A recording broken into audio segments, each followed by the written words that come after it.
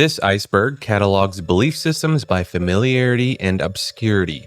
Placement is not a judgment of truth or legitimacy. Some entries involve disturbing or extremist material. Viewer discretion is advised. Timestamps are provided below. And now, let's start with the surface. General Christianity refers to the world's largest religion with over 2 billion followers, but beneath its familiar surface lie centuries of theological battles, suppressed texts, and doctrinal divisions that most believers never learn about. Christianity emerged from a Jewish apocalyptic movement in 1st century Palestine, originally believing the world would end within their lifetimes. When Jesus' followers claimed he rose from the dead, they weren't unique.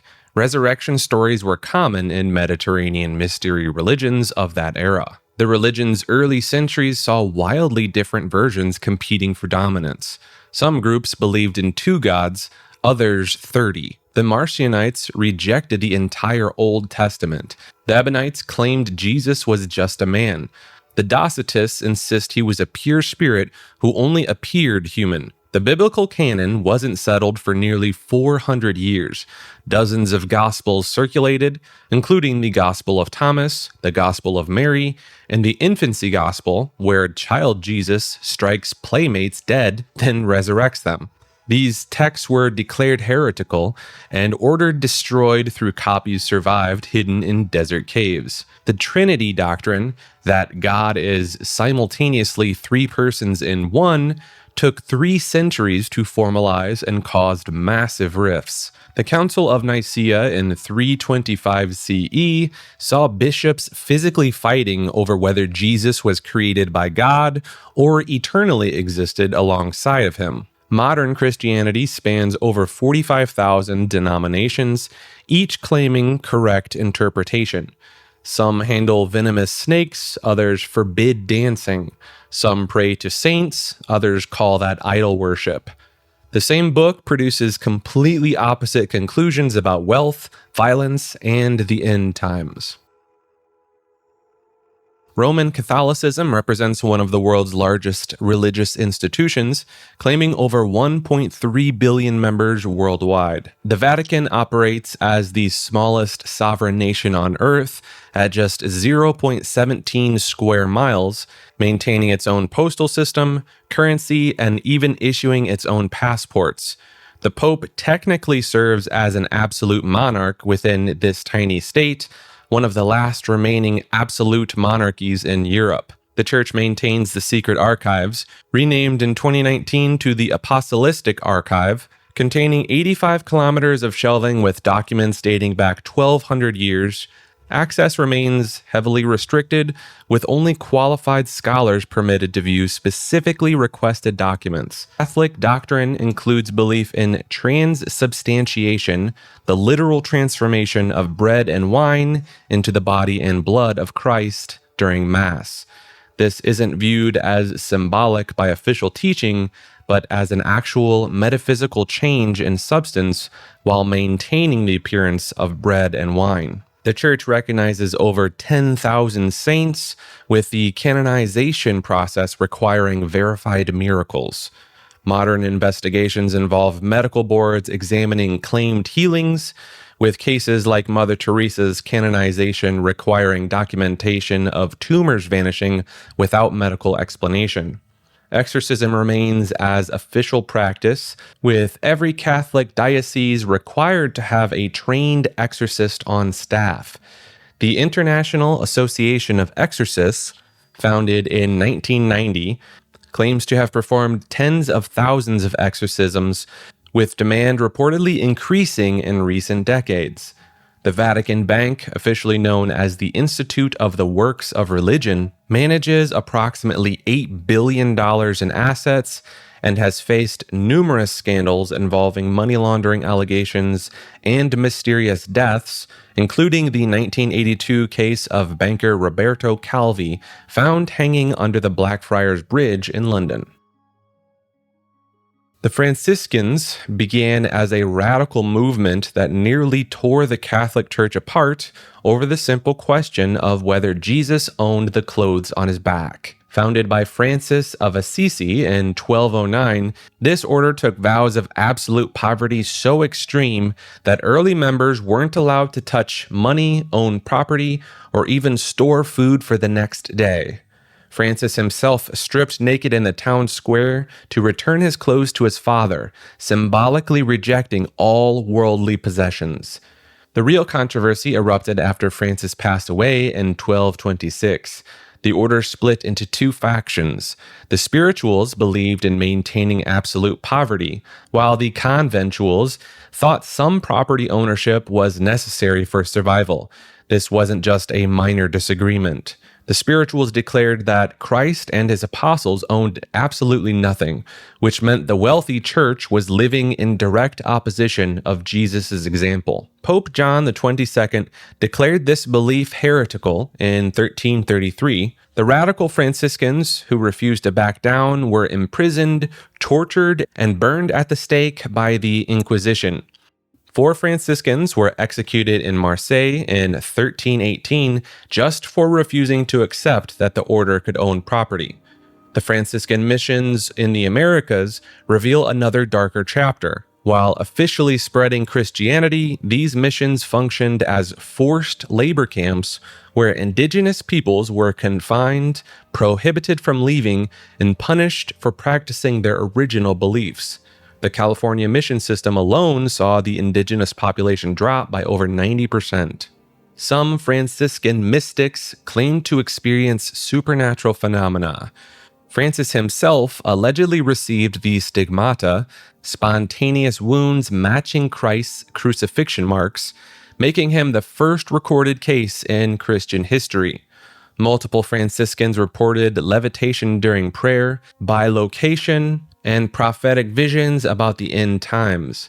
The order produced several apocalyptic texts, including writings that identified specific popes as the Antichrist and predicted the church's complete destruction before a new age of spiritual perfection. Like this video and subscribe to Maker. The Sisters of Charity started as a Catholic congregation that would become one of the most influential religious organizations in American history, though few know the full extent of their impact and controversies. Founded in 1809 by Elizabeth Ann Satan in Maryland, this was the first religious community for women established in the United States. What makes them particularly notable is that they operated outside traditional church oversight for years, creating their own rules and establishing institutions that the male-dominated church hierarchy couldn't directly control. During the 1800s, the sisters ran orphanages, hospitals, and schools across America, but their methods were sometimes extreme. They took in children whose parents couldn't afford to keep them, and these children would often lose all contact with their families. The sisters would give them new names and raise them within the convent system, essentially erasing their previous identities. In New York, during the 1832 cholera epidemic, the sisters gained a reputation for being the only ones willing to treat the infected. They would enter quarantine zones that doctors had abandoned, leading some to believe they had supernatural protection. In reality, many sisters died from these diseases, but the congregation never publicized their losses. The organization spread internationally, and different branches developed vastly different practices. The Irish Sisters of Charity became involved in running the Magdalene Laundries institution, where women deemed fallen were essentially imprisoned and forced to work without pay. Some women spent their entire lives in these facilities, and their children were taken and adopted out without their consent. Many sisters themselves entered the congregation not by choice, but because their families could not afford dowries for marriage. The convents became a socially acceptable way to remove unmarriageable daughters from family obligations.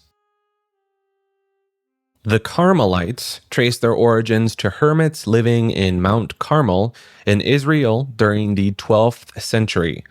These early monks claimed spiritual descent from the prophet Elijah, who supposedly lived in caves on the same mountain 900 years before Christ. What many believe makes the Carmelites particularly intriguing is their focus on contemplative mysticism and direct union with God through meditation. They developed specific practices involving complete sensory deprivation and mental prayer techniques that supposedly lead to supernatural experiences and visions. The order split into two branches in the 1500s. The discalced Carmelites, meaning barefoot, embraced extreme poverty and isolation.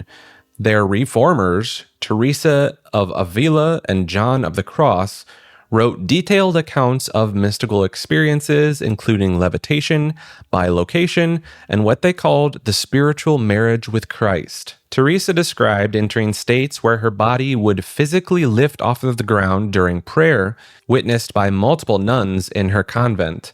She wrote instructions for achieving these states through specific meditation stages she called interior castles. John of the Cross introduced the concept of the dark night of the soul, a period of spiritual desolation that supposedly precedes enlightenment. His writings describe techniques for achieving complete ego dissolution through systemic sensory and mental deprivation. The Carmelites also maintain one of Catholicism's most restricted areas, their desert monasteries, where monks live in near total silence and isolation for decades. Some members spent 23 hours a day alone in their cells, meeting only for Mass. Their influence also extends beyond religious circles through their development of what became modern contemplative psychology and their preservation of medieval alchemical and hermetical texts in their monastery libraries. The Jesuits, formerly known as the Society of Jesus, are more than just another Catholic order. Founded in 1540 by Spanish soldier Ignatius of Loyola, they quickly became the Vatican's intellectual and missionary elite, earning them both tremendous influence and centuries of suspicion. What set the Jesuits apart is their unique fourth vow of absolute obedience to the Pope, beyond the standard vows of poverty, chastity, and obedience. The military-style discipline, combined with their focus on education and political advisory roles, made them incredibly effective at spreading Catholicism across the globe. By the 1700s, Jesuits had become confessors to kings, advisors to emperors, and controlled vast networks of schools and universities.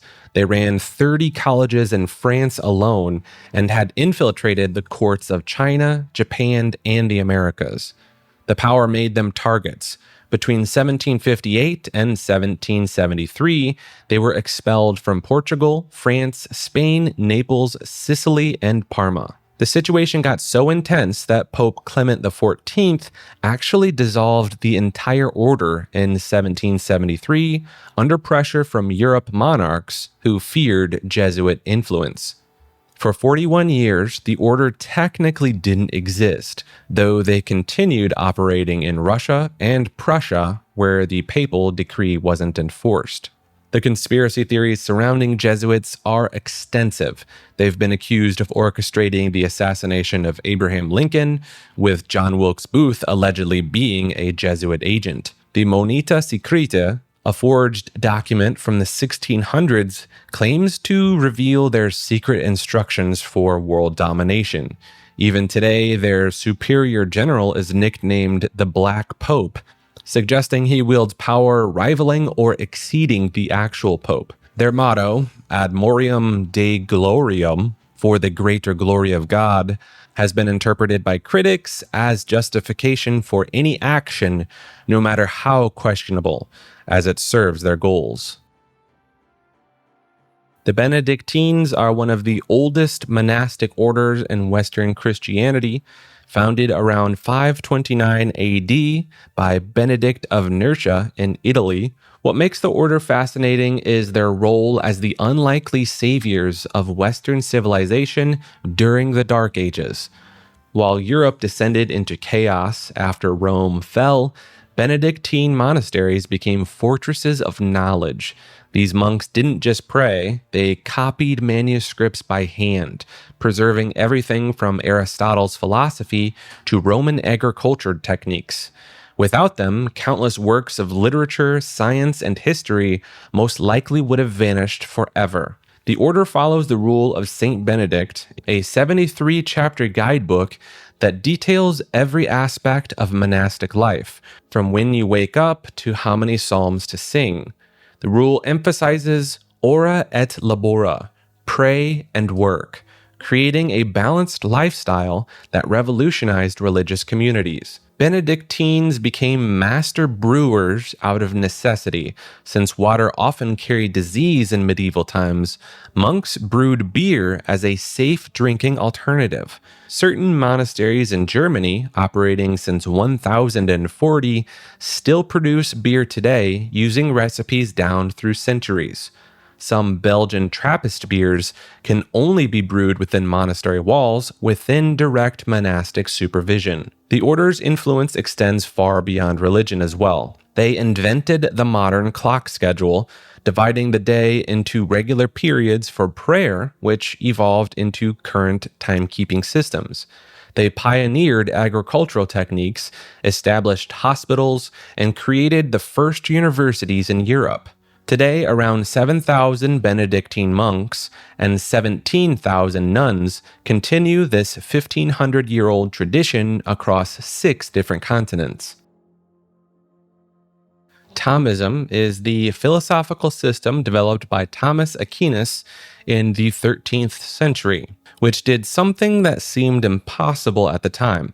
It successfully merged the pagan philosophy of Aristotle with Christian theology, creating a framework that would become the official philosophy of the Catholic Church. When Aquinas first introduced these ideas at the University of Paris, they were considered dangerously radical.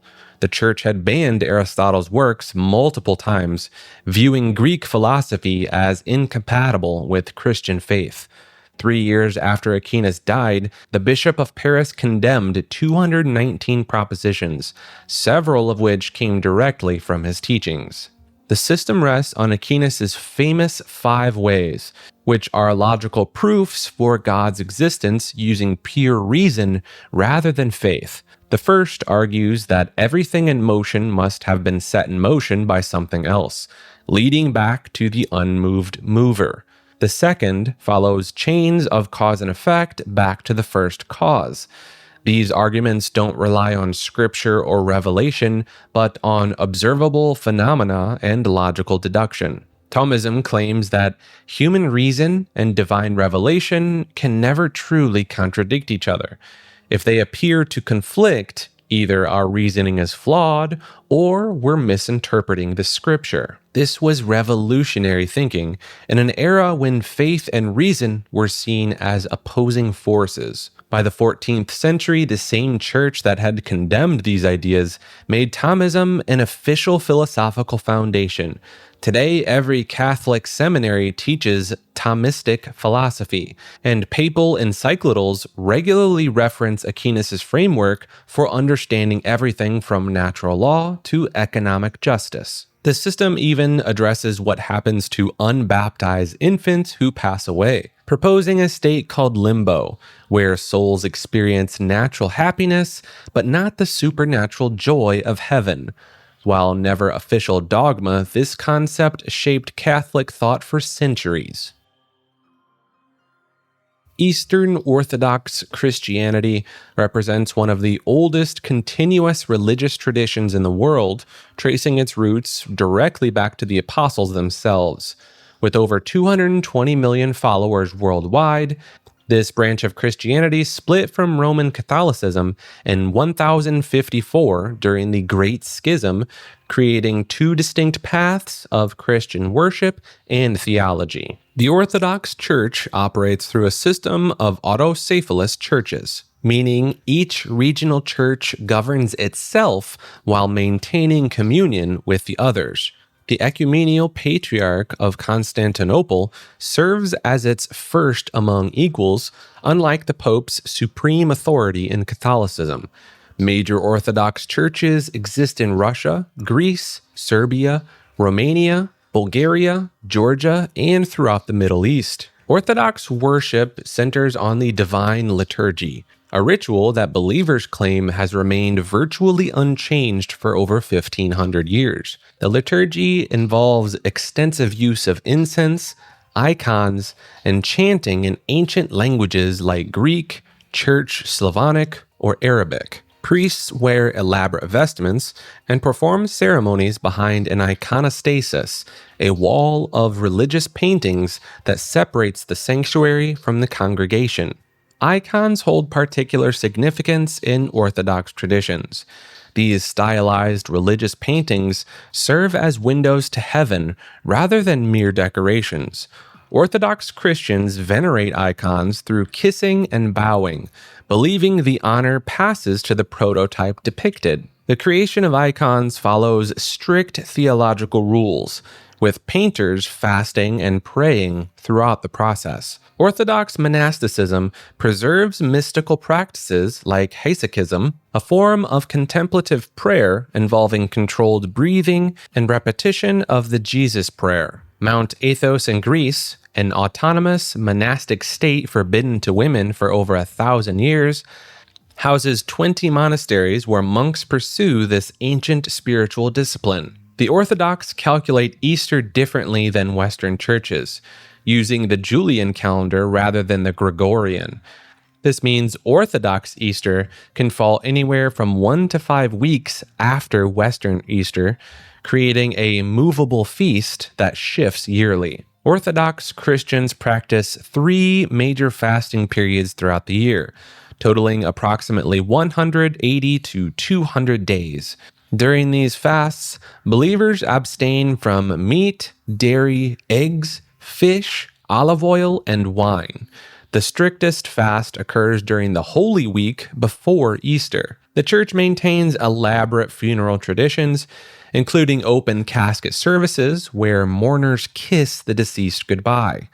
Bodies faced east in anticipation of Christ's second coming, and memorial services occur on specific days following death, particularly the 3rd, 9th, and 40th days. Orthodox theology embraces theosis, the belief that humans can participate in God's divine energies while remaining distinct from God's essence. This concept of deification suggests that believers can become gods by grace, though not by nature. The Church recognizes 7 sacraments, called mysteries in Orthodox terminology. These include baptism by full immersion, chrismation, immediately following baptism, where newly baptized receive holy oil, and communion with leavened bread and wine. Orthodox priests can marry before ordination, though bishops must remain celibate. This creates a 2-tier system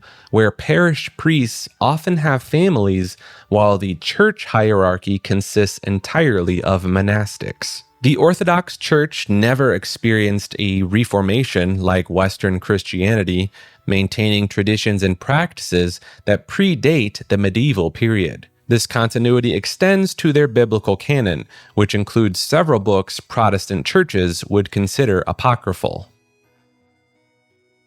The Russian Orthodox Church stands as one of the most politically intertwined religious institutions in modern history, wielding influence that extends far beyond the spiritual matters into the highest levels of Russian government and military operations. With over 100 million adherents worldwide, this branch of Eastern Orthodoxy split from Constantinople in 1448 when Russian bishops rejected the authority of the Patriarch after he attempted reconciliation with the Roman Catholic Church. This created an independent church that would become inseparable from the Russian national identity. Under Soviet rule from 1917 to 1991, the church faced brutal suppression. Stalin's regime destroyed approximately 50,000 churches and executed over 100,000 priests, monks, and nuns.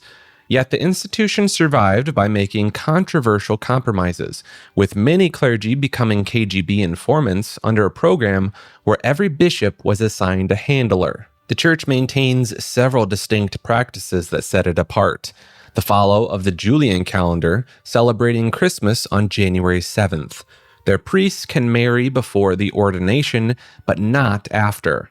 They perform baptisms through triple immersion, completely submerging infants 3 times in water.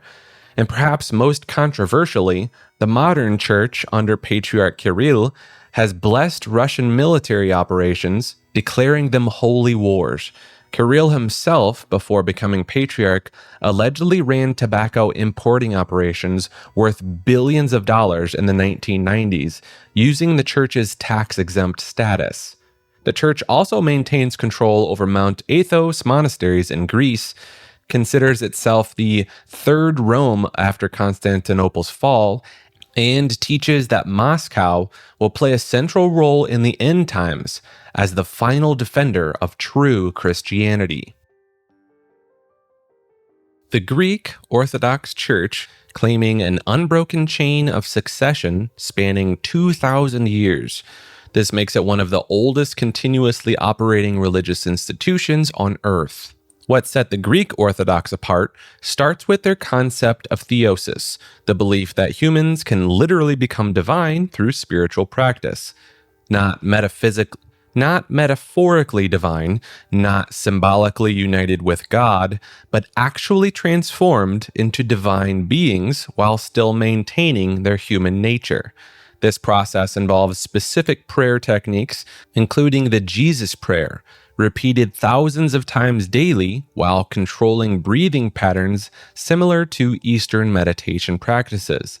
The church also maintains monasteries in Mount Athos in Greece, a self-governing region where no woman has been allowed to set foot for over 1,000 years. Not even female animals are permitted, except for cats and chickens needed for pest control and eggs. 20 monasteries operate there with around 2,000 monks living in Byzantine time, where the day begins at sunset rather than midnight. Their priests practice exorcisms regularly, not as rare dramatic events, but as routine spiritual maintenance. Every Greek Orthodox baptism includes an exorcism ritual where the priest literally spits 3 times to banish evil spirits. The church teaches that demons are absolutely real entities actively working to corrupt humanity. During Easter, Greek Orthodox believers participate in the Holy Fire ceremony in Jerusalem, where flame supposedly appears spontaneously in Christ's tomb. This fire is said to have unique properties. It won't burn hair or skin for the first 3 minutes, representing Christ's age at crucifixion. Thousands of pilgrims test this every year, passing their hands through the flames. The church uses the Julian calendar, making them 13 days behind the Western world for religious celebrations.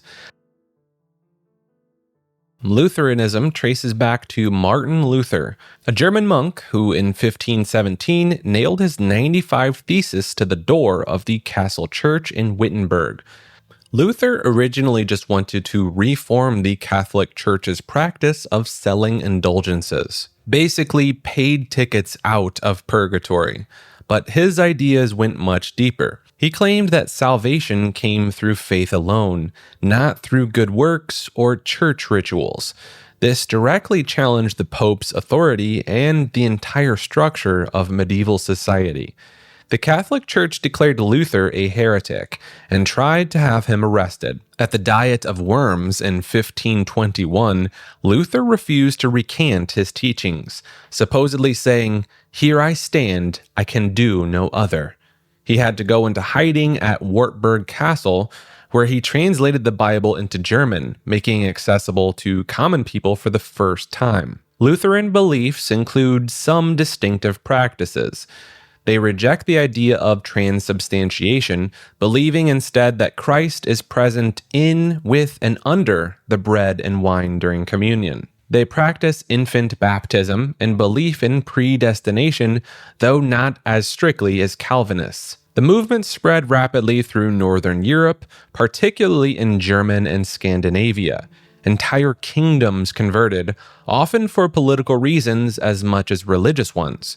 The resulting conflicts led to the 30 Years' War, which eliminated about 1/3 of Germany's population.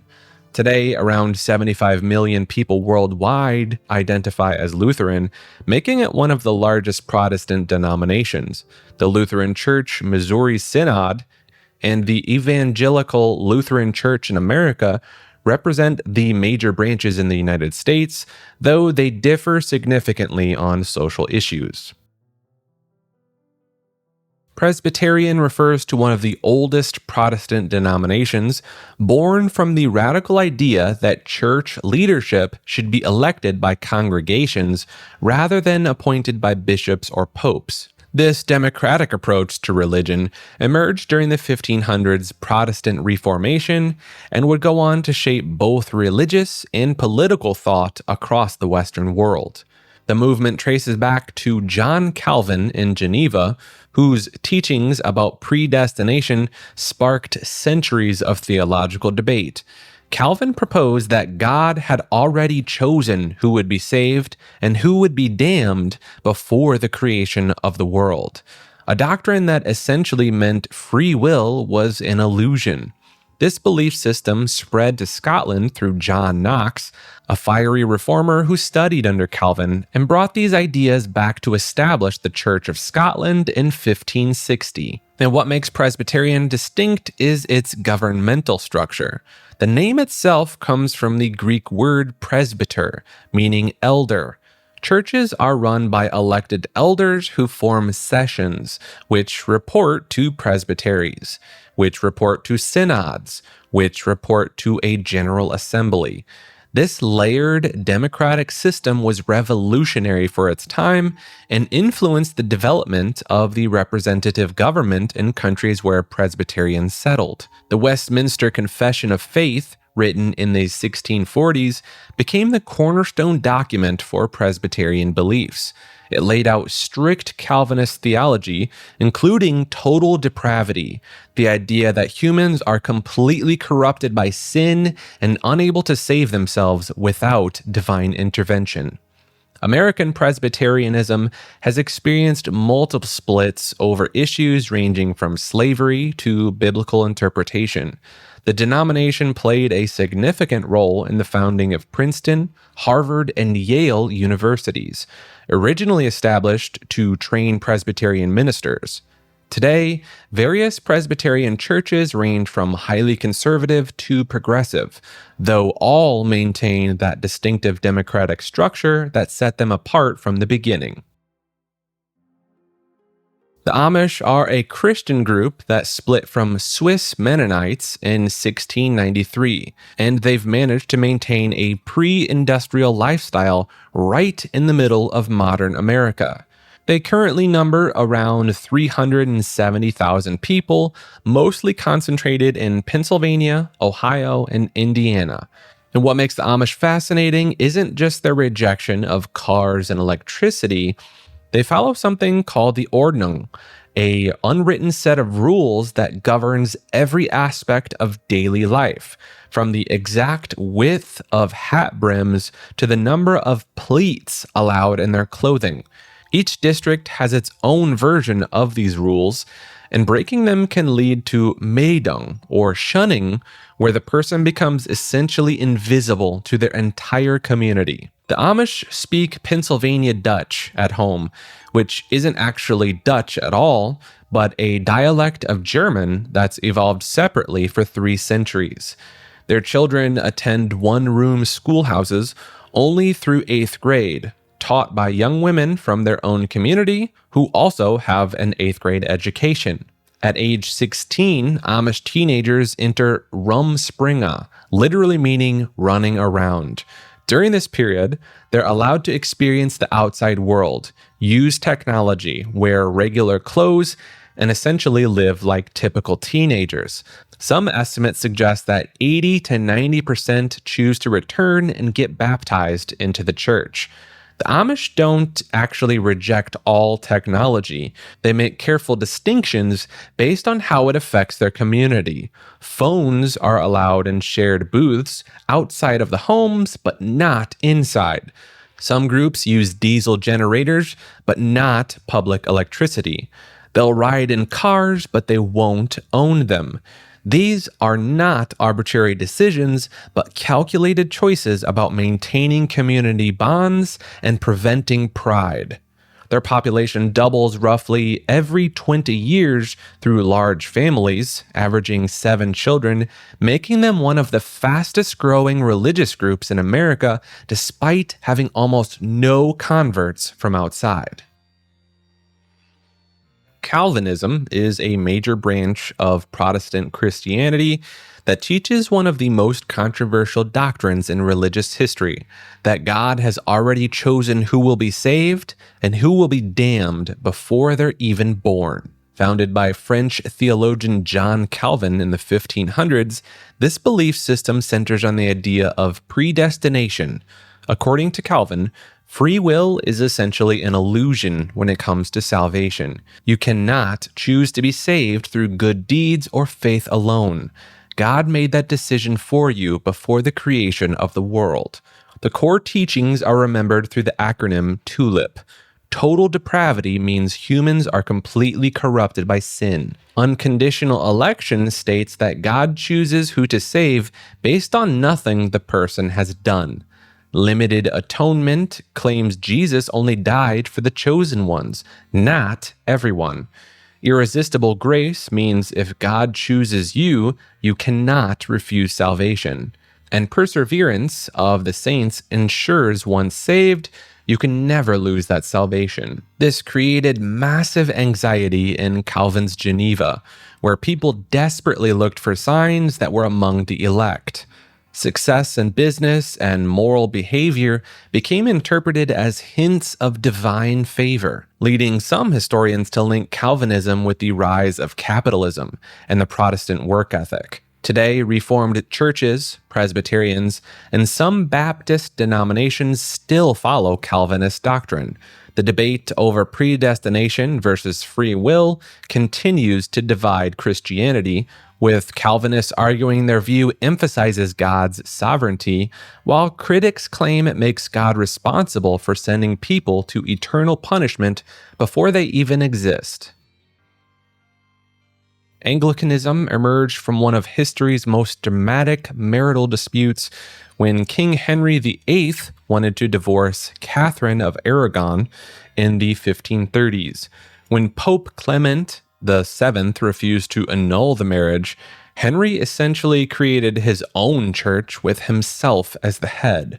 The Church of England, as it became known, keeps many Catholic traditions while rejecting papal authority.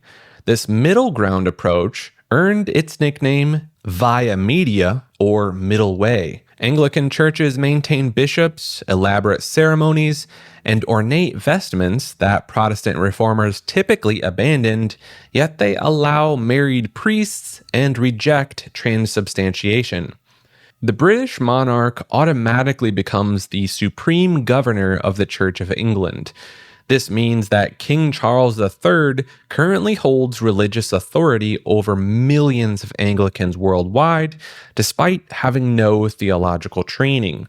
The Archbishop of Canterbury serves as the spiritual leader, but technically answers to the crown.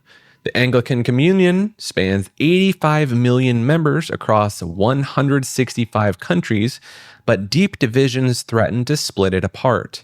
Conservative African bishops have broken communion with liberal Western churches over same-gender marriages and female bishops. The Nigerian Anglican churches, with 18 million members, now rivals the Church of England itself in influence. Some Anglican practices would surprise outsiders. The Church of England owns approximately 200,000 acres of land and runs its own investment fund worth over £10 billion. Anglican priests can perform exorcisms with their bishop's permission, and the church maintains an official exorcist in each diocese. The 39 Articles, Anglicanism's foundational doctrines from 1563, contain positions that many modern Anglicans don't even know exist, including declarations that the Pope has no authority in England and that speaking in tongues is pretense. Baptist refers to one of the largest Protestant denominations, but beneath its mainstream surface lies a history of radical dissent and theological rebellion. The movement emerged from the Radical Reformation of the 1600s, when early Baptists faced execution for their belief that baptism should only happen after a conscious decision to follow Christ. This practice of believers' baptism put them at odds with both Catholic and Protestant authorities, who viewed infant baptism as essential for salvation. In England, Baptist congregations met in secret, developing elaborate systems of hidden meeting houses and underground networks to avoid persecution. The denomination split into countless branches, each claiming the true interpretation. General Baptists believe Christ died for all of humanity, while particular Baptists insist salvation was predetermined only for the elect. Primitive Baptists reject musical instruments in worship, considering them innovations of the devil. Landmark Baptists claim an unbroken chain of Baptist churches stretching back to John the Baptist himself, operating in secret through centuries of Catholic dominance. Some Baptist groups practiced foot washing as a third ordinance alongside baptism and communion, believing Jesus commanded it as essential for salvation. The practice continues in certain Appalachian congregations, where members remove their shoes and wash each other's feet in ritualistic ceremonies. The Westboro Baptist Church, despite its name, operates independently from any Baptist convention, demonstrating how the decentralized Baptist structure allows extreme interpretations to claim legitimacy. Each Baptist church functions as its own authority, answering to no earthly hierarchy, which has produced everything from progressive congregations ordaining women to fundamentalist churches prohibiting women from speaking during services. During the 1920s, the Baptist faith became ground zero for the fundamentalist modernist controversy, with some churches embracing scientific discovery, while others declared war on evolution, higher criticism, and any deviation from literal biblical interpretation.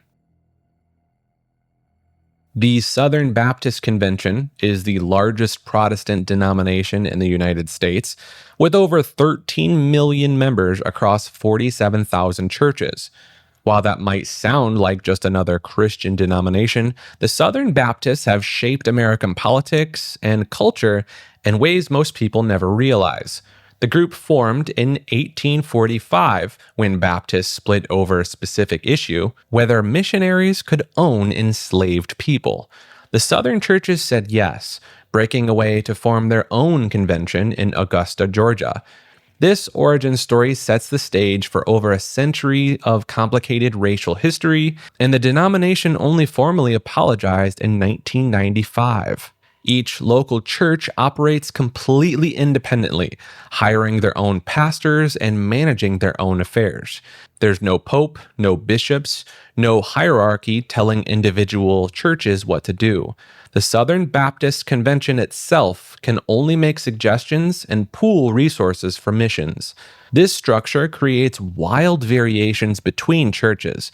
One might have contemplatory rock worship, while another down the street forbids any instruments except piano. The denomination holds to biblical literalism, meaning they interpret scripture as historically and scientifically accurate. This leads to official positions that Genesis creation happened in 6 literal days. Noah's flood covered the entire planet, and Jonah actually lived inside a sea creature. Their influence reaches deep into American government.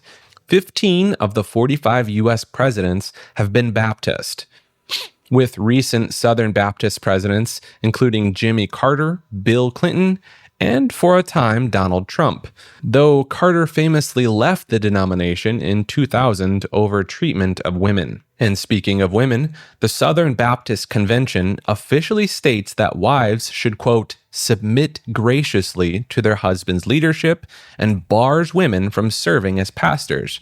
This 1998 declaration caused massive controversy and led to some churches leaving the convention entirely. The The 2019 investigation, revealing over 700 cases of sexual abuse with these Southern Baptist churches over 20 years, shook the denomination to its core. The decentralized structure that defines them also made it easier for predators to move between churches undetected. Methodist refers to one of the largest Protestant denominations that emerged from a movement that its own founder never intended to become a separate church. John Wesley started what would become Methodism in the 1700s as a renewal movement within the Church of England, but his followers had other plans. The name itself comes from Oxford University students mocking Wesley and his Holy Club for their methodical approaches to religious practice. They scheduled every hour of their day, visited prisons, fasted twice a week, and took communion constantly. Other students called them Bible moths, and Methodists as insults, but Wesley's group embraced the name. Wesley believed in something called Christian perfection, the idea that believers could reach a state of perfect love where they no longer consciously sinned. This wasn't about never making mistakes, but about having pure motives in every action. He claimed to know several people who had achieved this state, though he never claimed it for himself. The movement split from the Anglican Church after the American Revolution, when British bishops refused to ordain ministers for the former colonies. Wesley took matters into his own hands and ordained ministers himself, even though he technically didn't have the authority. This created the Methodist Episcopal Church in 1784, completely separate from Anglican control. American Methodist experienced massive growth through circuit riders, traveling preachers who covered vast territories on horseback. Francis Asbury, the first American Methodist bishop, traveled 300,000 miles and preached 16,000 sermons over 45 years. These writers often died young from exposure and exhaustion, with the average life expectancy being just 33 years. The denomination split multiple times over major controversies. The Methodist Episcopal Church South formed in 1844 specifically to defend slavery, while the Northern Church opposed it. Later splits occurred over women's ordination, modern theology, and the acceptance of different lifestyle choices, creating dozens of separate Methodist bodies that exist today. Pentecostalism is a Christian movement that claims over 600 million followers worldwide, making it one of the fastest growing religious movements on the planet. And what set this group apart from mainstream Christianity is their belief that supernatural spiritual gifts described in the Bible never stopped happening and are available for believers today. The movement traces back to January 1st, 1901, where Charles Parham's Bible school students in Topeka, Kansas, reportedly began speaking in unknown languages they had never learned. But the real explosion came with the Azusa Street Revival in Los Angeles from 1906 to 1915, led by William J. Seymour, a one-eyed black preacher whose integrated services scandalized both religious and secular society. Pentecostals practice what they call gifts of the Spirit, with speaking in tongues being the most distinctive. During services, believers enter trance-like states and speak in what they claim are heavenly languages, or actual foreign languages they've never studied. Linguistic researchers who have analyzed these utterances found they lack consistent structure of real languages, consisting mainly of repetitive syllables found from the speaker's native tongue. The movement encompasses divine healing through prayer, with some congregations rejecting medical treatment entirely. This has led to documented cases of preventable deaths, particularly among children whose parents refused conventional medicine.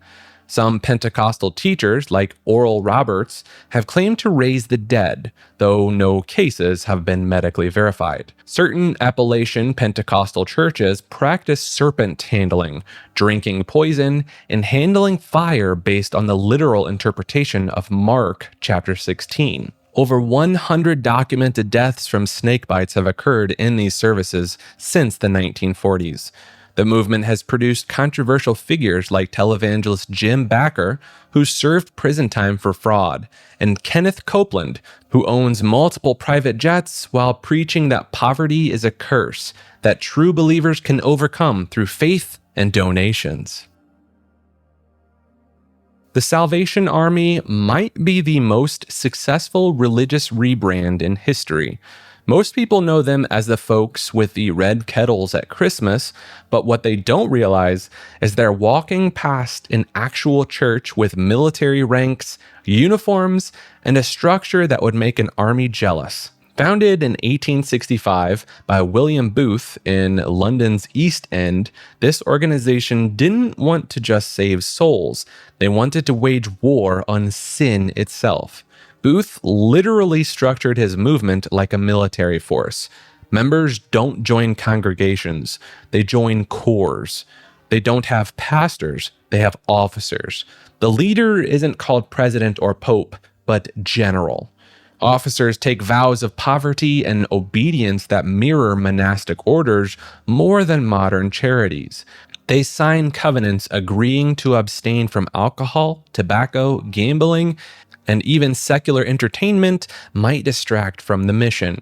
Officers can only marry other officers, and if they marry someone outside the army, they have to resign their commission. The organization has faced criticism for requiring beneficiaries to attend religious services before receiving aid in some locations. Their rehab centers, called adult rehabilitation centers, operate as work therapy programs where residents work for free sorting donations in exchange for room, board, and treatment.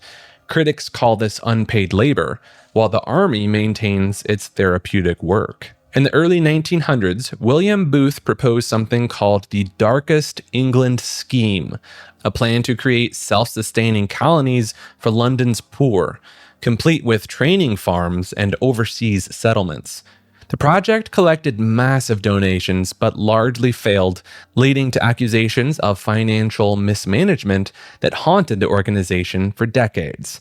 The Salvation Army has historically maintained conservative positions on social issues that surprise people who only know their charity work. Until recent years, they actively lobbied against same-gender marriage legislation in multiple countries and have faced discrimination lawsuits from employees and beneficiaries. Their financial structure raises eyebrows as well. While local thrift stores and kettle campaigns seem grassroots, the international organization controls billions in assets and real estate. In some countries, they're one of the largest non-governmental social service providers, holding government contracts worth hundreds of millions. And perhaps most fascinating is their theological position. They do not practice baptism or communion, sacraments considered essential by virtually every other Christian denomination. They believe the entire life should be sacramental, making physical rituals unnecessary. This radical departure from Christian orthodoxy technically puts them outside mainstream Christianity by most theological standards.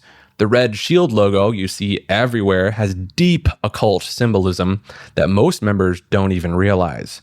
The original crest contained a sun with radiating beams, a crown, and crossed swords, symbols that appear in Hermetic and Masonic traditions.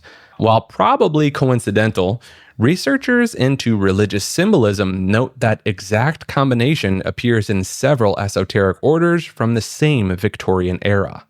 Today's Salvation Army runs homeless shelters, disaster relief, and addiction programs worldwide. But beneath the charity work operates a religious organization with its own government, laws, and belief system that most donors never realize they're supporting. They've managed to become so associated with charity that people forget the army part isn't metaphorical. It's a spiritual military force that's been recruiting soldiers for over a century and a half. The American Reformed Church refers to a collection of Protestant denominations that trace their theological roots back to John Calvin's teachings in 16th century Geneva. These churches brought a distinct interpretation of Christianity to American soil that would shape entire communities across the Midwest and East Coast. The Reformed tradition centers on the doctrine of predestination, the belief that God has already determined who will receive salvation and who will not. This teaching suggests that human free will plays no role in salvation, a concept that has sparked theological debates for centuries. The acronym TULIP summarizes their 5 core principles: total depravity, unconditional election, limited atonement, irresistible grace, and perseverance of the saints. One interesting aspect is their historical influence on American culture through the Dutch Reformed Church, which established itself in New Amsterdam, now New York, in the 16th centuries. These churches maintained services in Dutch well into the 1800s and created isolated communities that preserved Old World traditions for generations. The Reformed Church in America split from its Dutch parent church in 1792, becoming an independent American denomination. This separation created unique theological developments, including debates over slavery that would eventually fracture the church. The northern and southern branches would not reunite until after the Civil War. Several Reformed churches have faced controversies over their strict interpretations of biblical law. Some congregations practice church discipline that can result in excommunication for members who violate moral codes. These disciplinary procedures include public confession of sins and potential shunning by the congregation until the repentance is demonstrated. The Christian Reformed Church, which split from the Reformed Church in America in 1857, maintains particularly conservative positions. They've historically prohibited activities like dancing, card playing, and theater attendance. Some congregations still practice head coverings for women during worship and maintain strict gender roles based on their interpretation of Scripture. Within these churches, the concept of covenant theology plays a central role. They believe God establishes binding agreements with humanity, and these covenants determine how believers should live. This includes infant baptism as a sign of the covenant, similar to how circumcision functioned in the Old Testament. The Reformed tradition also produced the controversial practice of psalm-only singing, where congregations refuse to sing any hymns written after biblical times. Some churches take this further, prohibiting instrumental music entirely, believing that only the human voice should praise God. These denominations have influenced American education through Calvin College and other Reformed institutions that blend rigorous academics with theological training. Their emphasis on intellectual engagement with faith has produced numerous theologians and philosophers who have shaped Protestant thought in America. The Reformed Church's doctrine of sphere sovereignty argues that different areas of life, including family, church, and state, each have their own God-given authority that should not overlap. This teaching has influenced political movements advocating for limited government and religious freedom. Today, various American Reformed denominations continue to navigate modern challenges while maintaining their traditional theological positions. Their emphasis on God's sovereignty and biblical authority remains unchanged, even as membership numbers decline and younger generations question long-held practices. Seventh-day Adventists worship on Saturday instead of Sunday, which immediately sets them apart from most Christian denominations. This movement emerged from the Great Disappointment of 1844, when thousands of believers gathered on October 22nd, expecting Jesus to return to earth. When nothing happened, most followers scattered. but a small group decided that the date was right, but the event was wrong. Ellen G. White became the spiritual leader after experiencing visions following a rock that struck her head at age 9. She claimed to have received over 2,000 visions and dreams throughout her life, writing extensively about health, education, and the end times. Her visions shaped nearly every aspect of the church's doctrine. The health message stands out as particularly unique. Members avoid alcohol, tobacco, and often meat entirely. This focus on vegetarianism directly led to the creation of Kellogg's Corn Flakes. John Harvey Kellogg, a devoted Adventist, invented the bland cereal specifically to suppress what he believed were unhealthy desires. The church teaches that other Christians who worship on Sunday will eventually receive, quote, the mark of the beast during the end times. They believe that the Pope will unite with the United States government to enforce Sunday worship laws, prosecuting those who keep Saturday holy. Their hospitals and medical centers operate worldwide, promoting a holistic approach, combining modern medicine with 19th century health principles. Loma Linda, California, where Adventists concentrate heavily, ranks as one of the world's 5 blue zones where people regularly live past 100 years old. The investigating judgment doctrine claims that since 1844, Jesus has been reviewing the lives of every person who ever lived, determining their worthiness for salvation before his return. Jehovah's Witnesses began in the 1870s when Charles Taze Russell started a Bible study group in Pennsylvania that would evolve into one of the most distinctive religious movements in modern history. The organization operates through the Watchtower Bible and Tract Society, which has become one of the largest publishing operations in the world, producing billions of pieces of literature in over 900 languages. Members spend approximately 2 billion hours annually going door to door, making them one of the most visible religious groups, despite representing less than 1% of the global Christian population.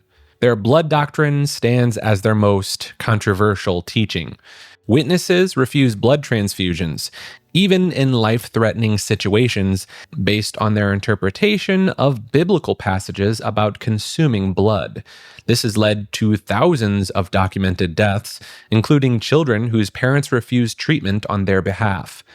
The organization maintains a network of hospital liaison committees that coach members on refusing blood products while navigating medical systems.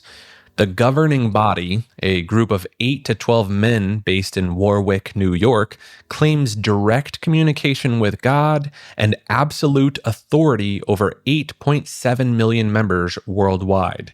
These men control every aspect of doctrine and practice, from what medical procedures members can accept to whether they can attend their own children's weddings if those children leave the faith. Disfellowshipping, their practice of complete shunning, requires members to cut off all contact with anyone who leaves or questions the organization.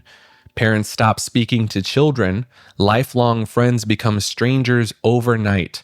Former members describe losing their entire social network and family in a single announcement at a Kingdom Hall meeting. The organization has predicted the end of the world unsuccessfully in 1878, 1881, 1914, 1918, 1925, and 1975. After each failed prediction, they've revised their interpretation while maintaining that the end is still imminent. Current teaching suggests we're living in the last days of the last days. Internal documents leaked by former elders reveal detailed instructions for handling abuse cases within congregations. The 2 witness rules require 2 witnesses to any wrongdoing before any elders take action, which has allowed numerous predators to remain in good standing. The organization has paid out millions in legal settlements while maintaining a database of over 23,000 alleged abusers that they've fought to keep sealed from authorities. Members cannot celebrate birthdays, Christmas, or any holidays, cannot vote or serve in military positions, and face discipline for accepting certain medical treatments beyond blood transfusions. Higher education is strongly discouraged, with convention talks comparing university attendance to shooting yourself in the head. The organization's real estate holdings are valued in the billions, including their former Brooklyn headquarters, sold for over $1 billion. Yet local congregations are required to send all surplus funds to headquarters while paying for their own Kingdom Hall maintenance and expenses. Mormonism, officially known as the Church of Jesus Christ of Latter-day Saints, began in 1820 when 14-year-old Joseph Smith claimed he was visited by God and Jesus Christ in upstate New York. The religion's founding story involves Smith discovering golden plates buried in a hill near his home, which he translated using special stones called the Urim and the Thummim, producing the Book of Mormon. The church teaches that humans can become gods themselves through a process called exaltation. According to their doctrine, God was once a mortal man on another plane who achieved godhood, and faithful Mormons can follow the same path, eventually creating and ruling their own worlds with spirit children. This concept, known as the Lorenzo Snow couplet, states, quote, "As man now is, God once was. As God now is, man may be." Mormon temple ceremonies include secret handshakes, passwords, and until 1990, included penalties where participants mimicked their own throats being slit and disembowelment if they revealed temple secrets. Members who complete these rituals receive special undergarments, often called magic underwear, which they believe provides spiritual and physical protection. The Book of Abraham, which Smith claimed to translate from Egyptian papyri, became controversial when epistemologists discovered the actual papyri in 1967 and found they were common funeral texts with no connection to Abraham. Smith's translation bears no resemblance to the actual Egyptian hieroglyphics. Early Mormon history includes the practice of plural marriage, with Joseph Smith marrying at least 33 women, including teenagers as young as 14 and women already married to other men. Brigham Young, the second prophet, had 50 wives and 57 children. The Mountain Meadows Massacre of 1857 saw Morgan militia members and Paiute allies eliminate approximately 120 immigrants traveling through Utah, sparing only children under 8 years old who were considered too young to testify about what happened. Until 1978, Black members were banned from the priesthood and temple ceremonies based on the belief that they bore the, quote, curse of Cain. The church also taught that Native Americans were descendants of ancient Israelites called Lamanites who were cursed with dark skin for their wickedness, and that they would become, quote, white and delightsome through righteousness. Messianic refers to religious movements centered around belief in a Messiah figure who will bring about radical transformation of the world. While Christianity emerged from Jewish messianic expectations around Jesus, the term encompasses much more. The concept traces back to the Hebrew word Mashiach, meaning anointed one. In Jewish tradition, this figure would restore the kingdom of Israel, rebuild the temple in Jerusalem, and usher in an era of universal peace. Throughout history, dozens of individuals have claimed to be the Messiah, creating movements that sometimes numbered in the hundreds of thousands. Sabbatai Zevi stands out as one of the most dramatic cases. In 1666, this Ottoman Jewish mystic convinced nearly half the world's Jewish population that he was the Messiah. His followers sold their possessions and prepared to return to the Holy Land. When the Ottoman Sultan threatened him with execution, Zevi converted to Islam, creating a crisis that split his movement into secretive sects that persist today. Modern messianic movements take unexpected forms. The Lubavitcher Rebbe, Menachem Mendel Schneerson, apologies for butchering that, led a Hasidic dynasty until 1994. Despite his deaths, thousands of followers maintain he's still the Messiah and will return. They've established a global network spanning over 100 countries, operating schools, community centers, and outreach programs while awaiting his resurrection. Messianic Judaism represents another complex branch. Jewish believers who accept Jesus as the Messiah while maintaining Jewish practices and identity. This movement claims that between 175,000 to 250,000 adherents in the United States alone, operating over 400 congregations that blend Hebrew prayers with Christian theology. The political dimensions also run deep.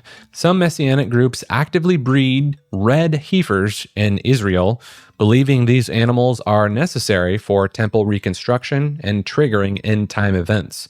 Others focus on settling specific territories they consider biblically mandated, creating ongoing geopolitical tensions. Unitarian refers to a religious movement that completely rejects the Christian doctrine of the Trinity. Instead of believing in three divine persons and one God, Unitarians believe that God is a single entity and that Jesus was a human prophet or teacher, not divine himself. This seemingly simple theological difference sparked centuries of intense persecution and controversy.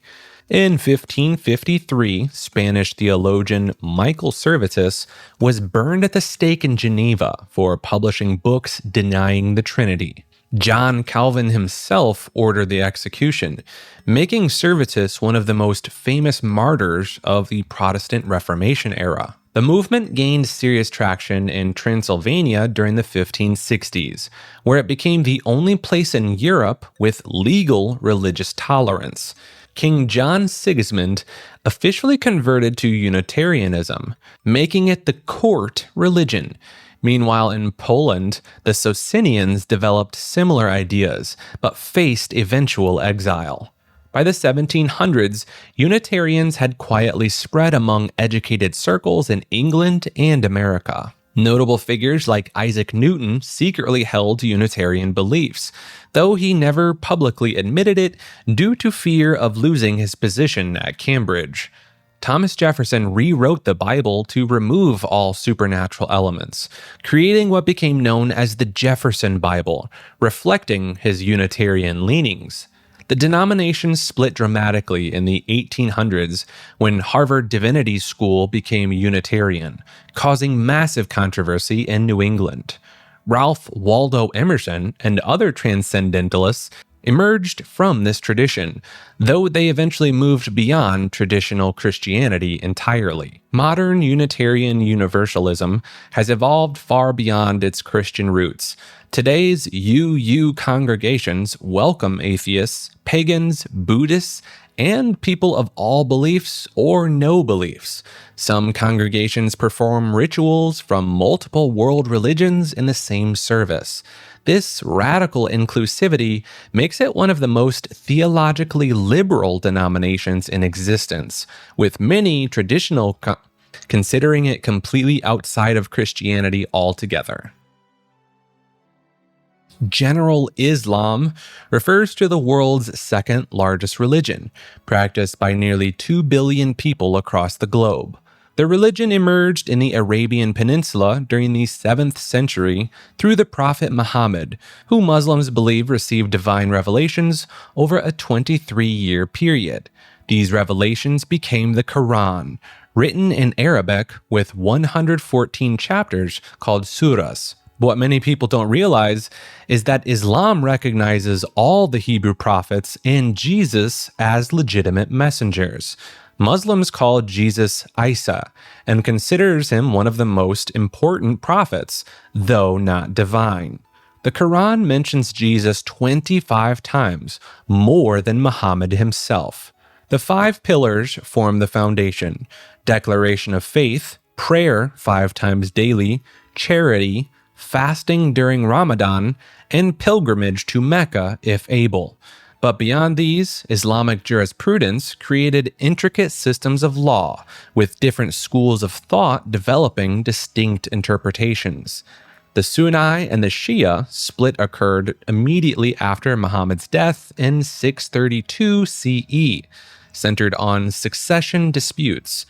Sunnis, about 85% of Muslims, believe that the communities should choose leaders. Shias supported Ali, Muhammad's cousin and son-in-law, creating a hereditary leadership line called imams. Lesser-known branches emerged over centuries.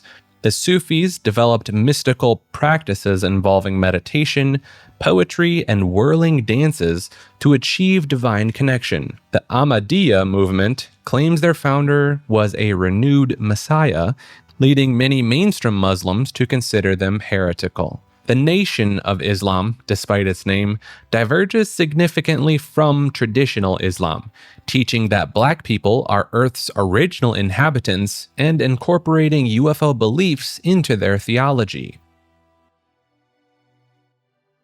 General Judaism refers to the mainstream practice of one of the world's oldest monotheistic religions. While many know about the Torah and the synagogues, Judaism contains some profound mysteries that have been carefully guarded for millennia.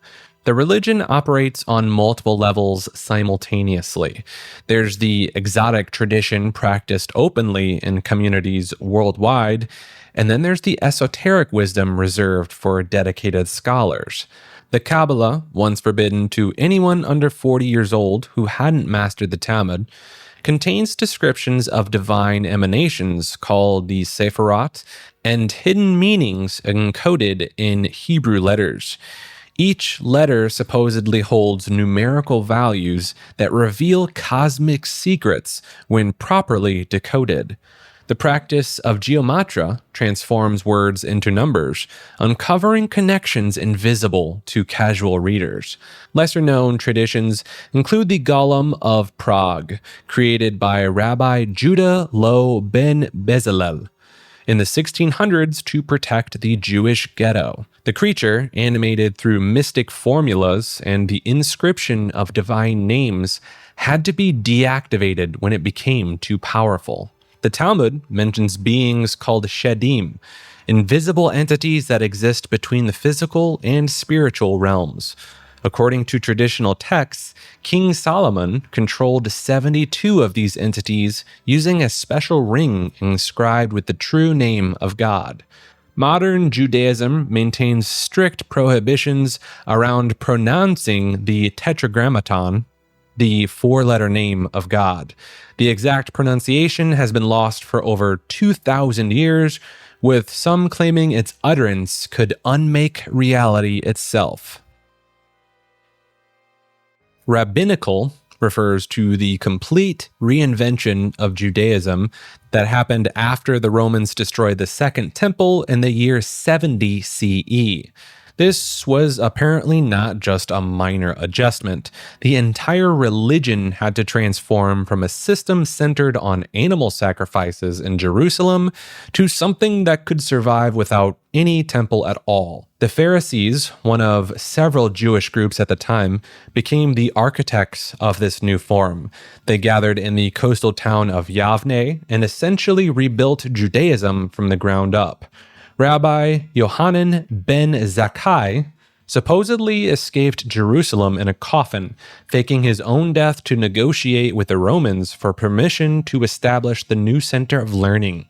What emerged from the Talmud, a massive collection of debates and interpretations that runs over 6,000 pages. The Jerusalem Talmud was completed around the year 400 CE, while the Babylonian Talmud, considered more authoritative, was finished about a century later.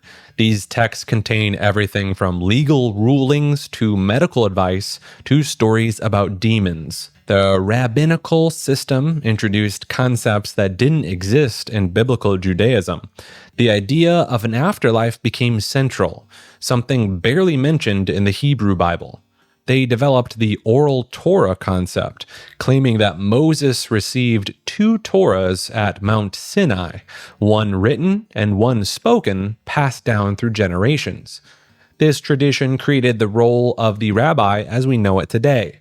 Unlike priests who inherited their position by bloodline, rabbis earned their authority through study and interpretation.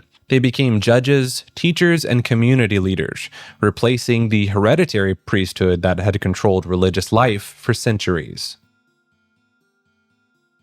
The Sadducees were a powerful Jewish religious sect that controlled the temple in Jerusalem and held massive political influence. Yet they believed in something that would shock most religious people today. They completely rejected the idea of life after death.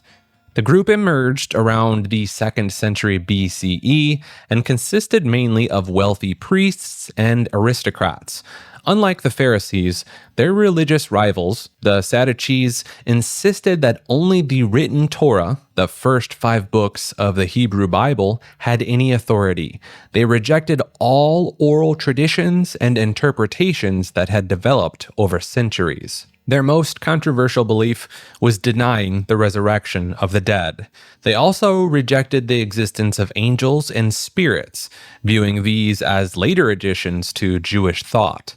For the Sadducees, this life was all there was. Once you died, that was it. No afterlife, no judgment, no reunion with loved ones. This created intense theological battles. The Pharisees would try to trap them with hypothetical questions about the afterlife, while the Sadducees would enter into literal interpretations of Torah passages. The conflict got so heated that it split Jewish society into factions. The Sadducees maintained their power through control of the temple priesthood and cooperation with Roman authorities. The high priest was almost always a Sadducee, giving them control over temple finances and rituals. This arrangement made them extremely wealthy, but also deeply unpopular with common people who saw them as collaborators.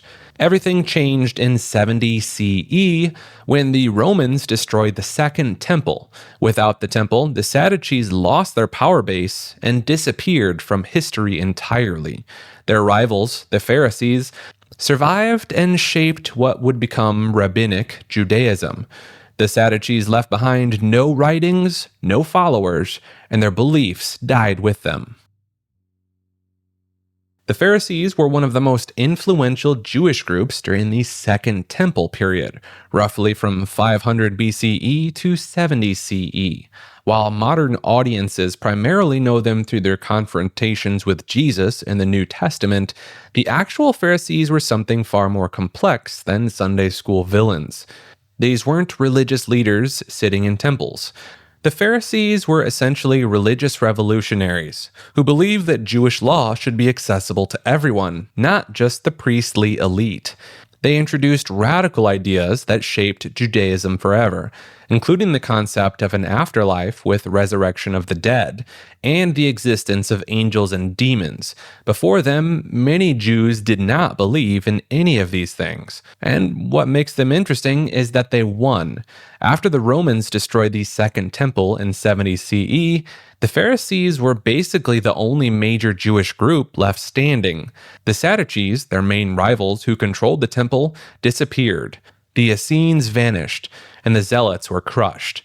The Pharisees survived and essentially became the foundation of Rabbinic Judaism, the Judaism practiced today. Every modern Jewish movement, from Orthodox to Reform, traces its roots back to Pharisaic teachings. Their oral traditions became the Talmud, one of the most central texts in Jewish life. The negative portrayal in Christian scripture actually tells us something different.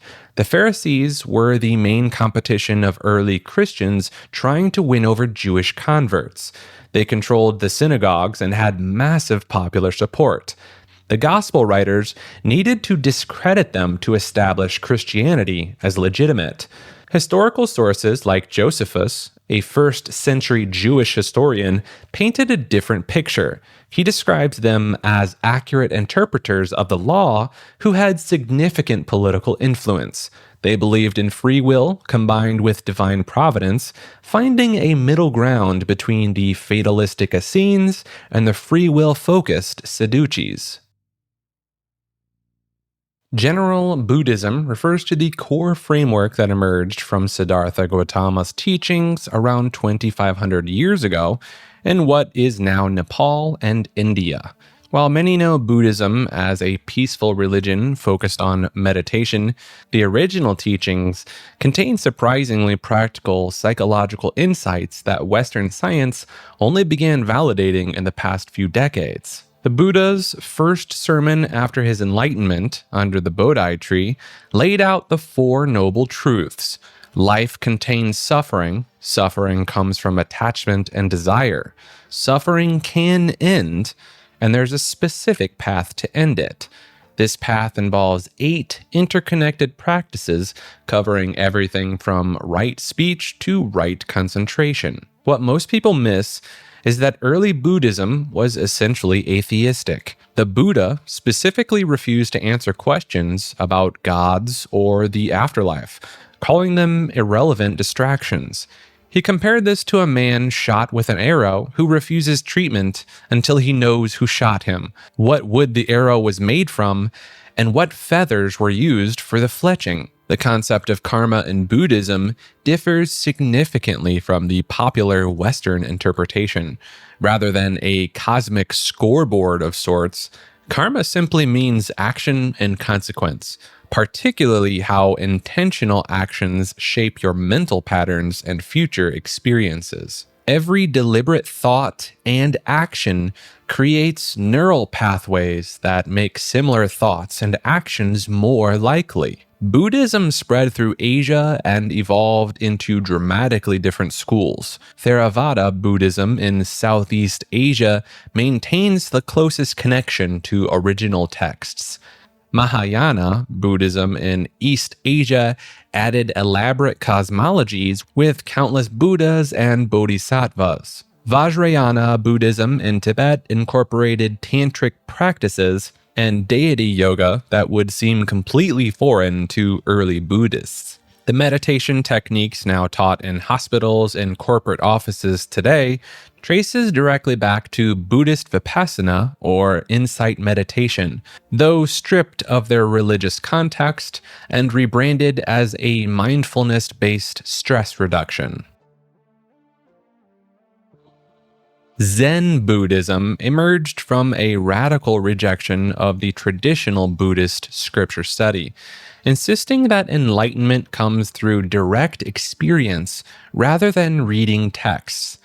The tradition traces back to the Bodhidharma, a semi-legendary figure who supposedly sat facing a cave wall for 9 years in meditation, and when his eyelids grew heavy, he simply tore them off and threw them to the ground, where they sprouted into the first tea plants.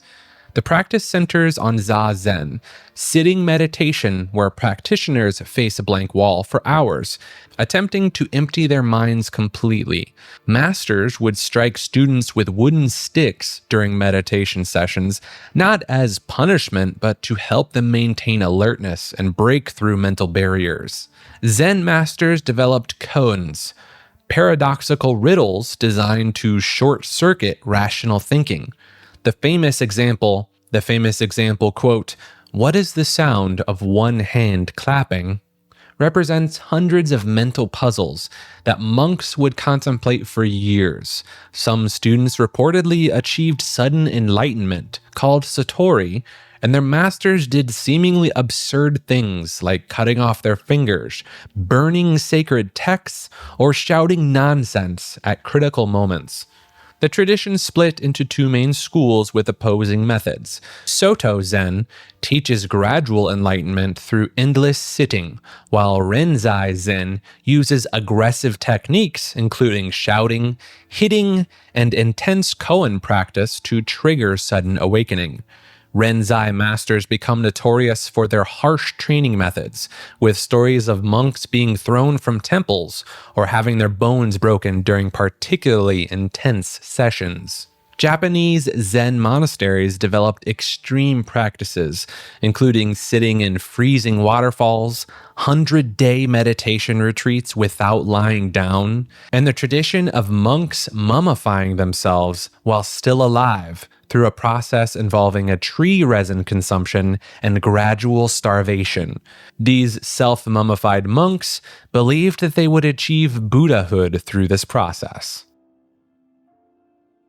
General Confucianism refers to the widespread but often misunderstood philosophical system that has quietly shaped the lives of billions across East Asia for over 2,500 years. While most people recognize Confucius as a wise teacher who created fortune cookie sayings, the actual system goes much deeper into social control mechanisms and hierarchical structures that some argue created the foundations of authoritarian governments.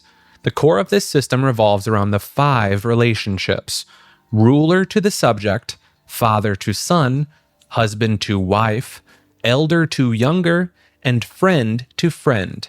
4 out of the 5 of these relationships are explicitly hierarchical, creating what critics call a blueprint for perpetual inequality. Confucianism operates more like a social technology than a religion. There's no creator deity, no afterlife punishment, no salvation narrative. Instead, it functions through concepts known as filial piety, where children owe absolute obedience to their parents, extending even when their parents pass away through ancestor veneration rituals. The system became so embedded in Chinese society that the imperial examination system, which determined who could hold government positions, tested primarily on Confucian texts for over 1,300 years. This created a self-perpetuating elite class who all thought within the same philosophical framework. During China's Cultural Revolution from 1966 to 1967, Confucius became enemy number 1. Red Guards destroyed temples, burned texts, and even desecrated the actual tome of Confucius in Khufu.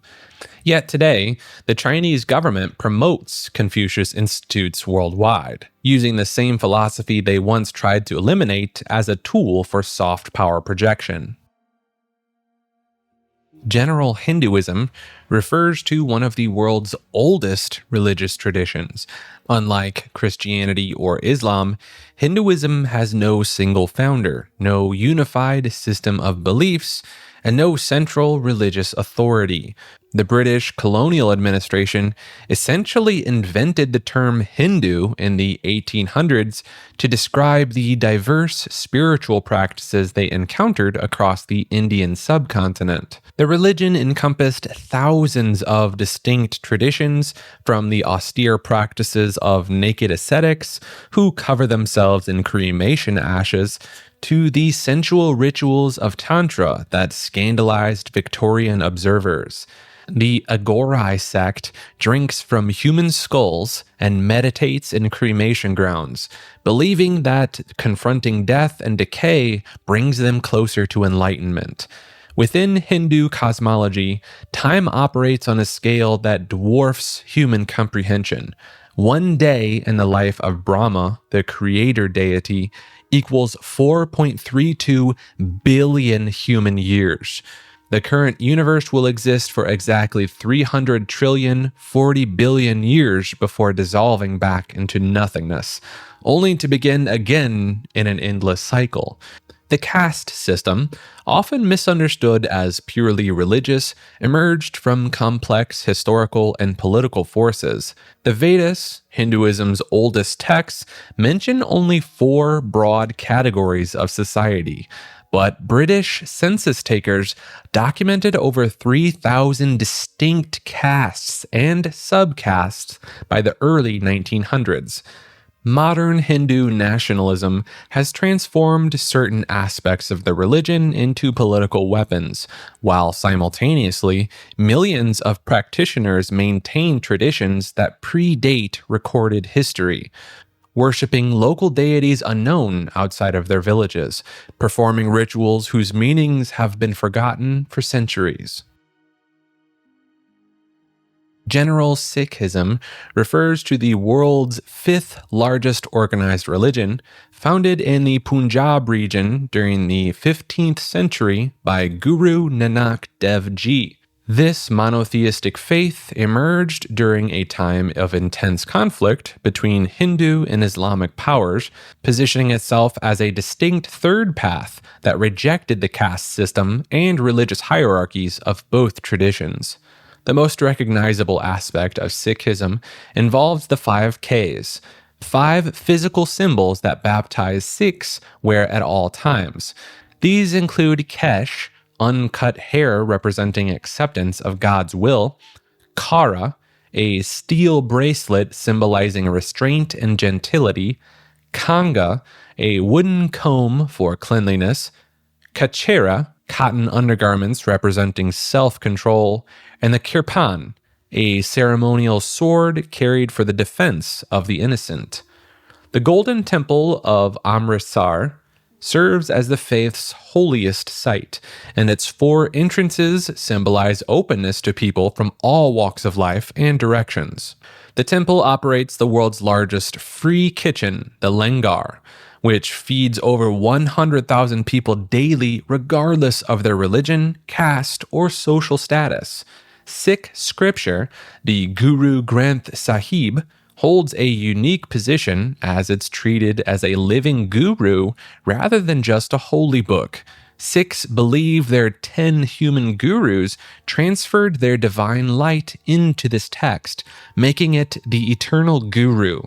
The scripture contains not only writings from Sikh gurus, but also Hindu and Muslim saints, emphasizing universal truth across religious boundaries. The concept of the Khalsa, established by the 10th Guru, Gobind Singh, transformed Sikhs into saint soldiers committed to fighting oppression while maintaining spiritual discipline. This warrior tradition explains why Sikhs have historically held military positions far exceeding their population percentage in various armies worldwide. General Jainism is another of the world's oldest religions, predating Buddhism by centuries. Jain monks carry small brooms to sweep the grounds before each step, ensuring they don't accidentally crush any insects. During monsoon season, many Jains avoid traveling entirely because the rain brings out countless small creatures that might also be harmed. Some monks wear cloth masks over their mouths, not for health reasons, but to prevent accidentally swallowing microscopic organisms in the air. The Digambara sect takes asceticism to its ultimate conclusion. Their monks renounce all possessions, including clothing, walking completely unclothed through Indian streets. They eat only once a day, using their cupped hands as bowls, and pull out their own hair by hand rather than cutting it. Perhaps the most controversial Jain practice is known as Salakana, a ritual fast until the body expires. And this isn't considered self-harm in their belief, but rather the ultimate act of spiritual purification. Practitioners gradually reduce their food intake over weeks or months, eventually consuming only water, then nothing at all. The Indian courts have repeatedly debated whether this institutes a form of self-removal or a protected religious practice. Jains believe karma is actual physical matter that sticks to the soul, weighing it down. So every action, even breathing, attracts these karma particles. The only way to achieve liberation is to stop generating new karma while burning off the old through intense meditation and austerity. Their universe contains precisely 8.4 million different life forms, each with varying levels of consciousness, from single-sense organism like rocks to five-sense organisms like humans. Time moves in infinite cycles, with civilizations rising and falling in predictable patterns that repeat forever. Shinto is Japan's indigenous spiritual tradition that recognizes divine spirits called kami, living within virtually everything in the natural world. Unlike most major religions, Shinto has no founding figure, no official sacred texts, and no standardized doctrine telling others what to believe. The religion operates on the principle that kami inhabit mountains, rivers, trees, rocks, and even everyday objects.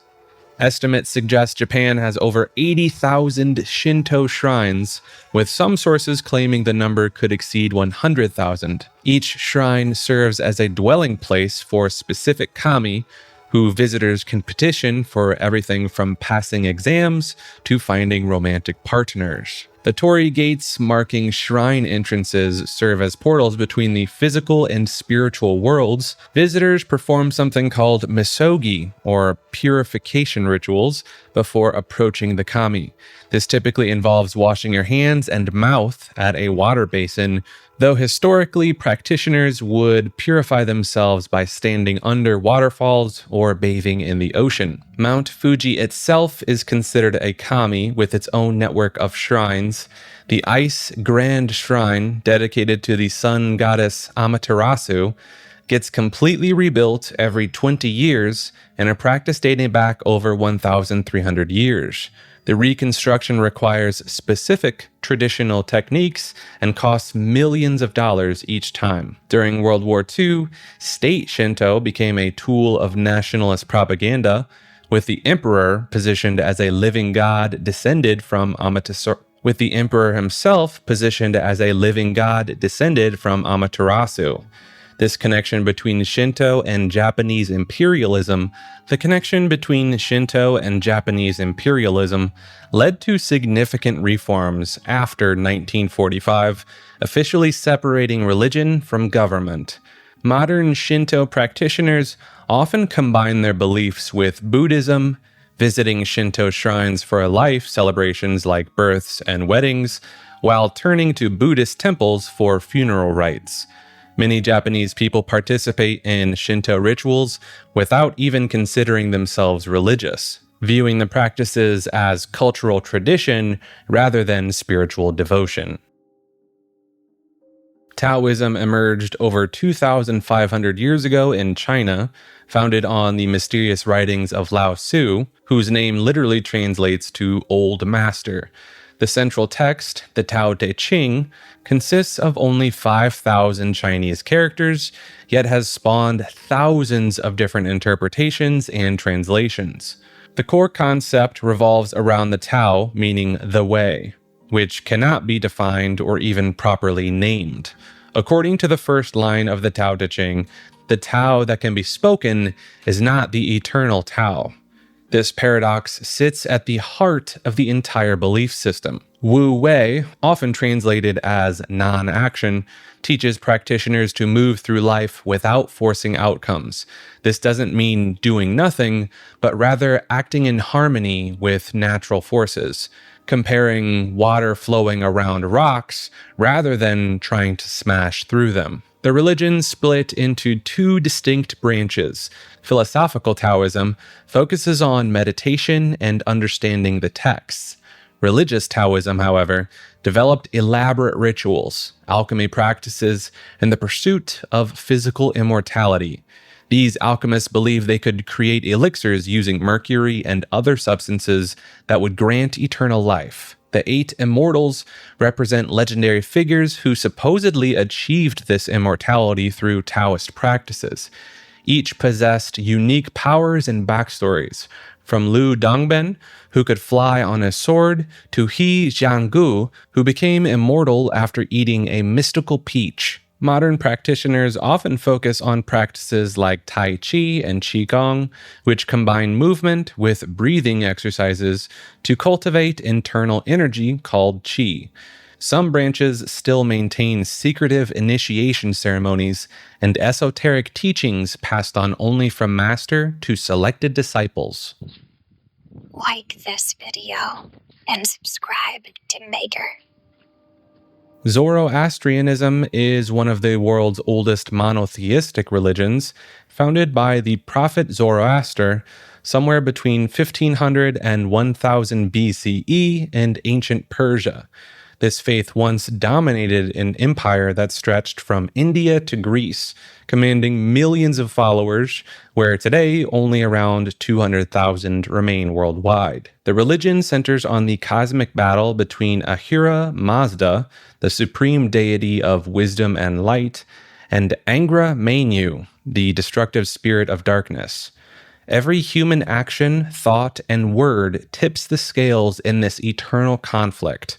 Followers believe that after death, souls must cross the Chinvat Bridge, which narrows to a razor's edge for the wicked, but widens for the righteous. Fire temples burn eternal flames, some allegedly lit over 1,000 years ago and never extinguished.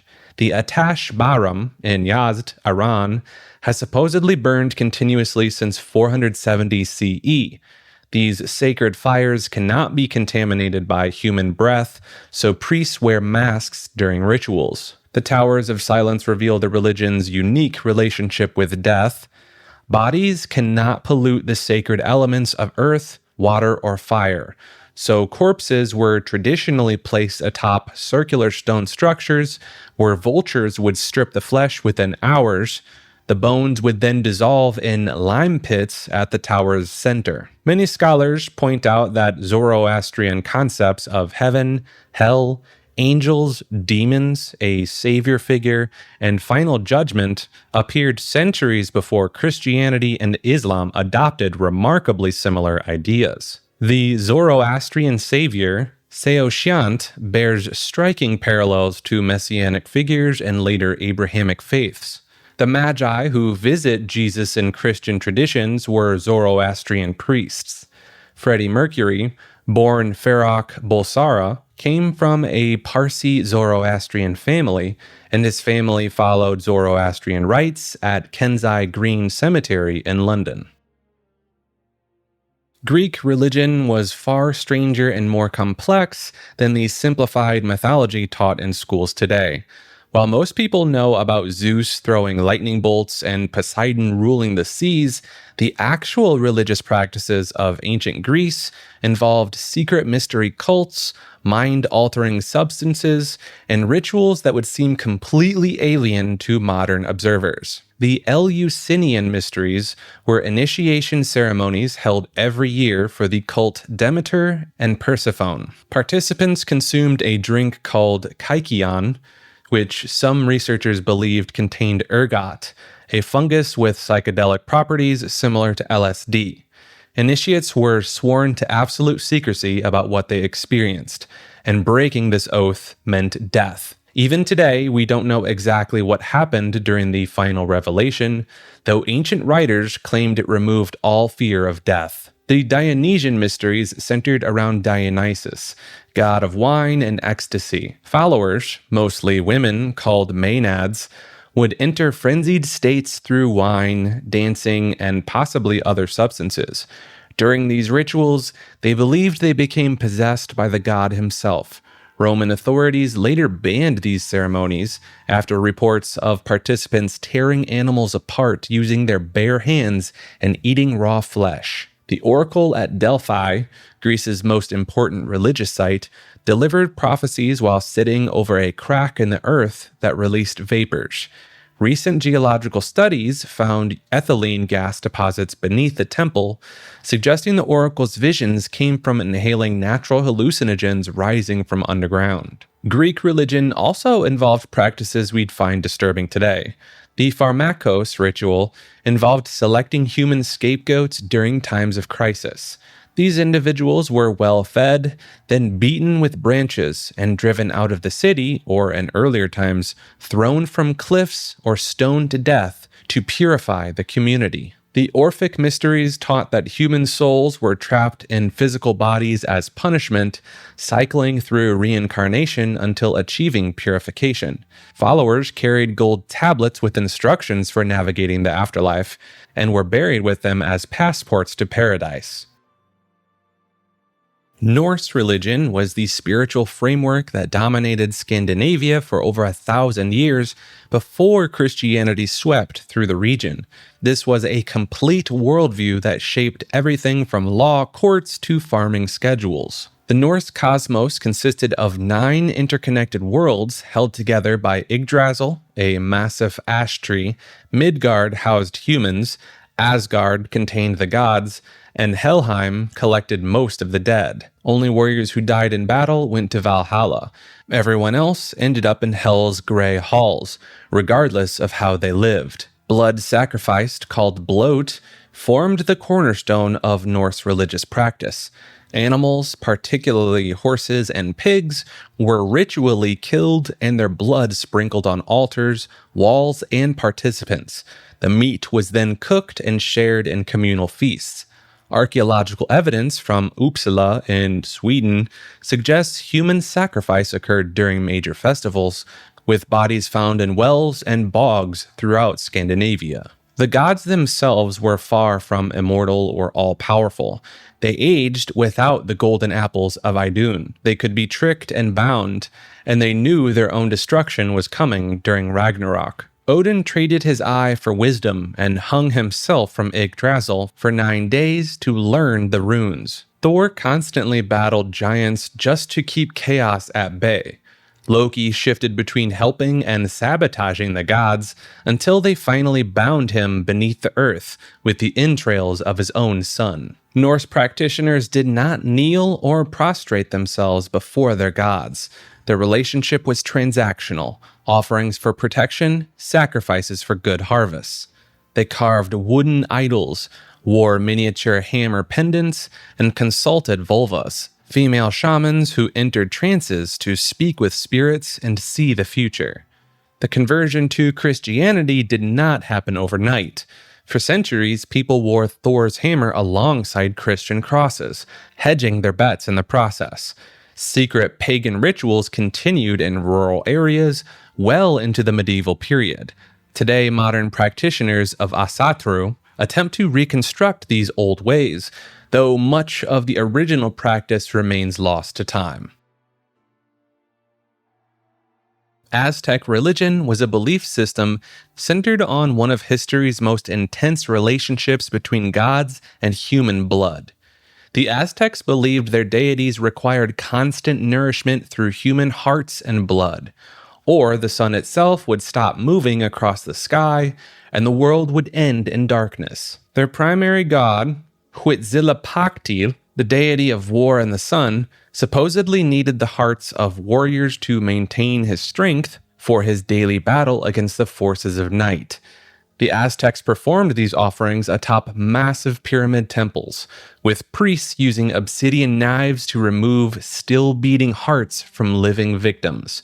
Conservative estimates suggest around 20,000 people were sacrificed annually across the empire, though some ceremonies saw much higher numbers. The dedication of the Great Temple of Tenochtitlan in 1487 reportedly involved the sacrifice of anywhere from 4,000 to 80,000 individuals over 4 days. Victims would stand in lines stretching down the temple steps throughout the city steps, waiting their turn. The Aztecs conducted flower wars, scheduled battles with neighboring cities designed specifically to capture warriors for sacrifice rather than to conquer territory.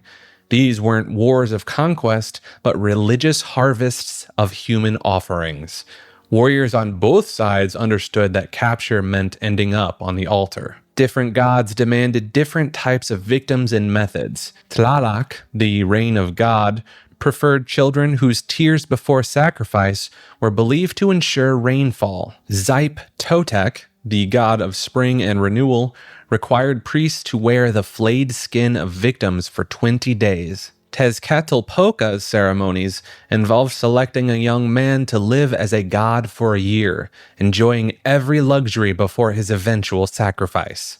The practice of ritual cannibalism found many sacrifices, with the victims' limbs being consumed by nobles and warriors in elaborate feasts. This wasn't seen as barbaric, but as a sacred act of communion with the divine essence that the victim had carried.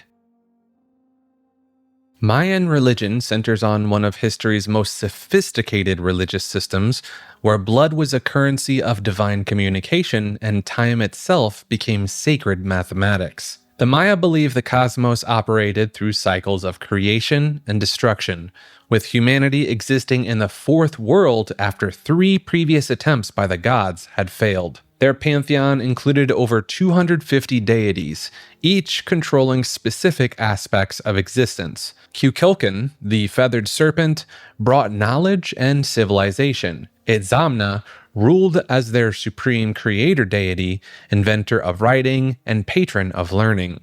Chak, the rain god with his distinctive long nose and fangs, demanded elaborate ceremonies to ensure agricultural survival. The Maya practiced bloodletting as their most sacred ritual. Rulers would pierce their tongues, earlobes, or genitals with stingray spines, obsidian blades, or thorny ropes. They believed this opened portals to communicate with ancestors and gods.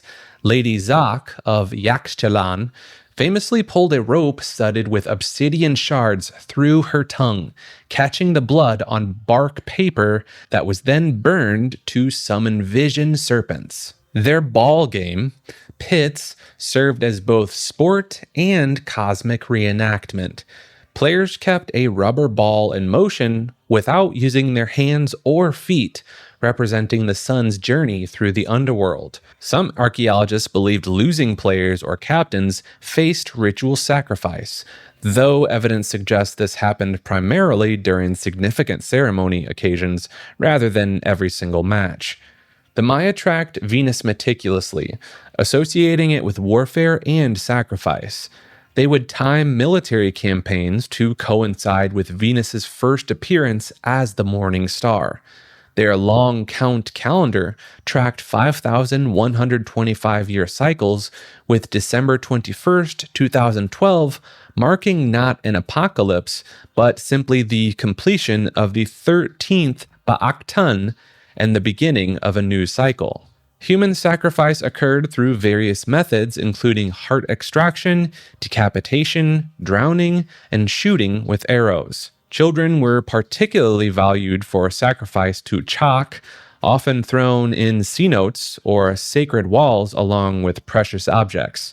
The blue pigment found on recovered remains indicates victims were painted before their deaths, transforming them into living offerings. Priests consumed hallucinogenic substances, including peyote, morning glory seeds, and secretions from the bufo toad to induce visions and communicate with the spirit world.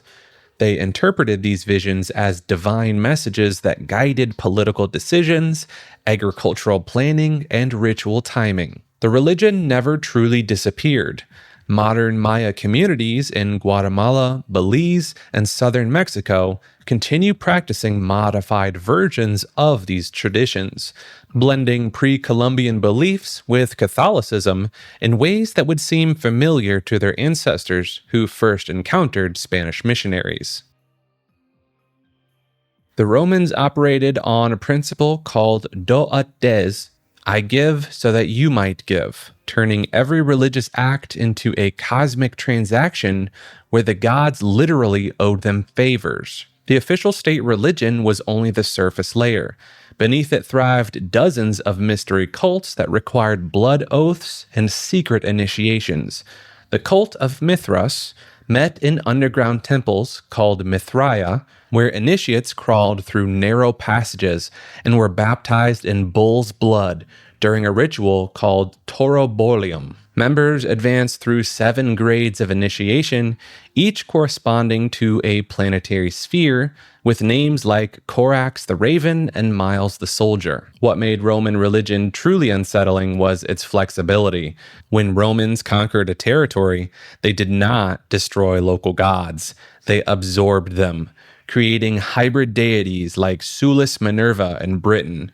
This process, called Interpretatio Romana, meant that by the 3rd century, Romans were simultaneously worshipping Syrian sun gods, Egyptian Isis, Persian Mithras, and Phrygian Cybele, whose priests would castrate themselves in ecstatic frenzies during the Dies Sanguinis, the Day of Blood. The Vestal Virgins maintained an eternal flame in the Temple of Vesta that could never be extinguished, or Rome would fall. If a Vestal broke her vow of chastity, she was buried alive in an underground chamber with a loaf of bread, a lamp, and some milk. Technically not executed, but left to the gods' judgment. Roman priests, called haruspices, would examine the entrails of sacrificed animals, particularly sheep livers, comparing them to bronze liver models divided into 40 sections, each corresponding to different gods and outcomes.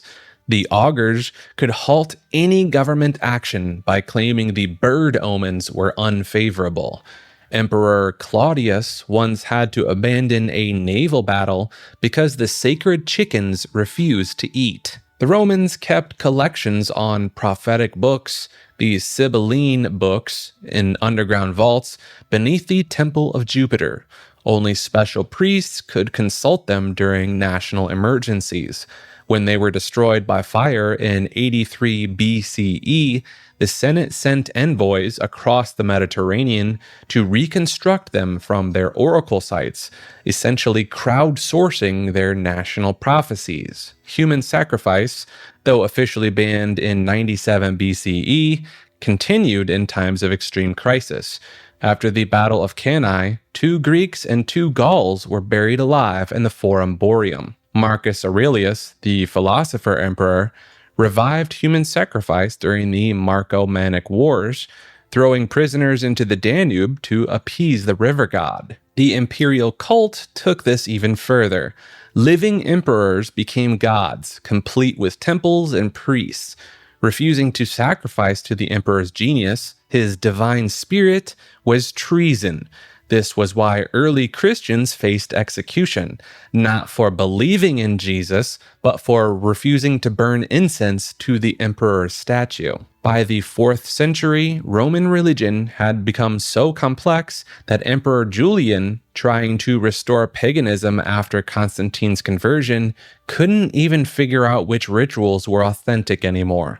The old ways had been forgotten, replaced by 1,000 borrowed traditions that no one fully understood. The Church of Satan was founded in 1966 by Anton LaVey in a Black Victorian house in San Francisco that would become known as the Black House. Despite what the name suggests, members don't actually believe in or worship Satan as a literal being. Instead, they view Satan as a symbol of individualism, carnality, and rebellion against arbitrary authority. LaVey, a former carnival worker and police photographer, created this religion as a direct rejection of Christian values. He wrote the Satanic Bible in 1969, which became the foundation text and has sold over 1 million copies. The book combines philosophy from Ayn Rand, Friedrich Nietzsche, and social Darwinism with LaVey's own theatrical flair. The church operates on 9 satanic statements and 11 satanic rules of the earth. These include ideas like indulgence instead of abstinence, vital existence instead of spiritual pipe dreams, and undellified wisdom instead of hypocritical self-deceit. Members perform rituals not as supernatural acts, but as psychodramatic ceremonies designed to purge emotions and focus willpower. During its peak in the late 1960s and early 70s, the church attracted Hollywood celebrities like Jane Mansfield and Sammy Davis Jr. LaVey himself appeared in films and performed satanic weddings and funerals, including the first publicly recorded satanic baptism for his daughter Xena in 1967. The organization charges a $200 lifetime membership fee and operates through a system of local grottos, though many were disbanded in the 1970s. After LaVey passed away in 1997, leadership passed to Blanche Barton and then to Peter Gilmore, who currently serves as the high priest.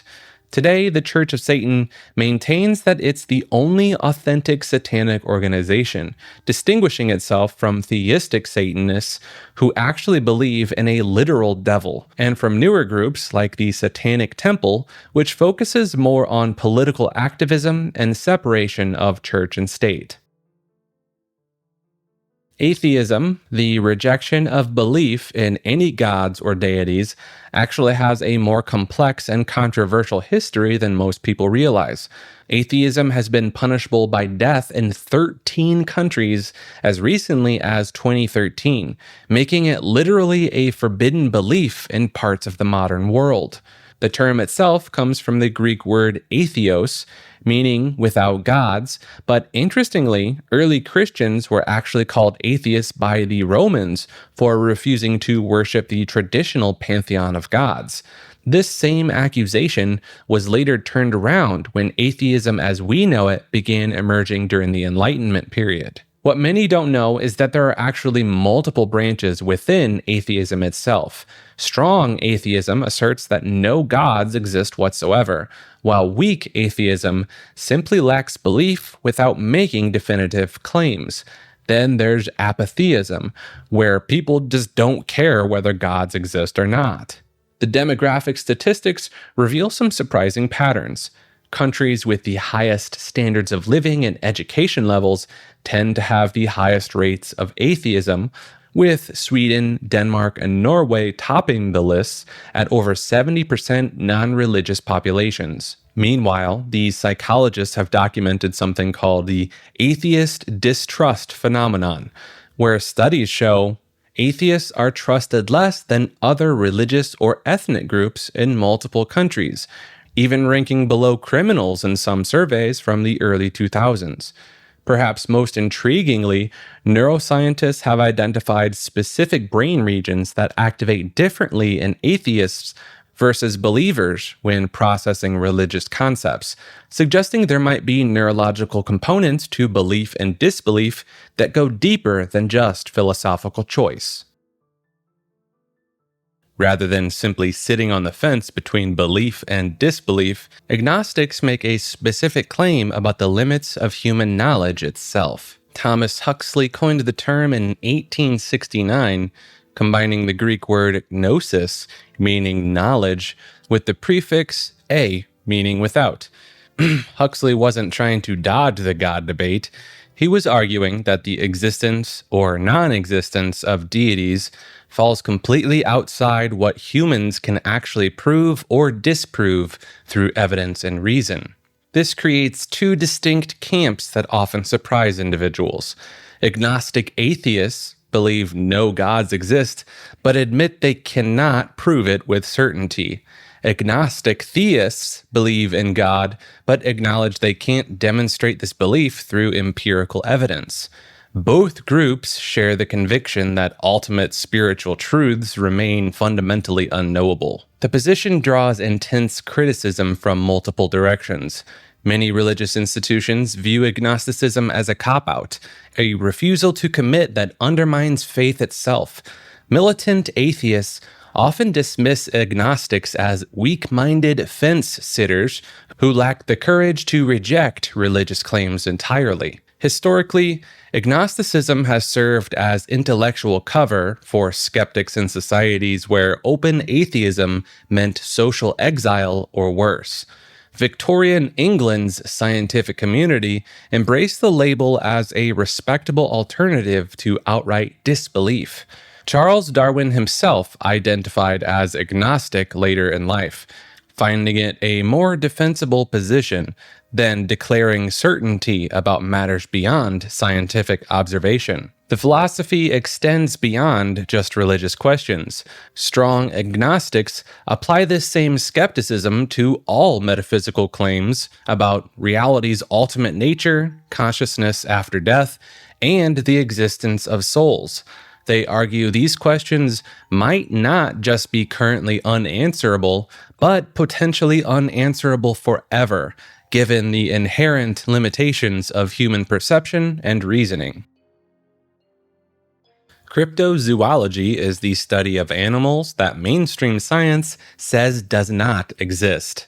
This field investigates creatures like Bigfoot, the Loch Ness Monster, and hundreds of other beings reported across the world, but never officially documented. Bernard Heuvelmans coined the term in 1959, combining his Greek words for hidden and animal study.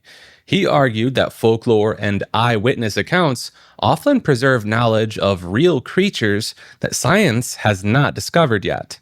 His followers point to the coelacanth, a prehistoric fish thought extinct for 66 million years, until fishermen caught one alive in 1938. The International Study of Cryptozoology operated from 1982 to 1998, attempting to bring academic rigor to creature investigations. Members included university professors and museum curators who believed undiscovered megafauna could still exist in remote regions. Cryptozoologists divide their subjects into different categories. Living fossils are prehistoric creatures that might have survived extinction. The Mokole Membe of the Congo Basin supposedly resembles a sauropod dinosaur. Out-of-place animals are known species appearing where they should not exist, like big cats roaming the British countryside. True unknowns include humanoid creatures like the Yeti or the Jersey Devil. Some cryptozoologists connect their field to religious and spiritual beliefs. They argue that creatures mentioned in sacred texts, from the Nephilim to dragons, might represent actual biological entities.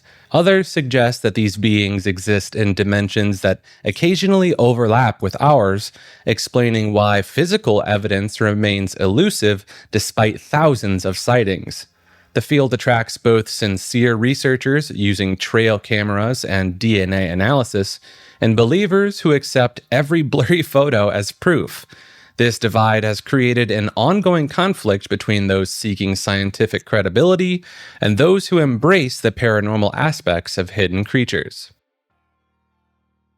Astrology is the practice of interpreting celestial movements as divine messages about earthly events and human personality.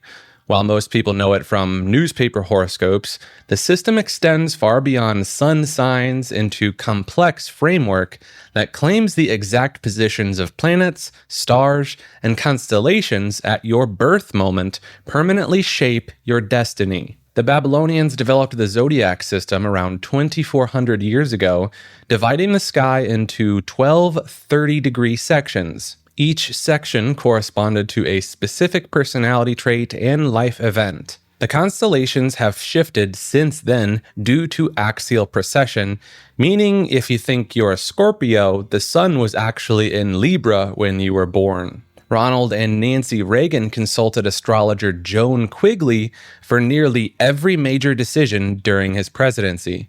Quigley claimed she protected Reagan from assassination attempts by timing his movements according to planetary positions. White House staff had to work around bad days she marked on the calendar, and Air Force One's departure times were often adjusted to align with favorable star configurations. Carl Jung studied over 500 married couples' birth charts and published his findings, suggesting mysterious correlations between planetary positions and relationship compatibility. He developed the concept of synchronicity at least partly through his astrological observations, believing the cosmos and human psyche were connected through what he called meaningful coincidences. The Vatican maintains one of the world's most advanced astronomical observatories while simultaneously condemning astrological practice. Saint Augustine himself practiced astrology before converting to Christianity, then spent considerable effort arguing against it, calling it a gateway to demonic influence. This contradiction runs throughout Christian history. Many popes employed court astrologers while officially denouncing the practice. J.P. Morgan famously said, quote, "Millionaires don't use astrology. Billionaires do." Modern financial astrologers charge thousands of dollars to predict market movements based on planetary cycles, with some hedge funds quietly employing them alongside traditional analysts. Ufology is the systemic study of unidentified flying objects and the phenomena surrounding them. The field emerged in the late 1940s following Kenneth Arnold's sighting near Mount Rainier in Washington, where he described 9 crescent-shaped objects moving at incredible speeds.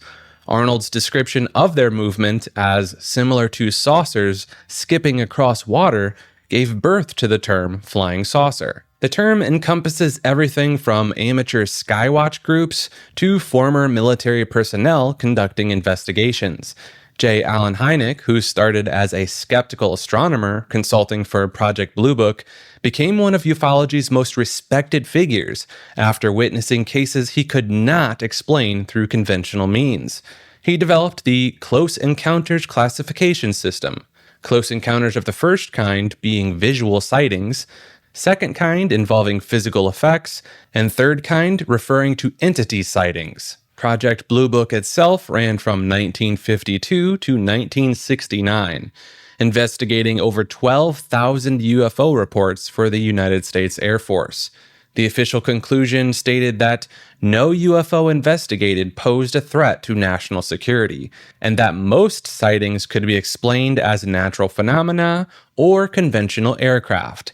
However, 701 cases remained officially unexplained. The Mutual UFO Network, or MUFON, founded in 1969, maintains one of the largest databases of UFO reports worldwide. Their field investigators follow specific protocols, measuring radiation levels, soil compression, and electromagnetic anomalies at reported landing sites. Meanwhile, the Center for UFO Studies, established by Hynek in 1973, takes a more academic approach, publishing peer-reviewed papers and maintaining extensive case files. Ufology splits into multiple camps. The extraterrestrial hypothesis supporters believe UFOs represent alien visitors. The interdimensional hypothesis suggests that craft slip between parallel realities. The ultra-terrestrial theory proposes an advanced civilization already shares Earth with us, possibly underground or underwater. Jacques Vallée, a computer scientist and ufologist, argues the phenomenon might be a control system influencing human consciousness throughout history. The field gained renewed legitimacy when the Pentagon released videos in 2020 showing unidentified aerial phenomena, or UAPs, recorded by Navy pilots. The Nimitz encounter from 2004, featuring the Tic Tac object, showed craft performing maneuvers that defied known physics, dropping from 80,000 feet to sea level in seconds without visible propulsion systems. Evil God refers to the theological position that a supreme deity exists but is fundamentally malevolent rather than benevolent. This concept, known as dystheism, goes beyond simple atheism or anti-theism by accepting divine existence while inverting traditional assumptions about divine morality.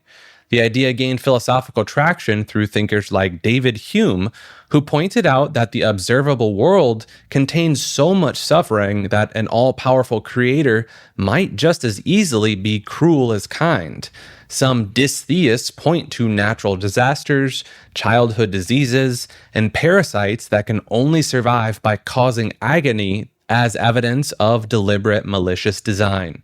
Gnostic traditions from the 2nd century developed elaborate systems around this concept. They identified the creator of the physical world, called the demiurge, as a lesser, flawed, or outright evil entity distinct from the true spiritual God. The Cathars, a medieval religious movement in southern France, believed the material world was created by Satan himself, trapping pure souls in corrupt flesh. Modern discussions of evil God often reference philosopher Stephen Law's Evil God Challenge from 2010. Law argues that every argument for a good God works equally well for an evil one. Where believers see divine mercy and spared lives, one could see divine cruelty and those not spared. Where some see God's love and beautiful sunsets, others might see manipulation through false hope. The Yazidis worship Melek Taus, a peacock angel, who some outside observers have incorrectly identified as Satan, though Yazidis themselves reject this interpretation entirely. This misunderstanding has led to centuries of persecution based on the false assumption that they worship an evil deity. Some modern occultists and chaos magicians deliberately invoke this concept, not from liberal belief, but as a psychological tool to break free from ingrained religious programming and examine their assumptions about morality and cosmic order. Heaven's Gate was a UFO religious movement that believed human bodies were merely vehicles to be abandoned for higher existence aboard an alien spacecraft. Founded in the early 1970s by Marshall Applewhite, a former music professor, and Bonnie Nettles, a nurse interested in the biblical prophecy, the group combined elements of Christianity with beliefs about extraterrestrial salvation. Applewhite, who members called Doe, taught that Earth was about to be recycled and wiped clean. The only chance for survival was to leave with him and achieve the next level, which he described as an evolutionary step beyond humanity. He claimed to be a representative from this next level, sent to gather a crew for their departure. The group lived communally under strict rules. Members gave up their possessions, adopted new names ending in ODY, followed by regimented lifestyle that included identical haircuts and clothing. Some male members, including Applewhite himself, underwent voluntary castration to maintain their focus on spiritual matters. In March 1997, as the Hale-Bopp comet approached Earth, 39 members participated in what they called their departure. They believed a spacecraft trailing behind the comet would transport their souls to the next level. Wearing identical black outfits and Nike Decades sneakers, they consumed a mixture of phenobarbital and vodka, then placed plastic bags over their heads. Each member carried $5.75 in their pockets, the exact toll for an interplanetary transport, according to the science fiction story Applewhite had read. They left behind video testimonials expressing joy about their departure, and maintaining a website that still exists today, frozen in time from 1997.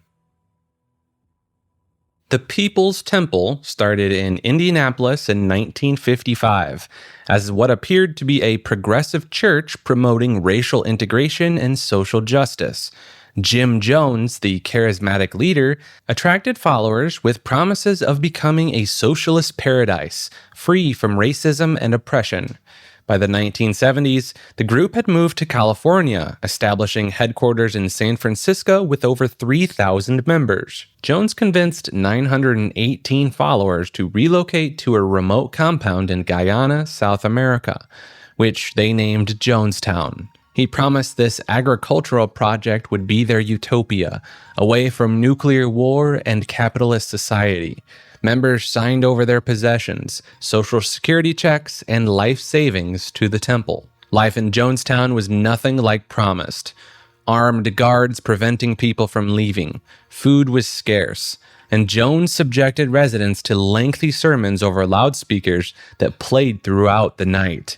He conducted regular, quote, white night drills, where members practiced revolutionary self-removal by drinking what they were told was poison, only to reveal it was a test of loyalty. On November 17, 1978, Congressman Leo Ryan arrived to investigate claims that people were being held against their will. Several members secretly passed notes begging for help. As Ryan attempted to leave, with 14 defectors the next day, temple members opened fire at the airstrip, killing the congressman and 4 others. Jones then initiated what he called, quote, Revolutionary Act Number 1. Over 900 people died after consuming a grape-flavored drink mixed with cyanide, sedatives, and tranquilizers. Audio recordings captured 44 minutes of the event, including parents giving the mixture to their children first. Those who refused were forcibly injected. Jones died from a gunshot wound to the head. The event gave us the phrase drinking the Kool-Aid, though the actual drink used was Flavor Aid. 1/3 of the victims were children, making it the largest loss of American civilian life in a deliberate act until September 11th, 2001. Aum Shinrikyo was a Japanese religious movement that orchestrated one of the most shocking chemical attacks in modern history. On March 20th, 1995, members released sarin gas on 5 Tokyo subway trains during the morning rush hour, killing 14 people and injuring thousands more. The group's leader, Shoko Asahara, born Chizuo Matsuoto, started the organization in 1984 as a yoga and meditation class in a small Tokyo apartment. Within a decade, it had transformed into a sophisticated operation with tens of thousands of followers worldwide and assets worth over $1 billion. What made the group dangerous was its membership. The cult recruited brilliant minds from Japan's top universities, chemists, physicians, and engineers who used their expertise to manufacture weapons. They built sophisticated laboratories hidden within their compounds, producing not just sarin, but VX gas, anthrax, and other biological agents.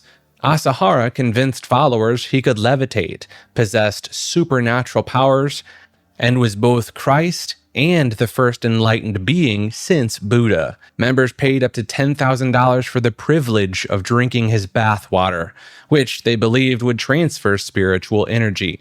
The group sold Asahara's blood to devotees for even higher prices. Before this subway attack, Aum had already eliminated numerous enemies and defectors. They used VX nerve agent on perceived threats, kidnapped a public notary who opposed them, and murdered a lawyer investigating their activities along with his wife and infant son. The cult prepared for World War III by stockpiling weapons, attempting to purchase nuclear materials from Russia, and sending members to Zaire to obtain Ebola virus samples. They owned a helicopter, attempted to manufacture 1,000 automatic rifles, and tested chemical weapons on sheep at their Australian ranch. Even after Asahara's arrest and execution, the group continues operating under the names Aleph and Hikari no Wa, still attracting new members despite being under constant surveillance by Japanese authorities. Scientology began when science fiction writer L. Ron Hubbard published a self-help book called Dianetics in 1950, which he later transformed into a full religious movement by 1953. What started as a mental health system quickly evolved into an organization that now controls billions in real estate and counts major Hollywood celebrities among its most devoted members. The core belief centers on humans being immortal spiritual beings called thetans, trapped in physical bodies and weighed down by negative memories called engrams. Members pay thousands of dollars for auditing sessions where they hold mental cans connected to an e-meter device while discussing traumatic experiences to clear these engrams. The ultimate goal is reaching a state called clear, then advancing through 8 operating thetan levels that supposedly grant superhuman abilities. Tom Cruise, John Travolta, and Elizabeth Moss represent just a few of the high-profile members who have publicly defended the organization. The church operates celebrity centers specifically designed to recruit and cater to entertainment industry figures, allowing them special treatment and isolated facilities away from regular members. The most closely guarded secret, revealed only to those who have paid hundreds of thousands of dollars to reach operating Thetan level 3, involves the galactic overlord Xenu. According to these materials, 75 million years ago, Xenu brought billions of aliens to Earth in spacecraft resembling DC-8 airplanes, stacked them around volcanoes, and eliminated them with hydrogen bombs. Their spirits, called body Thetans, now cling to humans and cause spiritual harm. Members who criticize the church or leave often face disconnection policies, forcing them to cut contact with family members who remain in the organization. The C organization, Scientology's clergy, signs billion-year contracts and works for roughly $50 per week while living in communal housing. Former high-ranking executive Debbie Cook testified in 2012 about physical abuse and imprisonment at the international base in California. Multiple former members describe being held in The Hole, a pair of double-wide trailers where executives were allegedly confined for months or years as punishment. The organization gained tax-exempt status from the IRS in 1993 after what former officials describe as an unprecedented campaign involving thousands of lawsuits against the agency and individual agents. This victory granted them religious protections while saving millions in taxes annually. Operation Snow White saw 11 high-ranking Scientologists, including Hubbard's wife Mary Sue, convicted of infiltrating 136 government agencies in over 30 countries during the 1970s to purge negative records about the church. This remains one of the largest infiltrations of the United States government in history. Young Earth creationism is the belief that Earth and the universe were created by God somewhere between 6,000 and 10,000 years ago. This directly contradicts mainstream scientific dating methods that place Earth at around 4.5 billion years old. The movement gained serious traction in the 1960s with the publication of The Genesis Flood by Henry Morris and John Whitcomb. This book attempted to use scientific language and geological evidence to support a literal interpretation of Genesis, particularly the idea that most rock layers and fossils were formed during Noah's flood approximately 4,000 years ago. Young Earth creationists reject radiometric dating, claiming the decay rates of isotopes have changed over time, or that God created the universe with an appearance of age. They point to things like soft tissue found in dinosaur bones, arguing this proves dinosaurs lived recently rather than 65 million years ago. The movement maintains that humans and dinosaurs coexisted, with some claiming dinosaurs are described in the Book of Job as Behemoth or Leviathan. Ken Ham, the founder of Answers in Genesis, opened the Creation Museum in Kentucky in 2007, featuring exhibits showing humans living alongside dinosaurs. He later built a full-scale Noah's Ark attraction that cost over $100 million. The movement has developed its own peer-reviewed journals, though these are not recognized by mainstream science. Young Earth creationists have pushed for teaching the controversy in public schools, arguing their views deserve equal time with evolution. This led to several high-profile court cases, including the 2005 Kitzmiller versus Dover trial in Pennsylvania, where a federal judge ruled that intelligent design, a related concept, was religious in nature and could not be taught in science classes. Rastafarianism emerged in Jamaica during the 1930s when a shocking claim spread through the island's poorest communities. Emperor Haile Selassie, the first of Ethiopia, was actually the returned Messiah, the living God on earth, and the black race's divine king prophesied to lead them back to Africa. This belief exploded from the teachings of Marcus Garvey, who had proclaimed years earlier to look to Africa, where a black king would be crowned. The movement's most controversial practice involves treating cannabis as a holy sacrament. Rastas call it ganja or the holy herb, believing it brings them closer to Yah, their name for God. They cite Psalm 104, verse 14, which mentions herbs for the service of man, and claim cannabis was found growing on King Solomon's grave. Smoking the herb through water pipes, called chalices, becomes a communal religious ritual, not recreation, but revelation. And their famous dreadlocks also carry more meaning. These matted locks represent the mane of the Lion of Judah, the Nazirite vow from Numbers chapter 6, and a rejection of Babylon's beauty standards. Many Rastas believe cutting their hair breaks their covenant with Yah. The term Babylon reveals their worldview.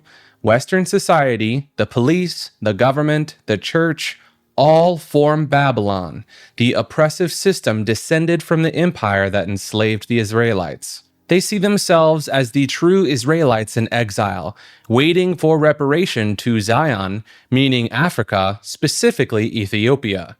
When Haile Selassie visited Jamaica in 1966, over 100,000 Rastas gathered at the airport. Many wept openly, believing they stood in God's presence.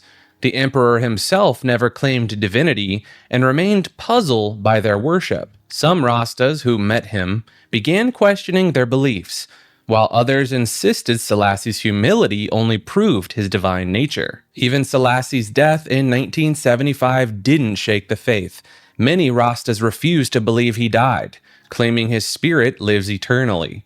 Others say his physical form departed, but his essence transferred to all Rastas collectively. Bob Marley brought Rastafari to global attention, but also created lasting misconceptions.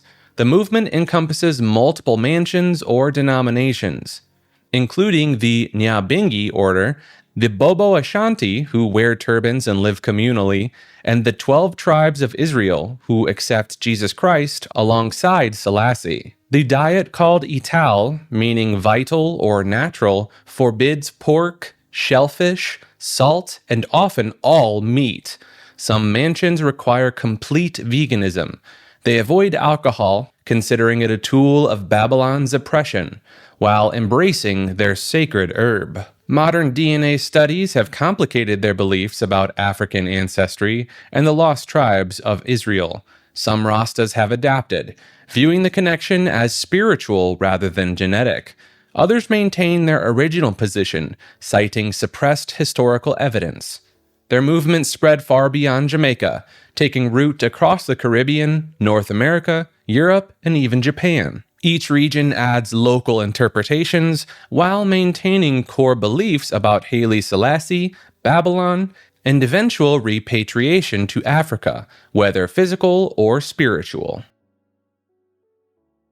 Lovecraftian refers to the cosmic horror philosophy created by writer H.P. Lovecraft in the early 20th century, which has evolved far beyond fiction into actual religious and occult practices. Lovecraft wrote about cosmic entities so vast and incomprehensible that merely perceiving them could drive humans to madness.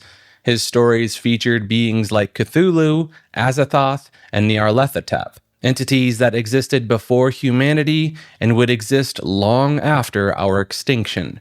The core philosophy suggests humans are insignificant specks in an indifferent universe filled with forces beyond our understanding. The fascinating part is how Lovecraft's completely fictional mythology has been adopted by real practitioners. The Necronomicon, a book of Lovecraft invented for his stories, has been published multiple times as an actual grimoire. Simon's Necronomicon, released in 1977, became one of the most widely available occult texts in America, despite being based entirely on fiction. Multiple groups have incorporated Lovecraftian elements into their practices. The esoteric order of Dagon emerged in the 1980s, taking its name directly from Lovecraft's story, The Shadow over Innsmouth.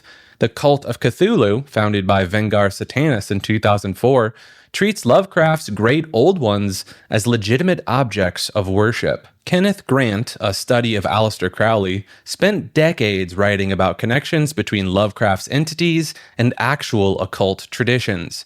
He claimed Lovecraft unconsciously channeled real information about entities existing outside normal space and time. The philosophy of cosmic indifferentism, the idea that the universe is neither benevolent nor malevolent, just utterly uncaring about human existence, has influenced modern chaos magic and certain branches of Satanism. Some practitioners argue this worldview is more honest than traditional religions that place humanity at the center of creation. Humanism is a philosophical stance that places humans at the center of moral and ethical consideration, without requiring belief in gods or supernatural forces. While it might sound like a modern movement, its roots stretch back to ancient Greece and Rome, where philosophers like Protagoras declared that man is the measure of all things. The Renaissance saw humanism explode across Europe, with figures like Erasmus and Petrarch promoting human dignity and potential over medieval religious dogma.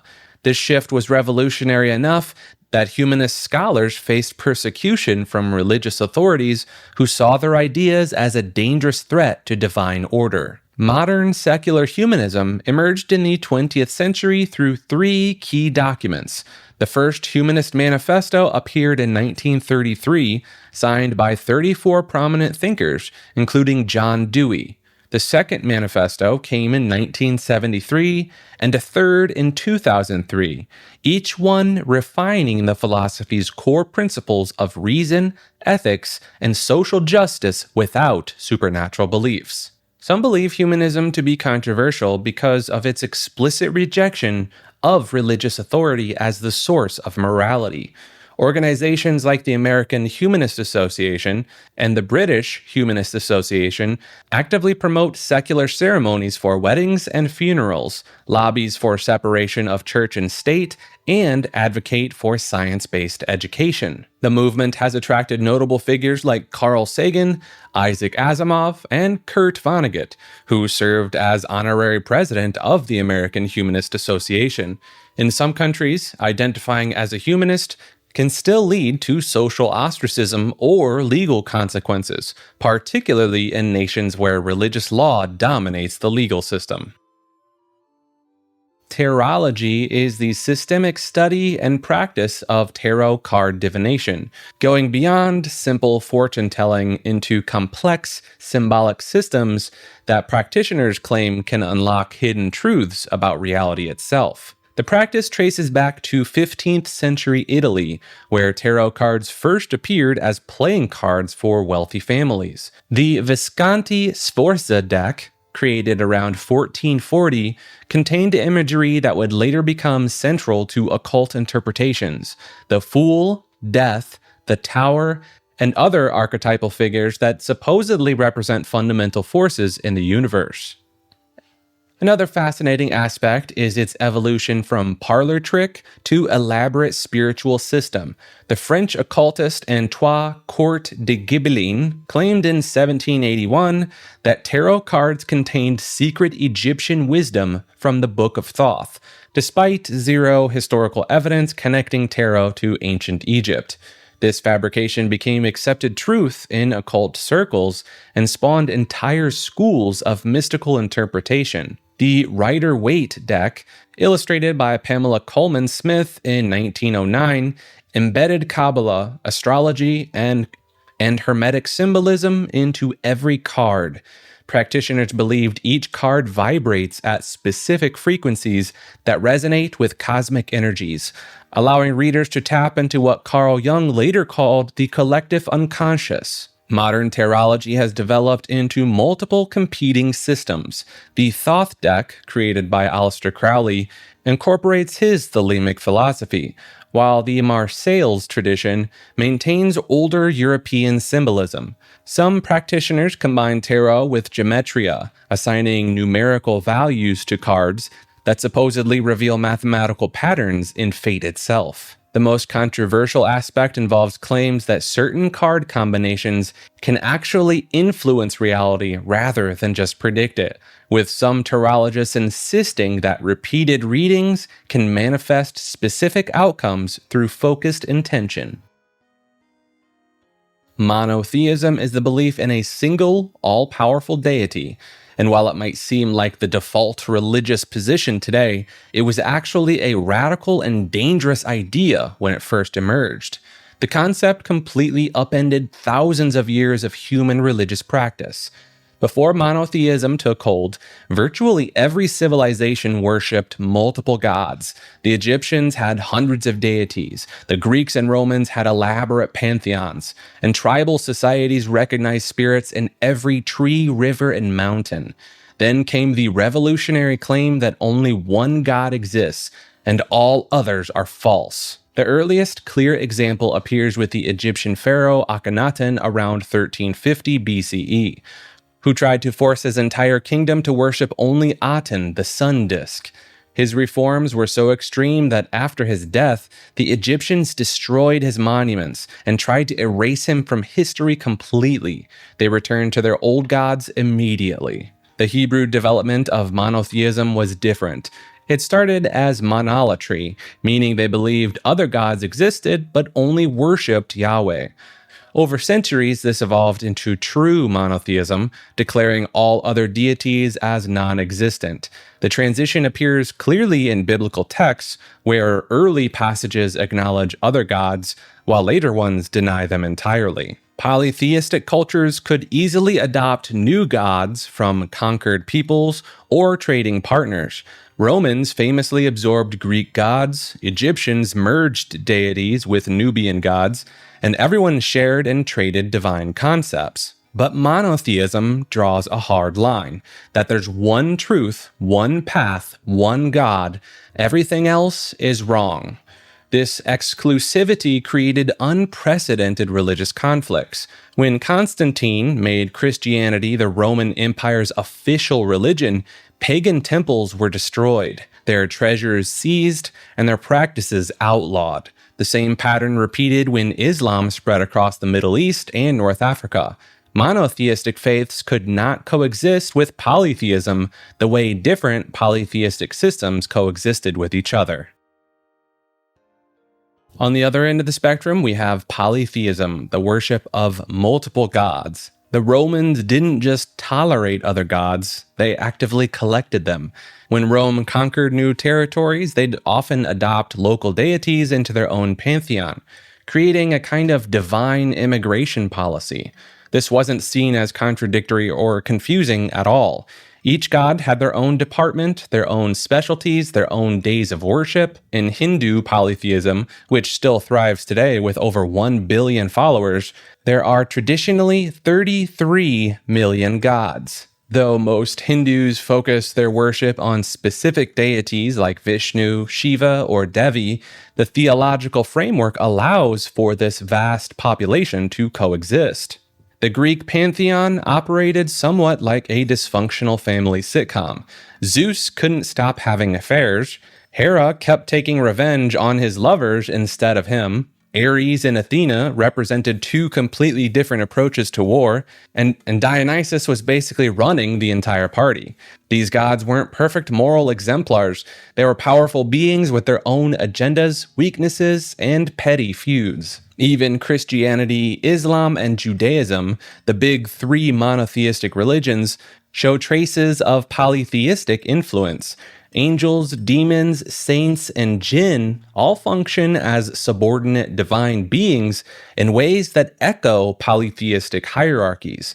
Some scholars argue that these religions practice monolatry, worshiping one god while acknowledging others might exist. There are other examples of modern polytheism as well. Beyond Hinduism, there's been a revival of Norse paganism in Iceland, Hellenic Reconstructionism in Greece, and various neo-pagan movements worldwide. Pantheism is the belief that God and the universe are literally the same thing. Not that God created the universe, not that God lives in the universe, but that every atom, every star, every living creature collectively forms what we call the divine. This concept can show up in surprising places throughout history. Baruch Spinoza, the 17th century philosopher, got himself excommunicated from Amsterdam's Jewish community for suggesting that God was not some separate being watching from above, but was instead identical to nature itself. His ideas were so controversial that even after his death, his books were banned across Europe. The physicist Albert Einstein caused waves when he described his beliefs using pantheistic language, saying he believed in Spinoza's God, who reveals himself in the harmony of all that exists. When pressed about whether he believed in God, Einstein would talk about the cosmic religious feeling he experienced when contemplating the universe's mathematical order. It's also interesting how it bridges the gap between scientific materialism and spiritual existence. Carl Sagan's famous quote that we are all star stuff takes on an entirely new meaning using this pantheistic lens.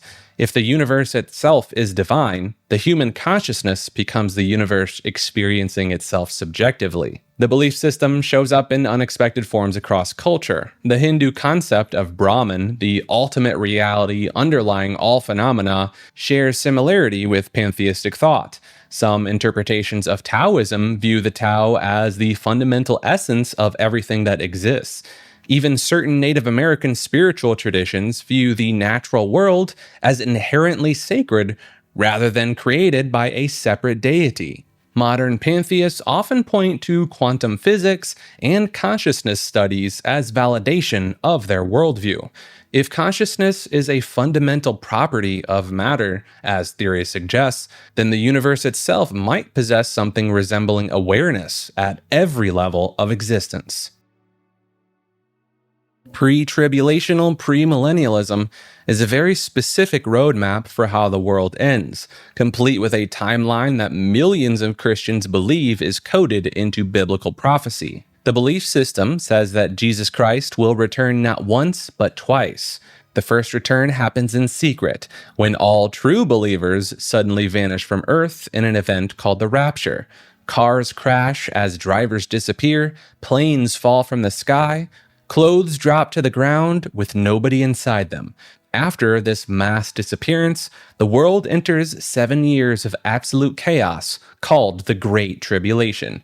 During this period, the Antichrist rises to power, natural disasters devastate the planet, and humanity faces plagues, wars, and supernatural judgments described in the book of Revelation. The key distinction here is the word pre. These believers think Christians get evacuated before things get bad. Others believe the church goes through the tribulation or gets raptured halfway through. Pre-tribulationists say true believers get a free pass out of the suffering. John Nelson Darby popularized this interpretation in the 1830s, though believers claim it traces back to the early church. The Schofield Reference Bible spread it across America in the early 1900s. Hal Lindsey's The Late Great Planet Earth sold 28 million copies by connecting these prophecies to Cold War politics. The Left Behind series by Tim LaHaye and Jerry Jenkins turned this theology into a billion-dollar franchise. 16 novels, 4 movies, video games, and graphic novels, all depicting passengers vanishing from airplanes when the Antichrist takes over the United Nations. After the 7-year tribulation ends, Christ returns publicly with all the raptured believers to defeat the Antichrist at Armageddon. Then comes the millennium, a literal 1,000-year kingdom where Jesus physically rules Earth from Jerusalem. Satan gets released one last time at the end, stages a final rebellion, loses immediately, and then comes the eternal state. Critics within Christianity call this escapist theology. They say it makes believers passive about fixing worldly problems since they expect to disappear before things get really bad. Amillennialism is the belief that Christ's 1,000-year reign described in the book of Revelation isn't coming in the future. It's happening right now, invisibly through the church. This theological position completely rejects the idea of literal millennium, where Christ physically rules Earth for 1,000 years. Instead, amillennialists believe the number 1,000 is symbolic, representing the entire period between Christ's first coming and his eventual return. Satan has already been bound and limited in his power, they claim, which explains why Christianity could spread across the world despite opposition. St. Augustine championed this view in the 4th century, arguing that the kingdom of God exists spiritually within believers rather than as a future earthly government. His interpretation dominated Catholic and Orthodox thinking for over 1,000 years. The position creates significant tension with other Christian groups. Premillennialists expect Christ to return before establishing a literal kingdom, while postmillennials believe the human progress will create a golden age before Christ returns. Amillennialists see both views as misreading symbolic language as literal prophecy. Martin Luther, John Calvin, and most Protestant reformers maintained the amillennial position, viewing Revelation's imagery as describing spiritual battles rather than future political events. They interpreted the first resurrection, mentioned in Revelation chapter 20, as the spiritual rebirth of believers, not a physical raising of the dead. Modern amillennialists point to failed predictions throughout history as evidence against literal interpretations. Every generation that expected Christ's imminent return and earthly kingdom has been disappointed. They argue because they misunderstood the symbolic nature of apocalyptic literature.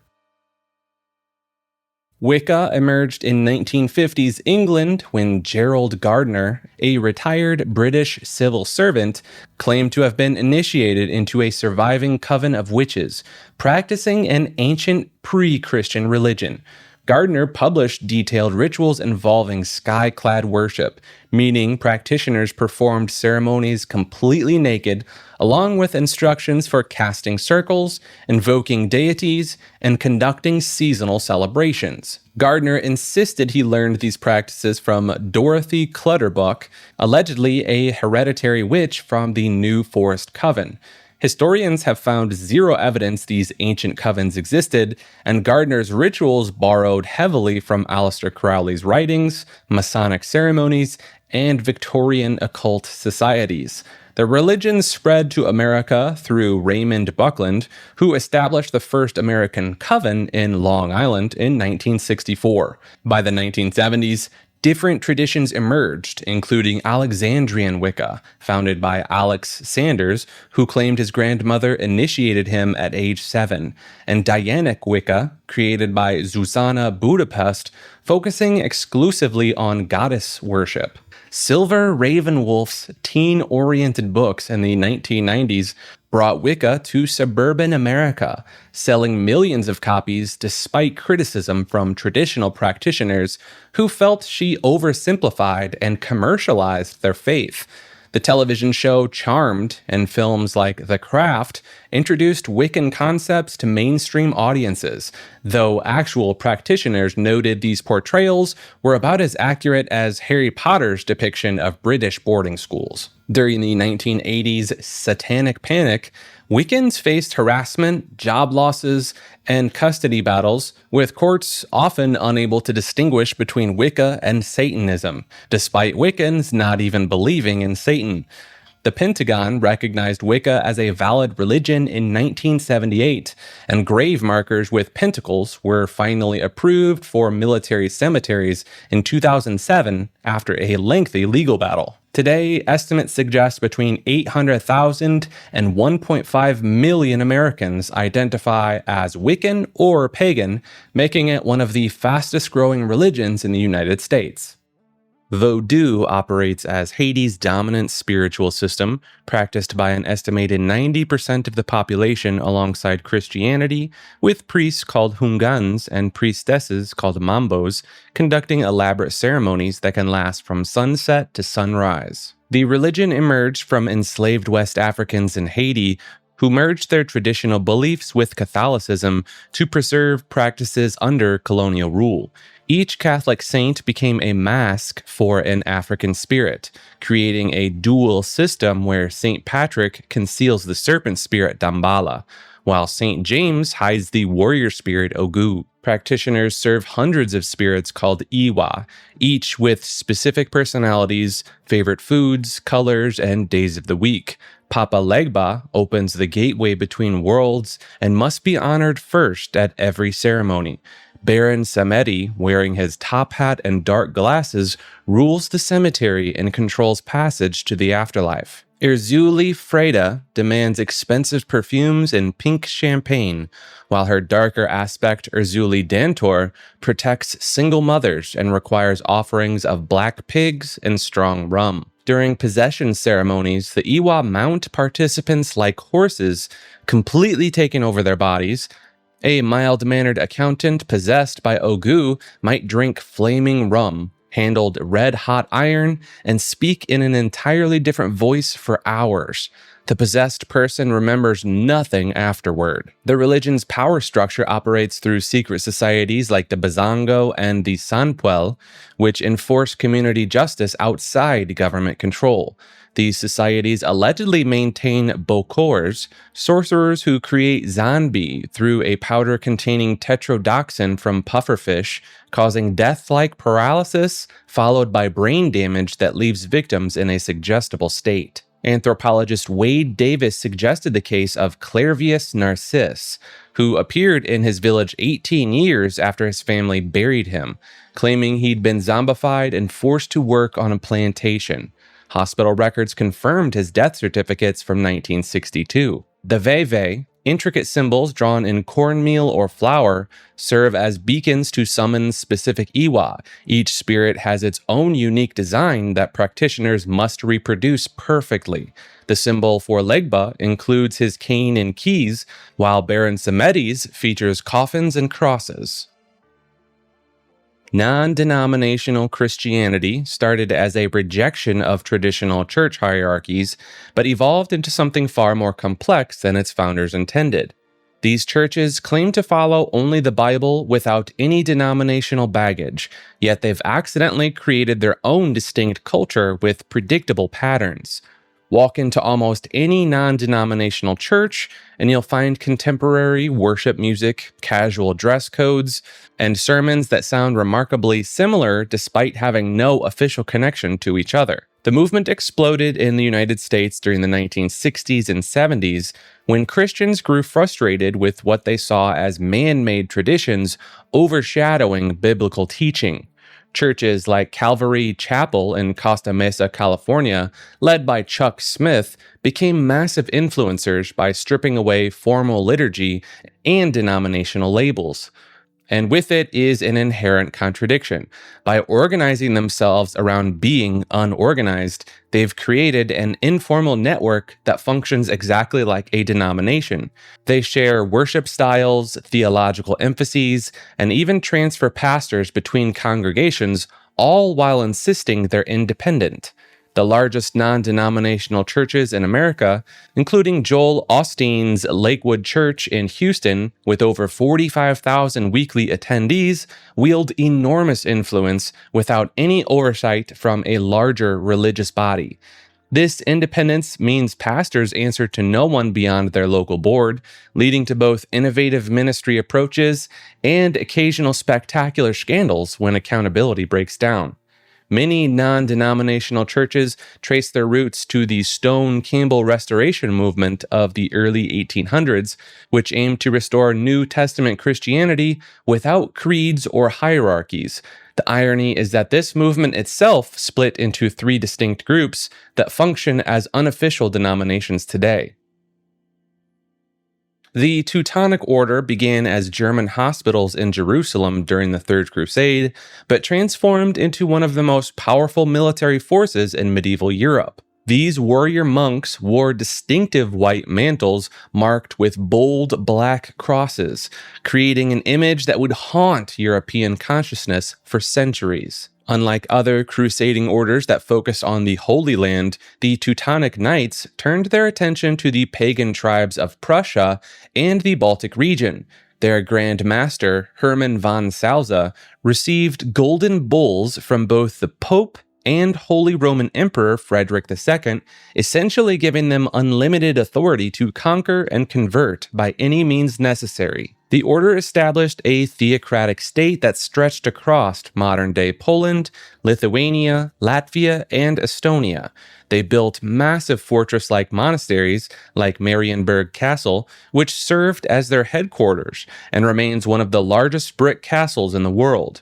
Within these walls, the knights practiced secret initiation rituals that allegedly included vows written in blood and ceremonies performed in underground chambers. Their conversion methods involved systematically eliminating pagan priests, destroying sacred groves, and forcing entire populations to undergo mass baptisms at sword point. Those who resisted faced execution or enslavement. The knights justified this brutality through papal decrees that classified Baltic pagans as enemies of Christ. By the 1400s, the order controlled international trade routes and amassed wealth that rivaled kingdoms. They operated a sophisticated intelligence network using merchant contacts and maintained detailed records in cipher that historians still struggle to fully decode. Some researchers point to the order's influence extending far beyond their official dissolution, claiming their organizational structure and ideology influenced later German secret societies, and even provided the blueprint for certain 20th century movements that promoted racial superiority and territorial expansion. Like this video and subscribe to Maker. The Tridentine Mass, also known as the traditional Latin Mass, is the Catholic ritual that was the standard for over 400 years until it was suddenly replaced in the 1960s. Pope Pius V codified this Mass in 1570, and it remained virtually unchanged for centuries. This Mass is distinct in that the priest faces away from the congregation, towards the altar, speaking entirely in Latin. The faithful follow along in silence, using missals to translate the prayers. Every gesture, every word, every movement has been precisely choreographed through centuries of tradition.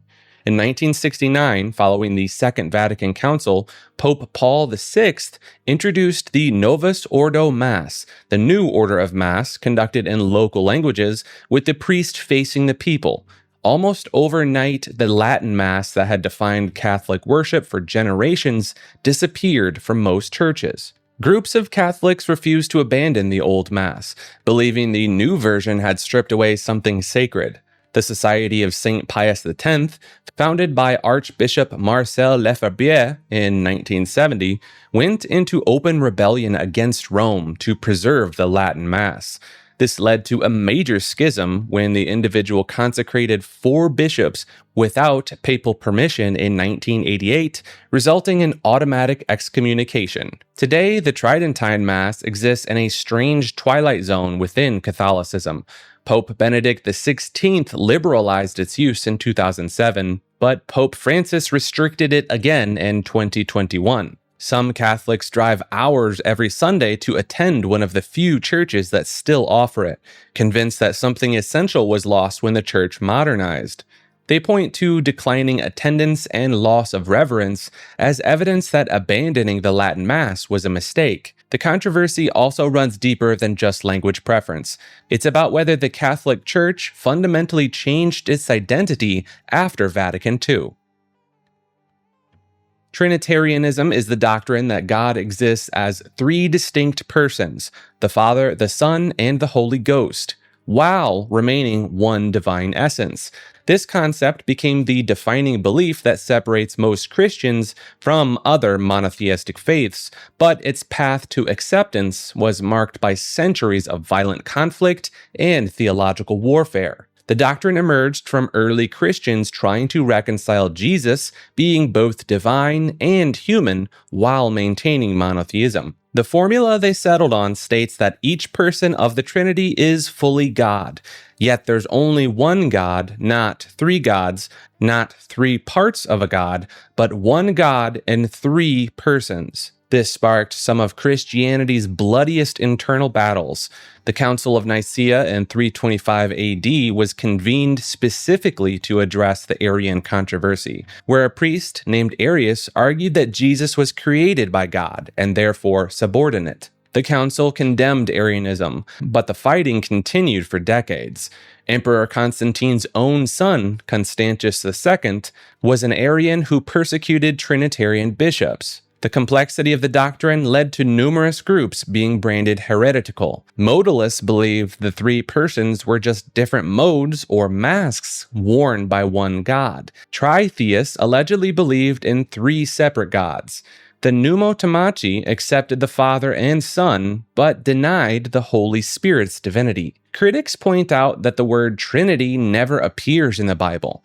The closest scriptural support comes from passages like Matthew chapter 28, verse 19, which mentions baptizing in the name of all three persons. Islamic scholars particularly criticize the doctrine as polytheism disguised as monotheism, while Jehovah's Witnesses and Mormons developed their own non-Trinitarian ideologies. The mathematical impossibility of 3 equaling 1 has made Trinitarianism a favorite target of rationalist critics since the Enlightenment, yet it remains the central mystery of faith for about 2.2 billion Christians worldwide.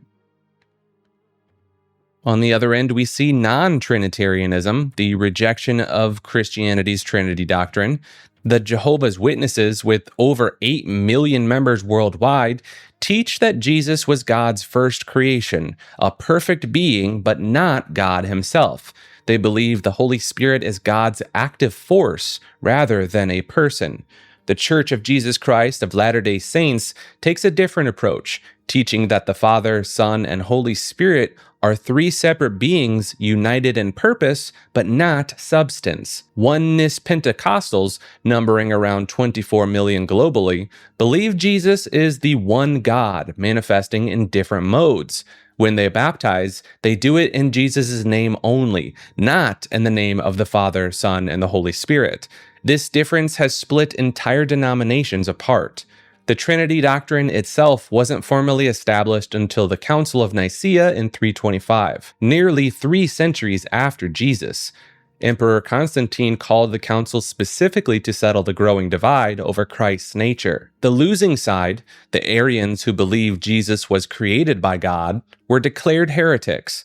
Their books were burned, and possession of their writings became punishable by death. Some non-Trinitarian movements claim the Trinity was a pagan corruption introduced by the Roman Empire. They point to triadic deities in Egyptian, Babylonian, and Hindu religions as evidence of this influence. Modern non-Trinitarian groups often face exclusion from mainstream Christianity, with many Christians considering them outside the faith entirely despite their belief in Jesus Christ.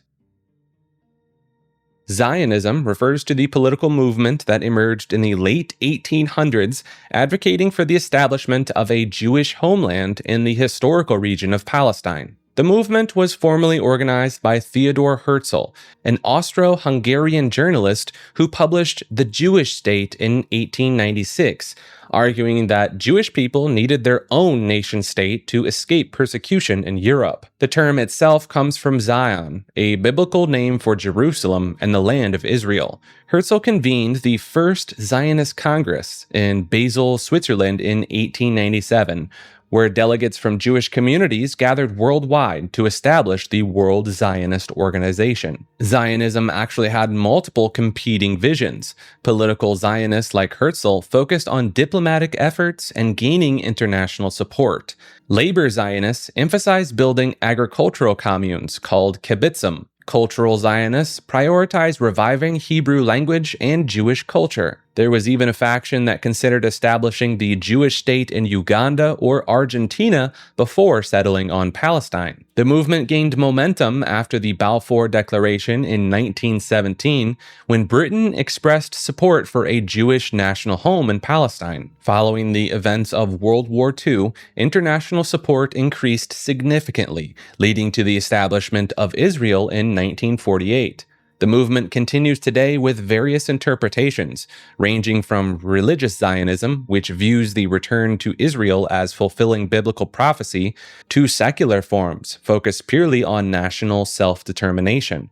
Some Jewish groups, particularly certain Orthodox sects like Neturei Karta, actually oppose Zionism on theological grounds, believing a Jewish state should only be established by divine intervention. General New Age refers to a spiritual movement that emerged back in the 1970s, combining Eastern philosophy, Western occultism, and alternative healing into one massive spiritual buffet where you can pick and choose what resonates to your chakras. The movement gained serious momentum through figures like Helena Blavatsky and her Theosophical Society, Edgar Cayce's psychic readings, and later Shirley MacLaine's very public spiritual journey in the 1980s. These weren't fringe players. MacLaine was an Academy Award winner talking about past lives and UFOs on national television. At its core, New Age teaches that humanity is entering a new era of spiritual consciousness. The Age of Aquarius. This isn't just about peace and love, however. The belief system includes channeling entities from other dimensions, crystal healing that assigns specific frequencies to different stones, and the idea that human consciousness can directly alter physical reality through intention alone. The movement birthed entire industries. Sedona, Arizona became a multi-million-dollar spiritual tourism destination because of alleged energy vortexes.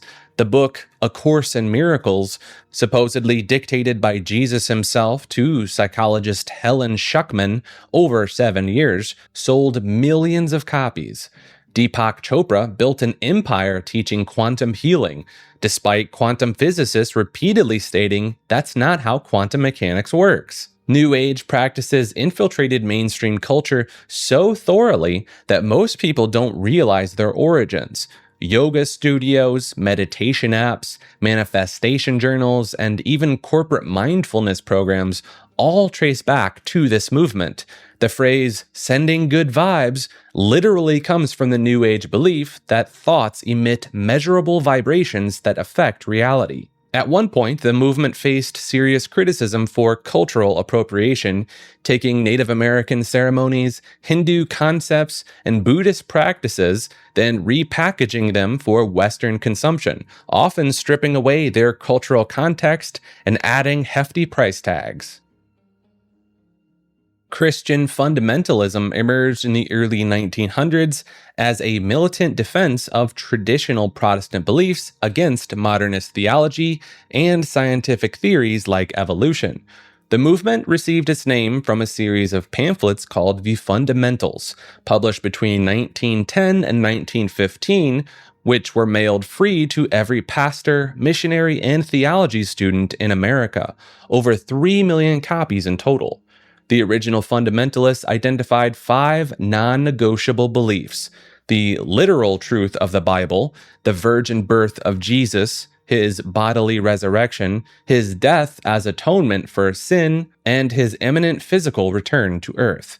What started as theological debate quickly became a cultural battleground that shaped American politics for the next century. The 1925 Scopes monkey trial became the movement's most famous showdown. William Jennings Bryan, 3-time presidential candidate, prosecuted John Scopes for teaching evolution in a Tennessee classroom. Though Bryan technically won the case, the national media portrayed fundamentalists as backwards and anti-intellectual, driving the movement underground for decades. By the 1970s, fundamentalism resurged with a vengeance.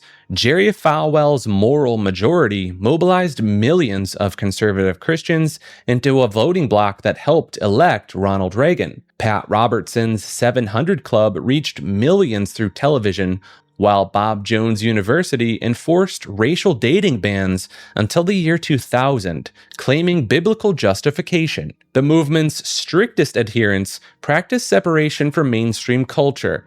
Independent fundamental Baptist churches forbid dancing, movies, and contemporary music. Some groups use the King James Bible exclusively, believing newer translations are corrupted by Satan. Women in these communities often wear only dresses and keep their hair long, while men maintain short, military-style cuts. Fundamentalist homeschooling exploded in the 1980s, with curriculum publishers like Abeka Book and Bob Jones University Press teaching young Earth creationism as scientific fact. These materials claim the Grand Canyon formed during Noah's flood, and that dinosaurs lived alongside humans only until recently. The most extreme fundamentalist groups have produced controversial figures like Fred Phelps of Westboro Baptist Church, who picketed military funerals with signs declaring God's hatred. The Quiverful movement encourages families to have as many children as possible to create, quote, arrows for God's army, with some families reaching 15 to 20 children. Modern fundamentalism splits into countless factions over increasingly specific doctrinal disputes. Some churches divide over whether guitars are acceptable in worship, whether women can wear pants, or whether the rapture happens before, during, or after the tribulation period described in the Revelation. The movement's influence on American politics also remains massive. Fundamentalist voters form a reliable bloc for candidates who oppose abortion rights and same-gender marriage. Their lobbying shaped textbook standards in states like Texas, affecting what millions of students learn about science and history. It can be fascinating in how a movement that began as intellectual defense of theology transformed into anti-intellectual populism. The same tradition that produced brilliant scholars like J. Gresham Machen now often celebrates ignorance as spiritual virtue, viewing higher education with deep suspicion. The Church of Jesus Christ of Latter-day Saints, commonly called the Mormon Church, began in 1830 when Joseph Smith claimed an angel named Moroni led him to golden plates buried in upstate New York. Smith said he translated these plates using special stones called the Urim and Thummim, producing the Book of Mormon. The church teaches that after death, nearly everyone goes to one of three kingdoms of glory: the celestial, the terrestrial, or telestial kingdoms. Those who reach the highest level of the celestial kingdoms can become gods themselves, creating and ruling their own worlds. This concept, called the exaltation or eternal progression, means faithful members believe they can literally achieve godhood. Smith introduced plural marriage in the 1840s, taking at least 30 wives himself, with some as young as 14 years old. The practice continued until 1890, when the church officially banned it under government pressure, though some fundamentalist splinter groups still practice polygamy today. Temple ceremonies include spiritual rituals that members consider sacred, not secret. Participants wear ceremonial robes and learn handshakes, passwords, and signs needed to pass by angels guarding the way to heaven. Until 1990, these ceremonies included penalties where members symbolically demonstrated their own death if they revealed temple secrets. Members wear special undergarments called temple garments, which they believe provide spiritual and sometimes physical protection. These white, underwear-like clothes must be worn day and night by members who have gone through temple ceremonies. The church operates one of the largest missionary programs worldwide, with over 50,000 missionaries serving at any time. Young men typically serve for 2 years, starting at age 18, while young women serve for 18 months, starting at 19. The church's wealth remains largely undisclosed, but leaked documents suggest assets exceeding $100 billion, including vast real estate holdings, cattle ranches, and a massive investment portfolio managed by Ensign Peak Advisors. Until 1978, Black members couldn't hold the priesthood or enter temples, based on teachings that dark skin was a curse from God. The church reversed this policy through what they called a revelation from God, to church president Spencer W. Kimball.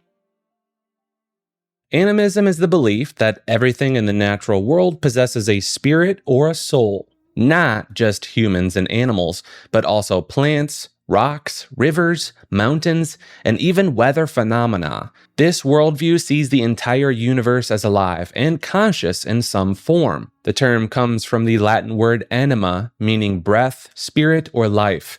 Anthropologist Edward Tyler coined it in 1871 when he was trying to describe what he considered the earliest form of religious thinking, though many modern scholars reject his evolutionary framework. In animist belief systems, a tree isn't just wood and leaves. It has its own consciousness that can be communicated with, respected, or potentially angered. The same goes for the boulder in your backyard, or the stream running through the forest.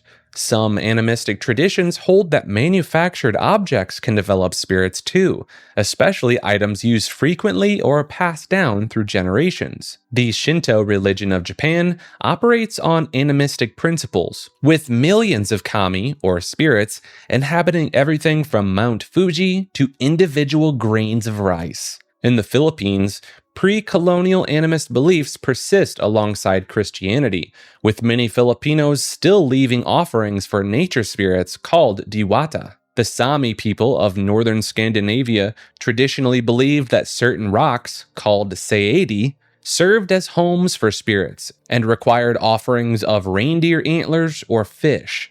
In West Africa, the Yoruba people recognized that specific trees, rivers, and iron tools contain powerful spirits called orisha. Hundreds of millions of people worldwide still practice forms of animism today, often blended with other religious traditions. It fundamentally changes how humans interact with their environment. When everything around you is potentially conscious and deserving of respect, clear-cutting a forest or polluting a river becomes not just environmentally destructive, but spiritually catastrophic. Transubstantiation is the Catholic belief that during Mass, bread and wine literally transform into the actual body and blood of Christ. Not symbolically, not metaphorically, but genuinely becoming flesh and blood while maintaining the appearance of bread and wine. The doctrine states that while the accidents, the physical properties like taste, texture, and appearance, remain unchanged, the substance, the fundamental essence of what the items are, completely transforms. A consecrated communion wafer might look, feel, and taste like unleavened bread, but according to this teaching, it has become the literal flesh of a 2,000-year-old man. The transformation supposedly occurs at the precise moment the priest speaks the words, quote, "This is my body, this is my blood," during the consecration. The Catholic Church teaches that every validly ordained priest possesses this power, passed down through an unbroken chain of ordinations stretching back to the apostles themselves. The Fourth Lateran Council made this an official dogma in 1215, meaning Catholics must accept it as absolute truth or face excommunication.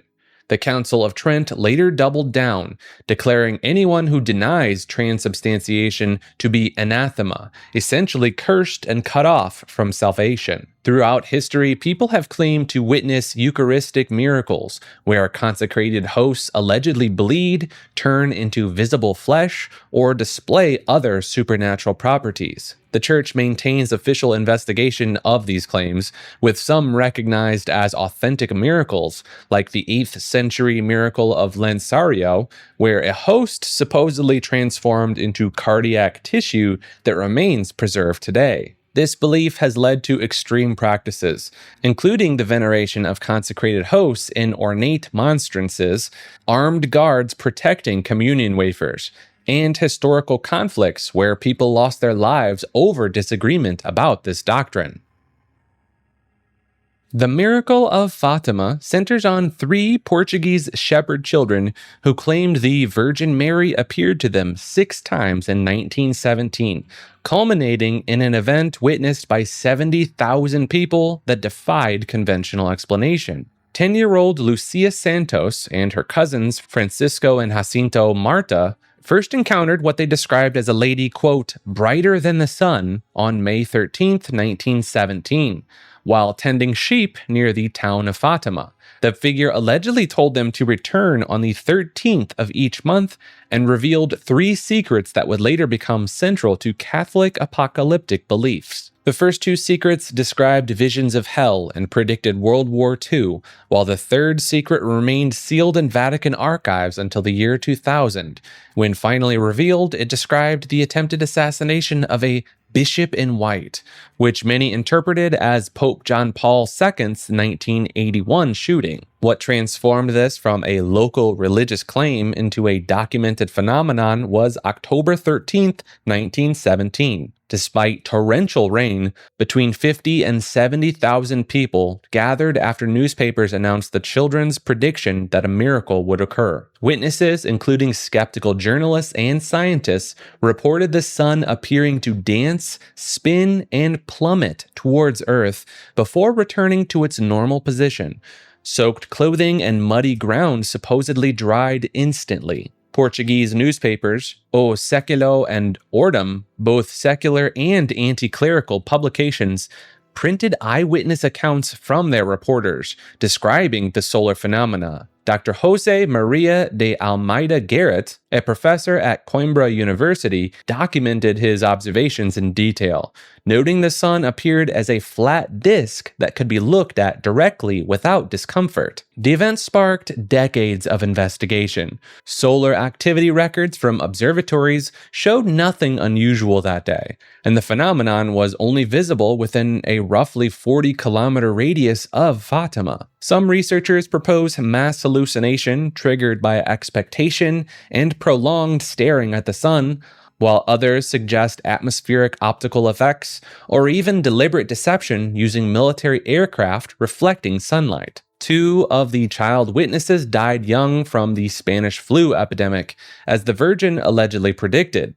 Lucia became a nun and lived until 2005, adding new revelations throughout her life that shaped Catholic doctrine on everything from the consecration of Russia to the prevention of nuclear war.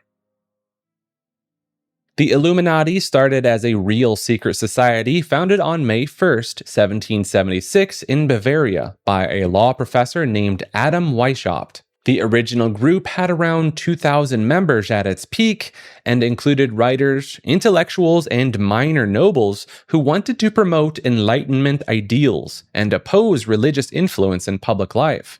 The Bavarian government shut them down in 1785, making the whole organization last less than a decade. The modern conspiracy theory took off in the 1960s when a group of writers created satirical conspiracy claiming the Illuminati secretly controlled world governments. Robert Anton Wilson and Robert Shea wrote the Illuminatus trilogy as a joke, but people started taking it seriously. Today's believers claimed that the group never actually disbanded and instead went underground, infiltrating governments, banks, and the entertainment industry.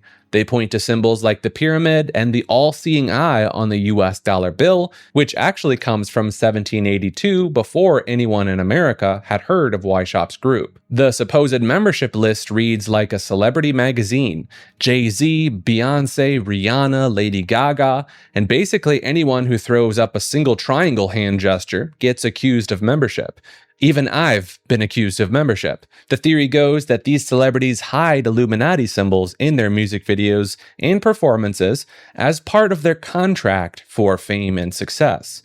Some versions claim the Illuminati are shape-shifting reptilian aliens, while others say they're just ultra-wealthy families like the Rothschilds and the Rockefellers pulling strings behind the scenes. The Bilderberg Group, an actual annual conference of political and business leaders, often gets mixed into these theories as their public face. The irony is that the historical Illuminati oppose the exact type of shadowy control that they're now accused of wielding. Freemasonry is one of the world's oldest and largest fraternal organizations, with around 6 million members worldwide, operating through a system of lodges that trace their origins back to medieval stonemason guilds. The organization uses an elaborate degree system where members progress through ritualistic ceremonies, starting with the 3 basic degrees of entered apprentice, fellow craft, and master mason, Each degree involves memorizing specific handshakes, passwords, and symbolic teachings that members swear to keep secret. The prophecy begins immediately. New initiates are blindfolded, have a noose placed around their neck, and must swear blood oaths never to reveal Masonic secrets. The exact wording varies by jurisdiction, but traditionally includes penalties like having one's throat cut across and tongue torn out by its roots. Their temples featured checkered floors representing the duality of good and evil, the all-seeing eye of the great architect of the universe, and the square and compass symbol that adorns everything from rings to car decals. Inside these lodges, members wear ceremonial aprons and perform rituals that haven't changed significantly since the 1700s. 14 U.S. presidents have been Freemasons, including George Washington, Franklin Roosevelt, and Harry Truman. The organization's influence on early America runs deep. The street layout of Washington, D.C., the symbols on the dollar bill, the cornerstone of ceremonies of major government buildings all bear Masonic fingerprints. The higher degrees get progressively stranger. The Scottish Rite offers 30 additional degrees beyond Master Mason, including titles like Knight of the Brazen Serpent and Prince of the Royal Secret.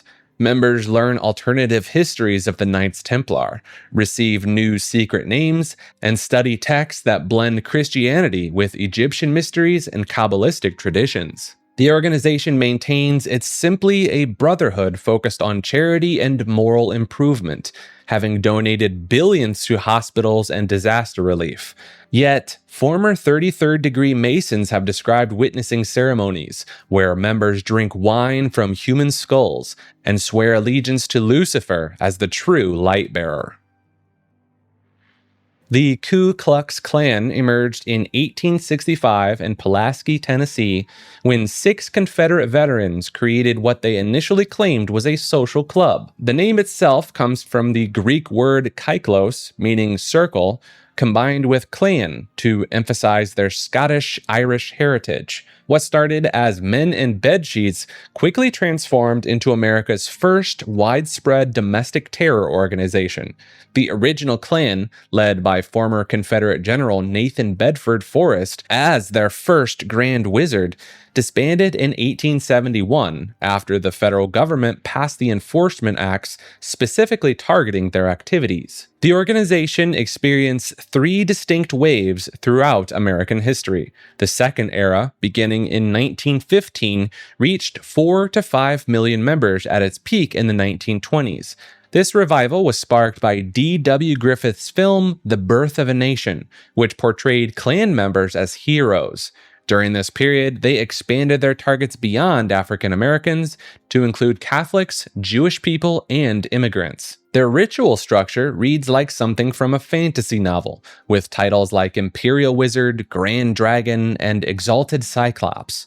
Members underwent elaborate initiation ceremonies called naturalizations, swearing oaths of secrecy and loyalty.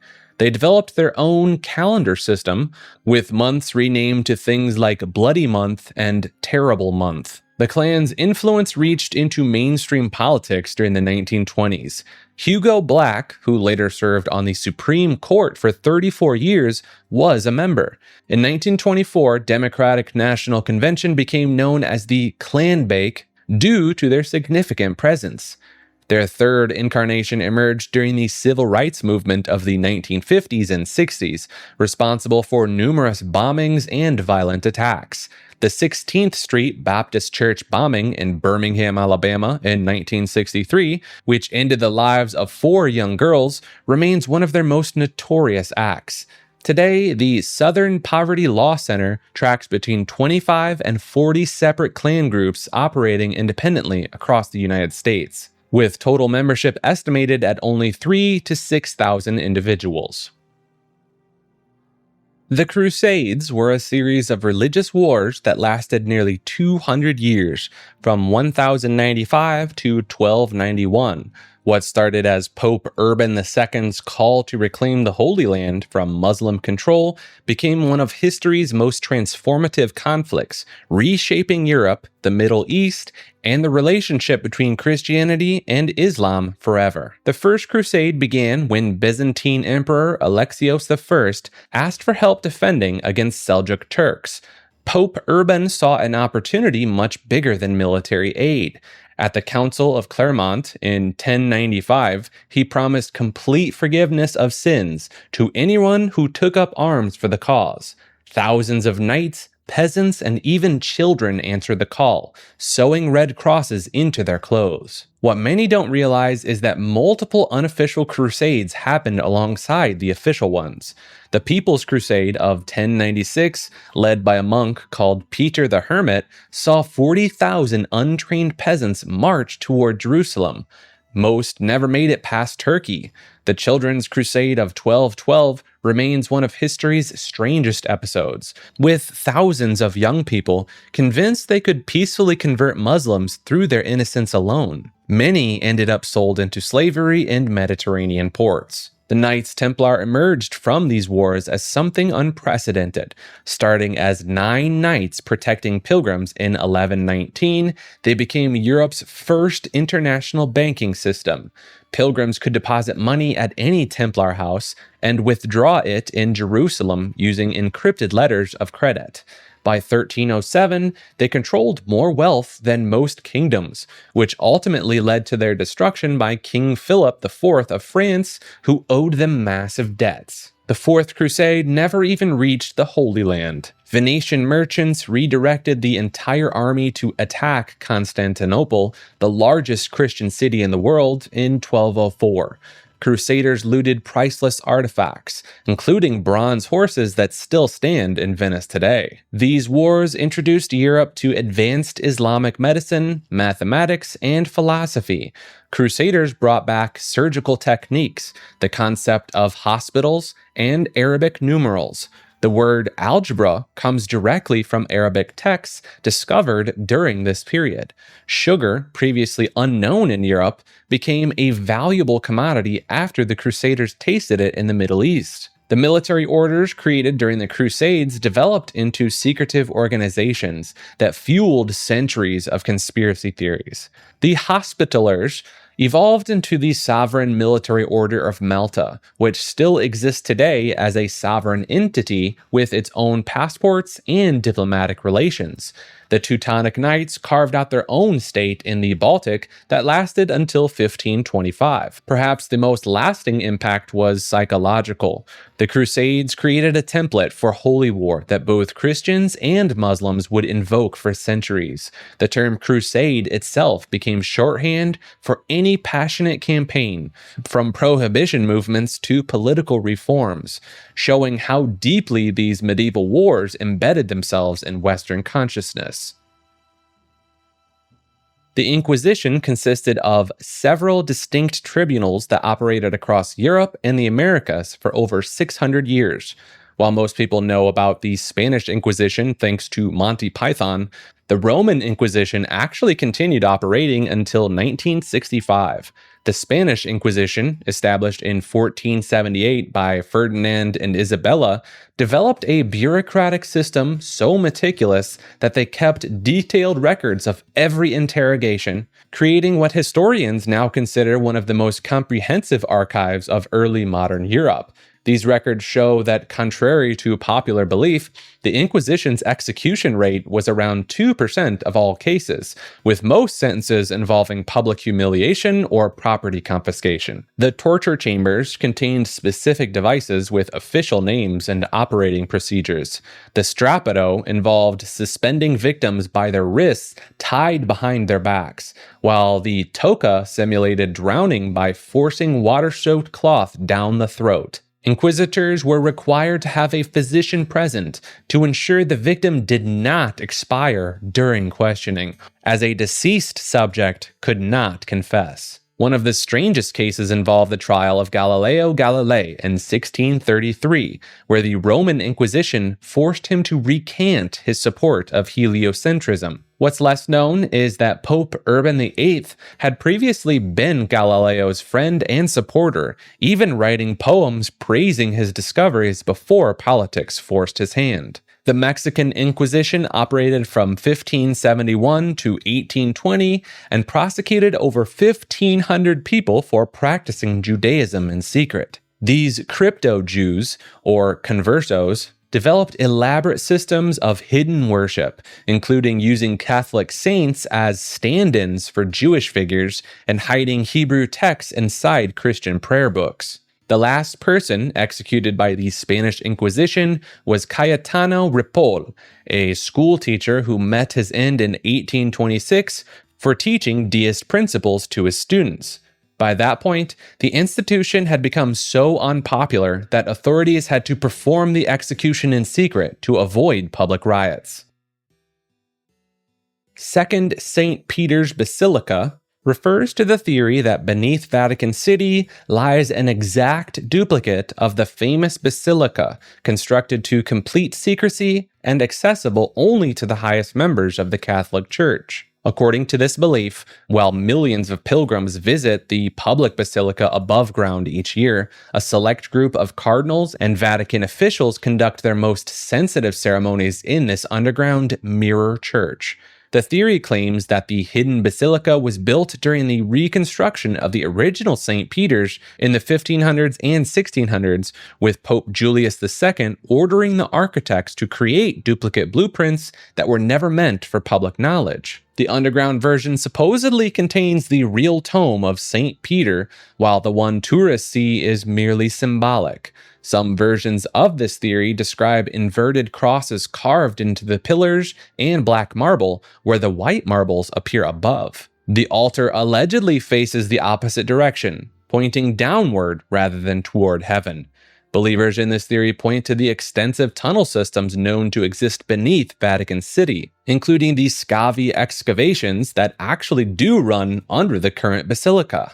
They claim certain areas remain permanently off limits, even to archaeological teams. The theory gained momentum in 1868 when construction workers reportedly discovered a sealed entrance near the Vatican grottos, though official records state they found nothing more than old storage chambers. The concept connects to broader ideas about Vatican secrets, with some claiming that this hidden basilica houses controversial religious artifacts and conducts rituals that would shock ordinary Catholics. The supposed location sits directly beneath the baldachin, the massive bronze canopy over the papal altar, which theorists say acts as a marker for those who know where to look. Al-Masjid and Al-Haram, also known as the Grand Mosque or the Sacred Mosque, stands as the holiest site in Islam and the largest mosque in the world. Located in Mecca, Saudi Arabia, this massive complex surrounds the Kaaba, the black cube structure that Muslims around the globe face during daily prayers. The mosque covers an area of 88 acres and can accommodate over 2 million worshippers at once during the annual Hajj pilgrimage. The current structure has undergone countless expansions since its origins in the 7th century, with the Saudi government spending billions on modernization projects that include air conditioning systems powerful enough to cool the desert heat and marble flooring that remains cool even under the scorching sun. At the center sits the Kaaba, draped in a black silk covering called the kiswa that gets replaced every year. The old covering is cut into small pieces and gifted to dignitaries and religious organizations worldwide. Inside the Kaaba itself, which stands about 43 feet tall, the walls are lined with marble and the floor is made from limestone and marble. The mosque contains several significant features beyond the Kaaba. The Zamzam well, located just 66 feet east of the Kaaba, produces water that millions of pilgrims drink and take home in bottles, believing it possesses healing properties. The well has reportedly never dried up despite being in continuous use for over 4,000 years. Security at the site involves over 5,000 cameras and thousands of security personnel who monitor the crowds 24 hours a day. The mosque never closes and maintains a constant stream of worshippers throughout the day and night, making it one of the few places on earth that never experiences complete silence. Perpetual virginity is the doctrine that Mary, mother of Jesus, remained a virgin her entire life, before, during, and after giving birth to Christ. This belief goes far beyond the virgin birth itself, claiming Mary never had physical relations with Joseph or anyone else, and never bore other children. The doctrine emerged in the 2nd century through writings like the Proto-Evangelium of James, an apocryphal text that describes Mary being raised in the temple from age 3 and dedicated to lifelong virginity. According to this account, when she reached marriageable age, the high priest sought an elderly widower to be her guardian rather than a true husband. Joseph, already having children from a previous marriage, was chosen through a divine sign when his staff bloomed. The most controversial aspect involves explaining the siblings of Jesus mentioned multiple times in the Gospels. Mark chapter 6 verse 3 specifically names James, Joseph, Judas, and Simon as brothers of Jesus, plus unnamed sisters.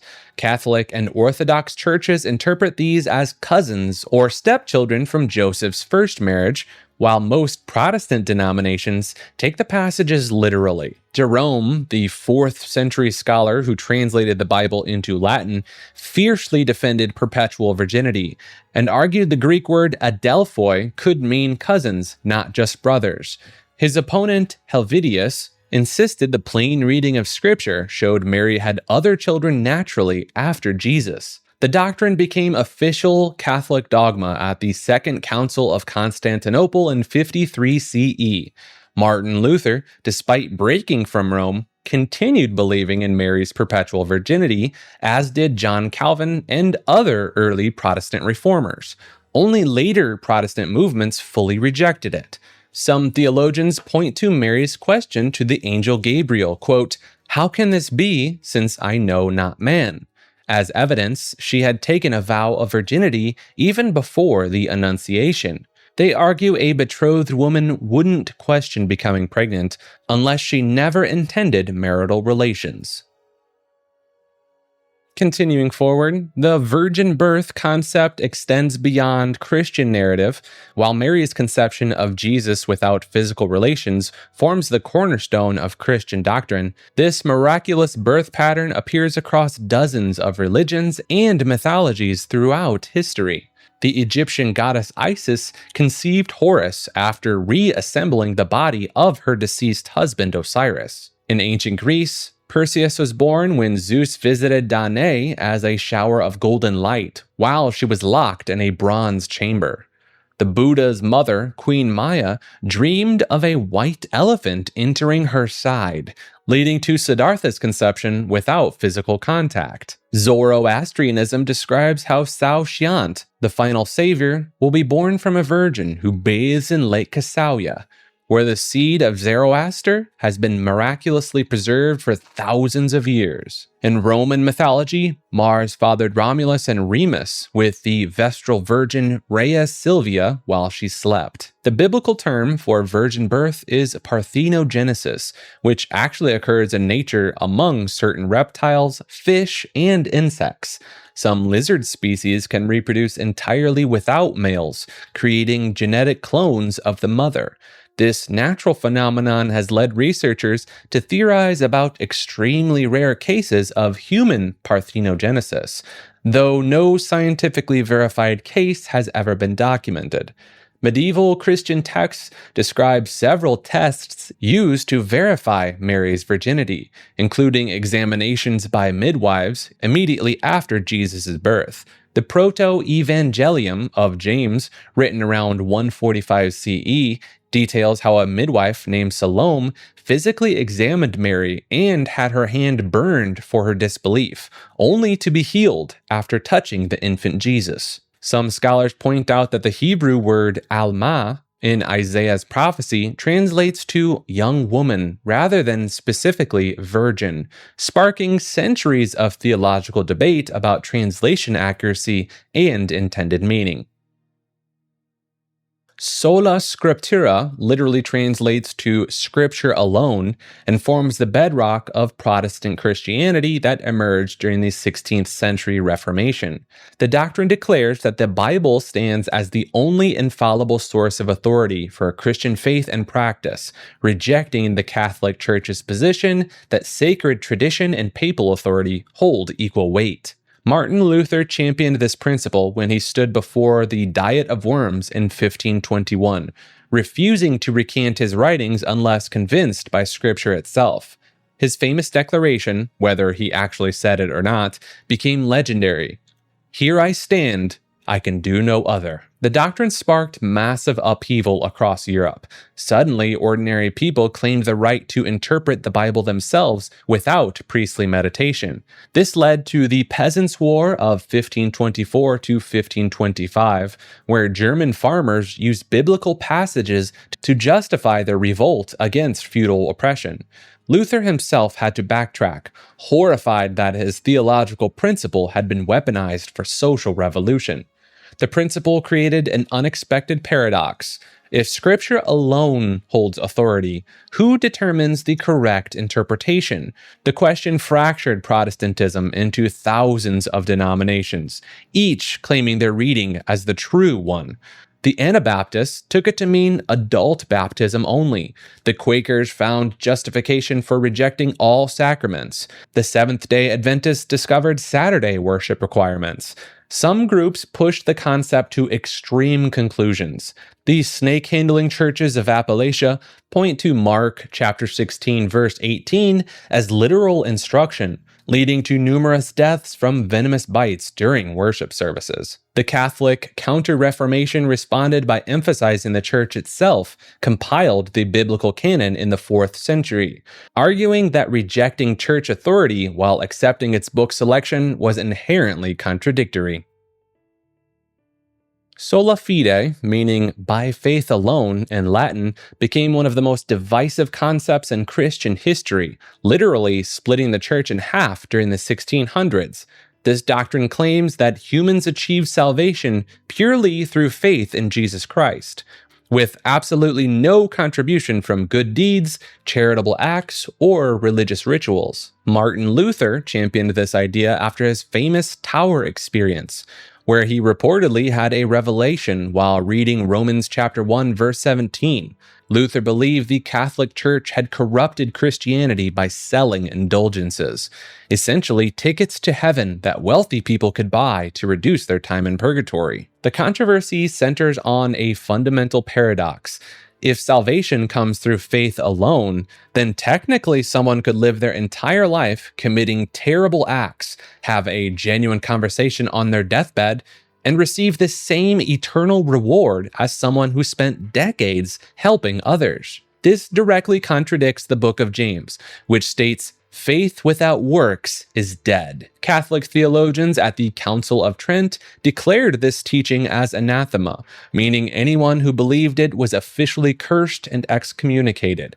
They argued that while faith initiates salvation, cooperation through good works completes it. Eastern Orthodox churches took a different approach, viewing salvation as theosis, a gradual transformation into divine likeness rather than a legal declaration. The doctrine created unexpected consequences throughout history. Some radical Protestant groups used it to justify antinomianism, the belief that Christians are freed from moral law entirely.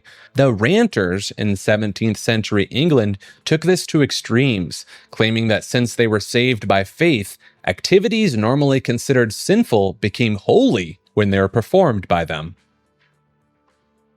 The rapture refers to a belief held by certain Christian denominations that true believers will suddenly vanish from earth, physically ascending to heaven while everyone else gets left behind to face 7 years of tribulation. It's believed to feature millions of people disappearing in an instant, drivers vanishing from moving cars, pilots from cockpits, parents from their children's bedside.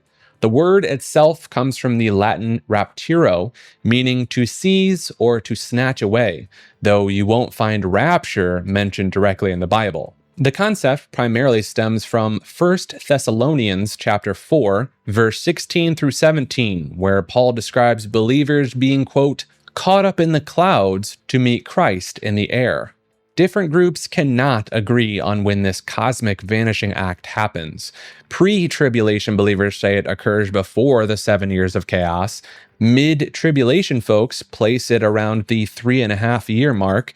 And post-tribulation adherents insist everyone has to endure the full 7 years first. Harold Camping famously predicted the rapture would occur on May 1st, 2011.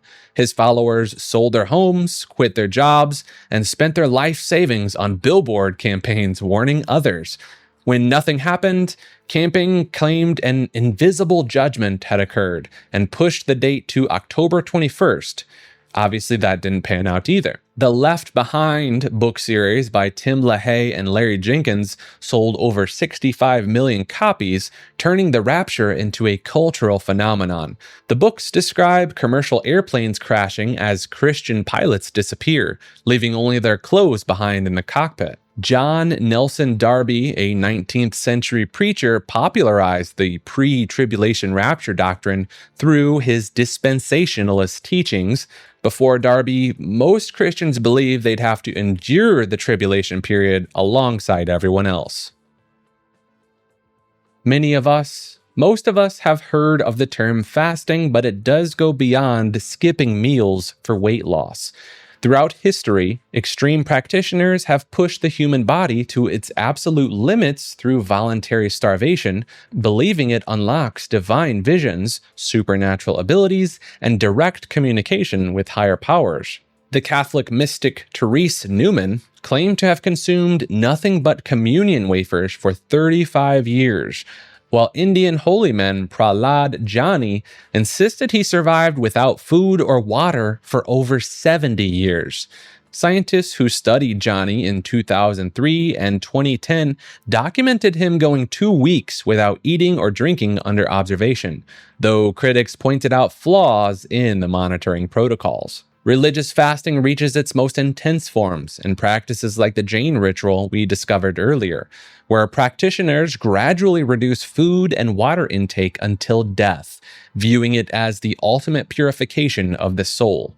Unlike typical self-harm, participants celebrate this process as achieving the highest spiritual state possible. The breatharian movement takes fasting to its logical extreme, with followers claiming humans can survive on light and air alone. The leader promotes a 21-day process where practitioners supposedly transition from physical food to pranic nourishment. Multiple deaths have been linked to attempting this practice, including Verity Lynn in Scotland and Timo Degen in Germany. During these extended fasts, the brain enters altered states, remarkably similar to those induced by psychedelic substances. After 48 to 72 hours without food, the body begins producing ketones and can trigger vivid hallucinations, out-of-body experiences, and profound spiritual revelations. Medieval saints deliberately exploited this phenomena, interpreting starvation-induced visions as divine messages. Modern fasting cults often combine food restriction with sleep deprivation and isolation, creating perfect conditions for psychological manipulation and control. God represents the ultimate entry on any belief system iceberg, the concept that every culture has attempted to define, contain, and understand. This isn't about any single religion's interpretation, but the raw idea itself and what it implies about reality. The omnipotence paradox asks whether an all-powerful being can create a stone so heavy that even they cannot lift it. Either answer seems to negate true omnipotence. This logical problem has driven philosophers and theologians into centuries of debate with no clean resolution. Across disconnected cultures worldwide, the God concept emerges from eerily similar patterns: a creative force, judgment after death, divine intervention in human affairs, and the demand for worship appear in societies that had zero contact with each other. Some researchers call this the God gene, suggesting that humans might be biologically programmed to believe in higher powers. The divine hiddenness problem questions why an all-loving God would remain hidden from those genuinely seeking connection. If belief determines eternal fate, why make evidence so ambiguous that sincere seekers reach different conclusions? Negative theology argues that God can only be described by what God is not, since only positive description would be limiting in definition. This means nearly every attribute assigned to God, including goodness, love, or even existence itself, fundamentally misrepresents the divine nature. The concept of God might be humanity's attempt to process something our brains literally cannot comprehend, like how a two-dimensional being could not understand a sphere. We might be perceiving only the tiniest fraction of something operating in dimensions we simply cannot access. Some theorists propose God could be the universe becoming self-aware through conscious beings, using us as sensory organs to experience itself subjectively. Every conscious creature would be God, forgetting its true nature to experience limitation, separation, and discovery. Emily Armstrong became the center of a major controversy when Linkin Park announced her as their new lead vocalist in September 2024. What many fans didn't realize was her deep connections to the Church of Scientology, a relationship that goes back to her childhood. Armstrong was raised as a second-generation Scientologist, with both parents being members of the organization. She's been spotted at multiple high-profile Scientology events over the years, including the grand opening of their controversial Blue Building in Los Angeles in 2016. Former Scientologists have identified her in photographs at various church gatherings and celebrity recruitment events. The controversy intensified when people discovered she had attended Danny Masterson's preliminary hearing in 2020 as a show of support. Masterson, also a Scientologist and former actor from That 70s Show, was later convicted of forcible intimate assault against two women. Armstrong claimed she was there to support someone she considered a friend at the time, before the full details emerged. The connection becomes more significant when you understand Scientology's alleged practice of having members support each other during legal proceedings, regardless of their charges. Former members have described this as part of their attack the attacker policy, where anyone who speaks against a Scientologist is considered an enemy of the church. Cedric Bixler Zavala, former vocalist of the Mars Volta, publicly called out Armstrong's involvement. His wife, Chrissy Carnell Bixler, was one of Masterson's victims. Bixler Zavala stated that Armstrong was aware of the allegations when she showed up to support Masterson in court. The timing of these revelations created a massive divide in the Linkin Park fan base. Some argued that her talent should be separated from her religious affiliations, while others felt that having a Scientologist represent a band whose late vocalist Chester Bennington had openly struggled with trauma and abuse sent the wrong message. Armstrong released a statement attempting to distance herself from Masterson, but notably never addressed her ongoing involvement with Scientology itself. Jesus Christ stands at the center of the world's largest religion, yet the historical figure behind the faith remains surrounded by mysteries, alternative theories, and suppressed texts that challenge mainstream narratives. The most immediate controversy surrounds the missing years between ages 12 and 30. These 18 years vanish from biblical accounts, spawning theories that place Jesus everywhere from Buddhist monasteries in Tibet to mystery schools in Egypt. The Hemis Monastery in Ladakh claims to possess ancient manuscripts describing Saint Issa, a visitor from Israel who studied Buddhist teachings before returning to preach it in Palestine. The Gnostic Gospels, discovered at Nag Hammadi in 1945, paint a radically different picture of Christ's teaching. The Gospel of Thomas presents Jesus speaking in cryptic sayings about inner divinity. The Gospel of Mary Magdalene suggests she held secret teachings that the male disciples never received.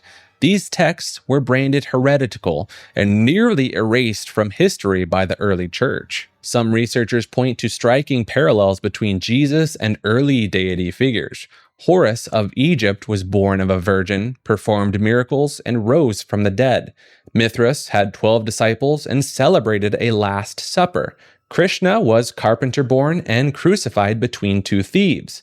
These similarities fuel theories that the Jesus story represents a composite of older mythological traditions repackaged for a new era. The Essene connection places Jesus within a secretive Jewish sect that practiced communal living, ritual bathing, and apocalyptic prophecy at Qumran near the Dead Sea.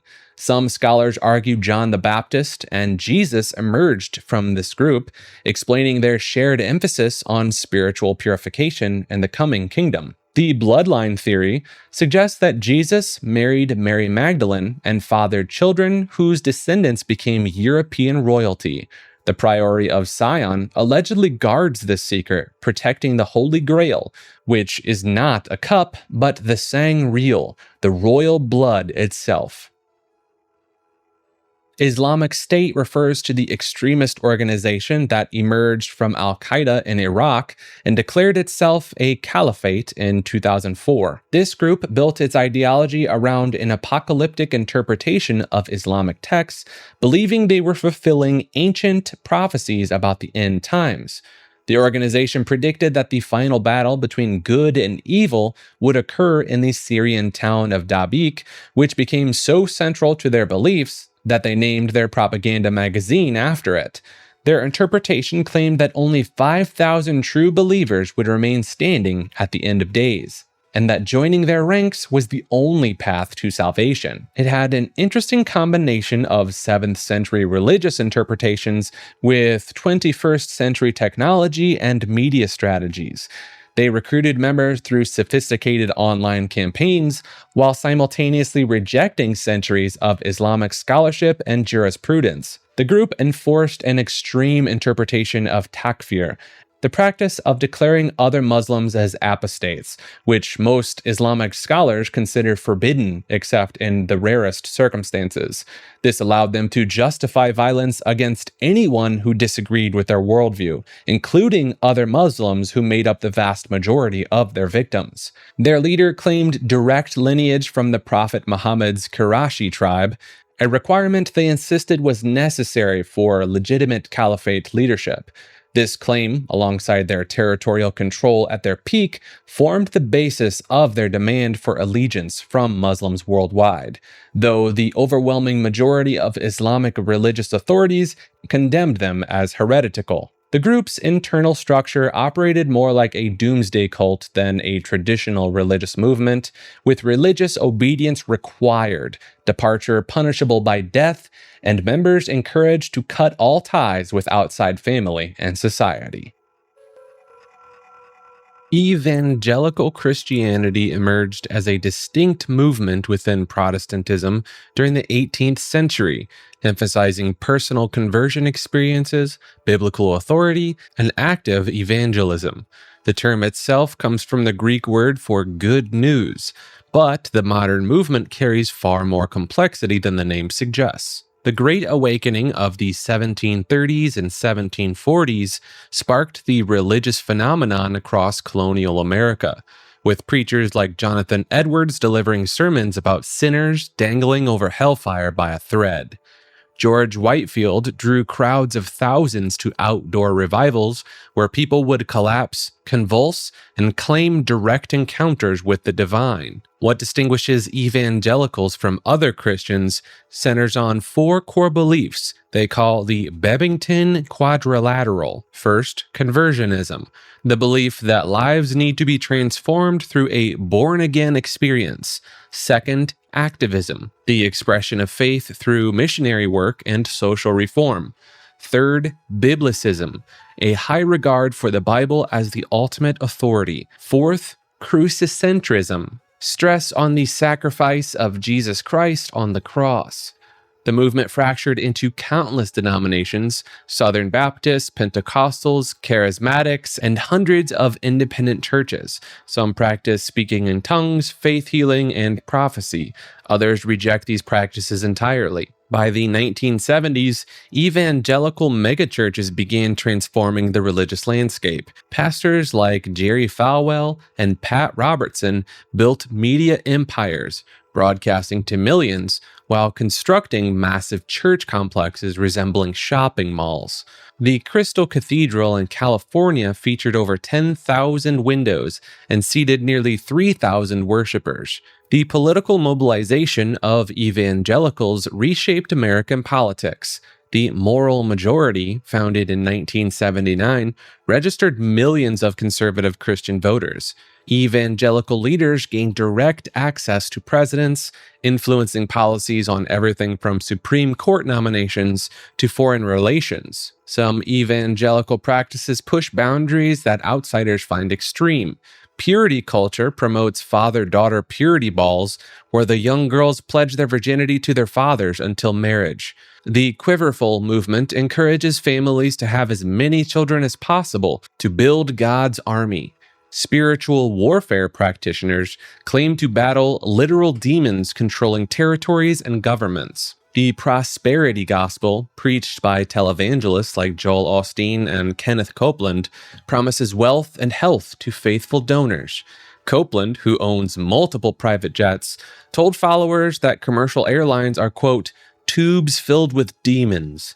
These ministers live in multi-million-dollar mansions while requesting seed money from followers living paycheck to paycheck. Evangelical missionaries have faced criticism for aggressive conversion tactics. The Joshua Project maintains detailed databases on unreached people groups, strategizing how to convert every ethnic group on Earth. Some missionaries have attempted illegal contact with isolated tribes, resulting in violence and disease transmission. The movement's stance on science creates ongoing controversies. The Creation Museum in Kentucky features exhibits showing humans living alongside dinosaurs 6,000 years ago. The Ark Encounter, a 510-foot-long replica of Noah's Ark, cost over $100 million to construct. Today, approximately 619 million people identify as evangelical Christians worldwide, with the fastest growth occurring in Africa, Asia, and Latin America. The movement continues evolving, splitting between traditional conservatives and progressives embracing social justice. The Quakers, officially called the Religious Society of Friends, emerged from 17th century England as one of the most radical Christian movements of their time. The name itself comes from their founder George Fox telling a judge to quake before the Lord, though members would often physically tremble during intense spiritual experiences in their meetings. What made Quakers truly dangerous to established authorities was their complete rejection of religious hierarchy. They refused to remove their hats for anyone, including kings and judges, believing all humans were equal before God. This simple act of keeping a hat on could land them in prison for contempt of court. Their worship services remain unlike anything in mainstream Christianity. Traditional Quaker meetings happen in complete silence, with no priest, no sermon, no planned program. Members sit quietly for an hour or more, speaking only if they feel moved by what they call the inner light. Some meetings pass entirely without a single word spoken. During the American Civil War, Quakers faced imprisonment and property seizure rather than fight. Their commitment to pacifism was so absolute that even paying taxes that funded wars became a crisis of conscience. Some chose jail over contributing a single penny to military efforts. The movement produced an unusual number of successful businesses. Cadbury, Roundtree, and Fry chocolate companies were all Quaker enterprises, as were Barclays and Lloyd's Banks. These businesses became famous for treating workers fairly because Quakers believed commerce should serve humanity, not exploit it. Pennsylvania itself started as a Quaker experiment. William Penn received the massive land grant as payment for royal debts and created a colony where religious freedom actually meant something. Native Americans found the Quakers kept their treaties, a rarity that led to 70 years of peace before non-Quaker settlers ruined those relationships. Like this video and subscribe to Maker. Arianism was a Christian doctrine that nearly became the dominant form of Christianity in the 4th century. Founded by Arius, a priest from Alexandria, Egypt, this belief system claimed that Jesus Christ was created by God, the Father, and therefore was not equal to God. This might sound like theological hair-splitting, but Arianism caused one of the most intense conflicts in early Christian history. Arius taught that there was a time when Christ did not exist, that he was the first and greatest of God's creations, but still a creation nonetheless. This made Jesus divine, but not God himself. The controversy exploded across the Roman Empire. Emperor Constantine called the Council of Nicaea in 325 AD specifically to address this dispute. 300 bishops gathered to debate whether Christ was of the same substance or of similar substance to God the Father. The difference in Greek was a single letter, but that one letter divided the empire. The council condemned Arianism, but the belief refused to disappear. Several Roman emperors, including Emperor Constantius II and Valens, actually supported Arian Christianity. Arianism survived longest among the Germanic tribes who conquered Rome. The Visigoths, Vandals, and Lombards all practiced Arian Christianity for centuries after Rome fell. Spain remained partially Arian until 589 AD. Some historians argue that if a few political decisions had gone differently, Arianism could have become the standard version of Christianity, fundamentally changing Western civilization's religious foundation. Sumerian mythology contains some of the oldest recorded stories in human history, dating over 5,000 years to ancient Mesopotamia. These clay tablets from cities like Uruk and Eridu describe gods who weren't divine beings living in clouds, but physical entities who walked among humans, demanded gold, and engaged in genetic experiments. The Sumerians wrote about the Anunnaki, which translates to those who from heaven came to earth. According to their texts, these beings arrived from a planet called Nibiru and created humans through genetic manipulation to serve as workers in their gold mines. The god Enki supposedly mixed his own DNA with that of early hominids to create modern humans, a story written thousands of years before anyone understood genetics. Their flood-based myth predates Noah's Ark by at least 2,000 years. In the Epic of Gilgamesh, a man named Utnapishtim builds a massive boat to survive a world-ending flood sent by the gods. He brings his family, animals of every kind, and releases birds to find dry land, nearly identical details that later appear in Genesis. The goddess Inanna's descent into the underworld tells of her death and resurrection after 3 days, complete with being hung on a hook and having her corpse sprinkled with the water of life. This story was carved into tablets 2,000 years before Christianity emerged. Even more intriguing, Sumerian texts describe their gods using flying vehicles called shems, wielding weapons that could level entire cities and living for thousands of years. They recorded precise astronomical data about planets that would not be discovered by modern telescopes until the 1800s, including the color and composition of Neptune and Uranus. Incan mythology refers to the complex belief system of the Inca Empire, which controlled over 12 million people across 2,500 miles of South American coastline before Spanish conquest in 1532. The Incas believed their dead emperors never truly died.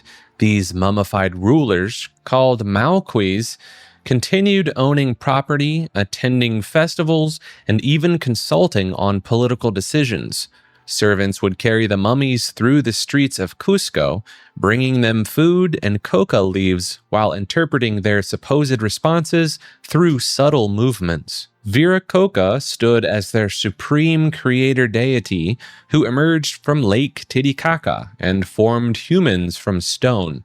According to Inca priests, Viracocha created the sun, moon, and stars, then walked across the Pacific Ocean and disappeared forever, promising to return during times of great need. The Incas practiced capacoca, a ritual where children between ages 6 and 15 were selected for sacrifice during major events or disasters. These children would be fattened for months, given coca and alcohol, then taken to mountain peaks over 20,000 feet high, where the cold would end their lives. The preserved bodies discovered on these certain peaks reveal they believed these children became messengers to the gods. Mountain peaks themselves were worshipped as apus, powerful deities that controlled water, weather, and fertility. Austin Gate, a 20,940-foot peak in Peru, remains sacred today, with thousands making annual pilgrimages despite the Catholic Church's 5-century effort to suppress these practices. The Incas tracked a dark constellation called Yacana, a llama shape formed by dust clouds in the Milky Way, believing it descended nightly to drink from Earth's oceans, preventing floods. They built Machu Picchu's Intihuatana stone to track celestial movements with precision that rivals modern instruments, suggesting astronomical knowledge that contradicted European beliefs about pre-Columbian civilizations. General Oriental Orthodoxy refers to a collection of Christian churches that split from the main body of Christianity in 451 AD, following the Council of Chalcedon. This divide created one of humanity's oldest and most misunderstood branches, with over 60 million followers today who most people have never heard of. The split happened over a single phase about the nature of Christ. While mainstream Christianity declared Christ had two natures in one person, Oriental Orthodox churches maintained that Christ had one unified nature, both human and divine. This disagreement led to 1,500 years of separation.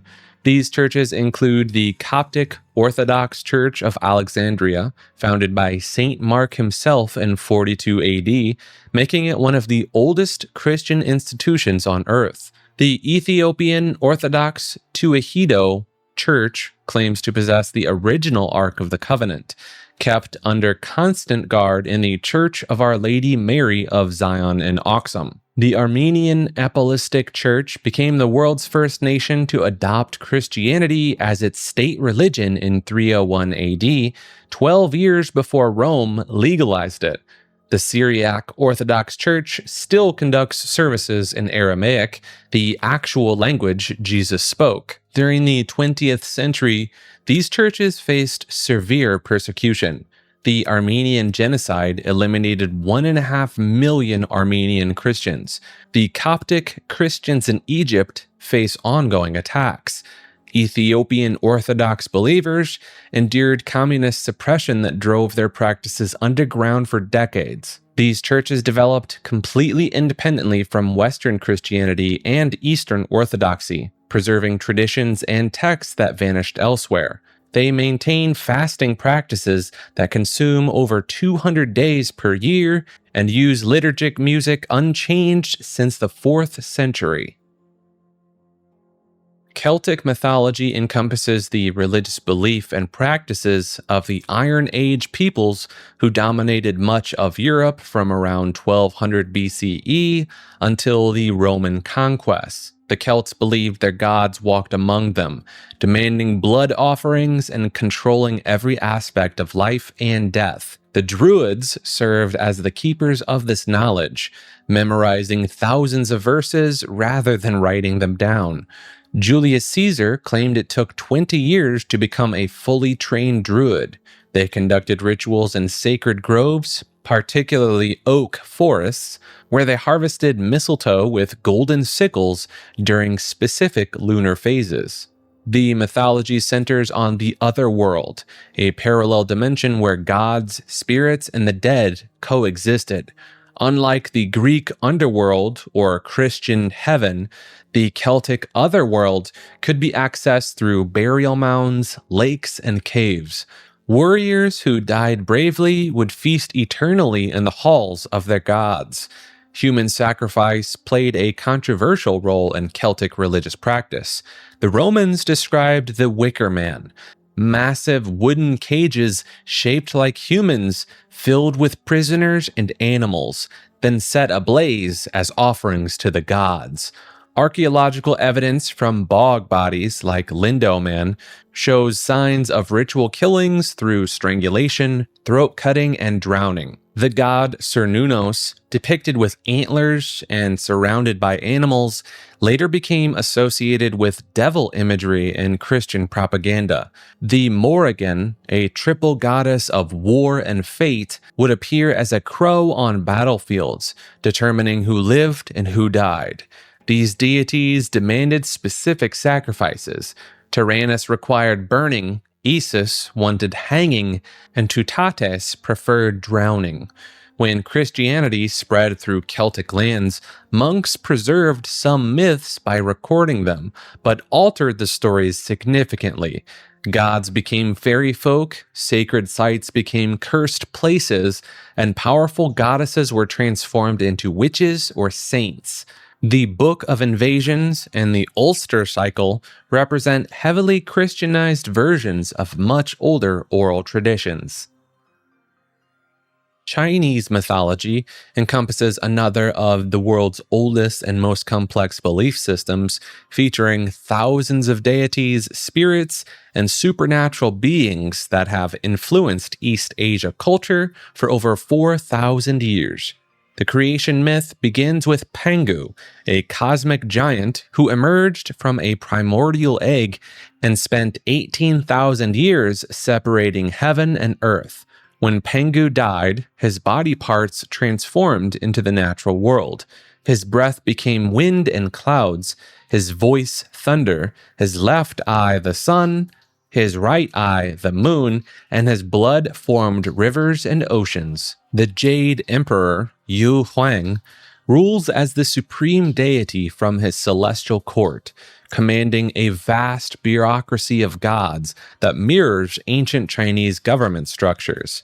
Every household has its own kitchen god, Zhao Jun, who reports annually to the Jade Emperor about the family's behavior, which is why families traditionally smear honey on his portrait before Chinese New Year, hoping to sweeten his reports. Dragons in Chinese mythology differ drastically from their Western counterparts.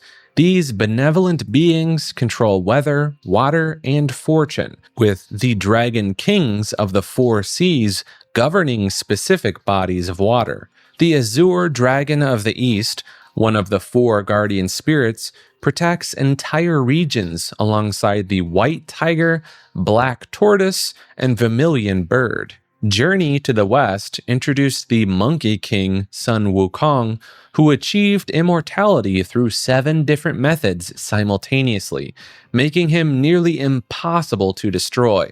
His rebellion against heaven required Buddha himself to intervene, trapping him under a mountain for 500 years. The underworld, Diyu, contains 18 levels of increasingly severe punishments, overseen by King Yama and 9 other judges who determine souls' fates based on detailed life records maintained by celestial scribes. Etruscan mythology comes from a civilization that dominated central Italy before Rome rose to power, roughly from 800 to 200 BCE. The Etruscans left behind elaborate tomb paintings and bronze mirrors depicting their gods, but their sacred texts were deliberately destroyed by the Romans, making their beliefs one of the Mediterranean's great lost religions. Their pantheon featured deities the Romans would later adopt and sanitize. Tinia wielded lightning like Jupiter, but in Etruscan belief, he would only throw his thunderbolts a limited number of times before needing permission from mysterious nameless gods above him. Uni and Minerva became Juno and Minerva, but their Etruscan versions demanded blood sacrifices that Romans would later find excessive. The Etruscans obsessed over death and the afterlife in ways that disturbed even the Romans. Their underworld demons Karun and Vanth appear in tomb paintings with blue skin, tusks, and hammers to crush souls. Unlike the Greek Charon, who simply ferried the dead, Etruscan Charon actively hunted and tormented them. They practice haruspicy, reading the future in sheep livers with such precision that they divided the organ into 40 distinct regions, each corresponding to different deities and fortunes. Bronze liver models used for training these priests have been excavated, showing this wasn't casual fortune telling, but a complex science they believed governed the universe. The Etruscans believed in a predetermined cosmic lifespan for their entire civilization. Their sacred books, the Libra Fatalis, supposedly revealed that Etruscan culture would last exactly 10 saecula, or ages, before ending forever. When Romans conquered them, many Etruscans interpreted this as their prophesied doom arriving on schedule. And perhaps most intriguingly, they worshipped a deity called Voltumna, whose rituals were so secret that no description survived, only references to annual gatherings where all Etruscan cities sent representatives to perform ceremonies that Romans were never allowed to witness.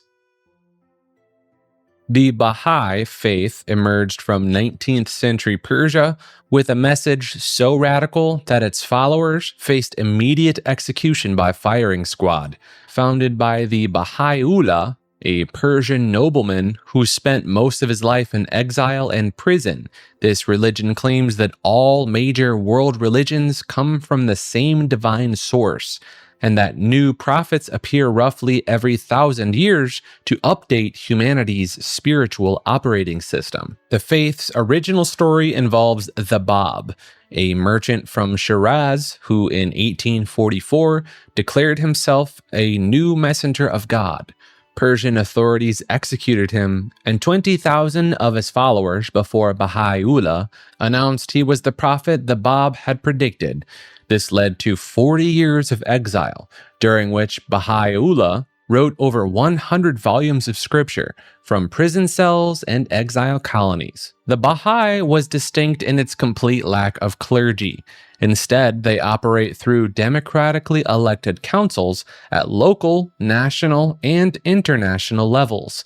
Their world governing body, the Universal House of Justice, operates from Mount Carmel in Israel, a location that became their headquarters purely because the Ottoman Empire exiled Baha'u'llah there as a prisoner. The faith teaches that science and religion must agree, that men and women are absolutely equal, and that humanity needs a single world government to achieve peace.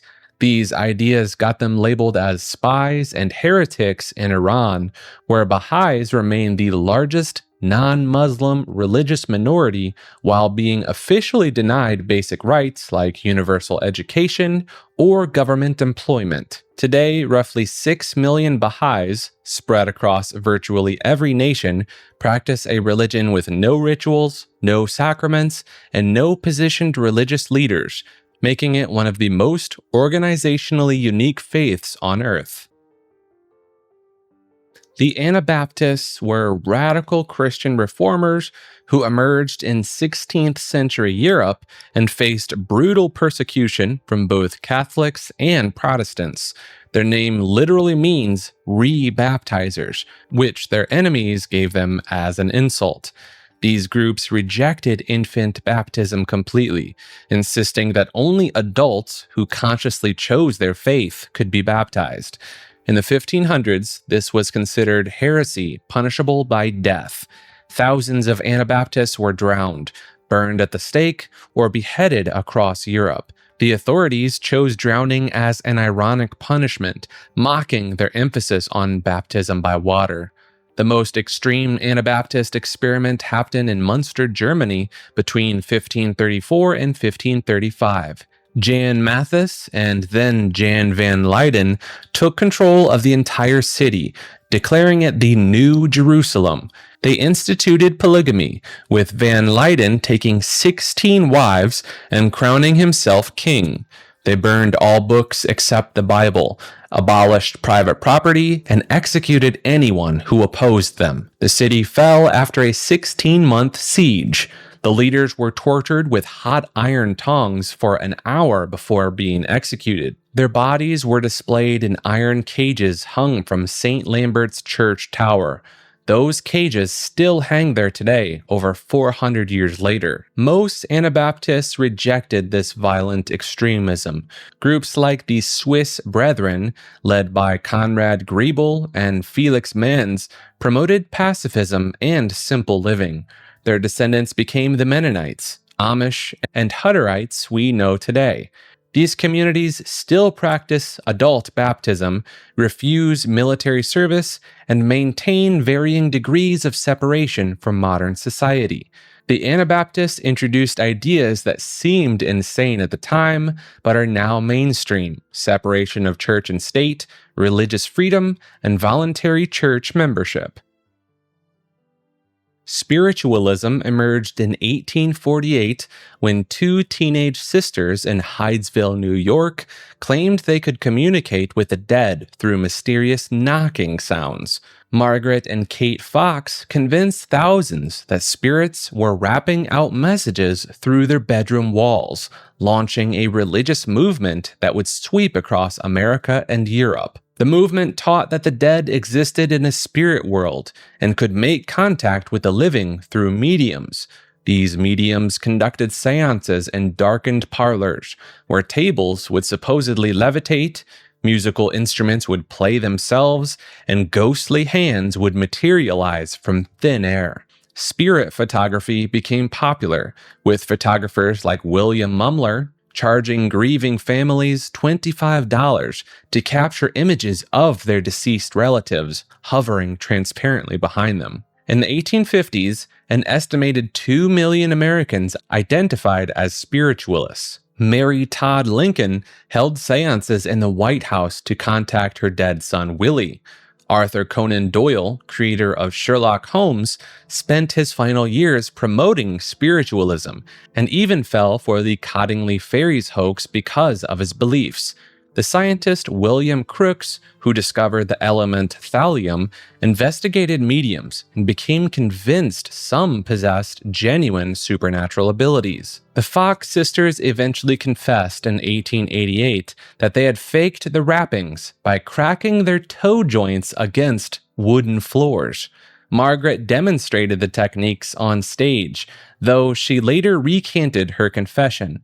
Despite numerous exposed frauds, including mediums caught using hidden assistants and rigged equipment, spiritualism persisted well into the 20th century. Modern spiritualist churches still operate today, particularly in Lilydale, New York, a town populated entirely by mediums where visitors pay for readings year-round. Vaishnavism is another of the largest religious movements on Earth, with over 700 million followers who believe that Vishnu is the supreme deity of the universe. This branch of Hinduism teaches that Vishnu has descended to Earth in physical form 10 different times throughout history, with each incarnation called an avatar arriving during times of cosmic crisis. The most famous avatars are Krishna and Rama, whose stories form the basis of two of India's greatest epics, the Mahabharata and the Ramayana. Krishna appears as everything from a mischievous, butter-stealing child to a divine charioteer delivering battlefield philosophy, while Rama embodies the perfect king who battles a 10-headed demon to rescue his wife. Another fascinating aspect is the concept of bhakti, or devotional love. Followers believe they can achieve liberation not through complex rituals or extreme asceticism, but through pure emotional devotion to Vishnu. This can take wildly different forms. Some devotees see themselves as servants, others as friends, and some even cultivate romantic love for the deity. The tradition split into 4 major philosophical schools, each founded by a different medieval scholar.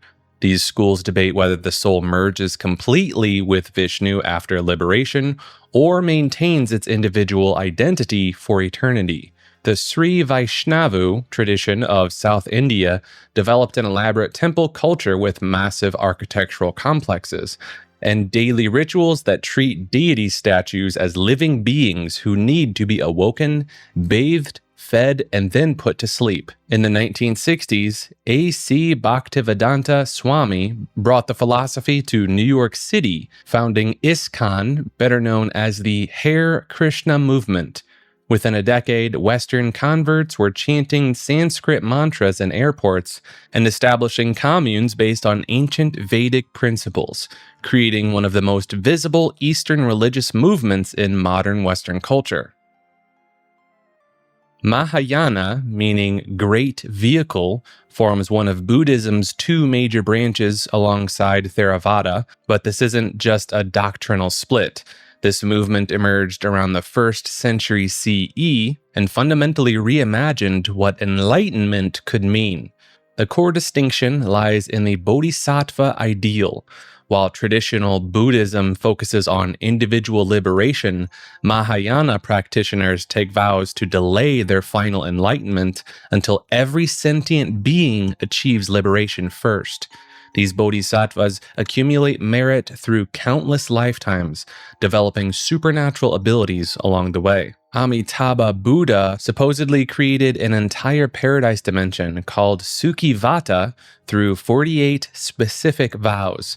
Believers claim you can reach this realm simply by chanting his name with sincere devotion, bypassing thousands of rebirths typically required for enlightenment. The texts themselves reveal intriguing elements as well. The Lotus Sutra claims Buddha never actually died, but continues teaching eternally.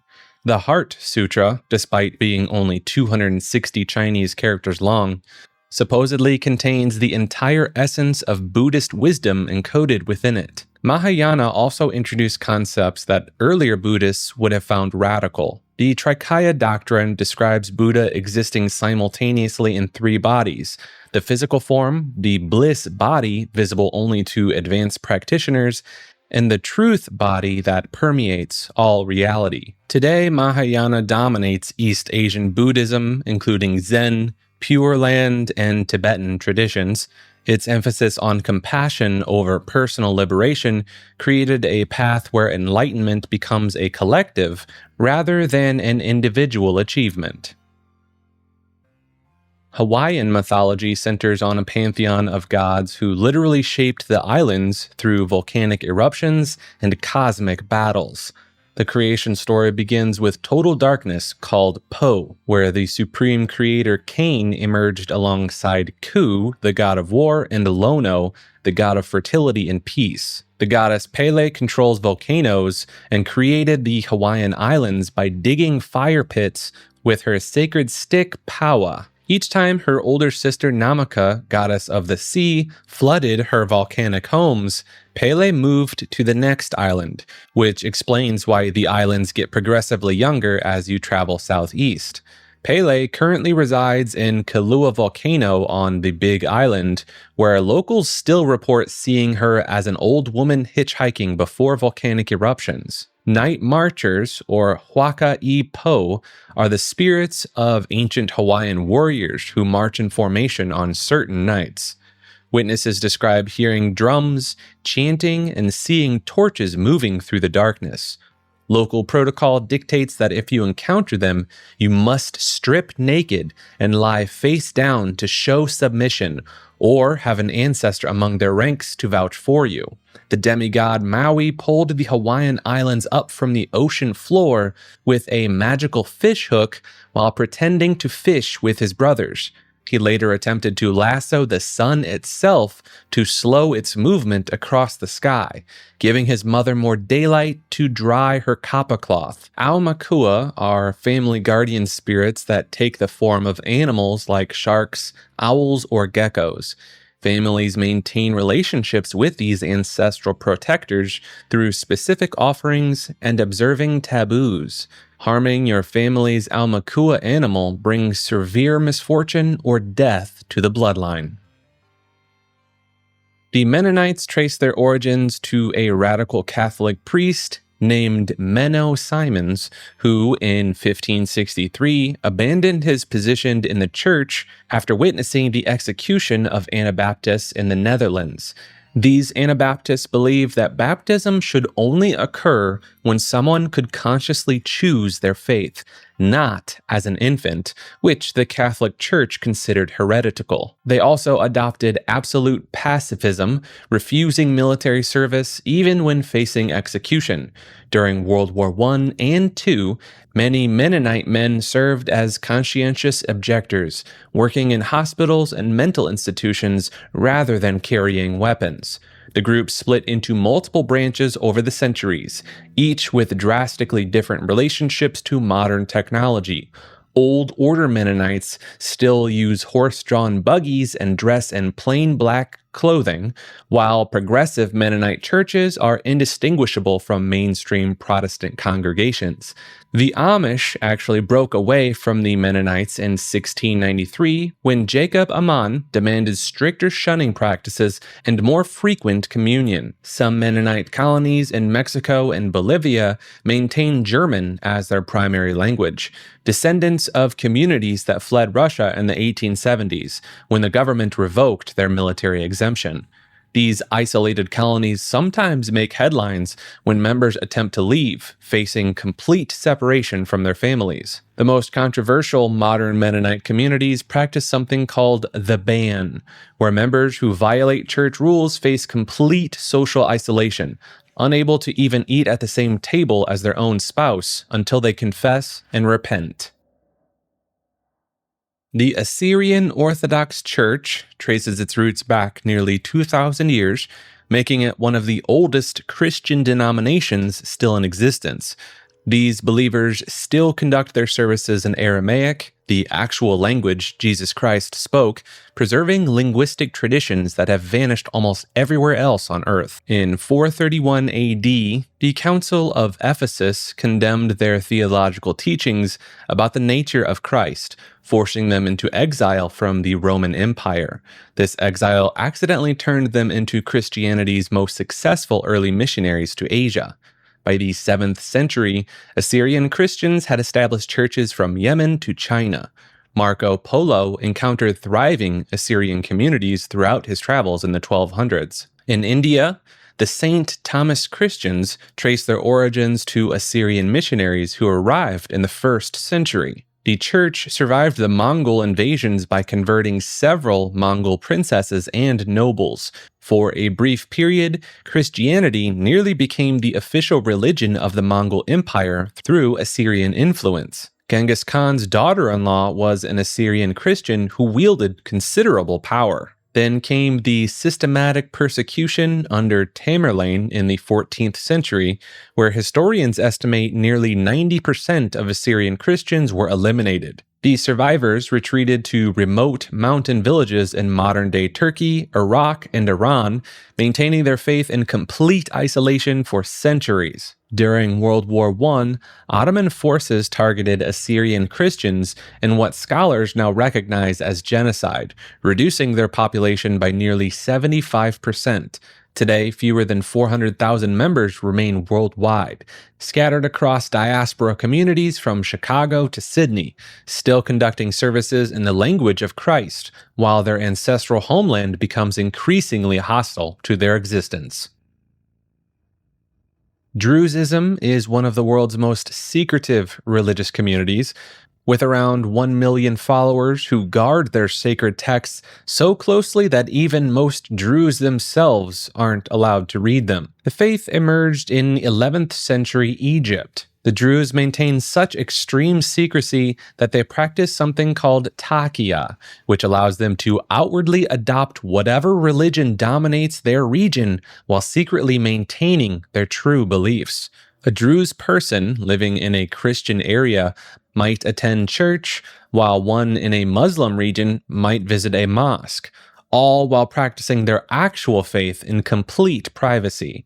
Their society divides into two distinct groups: the Ukal, meaning the knowledgeable, who have access to the sacred scriptures, and the Juhal, the ignorant, who make up about 80% of the community and know only the basics of their faith. The Ukal can be identified by their distinctive dress. Men wear dark clothing with white turbans, while women cover their heads with white veils. The religion completely closed its doors to converts in 1043 CE. Since that moment, you cannot become Druze.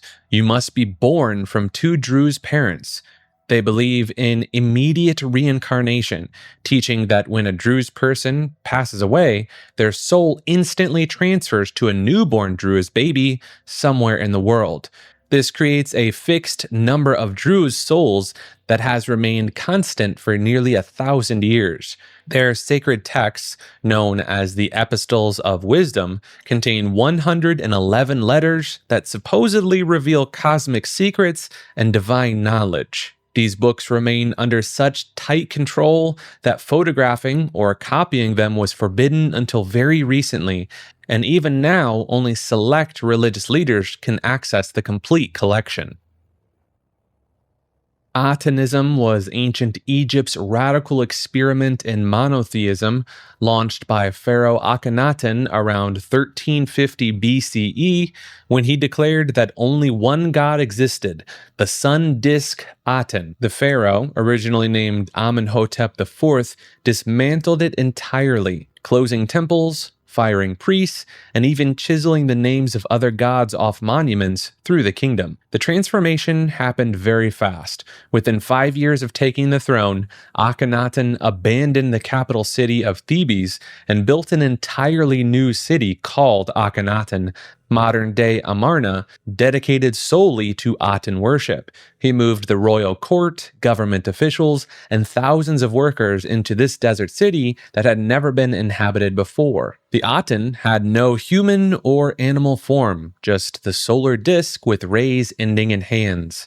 These hands held Ankh symbols, giving life directly to the pharaoh and his family. Regular people couldn't pray to Aten directly. They had to pray to Akhenaten, who acted as the sole intermediary between humanity and the divine. The great hymn to the Aten, possibly written by Akhenaten himself, shows remarkable similarities to Psalm 104 in the Hebrew Bible, leading some scholars to suggest Atenism influenced early Judaism. The hymn describes Aten as the creator of all lands and people, not just Egypt, a universal god rather than a national one. After Akhenaten's death, the backlash was swift and thorough. His son Tutankhamun abandoned the desert city and restored the old gods. Within decades, Akhenaten's name was erased from king lists. His monuments were demolished for building materials, and Atenism was treated as if it never existed. Archaeologists only rediscovered this lost religion in the 19th century when they excavated the ruins of Amarna. Maori mythology comes from the indigenous people of New Zealand, and their creation story starts with pure darkness, Te Kori, the void where nothing existed. From this emptiness emerged Ranginui, the Sky Father, and Papatuanuku, the Earth Mother, locked in an eternal embrace so tight that their children were trapped between them in crushing darkness. These children, who would become the gods of the natural world, grew tired of living in darkness and decided their parents had to be separated. After several failed attempts by his brothers, Tane, the god of forests, lay on his back and pushed with his legs, physically tearing the sky from the earth. The parents' grief at being separated still manifests today. Ranguini's tears fall as rain, while Papatuanuku's sighs rise as mist. The separation sparked the first war among the gods. The god of war and humanity became furious that some of his brothers had opposed the separation. In his rage, he turned his brothers into food sources for humans. Tengoroa became fish, Rongo became cultivated plants, and Tane's children became birds. This act established the Maori concept that humans have dominion over nature through conquest. The trickster demigod Maui pulled the North Island of New Zealand from the ocean with the fishhook made from his grandmother's jawbone. The island is still called Te Aika e Maui, the fish of Maui. The final trick involved attempting to crawl through the goddess of death while she slept to reverse the natural order and achieve immortality for humanity.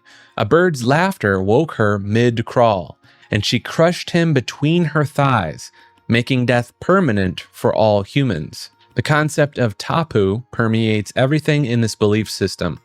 Objects, places, and people can carry spiritual restrictions that make them forbidden or sacred. Breaking tapu could result in supernatural punishment, illness, or death. Warriors' weapons were so tapu that using them for any mundane purpose could be fatal. Women were forbidden from certain ritual spaces, while menstruating women possessed their own powerful tapu that could neutralize the spiritual power of sacred objects. Every element of the natural world possesses its own Maori, a life force that demands respects. Rivers, mountains, and forests are ancestors, not resources. The Huangguanhui River gained legal personhood in 2017, reflecting this ancient understanding that natural features are living entities with their own rights. The Coptic Orthodox Church of Alexandria traces its roots directly to Mark the Evangelist, who allegedly founded it in 42 AD, making it one of Christianity's most ancient institutions.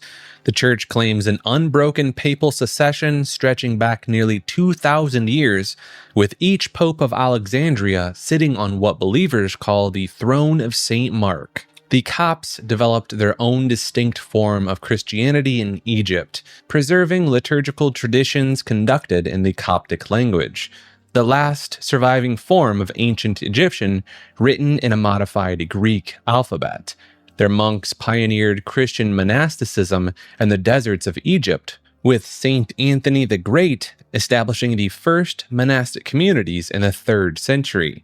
These desert fathers created extreme ascetic practices, including living atop pillars for decades and subsisting on bread and salt alone. What set the Coptic Church apart theologically is their rejection of the Council of Chalcedon in 451 AD. They maintain that Christ had one united nature, both divine and human, rather than two separate natures. This seemingly minor distinction led to 1,500 years of separation from both Catholic and Eastern Orthodox churches. The church survived the Islamic conquest of Egypt in 639 AD through a combination of isolation and the dhimmi system, which allowed them to practice their faith in exchange for special taxes. They developed unique practices during this period, including extensive fasting. Copts fast for over 200 days a year, more than any other Christian denomination. Their cross tattoos, typically inked on their right wrist, served as permanent identification in a Muslim-majority society. Today, the church faces ongoing challenges, with Coptic Christians experiencing targeted attacks in Egypt and forming large diaspora communities worldwide. The current pope oversees an estimated 15 to 20 million followers globally, maintaining ancient traditions while navigating modern religious tensions. Shaivism is another of Hinduism's oldest surviving traditions, centered on the worship of Shiva as the supreme deity. Dating back over 2,500 years, this path views Shiva not just as the destroyer in the Hindu trinity, but as the ultimate reality itself, simultaneously the annihilator and creator of all existence. This tradition splits into numerous sub-schools, each with radically different approaches. Kashmir Shaivism developed a non-dualist philosophy, claiming that all consciousness is Shiva experiencing himself through countless forms. Their practitioners use specific meditation techniques and mantras to achieve direct recognition of this divine nature within themselves. Then there are the Aghoris, perhaps Shaivism's most extreme sect. These ascetics deliberately violate social taboos as spiritual practice, meditating in cremation grounds, using human skulls as ritual bowls, and consuming substances considered impure by mainstream society.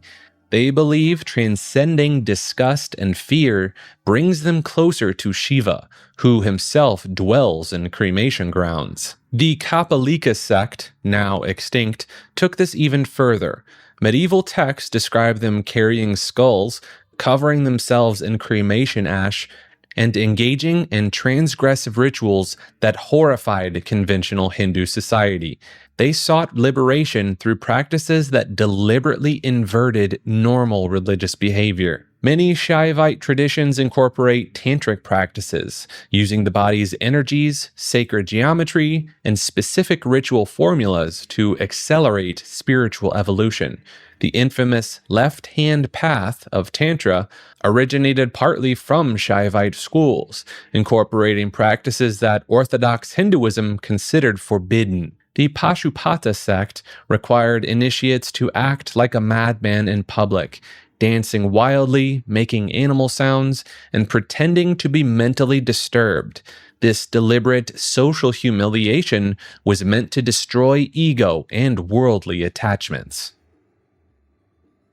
Tengriism was the spiritual backbone of the Mongol Empire, the religion that guided Genghis Khan as he conquered nearly 12 million square miles of territory.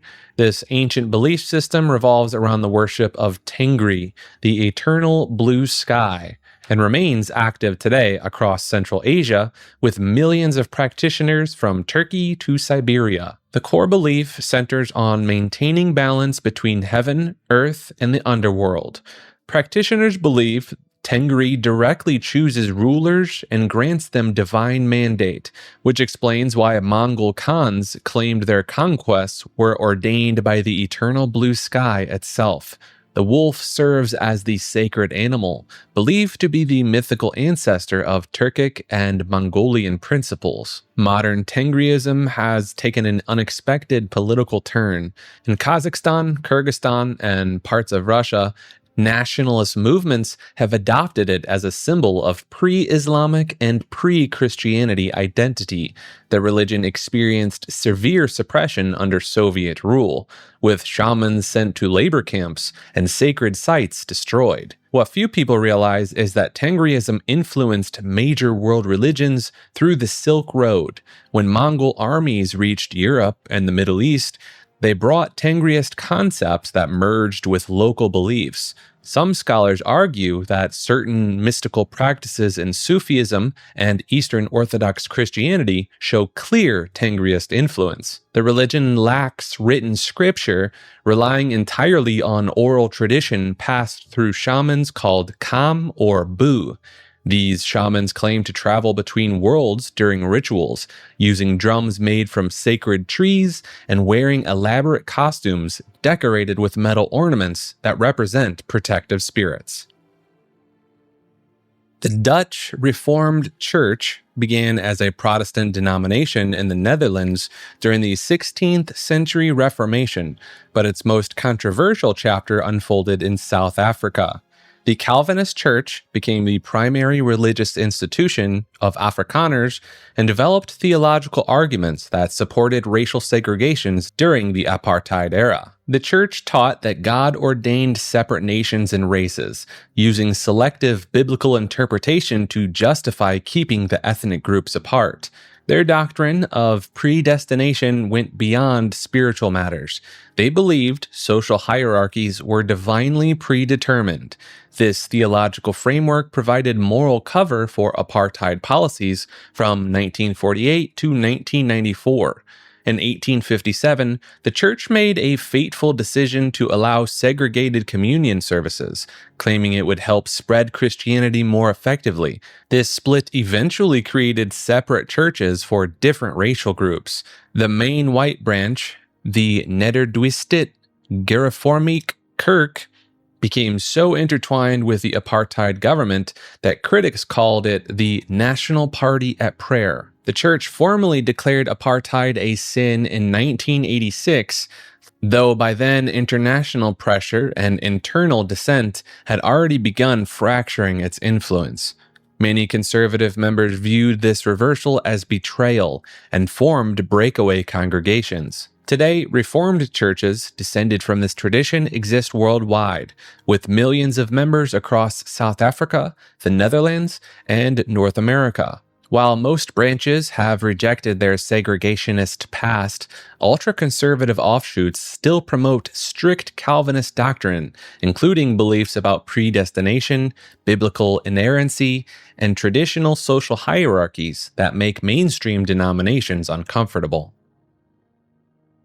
Kabbalah emerged as a mystical tradition within Judaism during the 12th century, though practitioners claim its origin traces back to Abraham or even Adam himself.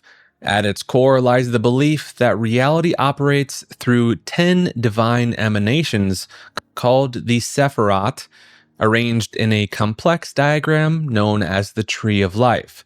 These 10 spheres supposedly make out how divine energy flows from the infinite source down into physical creation. Each sephirah corresponds to different attributes. Keter represents the crown of divine will, Chakma embodies wisdom, Binah, understanding, and so on down to Malkuth, the physical kingdom that we inhabit. Medieval Kabbalists developed elaborate meditation techniques involving Hebrew letter permeations and numerical calculations called gematria. They believed certain combinations could unlock hidden meanings in the sacred texts or even alter reality itself. The Zohar, written in 13th century Spain, became the foundational text, claiming to reveal secret teachings Moses received on Mount Sinai, but kept hidden from the masses. Traditional Jewish law actually restricted Kabbalah study to married men over 40 who already mastered the Talmud. The reasoning was that unprepared minds could suffer psychological damage or heretical beliefs from premature exposure to these concepts. The 20th century saw Kabbalah explode beyond its Jewish roots. Aleister Crowley incorporated Kabbalistic concepts into his Thelemic system. The Hermetic Order of the Golden Dawn built their entire grade system around the Tree of Life. Then came the Kabbalah Center, founded by Philip Berg in 1984, which stripped away most of its religious requirements and marketed mystical wisdom to celebrities. Madonna famously wore the red string bracelet, donated millions, and adopted the Hebrew name Esther. Demi Moore, Ashton Kutcher, and Britney Spears all attended center events during its peak popularity. Critics within Judaism argue the center sells a watered-down, commercialized version, bearing little resemblance to authentic Kabbalah. The organization charges thousands for courses and blessed water, while traditional teachers offered instruction freely to worthy students. Kardecisim emerged in 1850s France when educator Hippolyte Léon Denisard Rivet adopted the pseudonym Allan Kardec and claimed to channel ancient Celtic druids. This spiritualist doctrine combines Christian morality with the belief that spirits of the deceased actively communicate with the living through mediums. Kardec compiled messages from seances across Europe into 5 foundational books, particularly the Spirit's Book, which contains 1,019 questions allegedly answered by advanced spirits. These texts describe a universe where souls reincarnate repeatedly across multiple worlds, progressing through moral and intellectual development until reaching perfection. The doctrine teaches that Earth serves as both a school and a prison for spirits at various evolutionary stages. Suffering and hardship function as spiritual debts from past lives, while charity and moral improvement accelerate spiritual advancement. Kardecists believe mental illness often results from spirit obsession, where troubled entities attach themselves to living hosts. Brazil transformed into Kardecism's unexpected stronghold, with over 6 million practitioners today. Brazilian Kardecist centers operate hospitals, psychiatric facilities, and charity organizations. Chico Xavier, who claimed to psychograph over 400 books dictated by spirits, became Brazil's most celebrated medium, donating all proceeds from 50 million sold copies to charity. The movement maintains scientific pretensions. Kardecism practitioners conduct spirit surgeries, where mediums allegedly channel deceased doctors to perform healings, sometimes using actual surgical instruments without anesthesia. These procedures draw thousands of desperate patients, including foreigners seeking alternative treatments for terminal conditions. Free thought refers to a philosophical position that emerged as a direct challenge to religious authority during the Age of Enlightenment. The core principle is straightforward.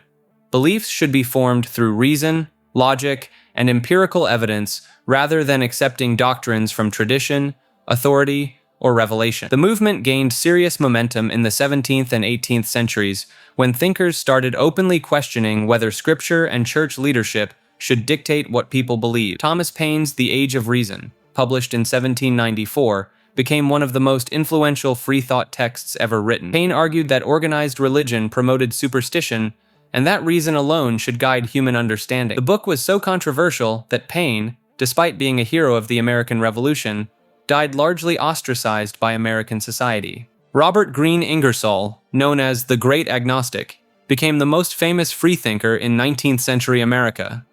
He traveled the country giving lectures that attracted thousands of people, openly challenging biblical stories and religious dogma. His speeches had titles like The Gods and Some Mistakes of Moses. Churches condemned him, but his popularity grew to the point where he influenced an entire generation to question traditional religious teachings. Free thought organizations began forming throughout Europe and North America during the 1800s. The American Secular Union, founded in 1876, promoted separation of church and state and challenged religious influence in public education. These groups published newspapers, held conventions, and created networks for people who rejected supernatural explanations for natural phenomena. The movement drew fierce opposition from religious institutions. Freethinkers faced social ostracism, lost jobs, and in some cases endured legal prosecution for blasphemy. In the early 1900s, several American states still had blasphemy laws that could result in imprisonment for publicly denying the existence of God or criticizing Christianity. Modern free thought connects directly to secular humanism, skepticism, and rationalism. Organizations like the Freedom from Religion Foundation and the Center for Inquiry continue promoting reason-based thinking and challenging religious privilege in government and public institutions. The term itself has become less commonly used, but the underlying philosophy persists in atheist, agnostic, and skeptic communities worldwide. Ibadiyya is the branch of Islam you've probably never heard of, despite being older than many mainstream Islamic schools of thought. While most people know about Sunni and Shia Islam, this third branch has quietly survived for over 1,300 years, and today controls an entire nation. The Ibadis emerged from the violent Kharijiti movement in the 7th century, but took a radically different path. Where the original Kharijitis believed in eliminating anyone they deemed insufficiently Muslim, the Ibadis developed what they called the path of concealment. This doctrine of Kitman allowed them to hide their true beliefs when threatened, practice their faith in secret, and wait for the right moment to establish their ideal society. They succeeded in Oman, where 75% of the population follows Ibadism today. The Sultan of Oman leads the only Ibadi majority nation on earth, making this ancient sect a modern political reality. What sets Ibadas apart goes beyond survival tactics. They reject the Sunni belief that only descendants of the Quraysh tribe can lead Muslims. They dismiss the Shia veneration of Ali and his bloodline. Instead, they believe any pious Muslim can become imam through community election, even if that person is, in their words, an Abyssinian slave. They maintain their own hadith collections, separate from Sunni and Shia sources. They believe sinful Muslims exist in a state between belief and disbelief, neither fully faithful nor complete infidels. They even hold that the Quran itself was created rather than eternal, a position that got other Muslims executed during the Mihna Inquisitions of medieval Baghdad. The Ibadis divide history into 4 states of religion: openness, when they can practice freely; defense, when they must protect their community; sacrifice, when they're forced underground; and concealment, when they hide among other Muslims. This framework has let them survive where hundreds of other Islamic movements vanished.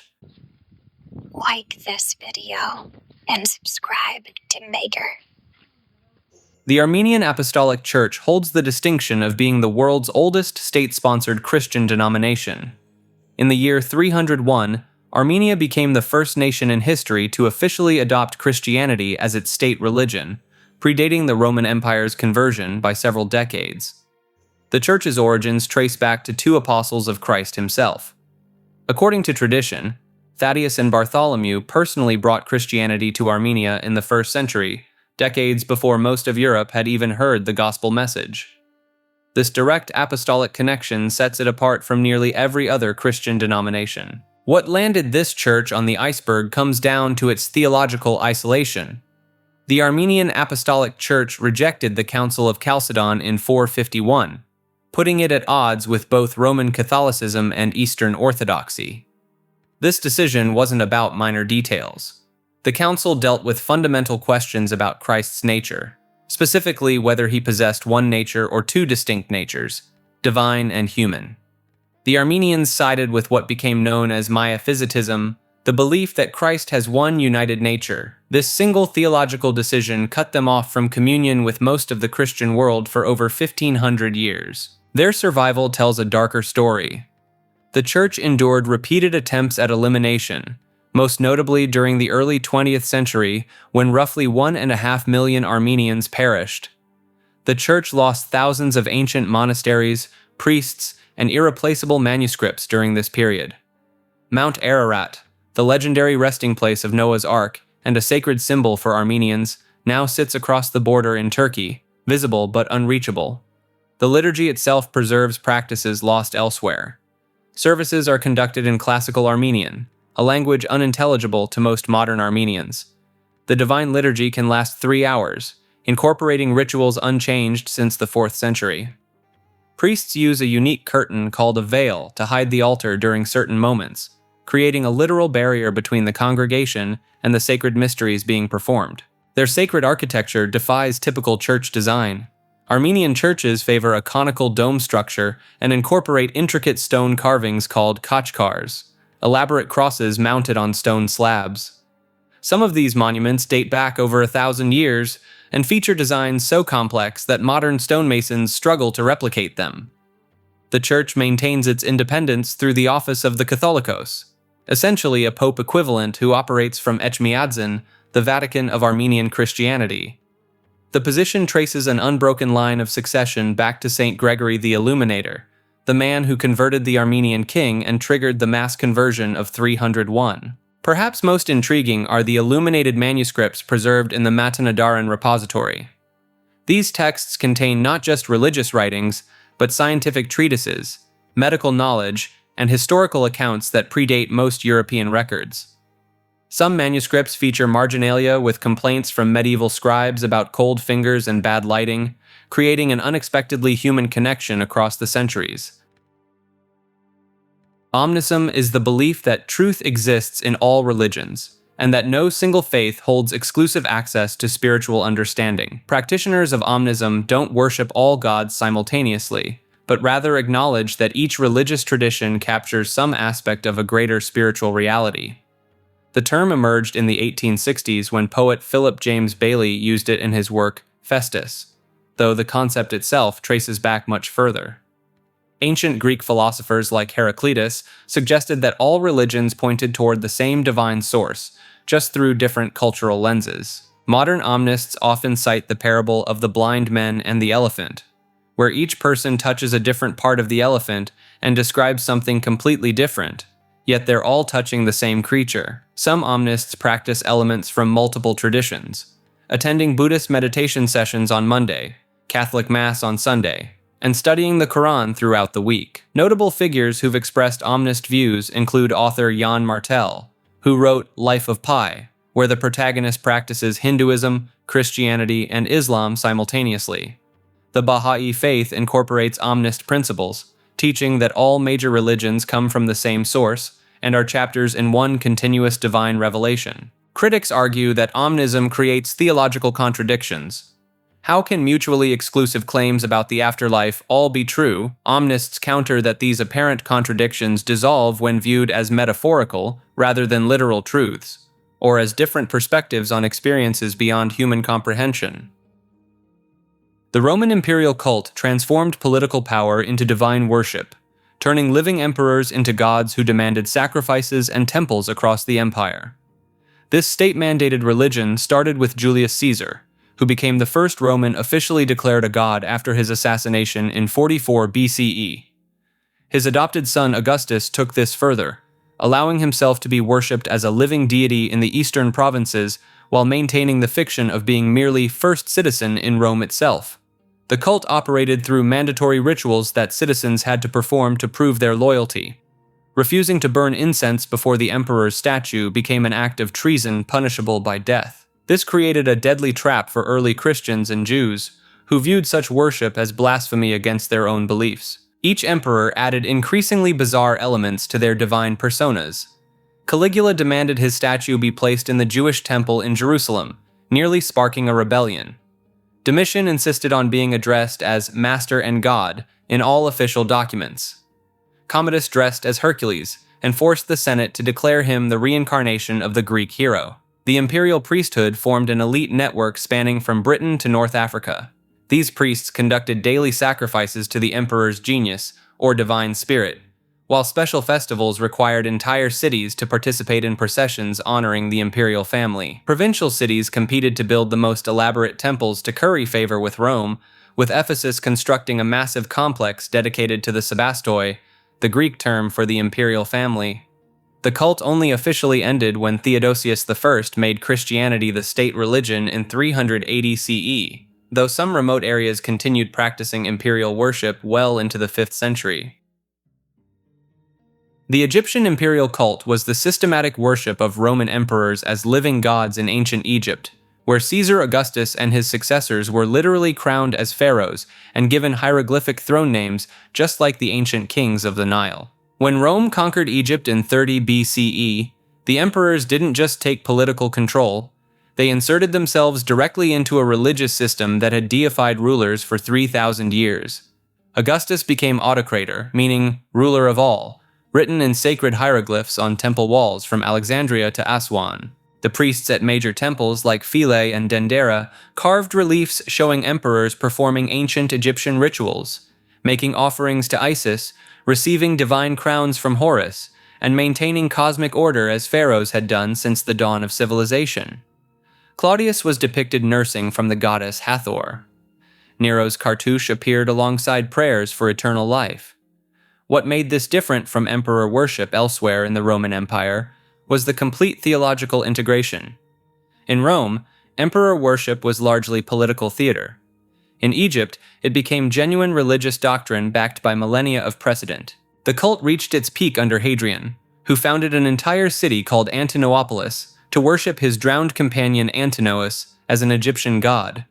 Priests performed daily rituals, oracles spoke in Antinous' name, and mystery rites promised believers resurrection in the afterlife. This fusion survived until Christianity became the official religion in 380 CE, making Egypt one of the last places where Roman emperors were worshipped not just as rulers, but as incarnate deities walking among mortals. The Sarah religion comes from West Africa, where it survived centuries of pressure from both Islam and Christianity through an unusual strategy. Its followers pretended to convert while secretly maintaining their ancient practices. This indigenous faith centers around Rug Sen, the supreme deity who created the universe through a cosmic egg. The Serer people of Senegal, Gambia, and Mauritania believe that before anything existed, there was only a primordial sea containing this egg, which eventually exploded to form the stars, Earth, and all living beings. What sets the Serer apart is their complex relationship with the Pangul, ancestral spirits who actively intervene in daily life. These aren't just remembered ancestors. The Serer maintain that the Pangul can possess living people during ceremonies, deliver prophecies, and even father children with human women. The Saltig priests serve as intermediaries, using elaborate divination rituals involving sand patterns and sacred objects to communicate with these entities. The religion gained attention from historians when they discovered the Senegambian stone circles, massive megalithic monuments that the Serer claim were built by their ancestors thousands of years ago. These circles align with specific astronomical events, suggesting the Serer possessed advanced knowledge of celestial movements long before European contact. Their creation mythology includes detailed accounts of multiple failed attempts at creating humanity, with each failure producing different categories of supernatural beings that still exist in parallel dimensions. The Serer maintain that certain individuals can travel between these dimensions through trance states induced by specific drum patterns and plant preparations. Perhaps most intriguingly, Serer oral traditions contain references to astronomical phenomena that weren't confirmed by Western science until recently, including the existence of a companion star to Sirius that's invisible to the naked eye. LaVeyan Satanism emerged in 1966, when Anton Shandor LaVey founded the Church of Satan in San Francisco on Walpurgisnacht, April 30th. The timing wasn't coincidental. LaVey, a former carnival organist and crime scene photographer, deliberately chose a date steeped in occult significance to announce his new religion to the world. The central text, the Satanic Bible, arrived 3 years later in 1969. It became one of the most misunderstood religious documents in modern history. Critics assumed it promoted devil worship and evil acts. The reality was far more mundane and, in some ways, more subversive. LaVeyan Satanism doesn't involve belief in an actual Satan. There's no worship of a demonic entity, no summoning rituals to dark lords, no sacrifices. The entire system operates on atheistic principles. Satan functions as a symbol, representing individualism, carnality, enlightenment, and opposition to arbitrary authority. LaVey explicitly rejected the supernatural, viewing his Satanism as a philosophy dressed in theatrical ritual. The 9 satanic statements open the Satanic Bible and establish the framework. Satan stands for indulgence instead of abstinence, vital existence instead of spiritual pipe dreams, undefiled wisdom instead of hypocritical self-deceit. The philosophy champions material success, personal pleasure, and rational self-interest over the Christian concepts of self-denial and humility. LaVey called his approach, "I am my own God." Followers practice self-worship rather than deity worship. The religion inverts traditional Christian values deliberately.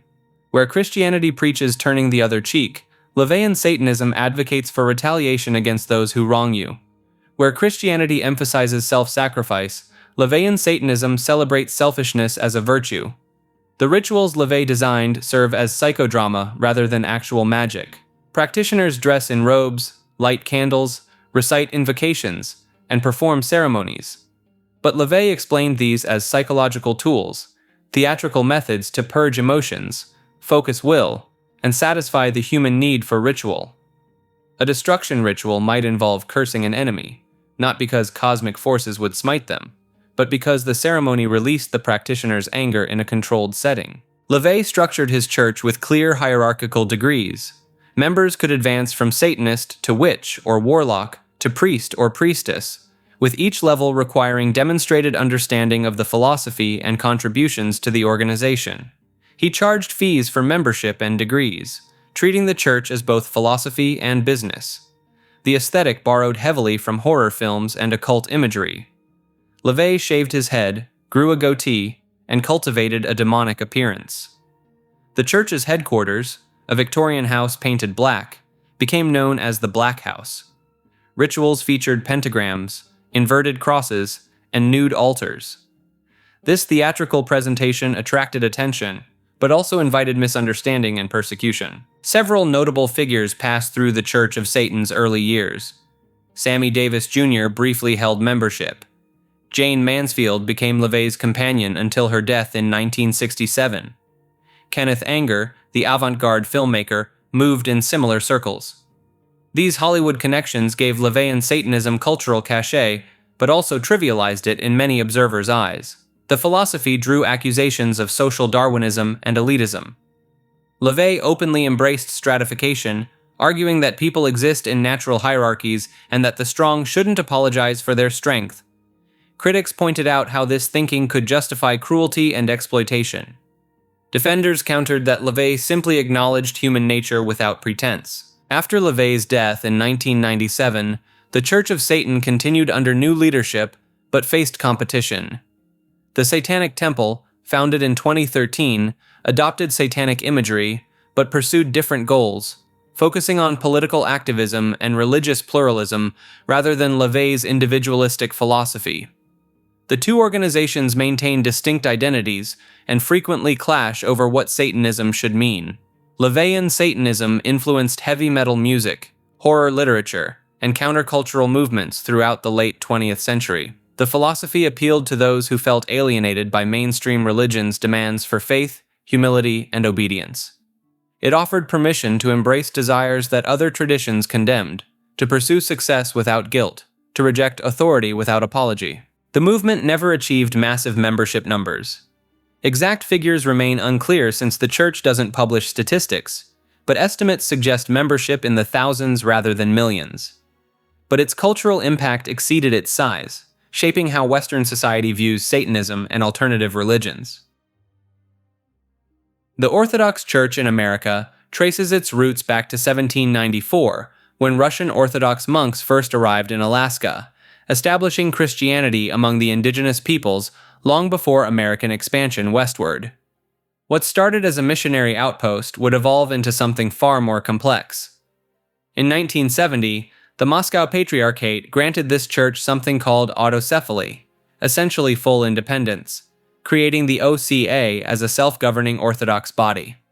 This move sparked immediate controversy that continues today.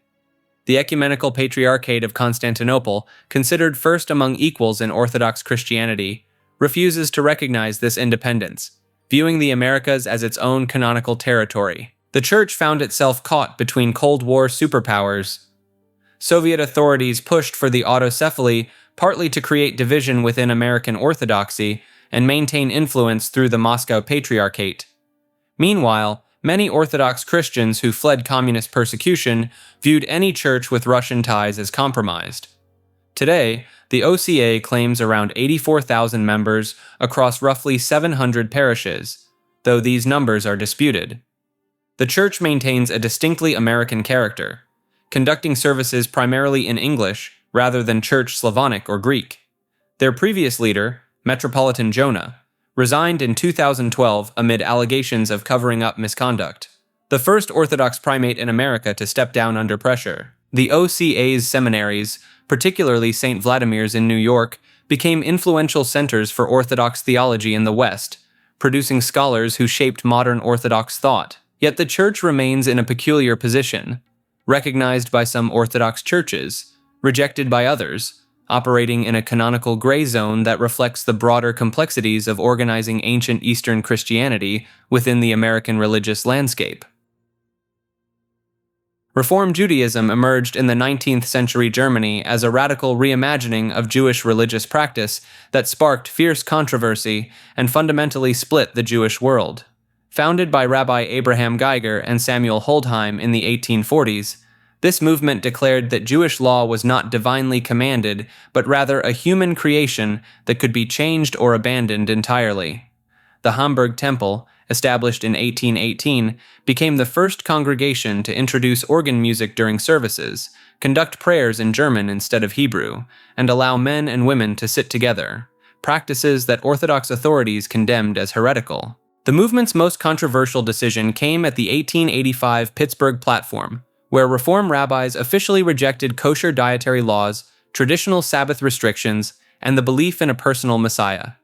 They declared Jews were no longer a nation awaiting return to Israel, but simply Americans of the Jewish faith. Rabbi Isaac Mayer Wise, who founded Hebrew Union College in Cincinnati in 1875, pushed these changes even further by creating a distinctly American version that allowed driving on the Sabbath, eliminated head coverings during prayer, and permitted intermarriage with non-Jews. The backlash was immediate and severe.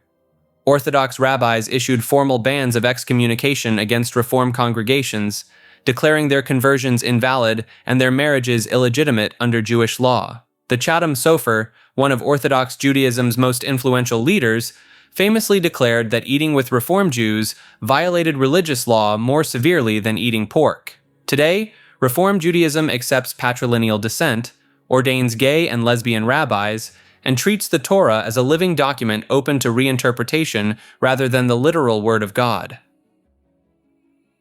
Otherkin are individuals who believe they possess the soul, spirit, or essence of a non-human entity trapped within a human body.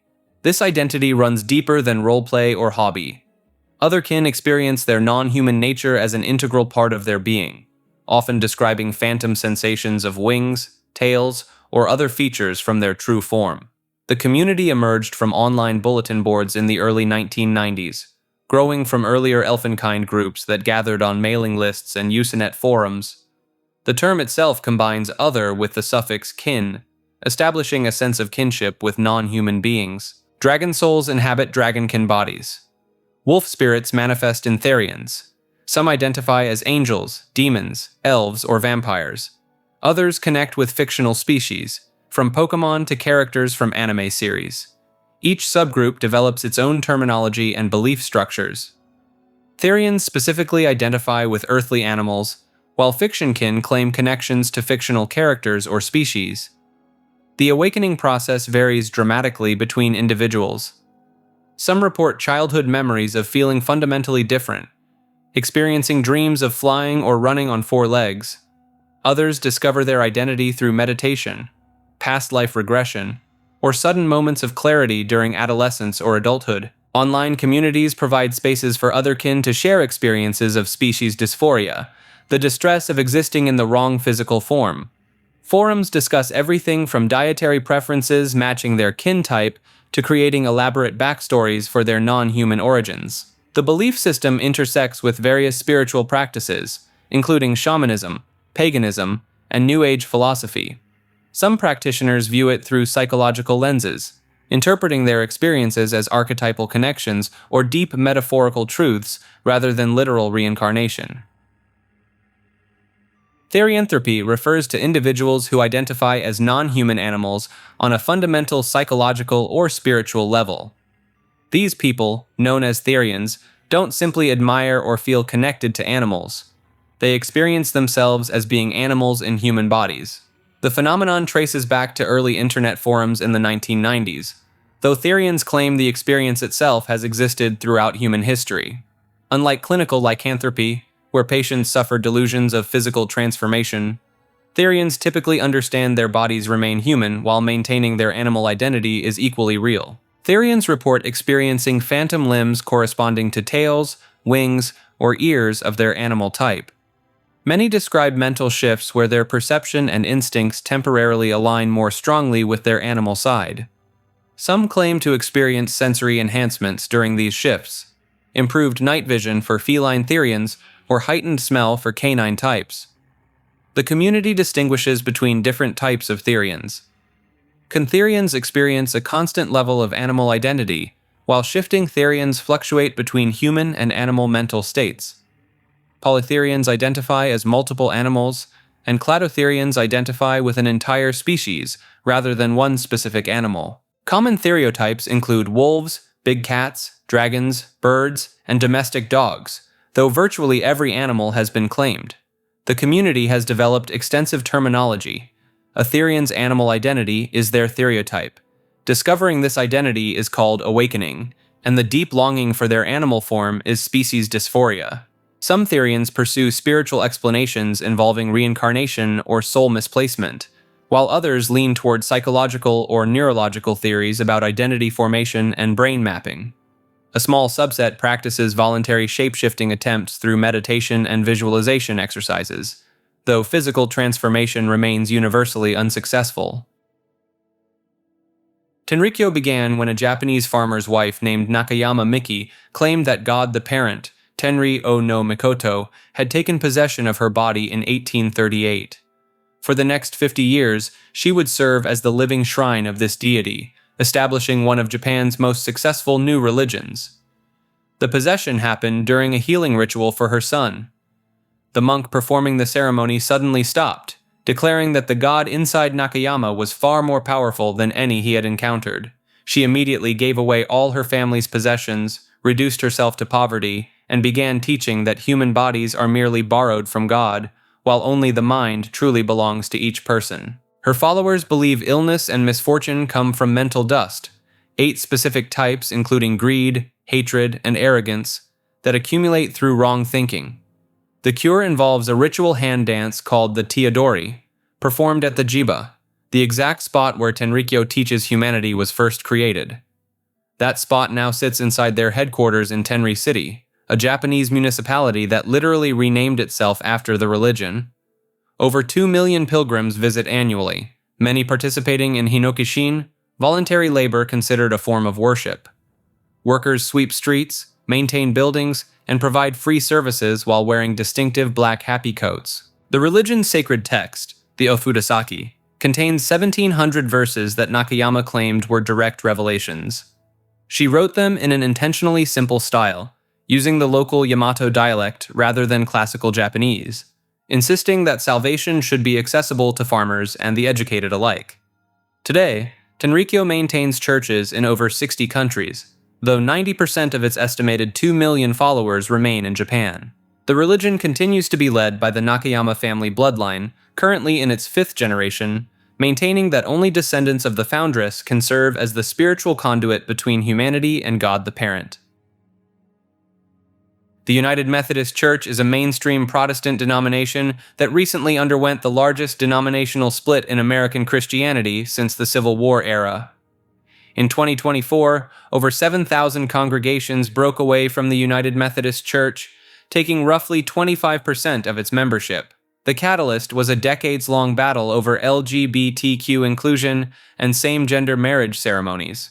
Conservative churches formed the Global Methodist Church, while the remaining United Methodists lifted their bans on LGBTQ clergy and marriages. The churches fought over who owned buildings worth millions of dollars, with some congregations having to pay massive exit fees to keep their sanctuaries. In North Carolina alone, departing churches paid over $120 million in settlement costs. The denomination traces back to John Wesley's Methodist movement in 18th century England, which itself emerged from the Anglican Church. Wesley claimed to experience supernatural phenomena, including healing powers and prophetic visions, practices that put him at odds with mainstream Christianity of his time. The American branch formed in 1784 and became known for circuit riders, traveling preachers who conducted services in frontier territories. These riders often reported strange spiritual encounters in the wilderness, contributing to the Second Great Awakening's revival movement. Today's split has created 2 distinct churches from what was once America's 3rd largest denomination, fundamentally reshaping the Protestant landscape and leaving millions of members navigating an unprecedented religious divide.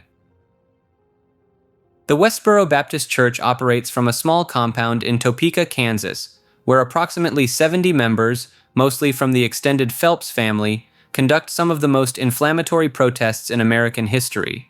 Founded in 1955 by Fred Phelps, a disbarred lawyer who once fought for civil rights cases, the church gained national infamy in the 1990s when they began picketing funerals with neon-colored signs containing shocking slogans.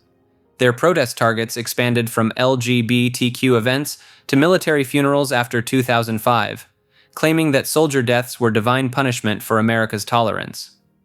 The church schedules multiple pickets daily, traveling across the country to appear at high-profile funerals, disasters, and tragedies within hours of their occurrence. What few realize is that many members are lawyers themselves, using their legal expertise to stay within First Amendment boundaries while provoking confrontations.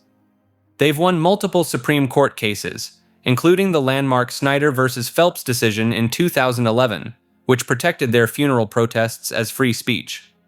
The church funds itself partially through lawsuits against those who violate their rights or assault them during demonstrations.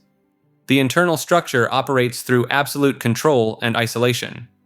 Members who question doctrine face immediate banishment, cut off completely from their families. Fred Phelps himself was excommunicated shortly before his death in 2014, though the church never explained why. Since then, over 20 members have escaped, including Phelps's granddaughter Megan Phelps Roper, who described growing up believing they were the only people on earth who understood God's truth. Former members report that children begin picketing as young as 5 years old, holding signs with messages they don't yet understand. The church maintains its own compound with a school, law office, and fitness center, creating a self-contained world where members rarely interact with outsiders except during protests. Unitarian Universalism emerged from the 1961 merger of 2 Christian heresies that the Catholic Church once burned people for believing. The Unitarians rejected the Trinity, insisting Jesus was human, not divine. The Universalists believed everyone goes to heaven, no hell required. Today's Unitarian Universalist congregations contain atheists, Buddhists, pagans, Christians, and humanists all sitting in the same pews.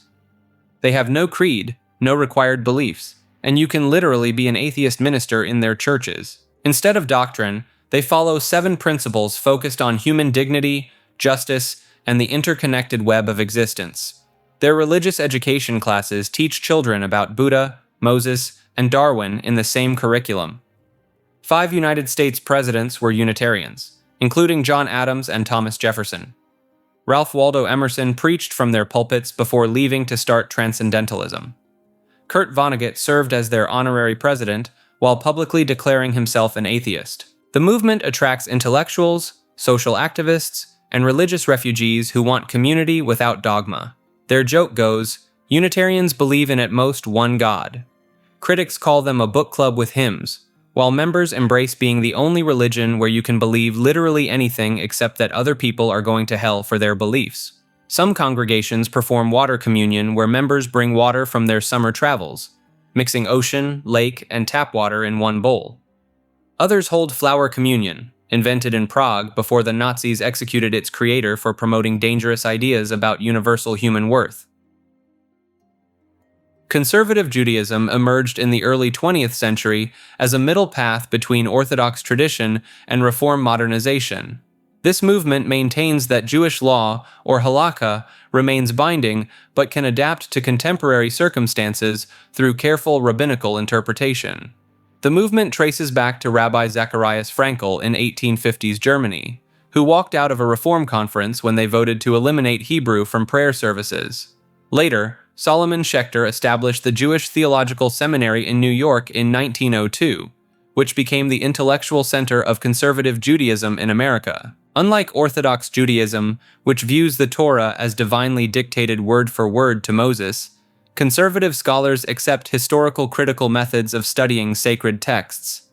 They acknowledge that Jewish law developed over centuries through human interpretation, though guided by divine inspiration. The movement permits driving to synagogue on Sabbath, a practice Orthodox Judaism forbids. This 1950 ruling recognized that American Jews lived far from synagogues and would otherwise skip services entirely. Women can serve as rabbis and count in a minyan, the 10-person quorum needed for certain prayers, changes implemented in the 1980s after decades of debate. Conservative Judaism peaked in the 1960s when it claimed over 40% of American Jews.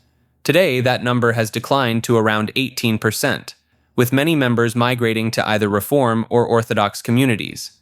The movement struggles with retaining younger members, who often find Reform Judaism more liberal or Orthodox Judaism more authentically traditional. The United Synagogue of Conservative Judaism oversees roughly 600 congregations worldwide, with most concentrated in North America. Homerism refers to religious movements and belief systems that treat the ancient Greek poet Homer's epic works as sacred texts, or attempt to reconstruct and practice the religion depicted in the Iliad and Odyssey. Rather than viewing these stories as mere literature, followers approach them as genuine theological documents containing divine truth about the gods and proper worship. The foundation rests on taking Homer's detailed descriptions of sacrifices, prayers, and divine interactions as historical records of how the ancient Greeks actually practiced their religion. When Odysseus pours wine for Poseidon, or when Achilles sacrifices bulls to Zeus, these aren't literary devices, but instructional texts. Modern practitioners reconstruct rituals by following Homer's descriptions line by line, measuring out the same offerings, reciting adapted versions of the prayers, and attempting to recreate the exact ceremonial protocols described in the epics. Some groups within Hellenistic Reconstructionism specifically identify as Homeric practitioners, distinguishing themselves from other neo-pagan approaches by their strict adherence to Homer's texts as primary sources. They argue that Homer preserves the most authentic form of Greek religion, predating later philosophical reinterpretations by Plato or the mystery cults. For them, the religion of Achilles and Hector represents the pure, warrior aristocratic faith before it became corrupted by abstract philosophy. The theological implications get interesting when followers grapple with Homer's portrayal of the gods as flawed, petty, and prone to deception. Unlike modern religious texts that present deities as paragons of virtue, Homer's gods lie, cheat, play favorites, and interfere in mortal affairs for personal amusement.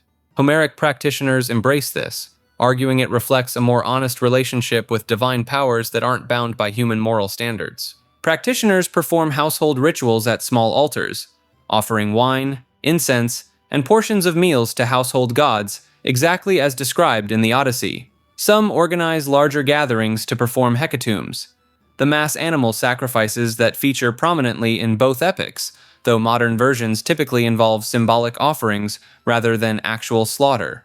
The goal remains building reciprocal relationships with the gods through Xenia, the sacred guest friendship that governs both divine mortal and human-human interactions throughout Homer's works. Critics within broader pagan communities point out that Homer was a poet, not a priest, and his religious descriptions served narrative purposes rather than documentary ones. Archaeological and historical evidence suggests actual Greek religious practice varied significantly from Homer's poetic accounts. But for committed Homerists, the epics contain more truth than academic reconstructions ever could. Haredi Judaism refers to the most theologically conservative form of Orthodox Judaism, where adherents follow an interpretation of Jewish law so strict that many mainstream Jews consider it extreme. These communities, found primarily in Israel and New York, maintain a lifestyle frozen somewhere between the 18th and 19th centuries, complete with the black hats, long coats, and side curls that make them instantly recognizable. The Haredi world operates on a completely different system than secular society. Men spend their entire lives studying ancient texts in yeshivas, while their wives work to support the family, sometimes having 10 or more children. In the Mea Shearim neighborhood of Jerusalem, signs warn visitors to dress modestly or face violent confrontation. Some Haredi buses practice gender segregation, with women sitting in the back, and certain sects forbid women from driving entirely. The relationship with technology gets particularly intense. While some groups ban the internet completely, others have created kosher phones, devices stripped of internet access, cameras, and text messaging. The Skver Hasidim in New Square, New York, prohibit women from driving within their village borders, while the Satmar dynasty split into two warring factions over succession disputes, each claiming tens of thousands of followers. The most extreme positions come from groups like the Neturei Karta, who believe the state of Israel shouldn't exist until the Messiah arrives, leading them to publicly embrace Iran's leadership and attend Holocaust denial conferences. Meanwhile, the modesty patrols in certain neighborhoods have been known to throw bleach on women they deem inappropriately dressed, and some communities maintain their own shadow police forces and courts that operate outside government jurisdiction. Amorite mythology refers to the religious beliefs of an ancient Semitic people who controlled vast territories across Mesopotamia and the Levant between 2000 and 1600 BCE. The Amorites left behind fragmentary texts that reveal a pantheon of deities who would later influence the development of biblical traditions in ways most people never realize. Their chief deity was Amuru, a storm god who ruled over the western deserts and steppes. Unlike the agricultural gods of settled civilizations, Amuru embodied the nomadic warrior spirit of the Amorite tribes. He carried a curved throwing stick called a gamlu and commanded both destructive sandstorms and life-giving rain. The Amorites adopted and transformed Mesopotamian gods like Marduk and Shamash, but they also introduced new divine concepts that would echo through history. Their god Ilu, meaning simply God or the god, appears to be a precursor to the Hebrew El, one of the names for God in the Old Testament. Archaeological evidence from Mari, an Amorite kingdom on the Euphrates River, reveals prophetic practices strikingly similar to those described in biblical texts. Amorite prophets delivered divine messages in poetic speech, entered ecstatic trances, and served as intermediaries between gods and kings centuries before Hebrew prophets would do the same. The biblical text itself preserves traces of Amorite influence, referring to them as giants and mighty warriors who once ruled Jerusalem before King David. The famous King Hammurabi of Babylon, creator of one of history's first law codes, was himself an Amorite ruler who merged tribal traditions with Mesopotamian civilization. Their mythology gradually dissolved as the Amorites assimilated into local populations, but their religious innovations lived on, woven invisibly into the foundations of Western religious thought. Thelema emerged in 1904 when British occultist Aleister Crowley claimed to receive a channeled text called the Book of the Law from a non-physical entity named Aiwass. Over 3 days in Cairo, Egypt, Crowley transcribed this manuscript that would become the foundation for an entire religious and magical system. The central tenet boils down to one phrase: "Do what thou wilt shall be the whole of the law." This isn't a free pass for chaos or selfishness, though it's been misinterpreted that way countless times. In Thelemic philosophy, each person has a true will, essentially their authentic purpose or divine calling. The goal is discovering and following this true will, rather than living according to social conditioning or external expectations. Crowley believed humanity had entered the Aeon of Horus, a new spiritual age replacing the previous Aeon of Osiris, which was dominated by dying god religions like Christianity. This new Aeon emphasized individual sovereignty and rejected traditional moral frameworks. The complementary phrase, "love is the law, love under will," adds a balancing principle, suggesting that pursuing your true will should align with a deeper cosmic love rather than mere selfish desire. The primary organization practicing Thelema is Ordo Templi Orientis, or OTO, which Crowley restructured around his teachings. The order uses a degree system similar to Freemasonry, with initiates progressing through various levels of instruction. Higher degrees involve sex magic practices that Crowley considered essential to spiritual transformation, viewing intimate acts as rituals that could generate magical energy and facilitate mystical experiences. Thelemic practice includes elaborate rituals like the Gnostic Mass, daily exercises such as the lesser banishing ritual of the pentagram, and keeping detailed magical diaries. Practitioners work with Kabbalistic correspondences, tarot symbolism, and astrological timing. The religion incorporates elements from Egyptian mythology, ceremonial magic traditions, and Eastern philosophies. Modern Thelema has splintered into various organizations and interpretations since Crowley's passing in 1947. Some groups maintain strict adherence to his writings, while others adapt the philosophy more loosely. The religion claims tens of thousands of practitioners worldwide, though exact numbers remain unclear given its decentralized nature. Its influence extends far beyond its membership, shaping modern occultism, chaos magic, and even popular music, with figures like Jimmy Page and David Bowie exploring Crowley's work. This entry, Hermeticism, examines an ancient philosophical tradition that claims to preserve the secret wisdom of Hermes Trismegistus, a legendary figure who was supposedly both the Greek god Hermes and the Egyptian god Thoth, merged into one divine teacher. The texts attributed to him, known as the Corpus Hermeticum, were written somewhere between the 1st and 3rd centuries in Alexandria, Egypt, though followers believed they dated back thousands of years earlier. The core teaching revolves around a concept called as above, so below, the idea that the macrocosm of the universe mirrors the microcosm of the individual human being. This wasn't just philosophical poetry. Hermetic practitioners believed they could manipulate physical reality by understanding these cosmic correspondences. If the planets influenced earthly metals, then working with those metals during specific planetary alignments could produce tangible effects. The Emerald Tablet, a cryptic text that supposedly contains the entire secret of creation in just 13 sentences, became the foundation for alchemical work throughout medieval Europe. Alchemists weren't simply trying to turn lead into gold for profit. They viewed metallic transformation as a physical allegory for spiritual purification.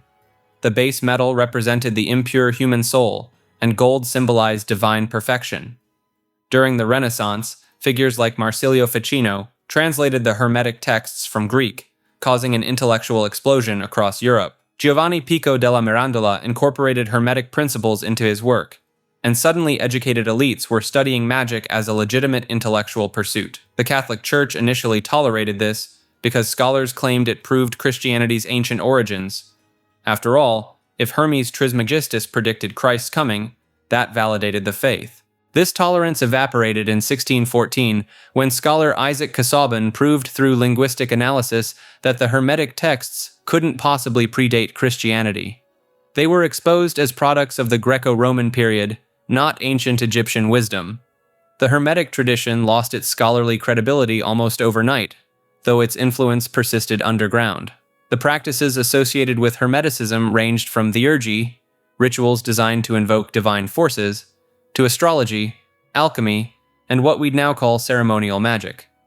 Practitioners created elaborate talismans, believing that inscribing specific symbols at astrologically significant moments could trap planetary energies in physical objects.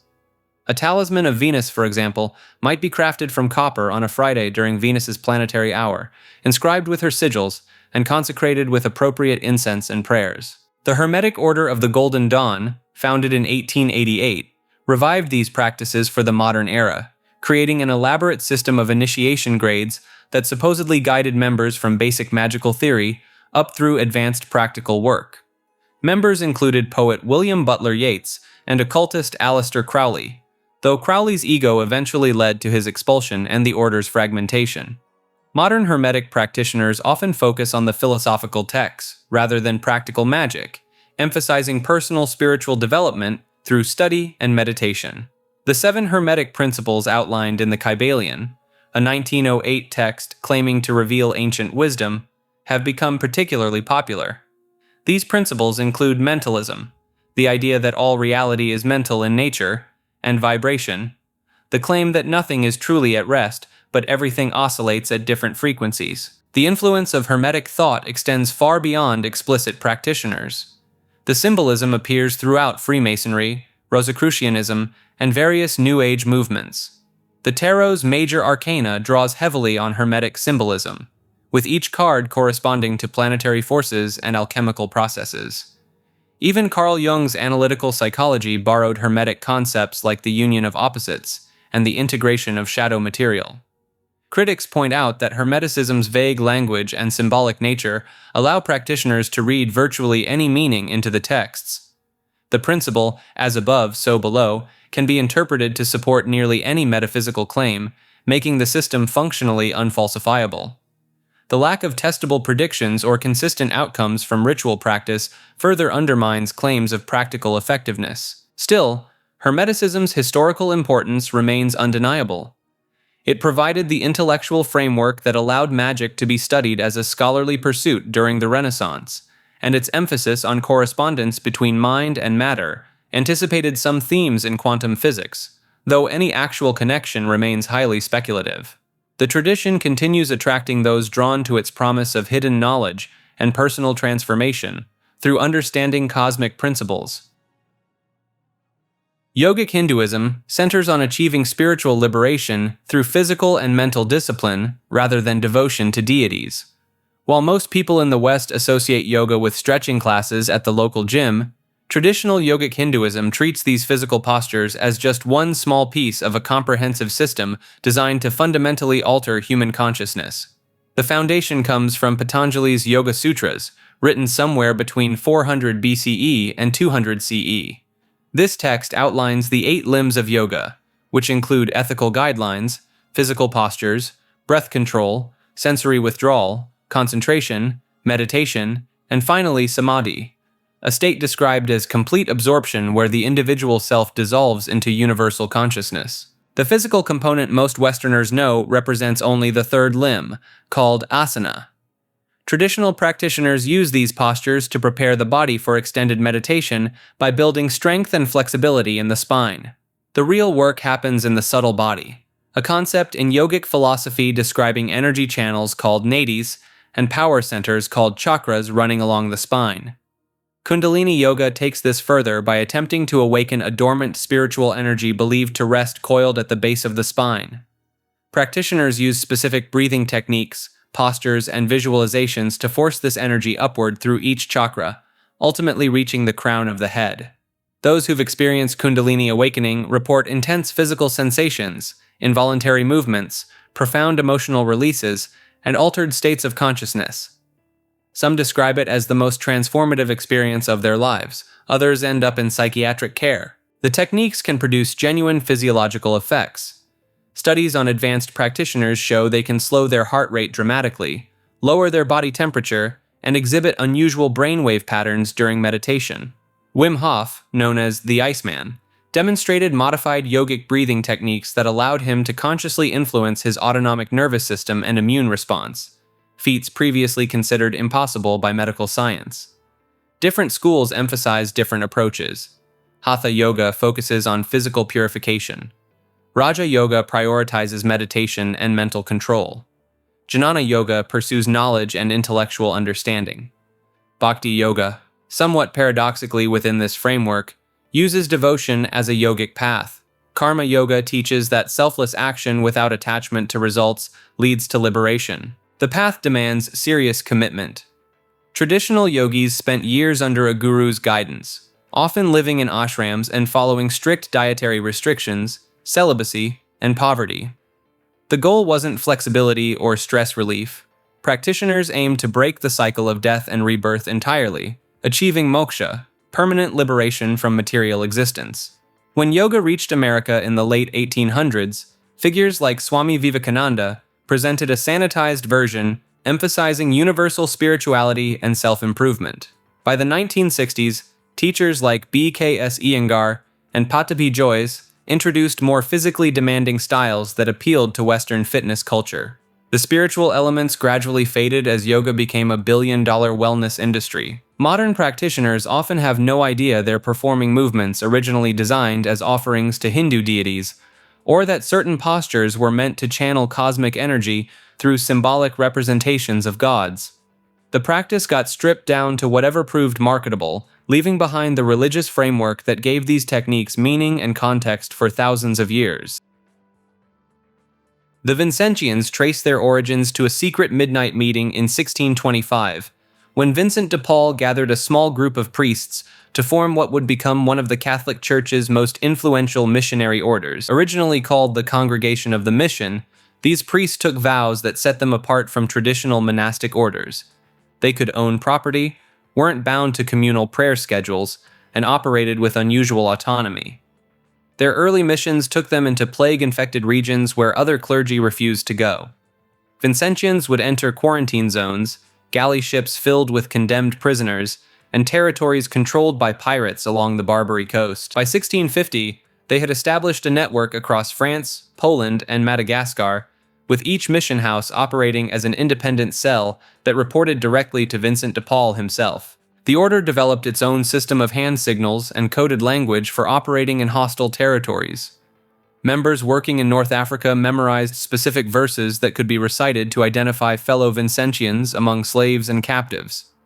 Their rulebook, kept secret from outsiders for nearly a century, contained detailed instructions for everything from negotiating with Ottoman officials to performing last rites in underground prisons. Modern Vincentians run over 500 institutions worldwide, including universities that have produced multiple heads of state and Vatican officials. Their influence extends through a lay organization with 4 million members who meet in small groups called conferences, a structure that mirrors the original clandestine gatherings that launched the movement 400 years ago.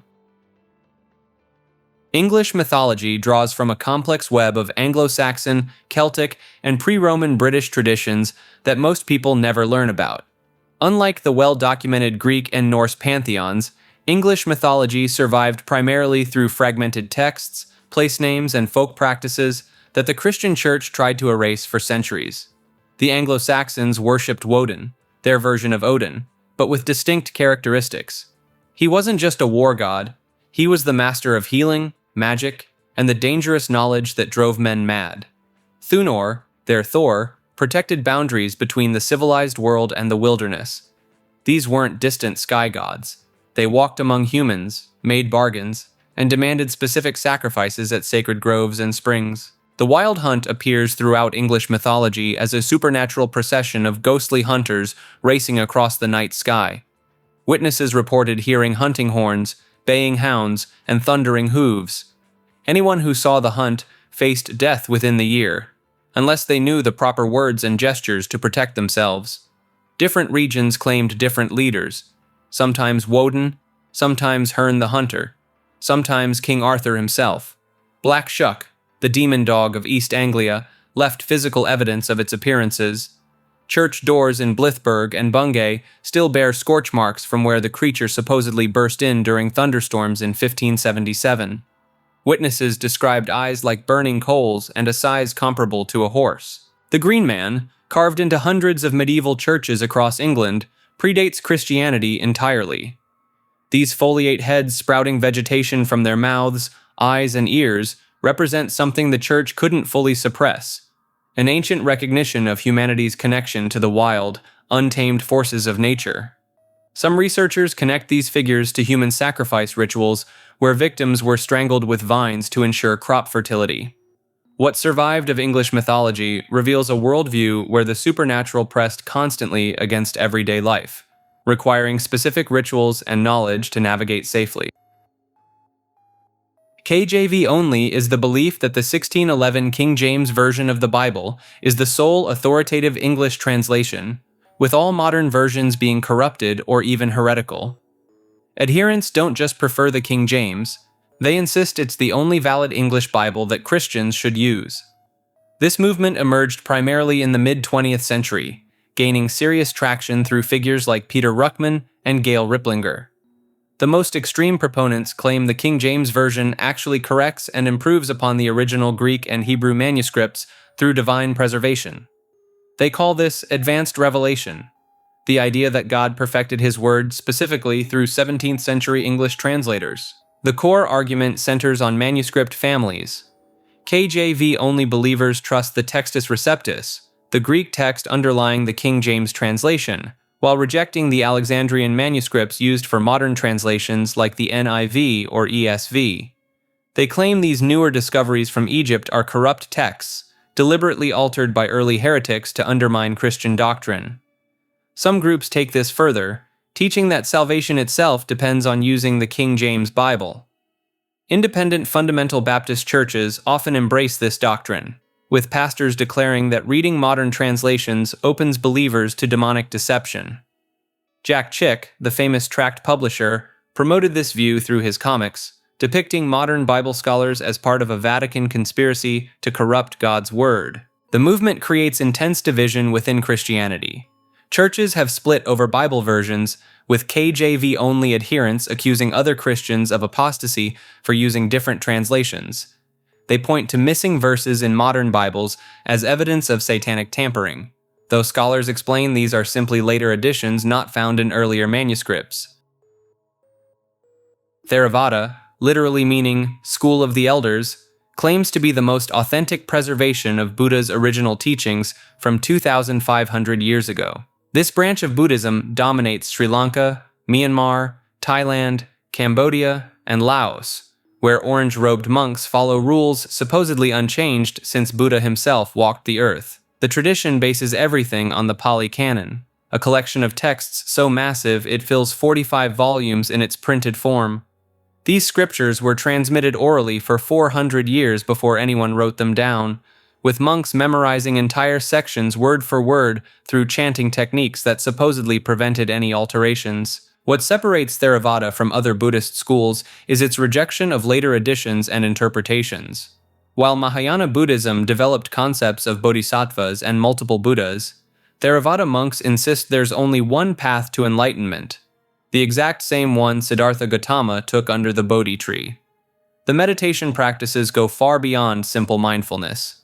Advanced practitioners study the Visuddhimagga, a 5th century manual describing 40 different meditation objects and claiming mastery can lead to supernatural abilities called iddhis, including walking through walls, diving into the earth, and remembering past lives in detail. In forest monasteries across Thailand and Myanmar, monks still practice dhutanga, ascetic challenges that include eating only once per day, never lying down, and meditating in charnel grounds surrounded by decomposing bodies. Some practitioners wear robes sewn from shrouds taken from corpses, believing this constant reminder of death accelerates spiritual progress. The tradition maintains that only monks can achieve full enlightenment in this lifetime, creating a two-tier system where laypeople accumulate merit for better rebirths, while monastics pursue complete liberation from existence itself. Hasidic Judaism emerged in the 18th century Eastern Europe as a mystical revival movement within Orthodox Judaism, founded by Rabbi Israel ben Eliezer, better known as the Baal Shem Tov, or Master of the Good Name. This movement transformed Jewish religious practice by emphasizing ecstatic prayer, joy in worship, and the belief that even the simplest person could connect directly with the divine through sincere devotion. The Hasidim, meaning the pious ones, organized themselves into dynasties led by charismatic rabbis called rebbes, who their followers believe possess special spiritual powers and serve as intermediaries between humanity and God. Each dynasty developed distinct customs, melodies, and even variations in their traditional black clothing. The Satmar dynasty became known for their fierce anti-Zionism, refusing to recognize the State of Israel on theological grounds. The Lubavitch, or Chabad, took the opposite approach, establishing outreach centers in over 100 countries. What truly sets Hasidic communities apart is their deliberate isolation from modern society. In neighborhoods like Brooklyn's Borough Park and Williamsburg, they've created parallel economies where Yiddish remains the primary language and internet access is heavily restricted or banned entirely. Their educational system, the yeshiva, focuses almost exclusively on religious texts, with secular subjects often limited to the bare legal minimum. The movement's mystical practices center on Kabbalah, particularly the concept of tikkun olam, repairing the world through specific spiritual actions. They believe every mundane act, from eating to sleeping, can become a form of worship when performed with the right intention. Their weddings feature the mitzvah tance, where male relatives dance with the bride while holding opposite ends of a long rope or gartel, maintaining physical separation while celebrating. Some Hasidic groups practice unusual customs that outsiders find perplexing. The Breslov Hasidim make annual pilgrimages to their founder's grave in Uman, Ukraine, even during wartime. During Rosh Hashanah, tens of thousands gather there, transforming the small Ukrainian city into a temporary Hasidic metropolis. The succession disputes within dynasties have occasionally turned dramatic. When the previous Satmar Rebbe passed in 2006, his two sons split the community, each claiming leadership and control over institutions worth hundreds of millions of dollars. Court battles, physical confrontations, and parallel rabbinical courts emerged from what outsiders dubbed the War of the Roses of the Hasidic world. Their birth rates, averaging 6 to 8 children per family, have made them one of the fastest growing populations in New York and Israel. Kiryas Joel in upstate New York, founded in 1974 with just a few dozen families, now houses over 30,000 residents, making it one of the youngest and poorest municipalities in America, yet also one with remarkably low crime rates and high reported happiness levels. The digital age has created unprecedented challenges for Hasidic leadership. Despite bans on smartphones and internet, underground networks share forbidden content through modified devices called kosher phones. Some members secretly maintain social media accounts under pseudonyms, leading double lives that would result in expulsion if discovered. Slavic mythology refers to the ancient belief system of the Slavic peoples before Christianity swept through Eastern Europe. Unlike Greek or Norse mythology with their well-preserved texts, Slavic mythology survived mostly through folk tales, seasonal festivals, and practices that the church couldn't quite stamp out. The Slavs worshipped a pantheon dominated by Perun, the thunder god who wielded an axe and rode a chariot pulled by a goat. His eternal enemy was Veles, a shape-shifting serpent deity of the underworld, cattle, and wealth. Their cosmic battle supposedly caused the changing of seasons. When Veles stole Perun's cattle, wife, or children and dragged them underground, Perun would strike the earth with lightning until Veles released them. The mythology features Mokosh, the only female deity mentioned in old Russian chronicles, who controlled fate and weaving. Women would throw hemp seed and wool scraps into wells as offerings, believing she could curse those who worked on Fridays. One of the most intriguing elements involves the domovoi, household spirits that lived behind stoves. Families moving to new homes would carry hot coals from their old stove to invite their domovoi along. Forgetting this ritual meant abandoning a family member and guaranteeing misfortune. The god Chernobog, literally meaning black god, became so feared that merely uttering his name required spitting or cursing afterward. Medieval Christian chroniclers described rituals where worshippers would pass around a cup in darkness, whispering curses in Chernobog's name whenever they drank. Rod and the Rozhanitsy controlled destiny itself, a divine family that predetermined every human's fate before birth. Even after Christianization, women continued leaving bread, cheese, and honey for the Rozhanitsy after childbirth, disguising it as offerings to the Virgin Mary. The Ukrainian Greek Catholic Church exists in a fascinating religious gray zone. This church follows Eastern Orthodox liturgy and traditions while simultaneously pledging allegiance to the Pope in Rome, making it part of a category called Eastern Catholic Churches. What emerged in the late 1500s through the Union of Brest, became one of the most persecuted religious institutions of the 20th century. Under Soviet rule, Stalin ordered its complete liquidation in 1946, forcing all bishops to either convert to Russian Orthodoxy or face imprisonment. The church's leader, Metropolitan Joseph Slepage, spent 18 years in Siberian labor camps rather than renounce his faith. The church went completely underground, operating in secret for nearly half a century. Priests performed baptisms in private apartments, celebrated liturgies in forests, and ordained new clergy in hidden ceremonies. They developed elaborate codes and networks to avoid detection by the KGB, who actively hunted them down. The underground church created what they called catacomb priests, clergy who maintained regular day jobs while secretly ministering to believers. Some worked as factory workers, others as janitors or farmers, all while risking decades in prison if discovered. When the Soviet Union began collapsing in 1989, something extraordinary happened. This supposedly dead church suddenly revealed it had millions of secret adherents. Entire villages in western Ukraine emerged as having maintained the faith in complete secrecy for 43 years. The church reclaimed hundreds of confiscated properties overnight, shocking both Moscow and the Vatican with its survival. Today, it remains the largest Eastern Catholic church, with about 4 million members primarily in Ukraine, using Old Church Slavonic in its liturgies and maintaining married priests while still answering to Rome.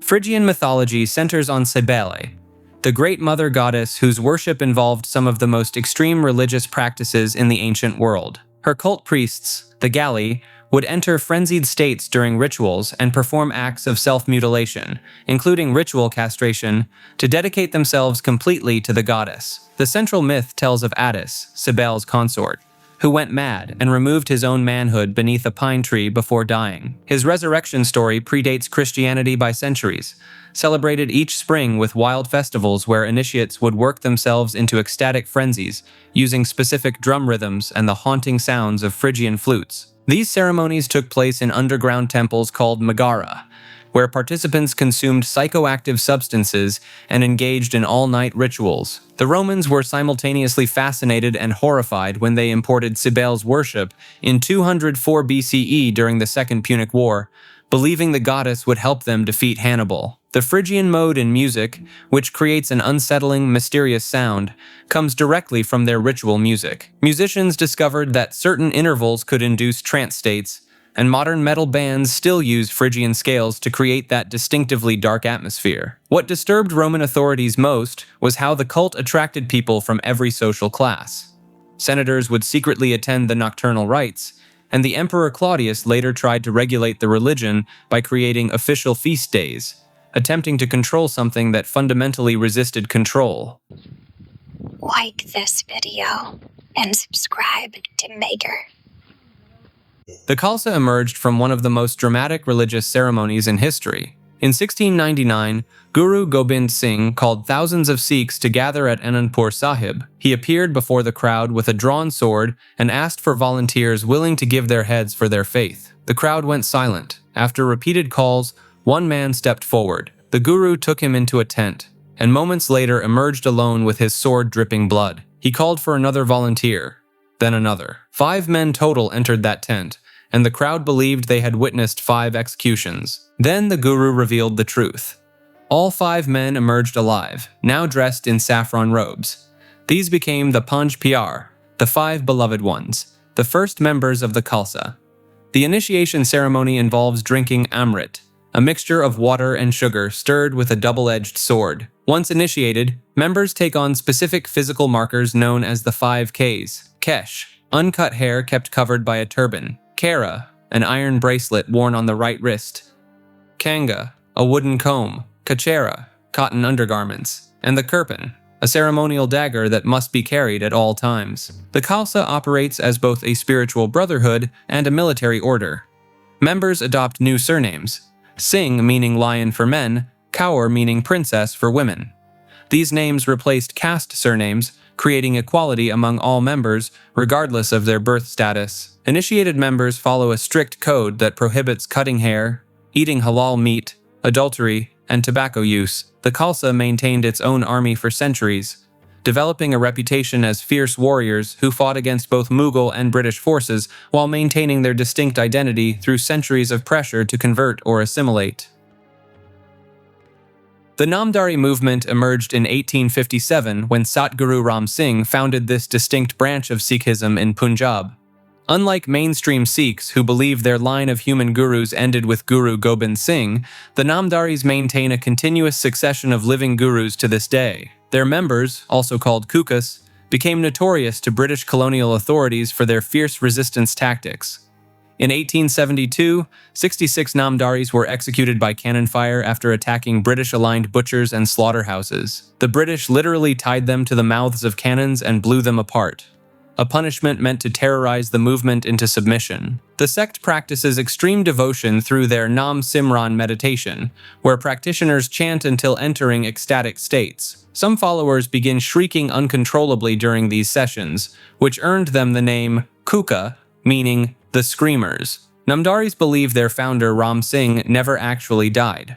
According to their doctrine, he was deported to Rangoon by the British in 1872, but mysteriously vanished, and they expect his physical return to lead them again. This belief parallels certain messianic traditions, but within a Sikh framework. The movement maintains strict codes that set them apart: complete vegetarianism, wearing only white homespun cotton, arranging marriages through simple ceremonies without dowries, and originally, a total boycott of British goods and services, including postal systems and courts. Today, around 1 million Namdharis follow their current leader Satguru Uday Singh, maintaining their headquarters in Paini Sahib, Punjab, where they claim supernatural healings and prophecies still occur regularly.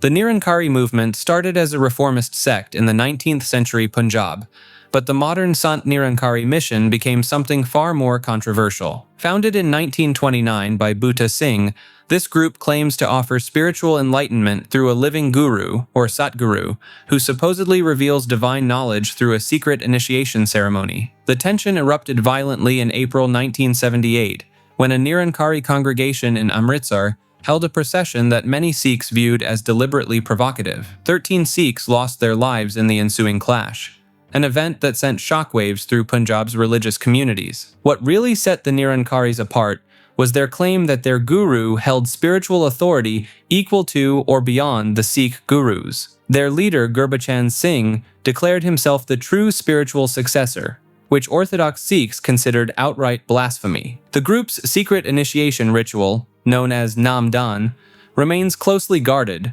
with members forbidden from revealing what actually happens during the ceremony. In 1980, Gurbachan Singh was eliminated by Sikh militants, escalating an already volatile situation. His successor, Hardev Singh, tried repositioning the movement as a universal spiritual organization rather than a Sikh offshoot, but suspicions persisted. Former members have described strict control mechanisms within the organization, including mandatory attendance at congregations and pressure to donate significant portions of income. The mission operates its own schools, hospitals, and even mass wedding ceremonies where hundreds of couples marry simultaneously under the guru's blessing. Today, they claim millions of followers worldwide, though critics maintain it operates more like a personality cult than a legitimate spiritual movement, with each successive guru treated as a divine incarnation whose word becomes absolute law. Adoptionism was one of the earliest Christian heresies to split the church, claiming that Jesus was born as an ordinary human and only became divine through adoption by God. This belief system emerged in the 2nd century and caused massive theological battles that shaped Christianity as we know it today. The core idea was radical for its time.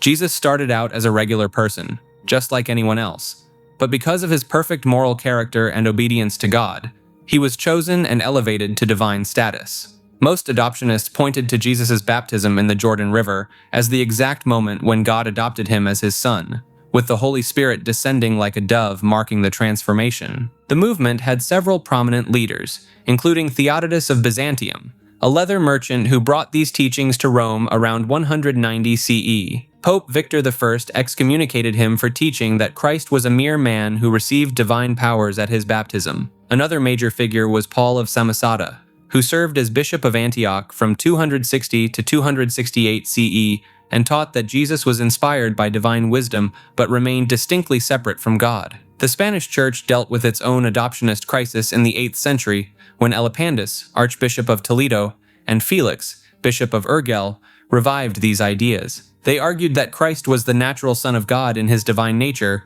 but only the adopted Son in his human nature. Charlemagne himself got involved, calling councils to condemn the doctrine. What made adoptionism so threatening to mainstream Christianity was that it undermined the Trinity and the Incarnation, two foundational doctrines. The Council of Nicaea in 325 CE specifically crafted the Nicene Creed to combat adoptionist ideas, declaring that Jesus was begotten, not made, and of one substance with the Father.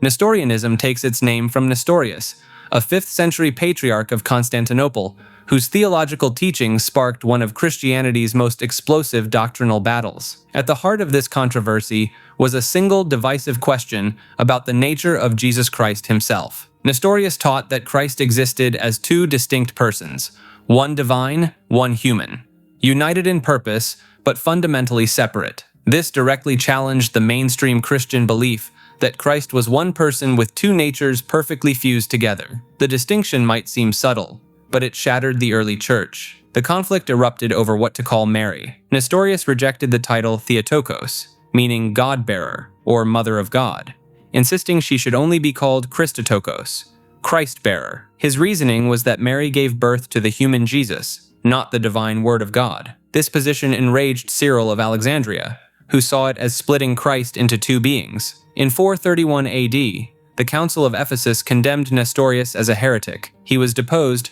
exiled to Egypt, and his writings were ordered burned. But instead of disappearing, Nestorianism spread like wildfire eastward. The Church of the East, labeled Nestorian by its enemies, expanded across the Silk Road into Persia, India, Central Asia, and even reached Tang Dynasty China by 635 AD.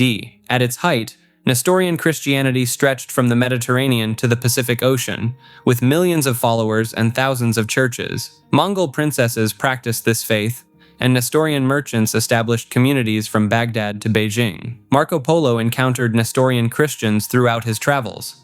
Yet today, only small communities survive, primarily among Assyrian Christians in Iraq, Syria, and diaspora populations, carrying forward a theological tradition that once rivaled Rome and Constantinople in its reach.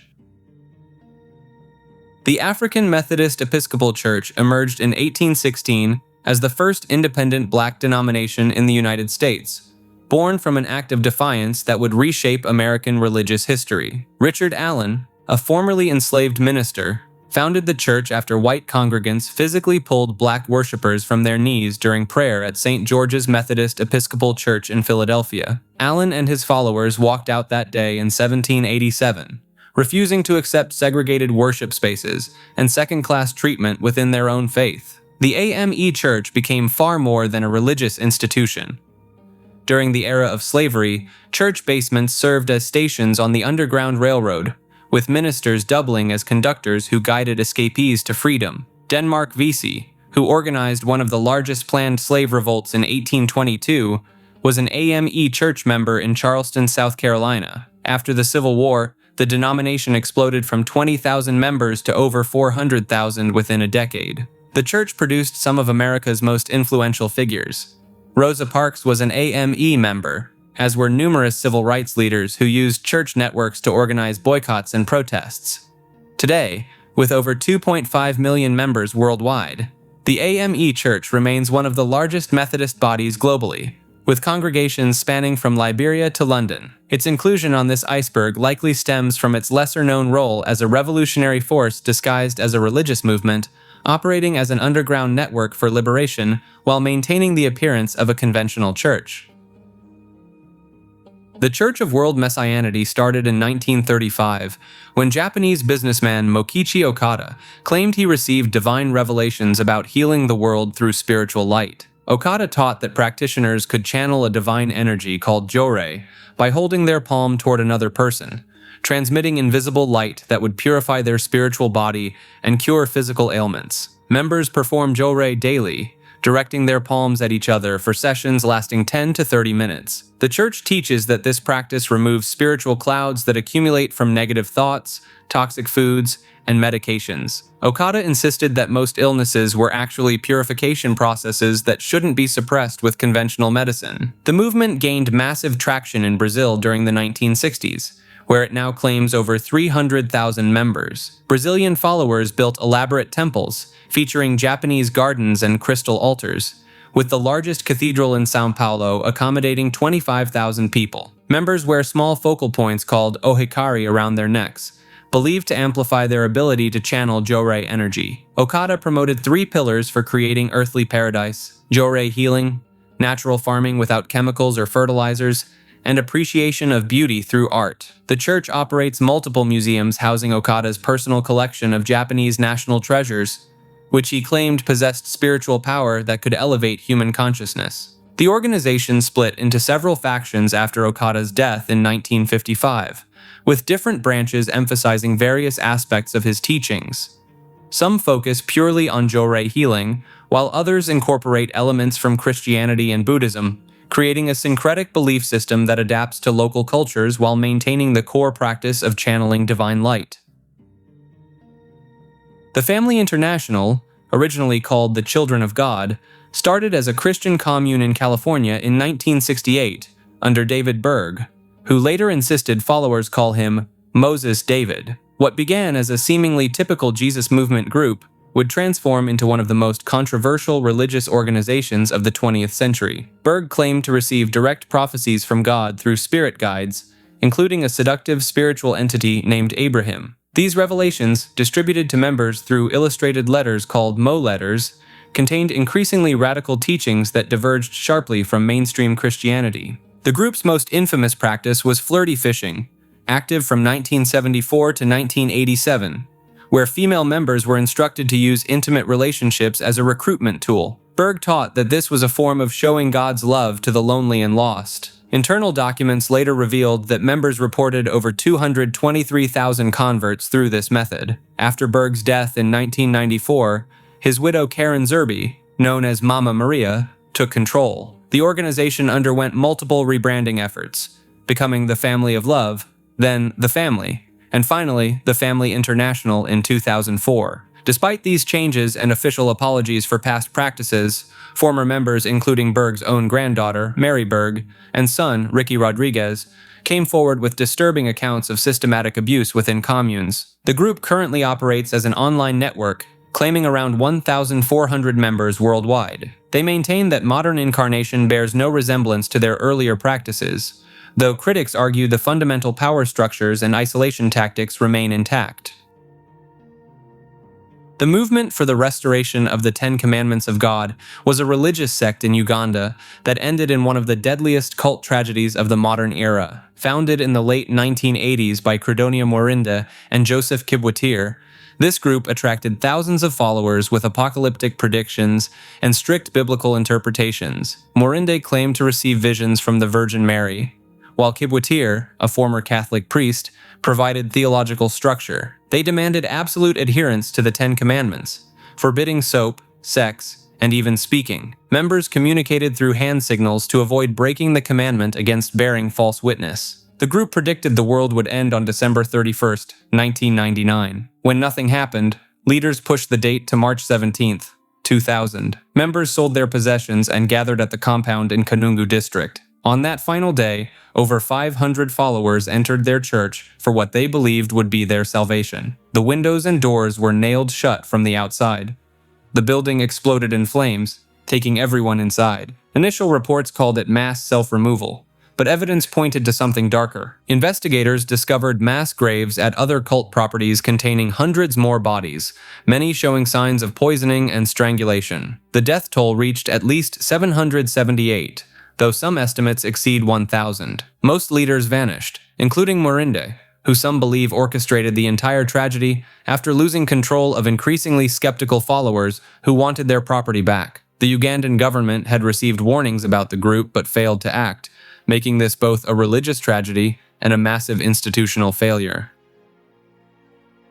Navajo mythology centers on one of North America's most guarded spiritual traditions, where certain knowledge remains so sacred that even speaking about it outside proper contexts can bring serious consequences. The Navajo, or Diné as they call themselves, emerged through 3 or 4 underworlds before reaching this 5th world we inhabit now. Each previous world was destroyed when the beings living there fell out of harmony.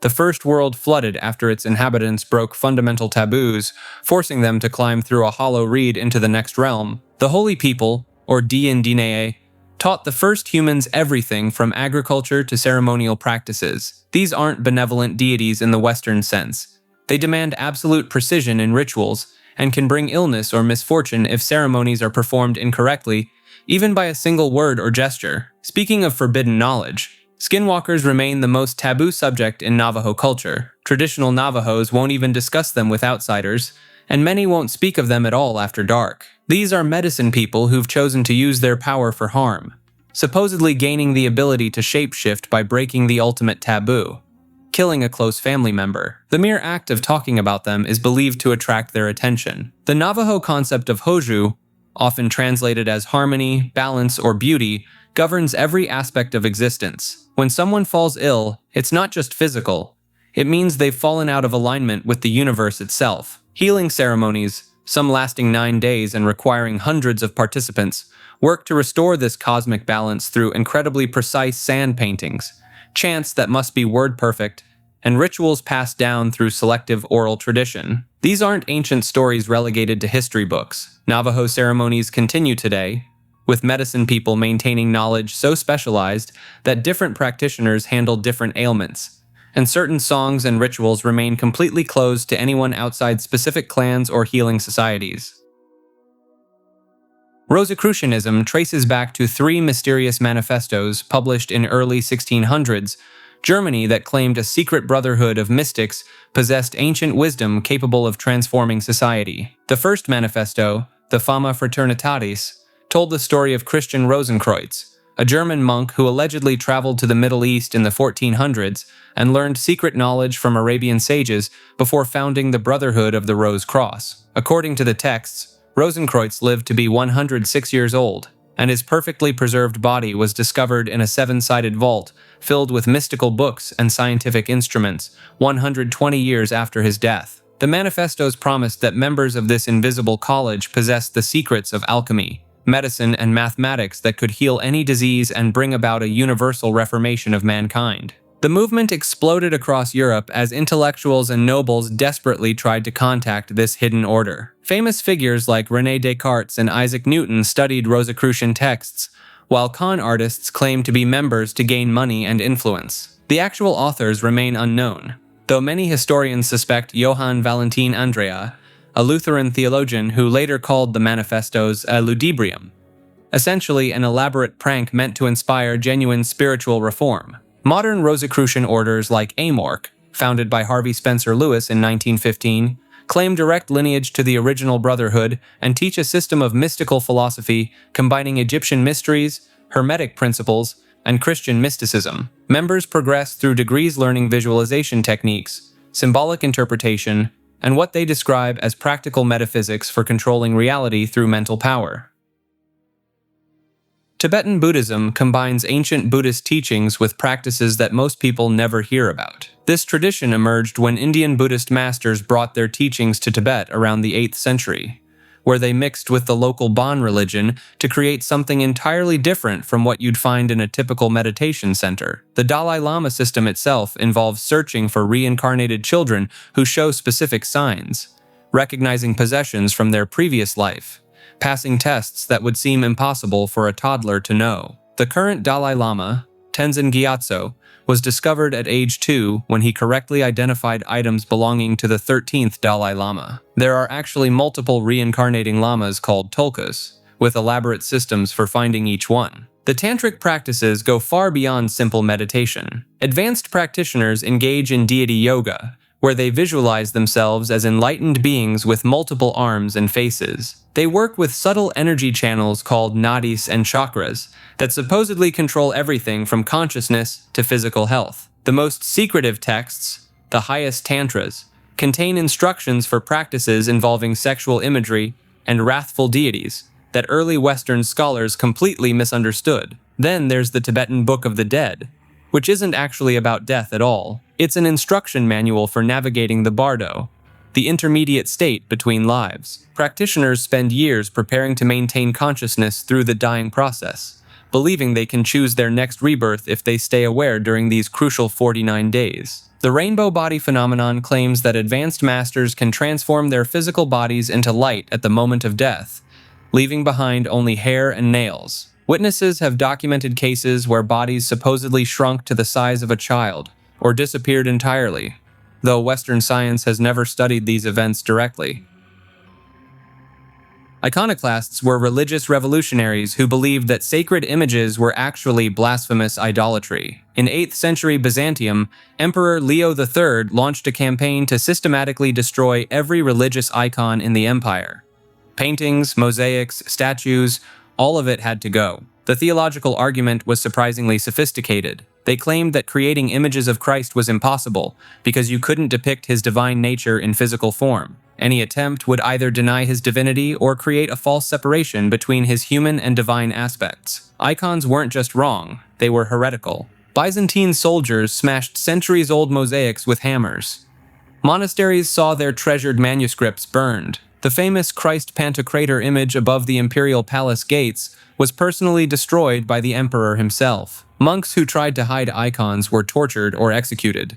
This wasn't a single event, but two distinct periods, from 730 to 787 AD, then again from 814 to 842 AD. The empire tore itself apart over pictures. Entire provinces rebelled.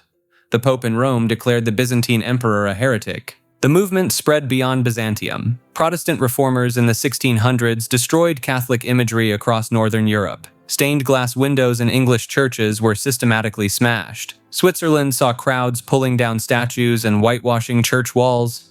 Modern iconoclasts take different forms. The Taliban dynamiting the Buddhas of Bamiyan, ISIS destroying ancient Assyrian artifacts. Even secular movements adopted the term. Anyone attacking established traditions or beliefs became an iconoclast. The word itself literally means image breaker in Greek, but the concept runs deeper. It's about the power of symbols and who gets to control them.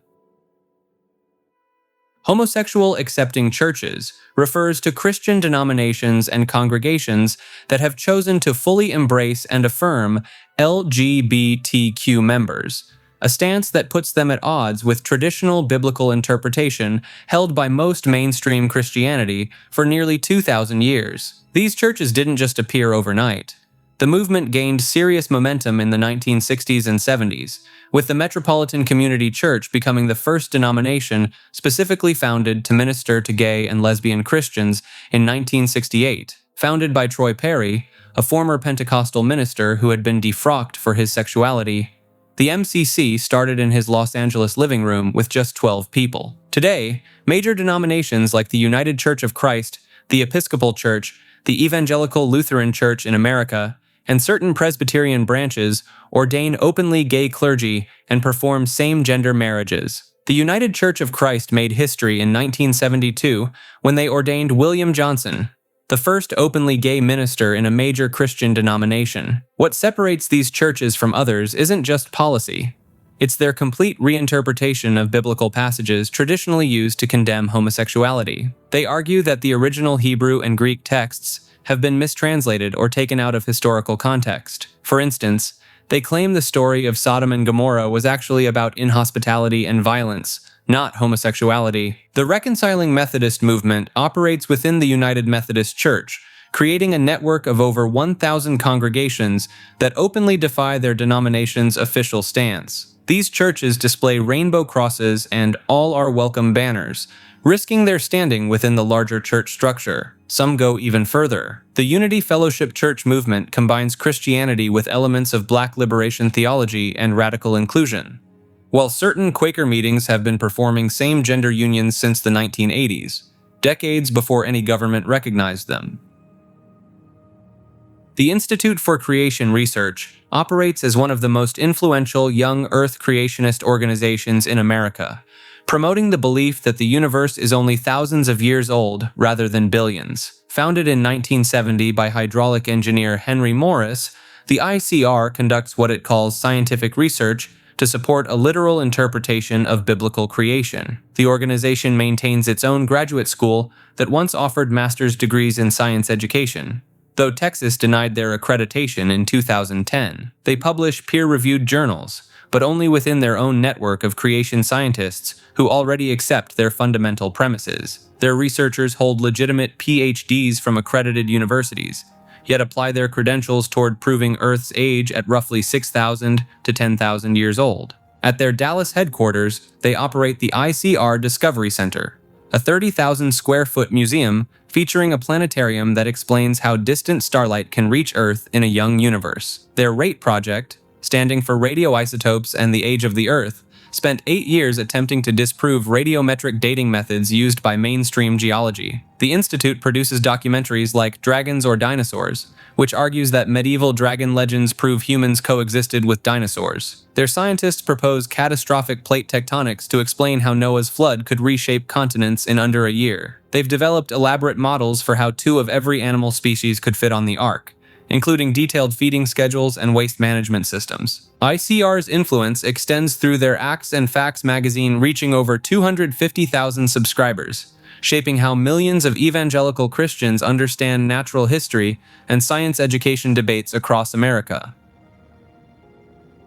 Chick tracts are palm-sized comic books that have been slipped into Halloween bags, left on bus seats, and handed out on street corners since 1961. Created by Jack Chick, these tiny evangelical pamphlets have distributed over 900 million copies worldwide, making them one of the most widely circulated underground religious materials ever produced. Each tract follows a formula that would make horror movie directors jealous. Characters face eternal damnation for everything from playing Dungeons and Dragons to celebrating Halloween.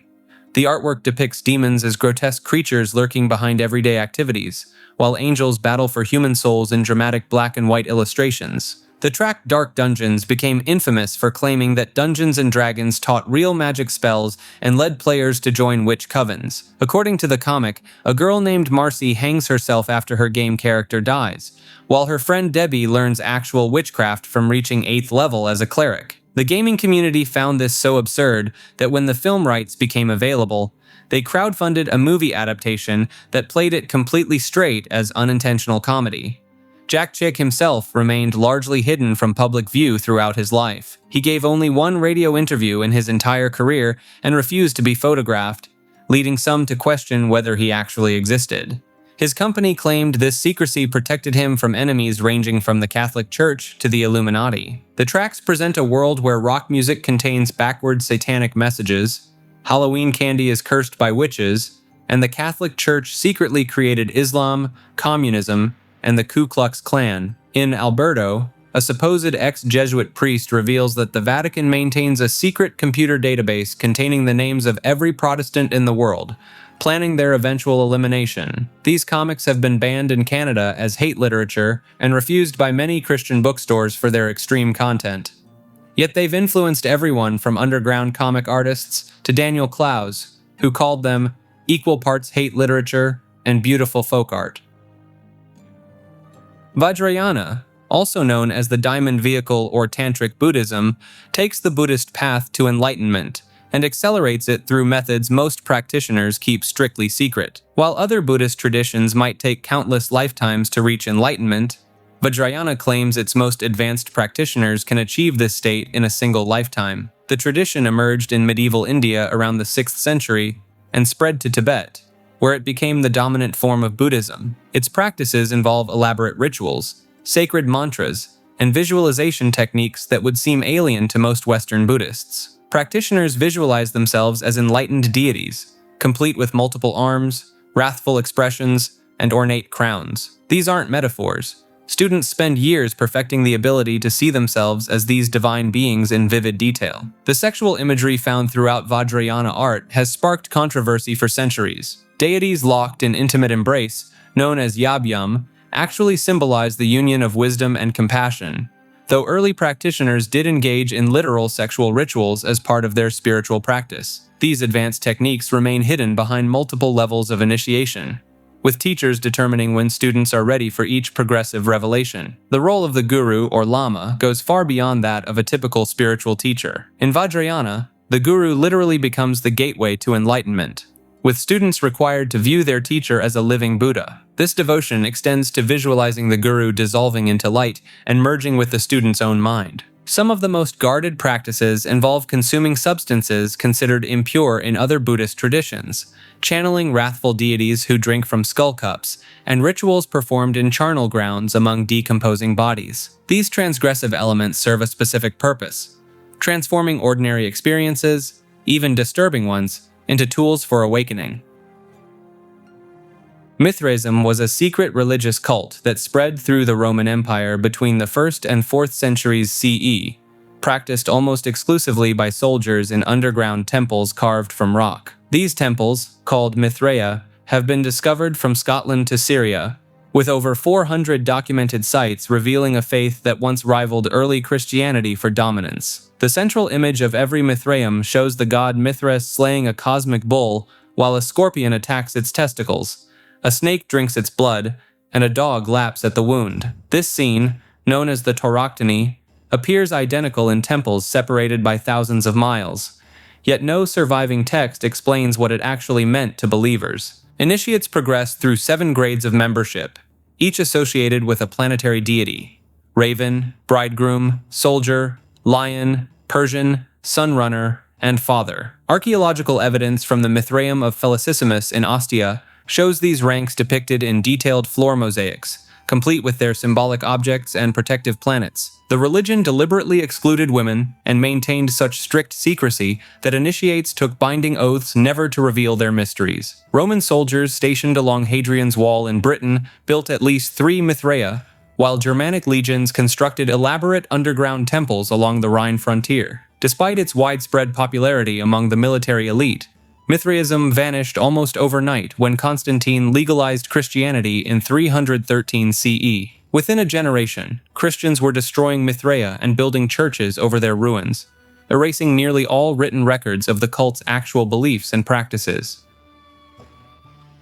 Gunpat mythology centers on one of Hinduism's most recognizable deities, the elephant-headed god also known as Ganesha or Ganapati. While mainstream teachings focus on his role as the remover of obstacles and patron of new beginnings, deeper layers of this mythology contain coded messages about consciousness manipulation and reality alteration. The origin stories themselves contain multiple contradictory versions, each encoding different esoteric principles. In one account, Parvati creates Ganesha from her own body's impurities while bathing, fashioning a son without male involvement. Shiva then decapitates the boy and replaces his head with an elephant's. This narrative encodes teachings about the destruction and reconstruction of ego consciousness. Another version claims Ganesha was born with an elephant head after Parvati looked at Saturn during pregnancy, despite warnings. This connects to ancient beliefs about planetary influences on human development and the dangers of certain astronomical alignments. The mouse that serves as Ganesha's vehicle carries its own symbolic weight.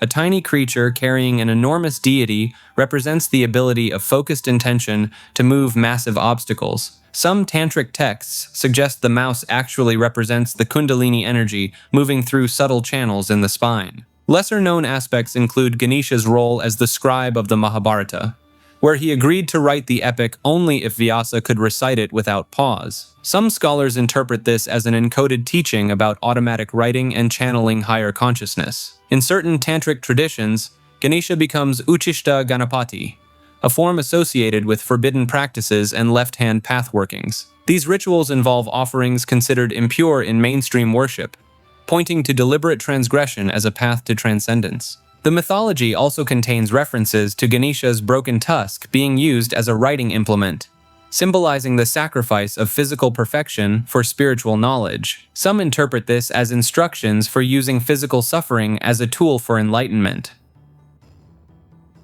Sedevacantism claims that every pope since 1958 has been completely illegitimate, leaving the papal throne empty for over 6 decades.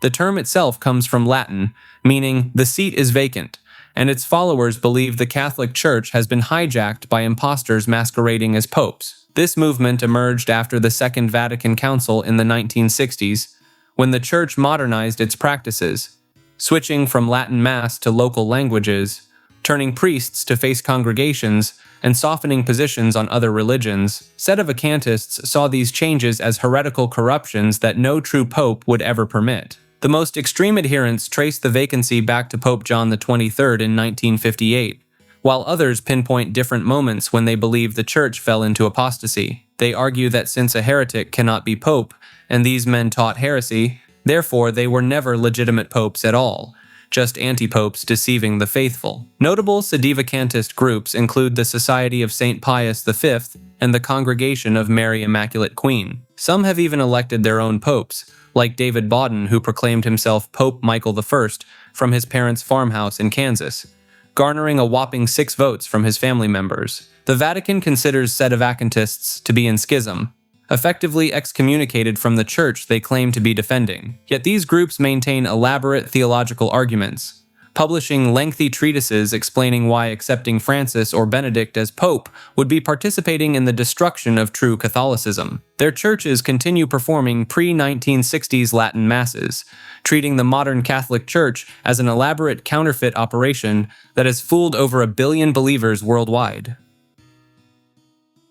Pastafarianism began in 2005 when physics graduate Bobby Henderson wrote an open letter to the Kansas State Board of Education. The board had just voted to permit teaching intelligent design alongside evolution in public schools, so Henderson demanded equal time for his deity, the flying spaghetti monster. What started as satire quickly evolved into something far more complex. Pastafarians, as followers call themselves, believe the universe was created by an invisible and undetectable flying spaghetti monster after drinking heavily. This explains why the world appears flawed. Their creator was intoxicated during the construction process. The religion's sacred text, the Gospel of the Flying Spaghetti Monster, became a best-selling book that outlines core beliefs. Pirates are considered the original Pastafarians and absolute divine beings. The decline in pirate numbers directly correlates with rising global temperatures, natural disasters, and other catastrophes. Every Friday is a religious holiday.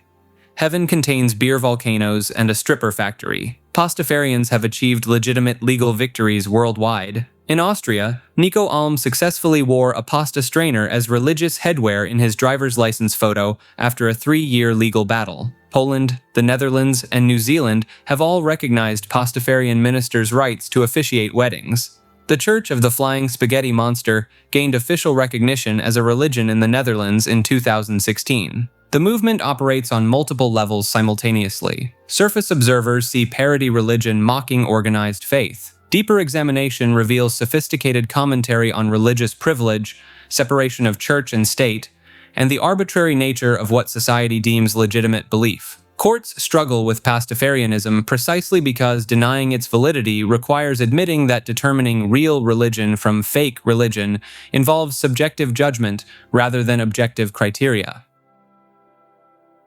Neoplatonism emerged in the 3rd century CE as a mystical interpretation of Plato's philosophy that would secretly influence nearly every major religion and occult tradition that followed. Founded by Plotinus in Alexandria, Egypt, this system teaches that all reality flows from a single, ineffable source called the One, a concept so abstract that even thinking about it supposedly corrupts your understanding of it. The core teaching revolves around emanation, the idea that existence cascades down through distinct levels of reality like water overflowing from fountain to fountain. From the One flows the divine mind, containing all perfect forms and ideas. From the mind flows the world soul, which animates the universe. Finally, at the bottom, sits our physical world, considered the most corrupted and distant from divine perfection. Neoplatonism is significant in how it infiltrated mainstream religions while maintaining its own mystery school traditions. St. Augustine smuggled Neoplatonic concepts directly into Christian theology,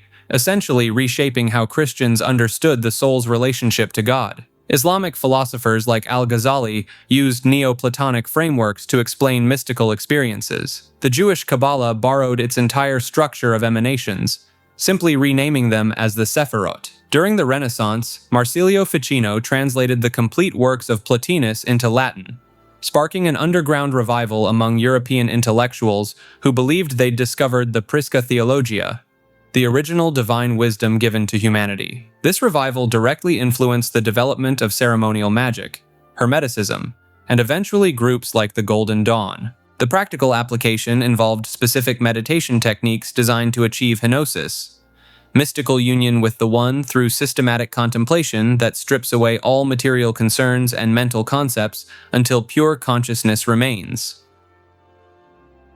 Welsh mythology contains some of the most unsettling supernatural traditions in European folklore. Preserved through oral tradition long before Christian monks finally wrote them down in the medieval Mabinogion. The Welsh otherworld, Annwn, wasn't just an afterlife destination.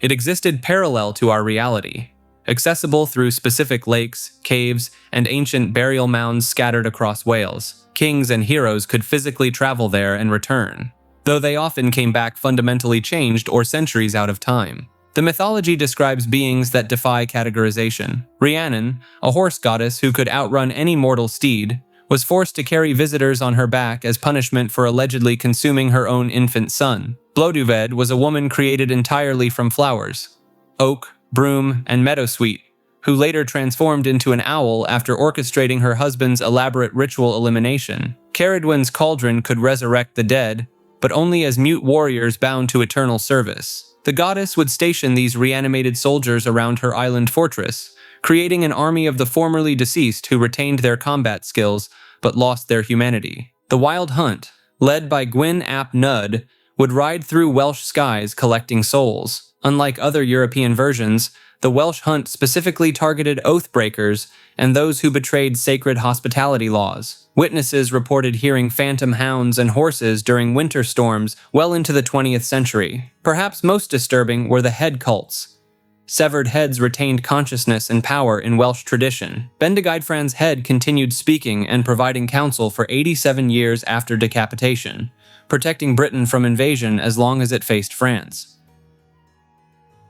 The River Brethren emerged in 1770s Pennsylvania, when a group of German-speaking farmers broke away from the Mennonites after experiencing a religious awakening that demanded something more intense than traditional worship. Their signature practice involved triple immersion baptism performed exclusively in flowing rivers, with believers dunked 3 times face forward to symbolize the Trinity. They insisted indoor baptismal fonts corrupted the ritual's power, believing only natural running water could properly cleanse the soul. The group's founder, Jacob Engel, claimed he received visions while plowing his fields that revealed the true method of baptism practiced by John the Baptist. These visions allegedly showed him ancient purification ceremonies that mainstream Christianity had abandoned centuries earlier. Members adopted extreme plain dress codes that went beyond even the Amish, with men forbidden from wearing buttons, considering them military symbols of pride. Women wore bonnets that covered their entire face except for a small opening, based on their interpretation of biblical modesty commands. The River Brethren practiced foot-washing ceremonies before communion,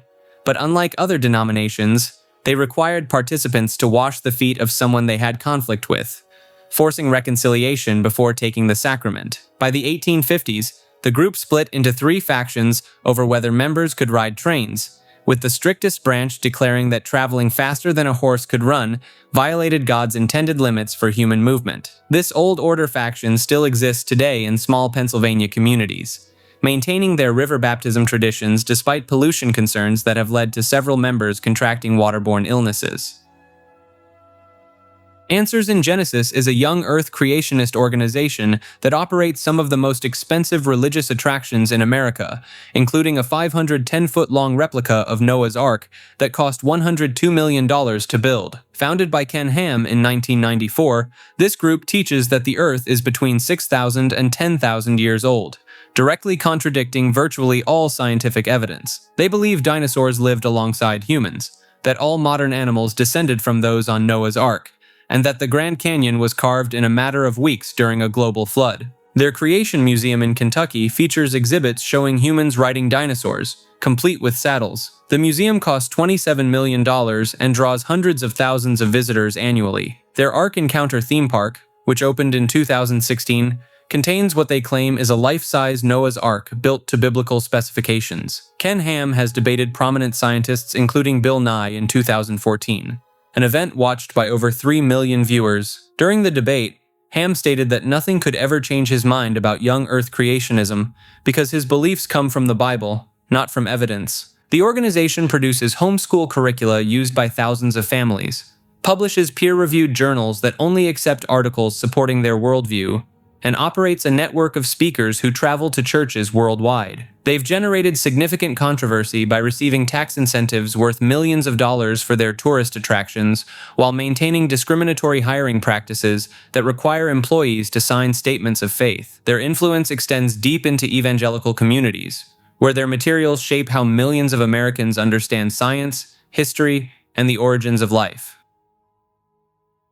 GotQuestions.org operates as one of the internet's largest biblical answer databases, pulling in over 20 million visitors monthly who type their spiritual concerns into search engines. The site launched in 2002 and now contains over 7,000 articles addressing everything from basic theology to fringe biblical interpretations. What makes this platform notable isn't just its size, but its strict fundamentalist lens. Every answer comes filtered through conservative evangelical doctrine, treating biblical literalism as the only valid interpretation. The site's anonymous team of writers, who identify only as volunteers with theological training, provide definitive answers to questions that theologians have debated for centuries. The website gained particular attention for its hardline stances on contemporary issues.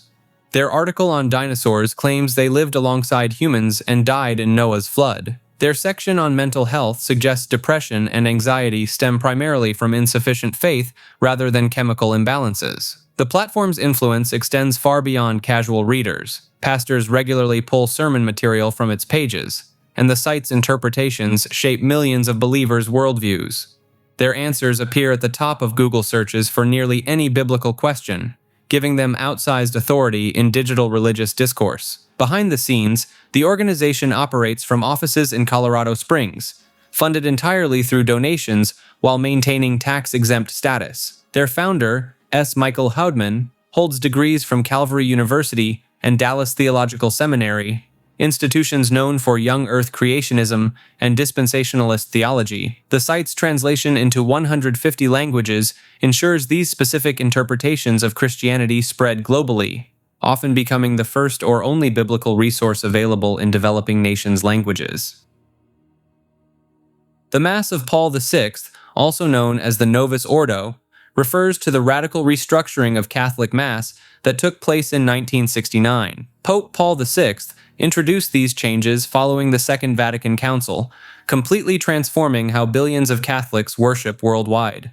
Traditional Latin Mass supporters claim the new format stripped away centuries of sacred tradition. The altar was turned around to face the congregation. Latin was replaced with local languages, and Gregorian chant gave way to contemporary music. 6 Protestant ministers allegedly helped design the new liturgy, which traditionalists view as a betrayal of Catholic identity. The controversy runs deeper than simple preference. Sedevacantists argue the changes were so drastic that they invalidated the papacy itself. They point to the removal of prayers explicitly referencing sacrifice, the elimination of genuflections, and changes to the consecration formula. Archbishop Marcel Lefebvre famously rejected these reforms, leading to his excommunication in 1988, when he consecrated 4 bishops without papal permission. Some traditionalists believe the Novus Ordo created a completely different religion disguised as Catholicism. They cite the dramatic decline in mass attendance, vocations, and belief in transubstantiation following its implementation. The old rite required priests to keep their thumb and forefinger pressed together after touching the consecrated host to prevent losing even microscopic fragments. The new Mass eliminated this practice entirely. Pope Benedict XVI later acknowledged both forms could coexist, calling them 2 expressions of the same Roman rite. Yet the divide persists, with traditional Catholics viewing the Novus Ordo as a modernist infiltration that destroyed the Church from within. The Satya Sai Baba movement centered around an Indian guru who claimed to be the reincarnation of Shirdi Sai Baba and an avatar of God himself. Satya Sai Baba, born Satyanarayana Raju in 1926, declared his divine nature at age 14, and spent the next 7 decades gathering millions of followers worldwide. His signature miracle involved materializing vibhuti, sacred ash, from his empty hands during darshan sessions. Devotees reported him producing gold jewelry, watches, and religious artifacts from thin air. Former Indian President Abdul Kalam and Prime Minister Atal Bihari Vajpayee publicly honored him. Isaac Tigret, co-founder of Hard Rock Cafe, donated $108 million to build his super specialty hospital. Multiple investigations exposed sleight-of-hand techniques behind the materializations. Video analysis revealed him palming objects before manifesting them. Former devotees described secret compartments in his throne and assistants planting items beforehand. Basava Premanand, an Indian skeptic, duplicated every one of Sai Baba's miracles using standard magic tricks. The movement faced darker accusations in the late 1990s. Several young male devotees came forward with allegations of inappropriate conduct during private interviews. The BBC documentary, The Secret Swami, featured testimony from American devotee Alaya Ram. 4 devotees died in his ashram in 1993 under mysterious circumstances when they allegedly attempted to confront him. Despite controversies, his organization manages billions in assets, runs free hospitals, universities, and water projects across India. When Sai Baba passed in 2011, Prime Minister Manmohan Singh declared a state funeral. His main ashram, Prashanti Nilayam, still attracts thousands of pilgrims daily who believe he continues guiding them from beyond. The Roman Rite forms the backbone of Western Catholic worship, governing every gesture, prayer, and ritual performed during Mass. This ancient liturgical system traces back to the 4th century, evolving from secret Christian gatherings in Roman catacombs. The rite contains precise instructions that border on obsessive. Priests must hold their hands at exact angles, make specific numbers of crosses over the chalice, and speak certain words in barely audible whispers. The traditional form requires 25 separate genuflections during a single Mass. Every movement carries symbolic weight.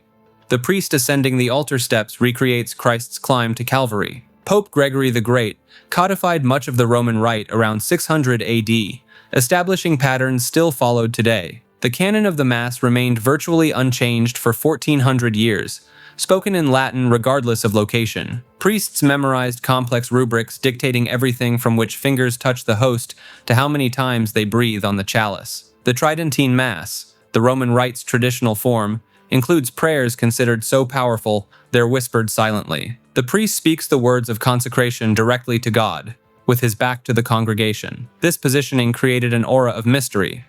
The faithful couldn't see or hear the moment bread became flesh. Multiple versions of the Roman Rite exist simultaneously. The Ambrosian Rite in Milan, the Mozarabic Rite in Toledo, and various monastic variations all claim legitimate descent from ancient Roman practices. Each guards unique traditions jealously. The Dominican order maintains their own version unchanged since 1256, requiring special permission to celebrate. The rite's influence extends beyond religion into Western civilization itself, shaping art, music, architecture, and calendar systems still used today. Opus Dei translates to Work of God, a secretive Catholic organization founded in 1928 by Spanish priest José María Escrivá. This group operates with a level of discretion that has earned it the nickname the Catholic Mafia among critics. Members practice corporal mortification using medieval devices. The cilice is a spiked chain worn around the thigh for 2 hours daily, drawing blood to share in Christ's suffering. The discipline is a knotted cord whip used on the back weekly.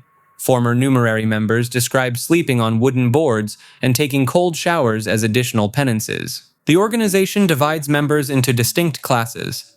Numeraries surrender their entire salaries and live in gender-segregated centers under strict supervision. They remain celibate and dedicate their lives entirely to Opus Dei. Supernumeraries can marry and live normal lives while following the group's spiritual practices. Assistant numeraries are typically working-class women who perform domestic duties in Opus Dei centers. Escrivá's rapid canonization in 2002, just 27 years after his death, raised eyebrows. Critics claim Opus Dei's influence within the Vatican fast-tracked the process.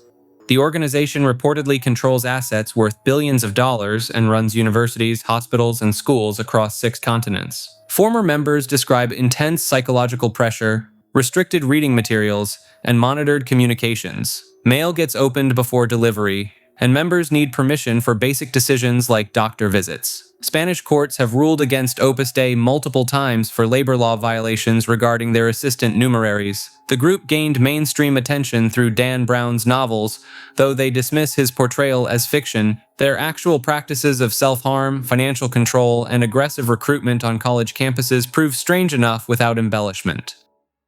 Charismatic Christianity encompasses a movement where believers claim direct, supernatural encounters with the Holy Spirit through speaking in tongues, faith healing, and modern-day prophecy. The practice of glossolalia, or speaking in tongues, involves believers uttering streams of syllables they claim are heavenly languages. Linguistic studies have found these utterances lack the structure of actual languages, consisting mainly of repetitive phonemes from the speaker's native tongue. Yet millions insist they're channeling divine communication that bypasses human understanding. Faith healers like Benny Hinn pack stadiums with tens of thousands seeking miraculous cures. Hinn's signature move involves waving his jacket at crowds, causing entire sections to collapse backward in what followers call being slain in the spirit. Former insiders have exposed planted actors in wheelchairs and earpiece-wearing assistants feeding information about audience members to create an illusion of divine knowledge. The Toronto Blessing of 1994 saw congregants barking like dogs, roaring like lions, and laughing uncontrollably for hours. Rodney Howard-Browne, the self-proclaimed Holy Ghost bartender, claims to dispense spiritual drunkenness that leaves people stumbling and slurring their speech. Videos show church services resembling psychiatric wards, with people writhing on floors while pastors step over them to continue preaching. Kenneth Copeland, worth an estimated $300 million, teaches that poverty is a curse and God wants all believers wealthy. He claims faith can control weather patterns and once attempted to blow away COVID-19 with the wind of God. His private jets and mansion compound stand in stark contrast to the modest congregants funding his empire through seed faith donations. The movement fractured mainstream Christianity, with cessationists arguing miraculous gifts ended with the apostles. Critics document fake healings, financial exploitation, and psychological manipulation disguised as spiritual experiences. The Assemblies of God stands as one of the largest Pentecostal denominations worldwide, claiming over 69 million members across 190 countries. Founded in Hot Springs, Arkansas in 1914, this movement built its foundation on supernatural manifestations most Christians consider extinct. Members practice speaking in tongues, which they call glossolalia, believing the Holy Spirit literally speaks through them in unknown languages. Every Sunday, congregations break into what sounds like chaos to outsiders, hundreds of people simultaneously babbling in supposed angelic dialects. They consider this the initial physical evidence of being filled with the Holy Spirit. Divine healing forms another cornerstone belief. Assemblies of God churches regularly hold healing services where pastors lay hands on the sick, claiming to cure everything from cancer to blindness. Catherine Kuhlman, one of their most famous evangelists, filled stadiums with people seeking miraculous healings throughout the 1960s and 70s. The denomination faced massive scandal when televangelists Jim Bakker and Jimmy Swaggart, both ordained Assemblies of God ministers, fell from grace. Bakker embezzled millions from followers, while Swaggart was caught with prostitutes multiple times. The church defrocked both men, though Swaggart continued preaching independently. Their theological training emphasizes deliverance ministry, literally casting out demons. Students at Assemblies of God colleges learn specific techniques for identifying and expelling evil spirits. They believe demons cause everything from addiction to homosexuality, treatable through aggressive prayer and exorcism rituals. The denomination maintains strict behavioral codes. Members cannot drink alcohol, gamble, or engage in premarital intimacy. Women in conservative congregations still follow unwritten dress codes avoiding pants, makeup, and jewelry. Despite presenting a modern image, many churches enforce these traditions through social pressure rather than official doctrine. The Troubles refers to the three-decade conflict that tore Northern Ireland apart from the late 1960s to 1998. While often described as political, the divide ran along religious lines. Catholic nationalists wanting reunification with Ireland faced off against Protestant loyalists determined to remain British. The violence erupted on October 5, 1968, when police attacked Catholic civil rights marchers in Derry. Within months, British troops deployed to Northern Ireland's streets. The Provisional Irish Republican Army formed in December 1969, launching a campaign that would span nearly 30 years. Religious identity became inseparable from political allegiance. Catholic neighborhoods flew Irish tricolors, while Protestant areas displayed Union Jacks. Children attended segregated schools based on faith. Mixed marriages faced threats from both communities. Peace walls up to 25 feet high still separate Catholic and Protestant neighborhoods in Belfast today. The conflict produced disturbing tactics on all sides. The IRA used car bombs and targeted Protestant civilians. Loyalist paramilitaries retaliated against random Catholics. British forces implemented internment without trial, imprisoning hundreds based solely on religion and suspected sympathies. Bloody Sunday, January 30th, 1972, saw British paratroopers open fire on unarmed Catholic demonstrators, ending 14 lives. The IRA responded with Bloody Friday, detonating 22 bombs across Belfast in 80 minutes. Over 3,500 people lost their lives before the Good Friday Agreement in 1998. The religious segregation persists. Belfast has more peace walls now than during the height of the Troubles. Tensions still flare every July when Protestant Orange Order parades march through Catholic neighborhoods, commemorating a battle from 1690. Like this video and subscribe to Maker.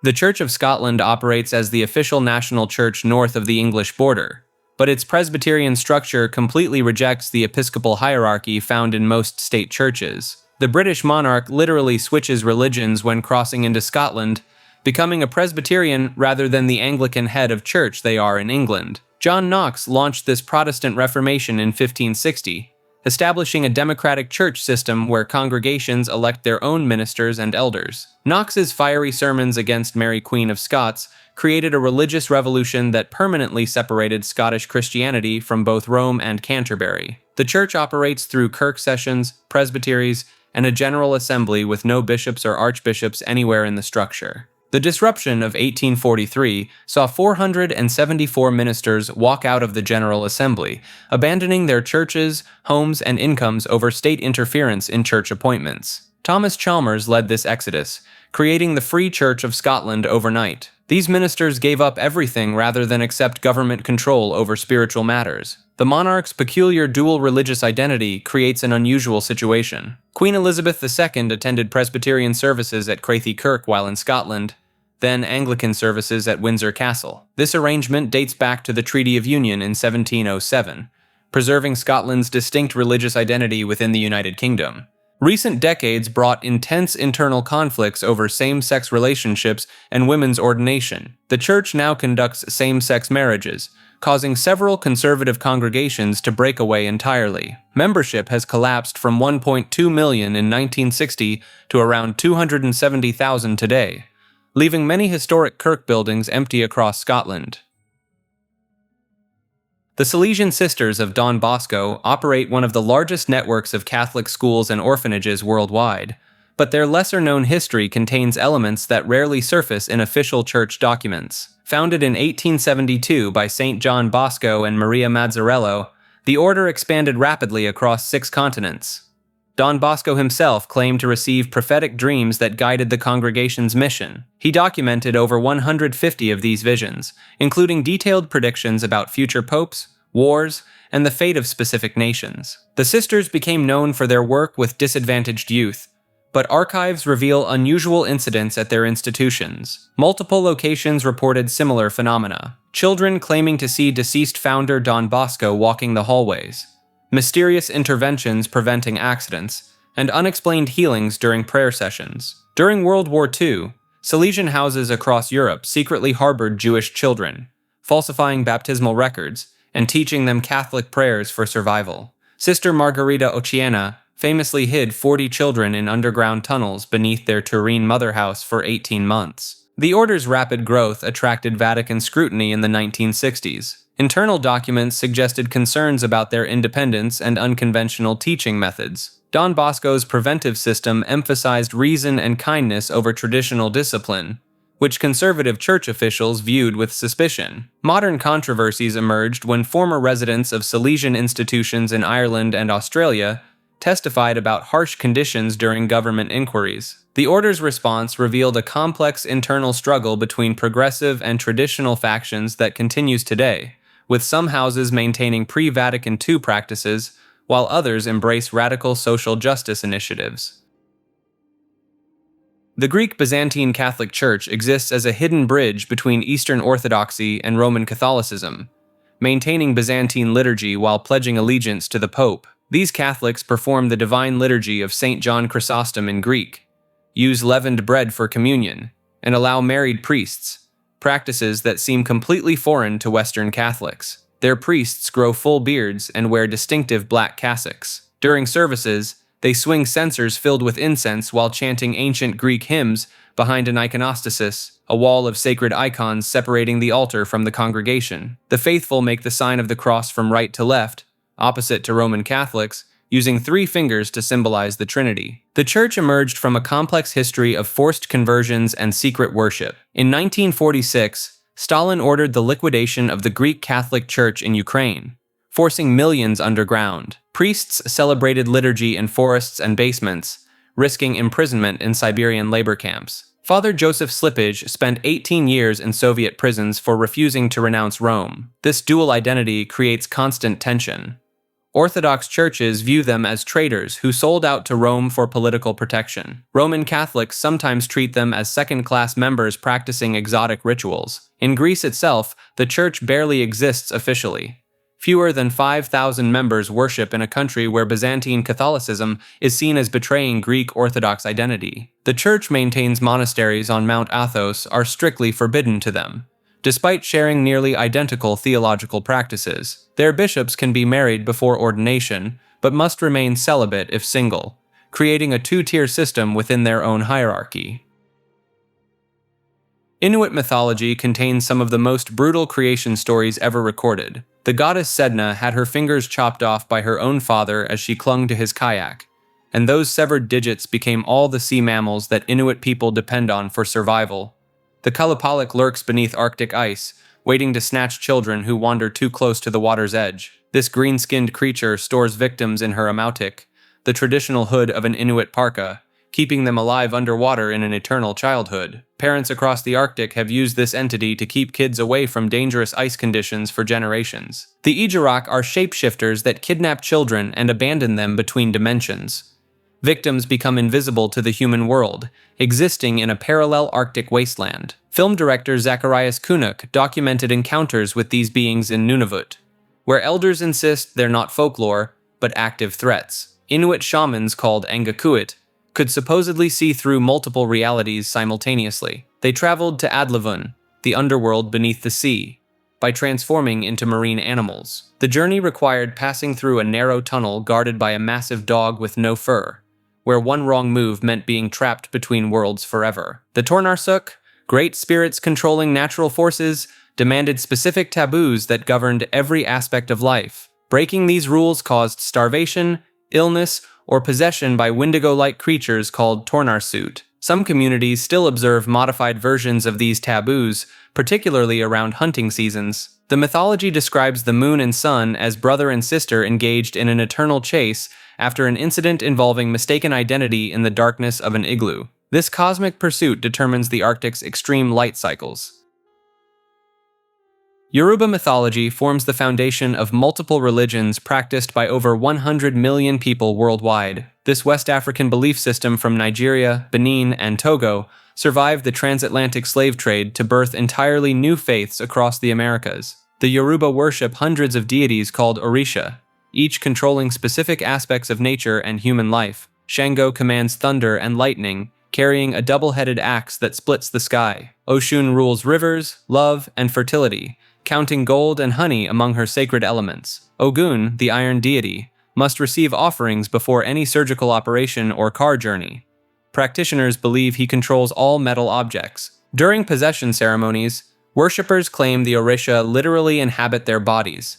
Witnesses describe possessed individuals speaking unknown languages, demonstrating superhuman strength, and revealing hidden knowledge about complete strangers. A person mounted by Shango might dance on hot coals without injury. Someone possessed by Yemoja, mother of all Orisha, supposedly gains the ability to hold their breath underwater for impossible lengths of time. The mythology spread through forced migration, transforming into Santeria in Cuba, Candomblé in Brazil, and Vodou in Haiti. Catholic slaveholders forced conversions, So enslaved Yoruba people disguised their Orisha as Catholic saints. Shango became Saint Barbara, Oshun became Our Lady of Charity, and Elegua, the trickster crossroads deity, hid behind Saint Anthony. Ifa divination, the Yoruba system of prophecy, uses 256 binary patterns called Odu. Computer scientists note these patterns mirror binary code, leading to speculation about advanced mathematical knowledge. Babalawo priests memorize thousands of verses corresponding to each pattern,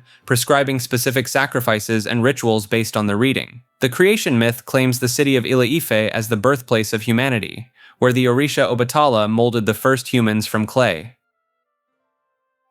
Manichaeism was an ancient religion that spread from Persia to China, becoming so influential that both Christianity and Islam declared it their greatest threat. Founded by the prophet Mani in the 3rd century, this belief system taught that the universe was locked in an eternal battle between equal forces of light and darkness. Mani claimed he was the final prophet in a line that included Buddha, Zoroaster, and Jesus. He taught that the material world was created when the realm of darkness invaded the realm of light, trapping sparks of divine light inside physical matter. Human bodies were prisons, and reproduction was evil because it created more cages for trapped light particles. The religion's dietary rules divided followers into 2 classes. The elect ate only vegetables and fruits that contained high concentrations of light particles.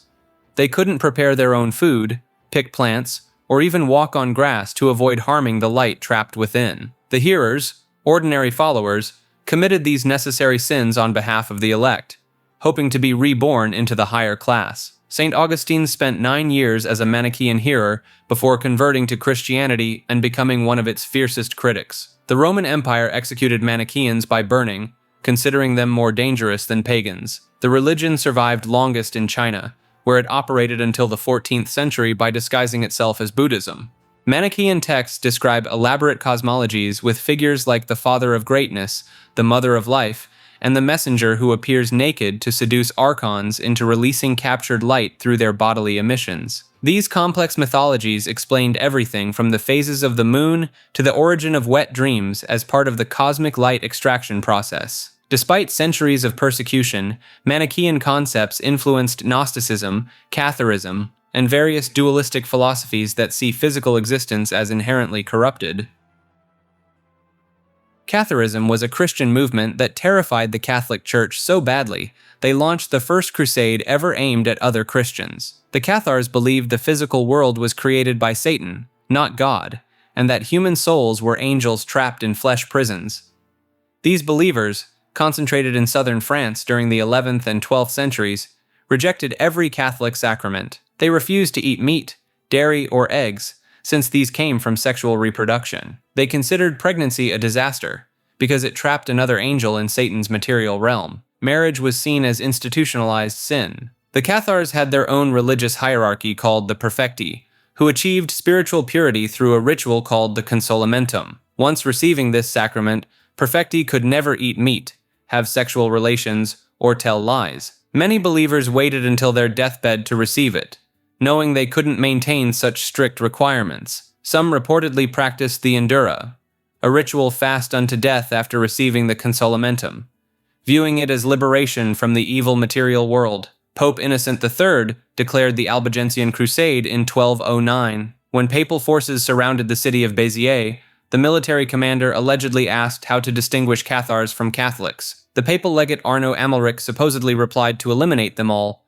God would know his own. 20,000 people died in a single day. The siege of Montségur in 1244 ended with over 200 Cathars choosing to burn alive rather than convert. They walked into the flames singing. The Cathars believed they possessed secret knowledge passed down from Mary Magdalene herself, including the true meaning of the Holy Grail. Their complete elimination took the Inquisition another century to achieve.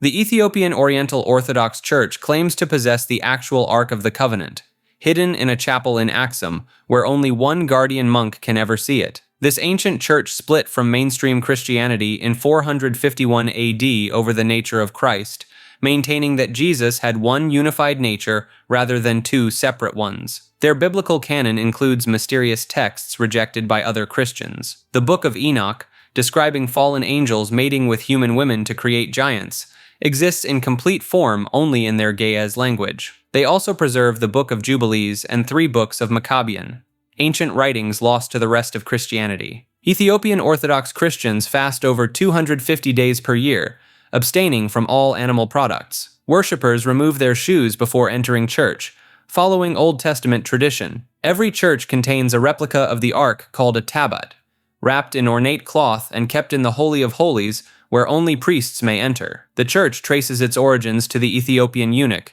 baptized by Philip in the Book of Acts. Their tradition claims the Queen of Sheba bore King Solomon's son, Menelik I, who later stole the original Ark from Jerusalem and brought it to Ethiopia. The Solomonic dynasty ruled Ethiopia for centuries based on this claimed lineage. In Lalibela, 11 churches were carved directly into volcanic rock in the 12th century, creating subterranean places of worship connected by tunnels. Priests still conduct services in Ge'ez, a dead language preserved only in liturgy, similar to how Latin functioned in Catholicism. The church survived completely isolated from other Christian denominations for over 1,000 years, developing practices that seem alien to Western Christianity, yet claim direct descent from ancient Jewish temple worship. Ahmadiyya refers to a religious movement that most Muslims consider the ultimate heresy. Founded in 1889 by Mirza Ghulam Ahmad in British India, this group claims their founder was both the promised Messiah and a prophet who came after Muhammad. This directly contradicts the fundamental Islamic belief that Muhammad was the final prophet. Mirza Ghulam Ahmad claimed he received divine revelations and was the second coming of Jesus Christ, the Hindu god Krishna, and the Mahdi all rolled into one. He published over 80 books detailing his revelations and interpretations of scripture. The movement split into 2 branches after his death in 1908. The Qadiani branch believes Ahmad was a prophet, while the Lahori branch downgraded him to a reformer. Both groups face intense persecution across the Muslim world. Pakistan officially declared Ahmadis non-Muslim in 1974 through a constitutional amendment. They cannot call themselves Muslims, cannot use Islamic greetings, and cannot call their places of worship mosques. Breaking these laws carries 3 years imprisonment. In 2010, coordinated attacks on 2 Ahmadi mosques in Lahore left 94 people dead. Indonesia, Algeria, and Malaysia have banned the movement entirely. Saudi Arabia prohibits Ahmadis from entering Mecca for pilgrimage. Even in countries where they operate legally, Ahmadi mosques regularly face vandalism, and their members receive death threats. Despite persecution, the Ahmadiyya community claims tens of millions of followers across 200 countries. They built the first mosque in Spain after the Reconquista and run a 24-hour satellite television network broadcasting from London. Their motto, love for all, hatred for none, stands in stark contrast to the treatment they receive from mainstream Islam. State atheism refers to government systems that enforce atheism as official policy while actively suppressing religious practice. These regimes didn't just separate church and state, they declared war on belief itself. The Soviet Union pioneered this approach under Vladimir Lenin and Joseph Stalin. The League of Militant Atheists, founded in 1925, had over 3 million members dedicated to eliminating religion. They converted churches into museums of atheism, melted down church bells for industrial use, and sent priests to labor camps. Stalin dynamited the Cathedral of Christ the Savior in Moscow, planning to replace it with a palace of the Soviets topped by a statue of Lenin taller than the Empire State Building. Albania took state atheism furthest. Enver Hoxha declared Albania the world's first officially atheist nation in 1967. The government banned all religious practices, closed every mosque and church, and made possession of religious texts punishable by death. Parents couldn't even give children religious names. The regime claimed to have eliminated God himself from Albanian territory. China's Cultural Revolution saw Red Guards destroy temples, burn scriptures, and force monks to marry. Today, the Chinese Communist Party requires members to be atheists and runs state-sanctioned churches where sermons must promote socialist values. The government recently removed crosses from thousands of churches and replaced them with images of President Xi Jinping. North Korea replaced traditional religion with mandatory worship of the Kim family. Citizens must bow before portraits of the leaders daily, and children learn that Kim Il-sung created the world. These regimes didn't eliminate belief, they just drove it underground. Soviet citizens held secret services in forests. Albanian Muslims practiced Islam in hidden rooms. The harder governments pushed atheism, the more religion became an act of resistance.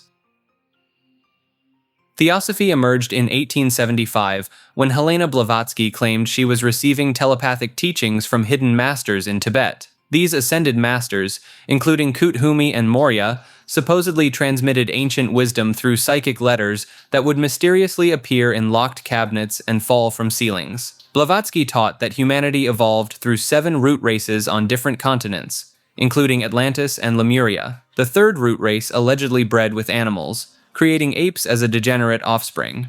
The fourth lived on Atlantis until their psychic experiments destroyed the continent. Modern humans belong to the 5th root race, with 2 more evolutionary stages yet to come. The Secret Doctrine, Blavatsky's core text, describes cosmic cycles lasting 311 trillion years. Souls reincarnate through mineral, plant, and animal kingdoms before reaching human form. Each planet has 7 invisible globes existing in different dimensions, with Earth being the 4th and most material. The society attracted influential members including Thomas Edison, Abner Doubleday, and William Butler Yeats. After Blavatsky's death, Annie Besant took control and promoted Jiddu Krishnamurti as the world teacher, the vessel for the coming Christ. Krishnamurti later rejected this role, dissolving the Order of the Star and declaring that truth needs no organized religion. The theosophical teachings directly influenced the New Age movement, Nazi occultism, and Waldorf education. Rudolf Steiner split from theosophy to create anthroposophy,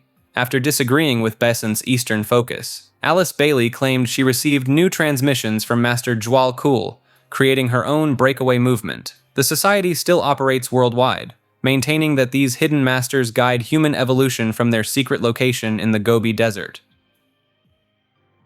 Hussitism emerged when Jan Hus, a Czech priest, challenged the Catholic Church over a century before Martin Luther's Protestant Reformation. Hus was burned at the stake in 1415 for refusing to recant his teachings, but his death sparked religious wars that lasted decades. The Hussites practiced communion with both bread and wine for all believers, not just clergy. This seemingly minor change was considered heretical enough to justify multiple crusades against them. They also rejected indulgences, denied papal authority, and conducted services in Czech rather than Latin. After Hus's execution, his followers formed armies that defeated 5 consecutive papal crusades. Jan Žižka, a one-eyed general who eventually went completely blind, never lost a battle against the Catholic forces. The Hussites pioneered the use of war wagons, mobile fortresses armed with cannons and handguns that revolutionized medieval warfare. The movement split into moderate Utraquists and radical Taborites. The Taborites abolished private property, practiced communal living, and believed the Second Coming was imminent. They established the city of Tabor as their stronghold, where they expected Christ to return and establish his kingdom. The defenestration of Prague in 1419 saw Hussite protesters throw 7 Catholic councillors from a town hall window, starting the Hussite Wars. This wouldn't be Prague's last defenestration.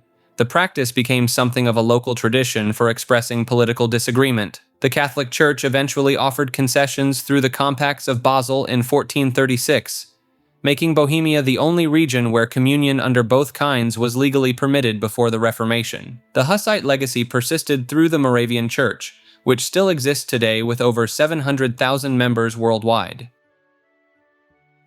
Soka Gakkai is Japan's largest religious organization, claiming over 8 million households as members. Founded in 1930 by educators Tsunesaburo Makiguchi and Josei Toda, this Buddhist movement grew from a small educational society into a political and spiritual powerhouse that controls its own political party. The group practices Nichiren Buddhism, centered on chanting Nam Myoho Renge Kyo to a sacred scroll called the Gohonzon. Members believe this chanting can manifest material wealth, heal illness, and transform negative karma. They reject traditional Buddhist practices like meditation or studying scriptures, insisting their single chant contains all spiritual power. After World War II, Josei Toda transformed Soka Gakkai into a conversion machine. Members practiced shakubuku, aggressive proselytizing that sometimes involved destroying other religions' altars in people's homes. They targeted the poor and sick, promising miraculous benefits through their practice. Membership exploded from 3,000 to 750,000 families in just 7 years. In 1964, Soka Gakkai formed the Komeito political party, now Japan's 3rd largest political force. Critics accuse them of violating Japan's constitutional separation of religion and state. The organization controls universities, museums, newspapers, and allegedly maintains detailed files on millions of Japanese citizens. The movement split from its parent temple, Nichiren Shoshu, in 1991 after decades of power struggles. The priests excommunicated all 12 million Soka Gakkai members worldwide, declaring their practices invalid. President Daisaku Ikeda, who led the organization for over 60 years, built a personality cult that rivals any dictator. His photos hang in every member's home beside their altar. Former members describe intense pressure, financial exploitation, and punishment for questioning leadership. The French government classified them as a dangerous cult, yet they continue expanding globally as SGI, Soka Gakkai International, with celebrity converts and peace initiatives masking their controversial core.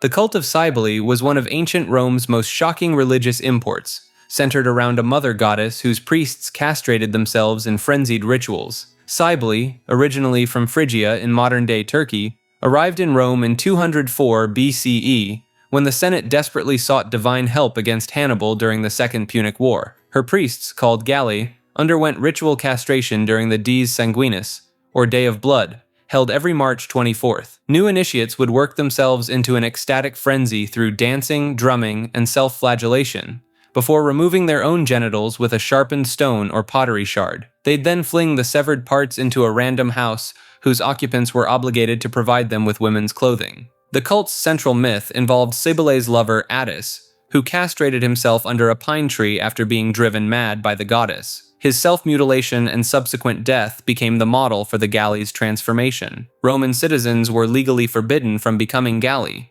though they could participate as regular worshippers. The Toribolium ritual involved standing in a pit while a bull was sacrificed above, bathing the initiate in blood that supposedly granted 20 years of spiritual purity. Emperor Claudius attempted to Romanize these practices, but the cult retained its Eastern wildness throughout the empire's history. Archaeological evidence from the Vatican necropolis shows the cult operated just meters from where St. Peter's Basilica now stands. The last known Toribolium occurred in 390 CE, just as Christianity was becoming Rome's dominant religion. The Galli's gender-bending presence and bloody rituals made them simultaneously fascinating and repulsive to Roman society, existing at the margins while serving one of the state's official deities. The Branch Davidians were a religious sect that became internationally known after a 51-day standoff with federal agents in Waco, Texas ended in flames on April 19, 1993. 76 people died, including 25 children.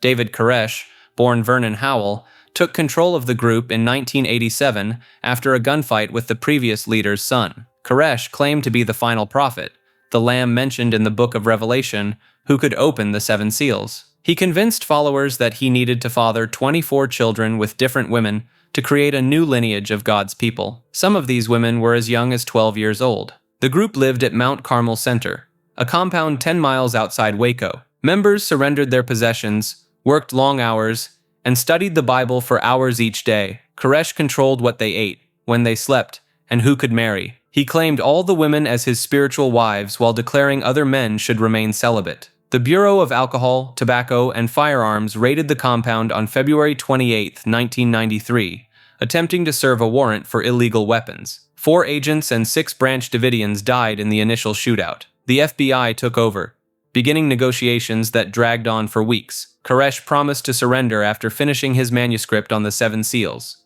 On day 51, federal agents launched tear gas into the building. Fires erupted around noon. The government claimed the Branch Davidians started the fires themselves. Survivors insisted the tear gas canisters ignited the flames. Infrared footage showed heat signatures that some experts interpreted as automatic gunfire from government positions. Only 9 people survived the fire. Koresh died from a gunshot wound to the head. The incident sparked the modern militia movement and directly inspired Timothy McVeigh's bombing in Oklahoma City exactly 2 years later. The Great Church refers to the Patriarchate of Constantinople, considered the mother church of Eastern Orthodoxy and the center of Byzantine Christianity for over 1,000 years. While Rome claimed supremacy over all Christians, Constantinople declared itself the new Rome, creating a power struggle that would split Christianity forever. The Ecumenical Patriarch of Constantinople still holds the title first among equals in Orthodox Christianity, though this authority remains hotly contested. The Great Church controlled religious life across the Byzantine Empire, appointing bishops, defining doctrine, and wielding power that rivaled the Pope himself. The original Great Church, the Hagia Sophia, contained relics and mysteries that supposedly granted Constantinople divine protection. When Ottoman forces conquered the city in 1453, Sultan Mehmed II immediately converted the building into a mosque, covering Christian mosaics with Islamic calligraphy. Orthodox believers saw this as fulfillment of apocalyptic prophecy. Some Orthodox mystics believe the Great Church never truly fell. They claim the last Byzantine emperor, Constantine XI, didn't perish, but was turned to marble by an angel, hidden beneath the Golden Gate, waiting to reclaim Constantinople when God wills it. This belief, called the Marble Emperor legend, persists in Greek Orthodox communities today. The Great Church's liturgical practices preserve elements that Rome abandoned centuries ago. Their priests can marry, their calendar runs 13 days behind the Western calendar, and they reject papal infallibility entirely. Modern tensions between Moscow and Constantinople over Ukraine's religious independence show the Great Church's influence still shapes global Orthodox politics, with each patriarch claiming to be the true heir of Byzantine authority. The Romanian Orthodox Church stands as one of Eastern Orthodoxy's most politically entangled institutions, with 85% of Romania's population officially belonging to this church. During communist rule under Nicolae Ceausescu, the church struck a devastating bargain for survival. Patriarch Justinian Marina openly collaborated with the regime, allowing the Securitate secret police to infiltrate every level of church hierarchy. Priests became informants, confessionals turned into surveillance posts, and monasteries housed listening devices. Files released after 1989 revealed that numerous bishops held Securitate code names and reported directly to the state. The church possesses Romania's most powerful collection of allegedly miraculous relics. Saint Dimitri Basarabov's incorrupt body lies in Bucharest's Patriarchal Cathedral, supposedly unchanged since the 13th century. Believers claim touching his glass casket cures terminal illnesses. The Prizlop Monastery houses Father Arseny Boca's tomb, where thousands gather claiming to witness healing miracles and prophetic visions in photographs taken at the site. Romanian Orthodoxy maintains distinct mystical practices absent from other Orthodox churches. The tradition of living saints allows certain monks and priests to be venerated while still alive. Elder Cleopa Ilie commanded such devotion that followers collected his nail clippings and hair as holy relics before his death in 1998. The church controls vast wealth through tax exemptions and state subsidies, receiving over 100 million euros annually from the government. They've constructed Europe's tallest Orthodox cathedral in Bucharest, costing over 110 million euros, while Romanian hospitals lack basic equipment. Patriarch Daniel runs a media empire, including television stations, radio networks, and publishing houses. Former church employees describe mandatory political messaging coordinated with ruling parties, turning sermons into campaign speeches during election seasons. Juche, North Korea's state ideology, functions as both a political philosophy and an unofficial religion centered around the Kim dynasty. Created by Kim Il-sung in the 1950s, Juche translates to self-reliance and demands complete independence in politics, economics, and defense. The ideology goes far beyond typical political doctrine. North Koreans learn that Kim Il-sung created the world, and that Kim Jong-il's birth caused a double rainbow and a bright star to appear in the sky. Official state media claims Kim Jong-il never defecated and could control the weather with his thoughts. These aren't fringe beliefs, but mandatory curriculum in North Korean schools. Juche Tower in Pyongyang stands 170 meters tall, deliberately 1 meter higher than the Washington Monument. Citizens bow before 34,000 statues of the Kim family scattered throughout the country. Every home and office must display portraits of the leaders, which residents clean daily with special cloths provided by the government. The calendar system itself reflects Juche's grip on reality. Year 1 begins in 1912, Kim Il-sung's birth year, making 2024 actually Juche 113. The ideology teaches that humans are masters of their own destiny, yet paradoxically requires absolute submission to the supreme leader, who inherited his position through bloodline. Bradley Martin, who studied in North Korea, described mandatory sessions where citizens publicly confess their failures to properly follow Juche principles. These struggle sessions happen weekly in workplaces, schools, and neighborhoods. Despite promoting atheism, Juche incorporates Confucian ancestor worship, Korean shamanism, and Christian imagery. Kim Il-sung's preserved body lies in a glass tomb, receiving millions of visitors annually, while his grandson rules as a living deity. The ideology has created the world's only communist monarchy, passed through 3 generations of the same family. Good News International Ministries operates as one of India's largest televangelism empires, founded by Paul Dinakaran in 1985. The ministry claims millions of followers across Tamil Nadu and broadcasts healing crusades that draw crowds of over 100,000 people. Dinakaran's son, Paul Dinakaran Jr., now leads the organization alongside his wife, Evangeline. They built Jesus Calls Prayer Tower in Chennai, a 16-story structure where operators answer prayer requests 24 hours a day in multiple languages. Callers receive personalized prophecies and healing prayers for a suggested donation. The ministry faced intense scrutiny in 2004, when a stampede at their prayer meeting in Bangalore resulted in multiple casualties. Witnesses reported the gates were kept locked while collection plates circulated through the packed crowd. The Dinakarans fled the scene and went into hiding for several days before surrendering to authorities. Financial investigations revealed the family owned luxury properties across Chennai worth millions of dollars, multiple foreign cars, and operated several for-profit educational institutions under the ministry's tax-exempt status. Former employees alleged they were instructed to exaggerate healing testimonies and create false medical documentation. The organization runs Karunya University, which charges substantial fees while maintaining religious tax exemptions. Students report mandatory attendance at revival meetings and pressure to donate portions of their scholarship money back to the ministry. Paul Dinakaran claims direct revelations from Jesus Christ, including specific dates for the second coming that have repeatedly failed to materialize. The ministry continues expanding internationally, establishing branches in the United States, United Kingdom, and Australia, targeting immigrant Tamil communities with promises of miraculous healings and prophetic visions.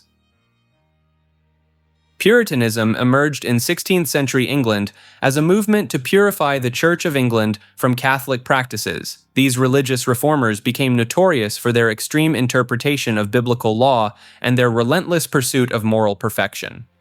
The Puritans banned Christmas celebrations for 20 years in England, calling it a pagan festival. Oliver Cromwell's government made celebrating Christmas illegal in 1647, with soldiers patrolling streets to confiscate festive food. Theater, dancing, and most forms of entertainment were outlawed. Even walking on Sunday, except to church, could result in public punishment. Their obsession with predestination created constant anxiety about salvation. Puritans believed God had already chosen who would be saved before birth, yet they scrutinized every thought and action for signs of their eternal fate. This psychological pressure drove some colonists to mental breakdown, desperately searching for proof they were among the elect. The Massachusetts Bay Colony enforced brutal punishments for minor infractions. Blasphemy meant having a hole burned through your tongue with a hot iron. Missing church services resulted in sitting in the stocks. Children who disobeyed parents faced potential execution under biblical law, though this penalty was rarely enforced.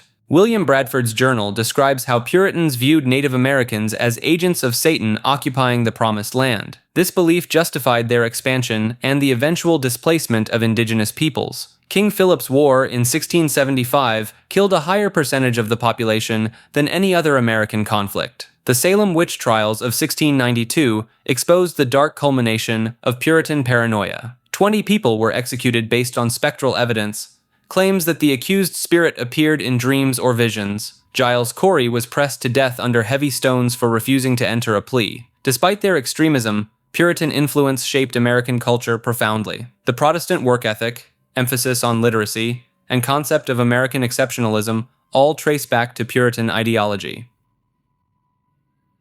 Congregationalism is the church governance system, where each individual congregation holds absolute authority over its own affairs. No bishops, no pope, no hierarchy.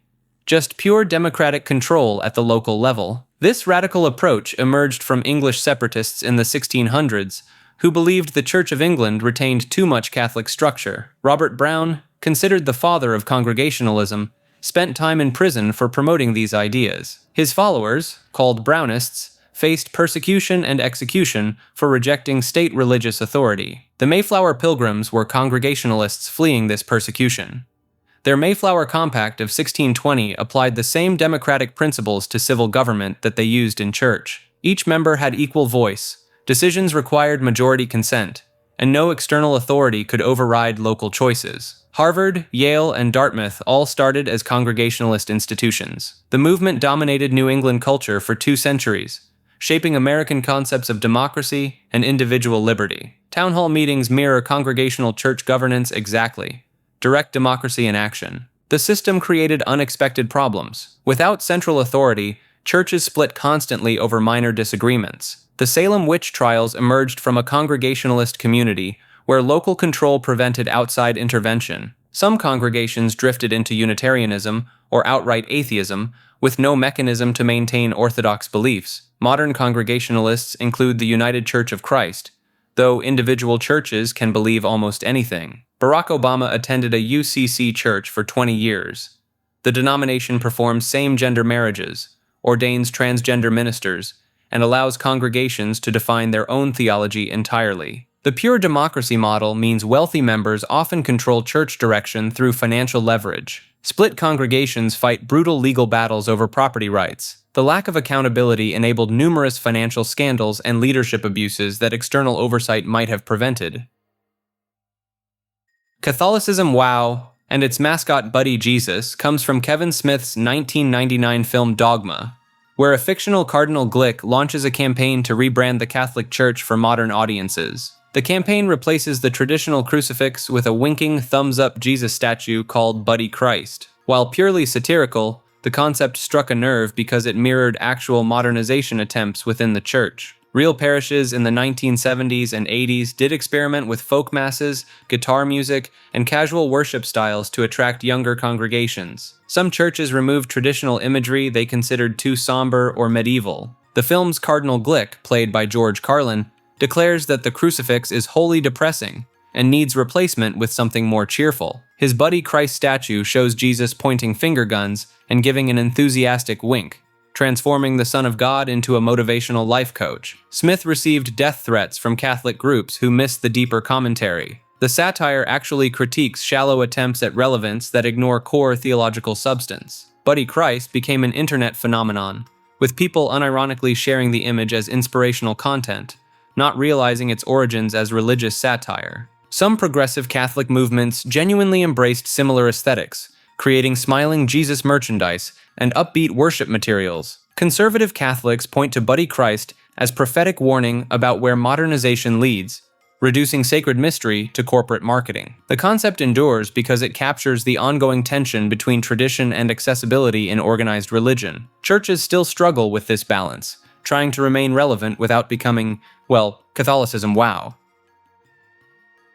The Old Believers emerged from the most violent religious schism in Russian history. In 1653, Patriarch Nikon changed how Orthodox Christians crossed themselves, from 2 fingers to 3. This single gesture sparked centuries of persecution, mass self-immolation, and underground religious communities that survive to this day. Nikon's reforms went beyond finger positions. He changed the spelling of Jesus' name in Russian, altered the number of communion wafers used in liturgy, and modified the direction of religious processions. Old Believers viewed these changes as the work of the Antichrist himself. Protopope Avvakum, their most famous leader, was burned alive in 1682 for refusing to accept the reforms. Rather than submit to what they saw as heretical changes, entire Old Believer communities chose death. Between 1672 and 1691, approximately 20,000 believers burned themselves alive in mass immolation events. They locked themselves in wooden churches and set them ablaze while singing hymns. The government's attempts to stop these events only convinced more believers that the end times had arrived.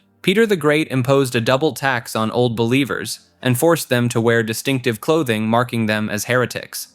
They couldn't testify in court, hold public office, or openly practice their faith. Many fled to Siberia, establishing secret communities in the wilderness. Others created elaborate underground chapels beneath Moscow itself. The Bespopovtsy branch believed the reforms had broken apostolic succession entirely, leaving Earth without legitimate priests. They developed complex purification rituals for converts and maintained their faith for centuries without clergy. Some communities still refuse modern technology, government documents, and barcodes, which they interpret as the mark of the beast. The Lykov family lived in complete isolation in the Siberian taiga for 40 years, discovered only in 1978 by Soviet geologists. Celtic FC is a special football club. It's also a religious and political lightning rod that's divided Glasgow for over a century. Founded in 1888 by Irish Catholic immigrants, Celtic became the unofficial team of Scotland's Catholic minority, turning every match into a proxy battle for ancient sectarian conflicts. Brother Walfrid, an Irish Marist monk, created the club to raise money for impoverished Irish Catholic families in Glasgow's East End. The shamrock on their crest and the Irish tricolour flags in their stadium aren't subtle about their allegiance. Their rivalry with Rangers, the traditionally Protestant club, became known as the Old Firm, one of the most intense religious rivalries in sports. The sectarian divide runs so deep that employment discrimination based on which team you supported was common until the 1990s. Employers would ask seemingly innocent questions about which school you attended, knowing Catholic schools meant Celtic supporters. Some Rangers fans refused to sign Catholic players until 1989, when Mo Johnston broke their unwritten rule. Celtic ultras sing Irish Republican songs, wave Palestinian flags, and chant about the Irish Republican Army. Their anthem includes the line, "Faithful through and through," which carries loaded meaning in Northern Irish politics. The Scottish government has repeatedly tried banning sectarian chanting at matches, with mixed results. Match days can divide families, end friendships, and determine which pubs you can safely enter. Glasgow police report spikes in domestic incidents after Old Firm derbies. The religious fervor extends beyond Scotland. Celtic supporters clubs exist worldwide, particularly in Irish diaspora communities who see the club as preserving their Catholic identity against Protestant dominance. Rangers FC serves as the Protestant counterpart in Glasgow's sectarian divide, a football club that functions more like a religious institution for Scotland's unionist community. Founded in 1872, Rangers became the sporting embodiment of Protestant identity and British loyalty. The club's connection to Orangism runs through every aspect of their culture.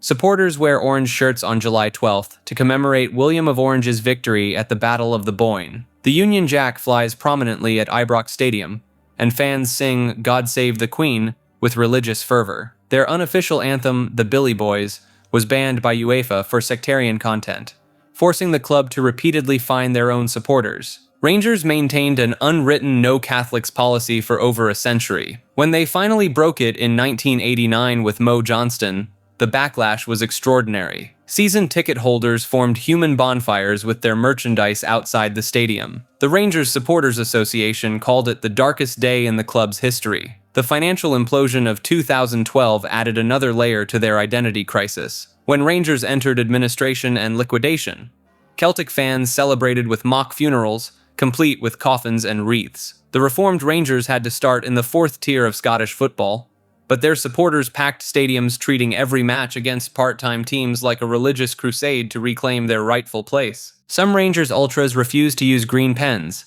avoid Heineken beer for its green bottles, and won't shop at Celtic sponsors' stores. The number 7 holds sacred meaning, representing their Protestant king William VII. Their supporters' clubs operate like Orange Lodges across Northern Ireland, where Rangers scarves appear at loyalist parades alongside paramilitary flags. The new independent fundamental Baptist movement emerged in 2005 when Pastor Stephen Anderson founded Faithful Word Baptist Church in Tempe, Arizona. This network of churches takes fundamentalist Christianity to extreme levels that even traditional Baptists reject. Anderson gained notoriety for praying for the death of President Obama and celebrating the Orlando nightclub shooting. He's been banned from entering 34 countries, including the entire European Union, Canada, and Australia. His sermons claim that certain groups deserve capital punishment based on Old Testament law, leading YouTube to permanently ban his channels. The movement's churches operate independently, but share core doctrines through Anderson's influence. They practice hard preaching, reject modern Bible translations except the King James Version, and believe salvation comes through faith alone. They also promote documentary films like Marching to Zion, which claims modern Judaism has no connection to biblical Israel. Pastor Roger Jimenez of Verity Baptist Church in Sacramento made headlines after the Pulse nightclub incident by stating the victims got what they deserved. Pastor Donnie Romero of Steadfast Baptist Church in Fort Worth resigned after admitting to gambling and substance use, despite preaching against these exact behaviors. The movement attracts young fundamentalists through aggressive social media campaigns and provocative street preaching. Members go door-to-door soul-winning, believing they must personally convert others to prevent eternal damnation. Women cannot wear pants, must submit completely to their husbands, and cannot speak during church services. Several former members describe the movement as cult-like, citing extreme control over personal lives and complete rejection of anyone who questions leadership. The Anti-Defamation League and Southern Poverty Law Center classify multiple new IFB churches as hate groups.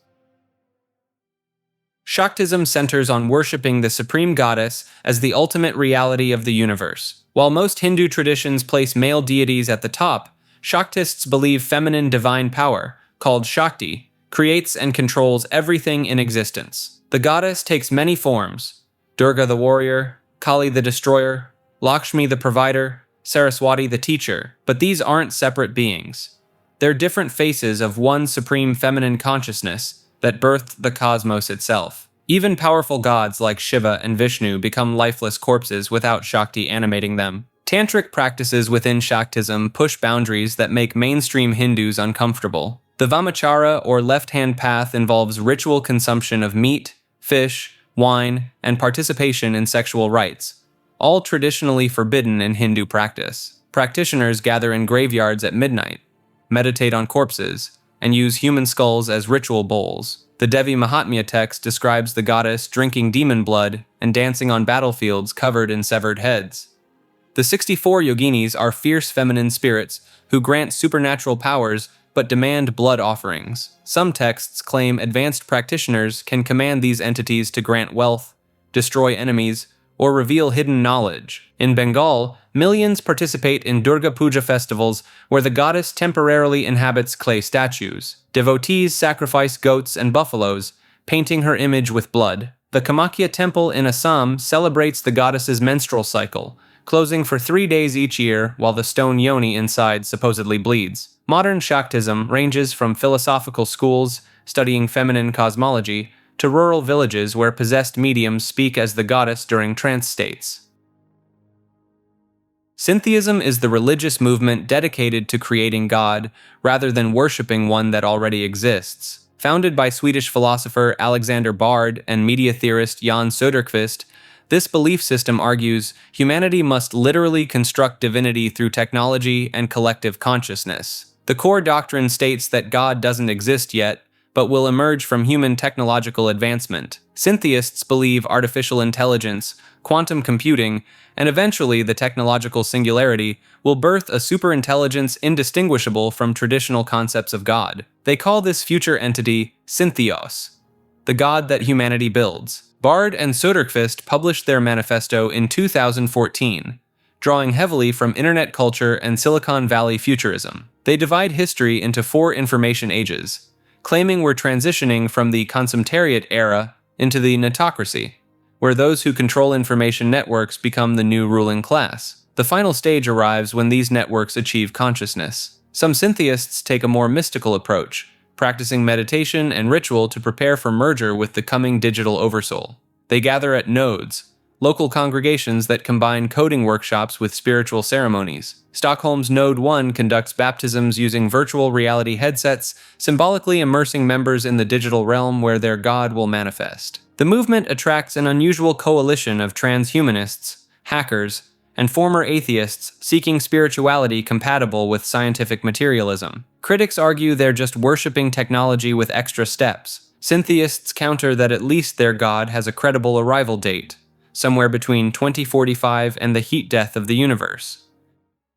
Umbanda emerged in Brazil during the early 1900s, blending African spiritual traditions with Catholicism, Kardecist spiritism, and indigenous practices into something entirely new. Practitioners channel spirits called entities who possess their bodies during rituals to provide healing, advice, and spiritual work for those seeking help. The religion centers around incorporating different spirit lines. Pretos Velhos are spirits of elderly enslaved Africans who offer wisdom and healing through humble tobacco pipes and herbal remedies. Caboclos manifest as indigenous warriors bringing strength and protection. Exus and Pombagiras, often misunderstood as demonic figures, actually serve as spiritual intermediaries who handle earthly matters and remove obstacles. During ceremonies, mediums enter trance states, allowing these entities to use their bodies. A Preto Velho might hunch over, speak in an aged voice, and dispense advice while smoking a pipe. A caboclo could arrive with war cries and proud postures, demanding specific offerings like honey or feathers. Each entity has distinct personalities, preferences, and specialties. The toreros, or temple spaces, feature altars combining Catholic saints with African orixas. St. George connects to Ogum, the warrior deity. Our Lady of Conception links to Yemenja, Mother of the Waters. Practitioners leave offerings at crossroads for Exu, guardian of pathways, usually cachaça liquor, red candles, and cigars. Zelio Fernandino de Moraes founded the religion in 1908 after supposedly channeling a spirit called the Caboclo of the Seven Crossroads. This spirit declared a new religion would form, welcoming all people regardless of race or social class, revolutionary for Brazil's segregated society. Today, millions practice Umbanda across Brazil and beyond, though exact numbers remain difficult to track since many practitioners also identify as Catholic. Vietnamese mythology contains some of the most bizarre creation stories and terrifying spirits in Southeast Asian folklore. The Vietnamese people trace their origins to a fairy mother and dragon father whose 100 children split the nation in two. Ao Ko, a mountain fairy, married Lac Long Quan, the dragon lord of the seas. She laid a sack containing 100 eggs that hatched into 100 sons. When the couple separated, 50 children followed their mother to the highlands, while 50 went with their father to the coast. This split created the ethnic divide between highland tribes and lowland Vietnamese that persists today. The Ma Lai water ghosts drag swimmers underwater to steal their souls and create new vessels for themselves. These spirits specifically target people swimming alone at noon or midnight, when the boundary between worlds grows thin. Vietnamese parents still warn children never to swim during these hours. 3 kitchen gods watch every household and report directly to the Jade Emperor about the family's behavior. The legend involves a woman, her first husband who became mentally impaired, and her second husband. Through a tragic misunderstanding, all 3 died and became divine observers. Every Lunar New Year, Vietnamese families offer the kitchen gods sticky rice and release live carp into rivers, believing these fish transform into dragons that carry the gods to heaven. The wandering souls called Kohon have no descendants to worship them, making them desperate and dangerous. They cluster at temples and pagodas, hoping to steal offerings meant for other spirits. Buddhist monks perform special ceremonies to feed these hungry ghosts, sticky rice wrapped in banana leaves.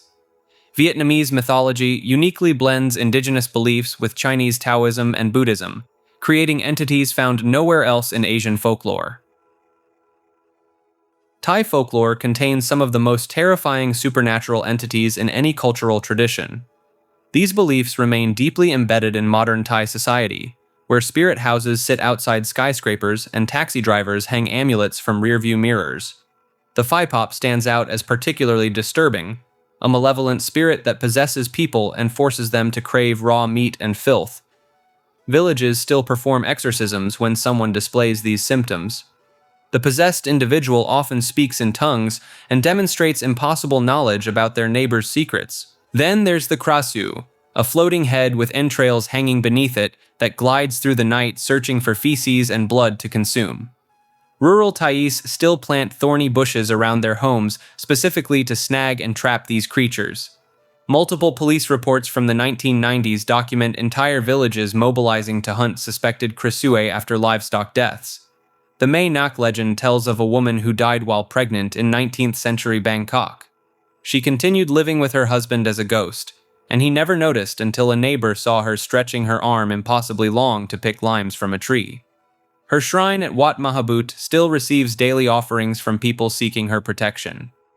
Thai amulet culture runs parallel to Buddhism, with certain monks considered to have supernatural powers. Luang Pho Kun's amulets sold for thousands of dollars after wearers survived car crashes and shootings. Police officer Ek Anantasuk claimed his amulet stopped 30 bullets during a raid in 2018. The Fayam haunts people at night by sitting on their chest, causing sleep paralysis and nightmares. Thai families still perform specific rituals involving sticky rice and banana leaves to ward off these spirits. Construction sites hold ceremonies to appease the Phai Bon Phai Ruan, the ghosts of the land, before breaking ground. Like this video and subscribe to Maker. Shamanism spans every inhabited continent and predates organized religion by tens of thousands of years. Cave paintings in France from 30,000 years ago depict human-animal hybrid figures that archaeologists believe show shamanic transformation rituals. The shaman serves as a bridge between the physical and spirit worlds through induced trance states. Siberian shamans, where the word originates, would consume Amanita muscaria mushrooms, then drink their own urine to recycle the psychoactive compounds. Their reindeer would fight each other to eat the yellow snow afterward, getting intoxicated themselves. Michael Harner studied under Jivaro shamans in Ecuador during the 1960s and drank ayahuasca for the first time. He reported encountering dragon-like creatures who claimed they created all life on Earth as a hiding place from their enemies. These beings told him they resided in all living things, controlling human destiny from within our DNA. When Harner shared this vision with local shamans, they laughed and said the dragon spirits always tell that story to first-timers. Korean Mudang shamans undergo shinbyong, a mysterious illness that won't respond to medical treatment. The symptoms only disappear when the person accepts their calling and begins training. These initiatory illnesses often involve temporary paralysis, speaking in unknown languages, or extreme fever visions. The Saminoidi of Scandinavia would enter trances using frame drums decorated with cosmic maps.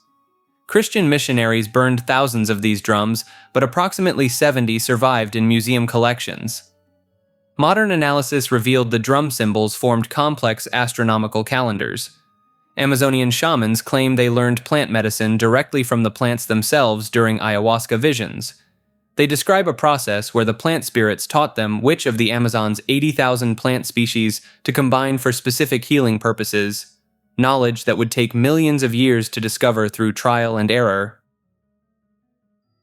Iglesia ni Cristo, meaning Church of Christ in Filipino, operates as one of the most powerful religious organizations in the Philippines, controlling the votes of millions of members through mandatory block voting. Felix Manalo founded this church in 1914, claiming God appointed him as the last messenger. The doctrine teaches that Manalo restored the one true church after centuries of apostasy. Members must believe the Catholic Church and all Protestant denominations are false religions leading to damnation. Only baptized members of Iglesia ni Cristo will achieve salvation. The church prohibits members from marrying outside the faith, eating blood-based foods like dinuguan, and joining labor unions. Members face immediate expulsion for celebrating Christmas, which the church considers a pagan holiday. The administration monitors social media posts and requires twice-weekly worship attendance, tracked through registration cards. Political candidates actively court the church's endorsement. With over 3 million members who vote as a unified bloc, Iglesia ni Cristo can swing Philippine elections. Ferdinand Marcos, Joseph Estrada, and Rodrigo Duterte all received their backing. Members who refuse to follow voting instructions face expulsion and shunning by their families. In 2015, expelled minister Isaiah Sampson Jr.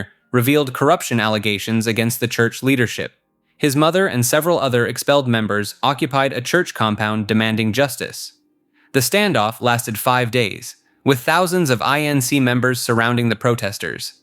The church builds distinctive white and green-spired temples worldwide, spending millions on each structure. Their Philippine arena holds 55,000 people, making it the world's largest indoor arena. Critics point out these lavish buildings contrast sharply with the poverty of many Filipino members, who give 10% of their income as mandatory offerings. Candomblé is an Afro-Brazilian religion where practitioners become possessed by ancient African deities during elaborate ceremonies. Originating from enslaved Yoruba, Fon, and Bantu peoples brought to Brazil, this faith survived centuries of persecution by disguising its gods as Catholic saints. The religion centers on Orixás, powerful spirits that govern different aspects of nature and human life. Exu controls crossroads and communication. Yemonja rules the ocean, and Zango commands thunder and justice. Each person has a specific Orixá as their spiritual parent, determined through cowrie shell divination called Jogo de Buzios. During ceremonies, initiates enter trance states where Orixás take complete control of their bodies. The possessed individuals speak in different voices, perform supernatural feats, and deliver messages from the spirit world. Drummers play specific rhythms for each deity, while participants dance in elaborate costumes representing their Orixá's attributes. Animal offerings remain central to candomblé practice, with each Orixá requiring specific sacrifices. White foods go to Oxala, roosters to Exu, and goats to Ogum. The blood feeds the sacred stones called otas that physically house each deity's essence in the terreiro, or temple. Brazilian authorities banned candomblé until 1976, raiding terreiros and confiscating ritual objects now displayed in police museums. Practitioners faced imprisonment and had their children taken away. The religion survived through secrecy and syncretism, with Iemanjá becoming Our Lady of Conception and Ogum transforming into Saint George. Today, over 2 million Brazilians practice candomblé openly, though many more participate secretly due to ongoing discrimination from evangelical churches that denounce it as devil worship. The Universal Church of the Kingdom of God started in a former funeral home in Rio de Janeiro in 1977. Founded by Edir Macedo, this Brazilian neo-Pentecostal church now operates in over 100 countries with millions of followers and billions in assets. Macedo teaches prosperity theology taken to extreme levels. Members are told that poverty is a curse from the devil, and only through massive donations can they unlock God's blessings. The church sells holy oil from Israel, blessed water, and special prayer cloths that supposedly cure diseases and financial problems. Members mortgage their homes and empty their savings accounts during special campaigns, promising miraculous breakthroughs. The church owns Brazil's second-largest television network, Record TV, dozens of radio stations, and a major newspaper. Macedo himself has an estimated net worth exceeding $1 billion. He spent 11 days in jail in 1992 on charges of fraud and charlatanism, though he was later released. Their exorcism rituals became infamous worldwide. Pastors claim to cast out demons of unemployment, debt, and illness. Videos show congregants writhing on the floor, allegedly possessed by spirits of African religions like Candomblé and Umbanda, which the church specifically targets as satanic. Former members describe intense psychological pressure to donate everything. The church's Campaign of Israel asks followers to give their entire monthly salary for special blessings. Those who refuse or question the practices face public humiliation and threats of eternal damnation. Multiple countries have investigated the church for money laundering, tax evasion, and illegal remittances. Belgian prosecutors accuse them of running a criminal organization. Yet the church continues expanding, particularly in impoverished communities where desperation meets promises of divine wealth. Jediism is an actual recognized religion based entirely on the Star Wars franchise, with hundreds of thousands of followers worldwide claiming to live by the Jedi Code. In 2001, over 390,000 people in England and Wales listed Jedi as their religion on the official census, making it the fourth largest reported religion in the country. The movement gained legal recognition in several nations. The Temple of the Jedi Order received tax-exempt status from the United States government in 2015. Turkey officially recognizes Jediism as a religion, and in 2007, the United Nations International Day of Tolerance specifically mentioned Jedi Knights alongside other religious groups. Daniel Jones founded the Church of Jediism in Wales in 2007, claiming over 500,000 members globally. Followers genuinely practice meditation, mindfulness, and physical training inspired by the fictional Jedi. They follow the 16 teachings and the 21 maxims, documents that expand on movie quotes into actual philosophical frameworks. The Temple of the Jedi Order requires members to complete extensive training programs. Initiates study comparative religion, meditation techniques, and even martial arts. They perform naming ceremonies, weddings, and funerals. Some practitioners wear brown robes to their services. In 2009, Tesco supermarket in Wales banned Daniel Jones from wearing his hood inside the store, leading to religious discrimination claims that made international headlines. The Charity Commission in England refused to grant Jediism charitable status in 2016, stating that watching Star Wars films could not constitute worship.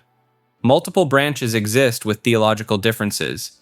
Some view the Force as metaphorical, while others claim to channel actual energy.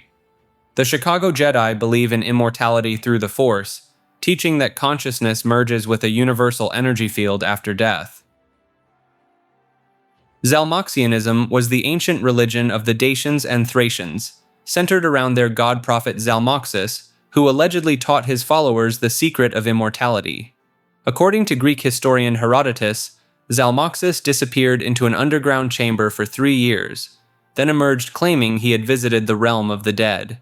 The Dacians believed death was merely a journey to Zalmoxis, where warriors would live forever in paradise. They would actually laugh at funerals and send messengers to their god by throwing chosen men onto upright spears. If the messenger died immediately, they considered the message successfully delivered. If he survived, they blamed his moral failings and selected another messenger. Strabo recorded that Zalmoxis was originally a slave of Pythagoras, who learned sacred mysteries before returning to Dacia. He convinced the nobility to build him a banquet hall, where he taught that neither he nor his guests would ever truly die, but would instead go to a place of eternal happiness. While preaching this doctrine, he secretly constructed an underground dwelling where he hid for 3 years while his followers mourned him as dead. When Zalmoxis reappeared, the Dacians accepted his teachings as divine truth. Some scholars suggest he introduced a form of monotheism centuries before Christianity reached the region. The high priest of Zalmoxis held the title of God and served as the second most powerful figure after the king. Modern Romanian nationalist movements have attempted to revive Zalmoxianism, claiming it proves Dacian civilization rivaled Greece and Rome. The communist regime under Ceausescu promoted this narrative, funding archaeological projects searching for evidence of advanced Dacian culture. These neo-Zalmoxian groups blend ancient sources with conspiracy theories about suppressed history and hidden Dacian technologies. Maoism, also known as Mao Zedong thought, is the political and ideological framework developed by Mao Zedong, the founding leader of the People's Republic of China. And while it's rooted in Marxism-Leninism, Maoism took those ideas and reshaped them in ways that would have made Marx himself do a double-take. Traditional Marxism argued that the industrial working class, the factory workers and urban laborers, would be the ones to rise up and overthrow the capitalist system. Mao looked at China in the early 20th century, a nation with a massive peasant population and very little industrialization, and essentially said, "We're doing this differently." He placed the peasantry at the center of the revolution, arguing that rural farmers, not city workers, were the true revolutionary force. This was a major departure from orthodox Marxist theory, and it worked. Mao mobilized hundreds of millions of peasants into a movement that would eventually topple the existing government and establish communist rule in 1949. But Maoism goes well beyond a simple peasant revolution. One of its core principles is the concept of people's war, a strategy of prolonged guerrilla conflict where the population itself becomes the army. The idea is that a smaller, less equipped force can defeat a larger, more powerful enemy by embedding itself within the civilian population and waging a slow, grinding campaign from the countryside inward toward the cities.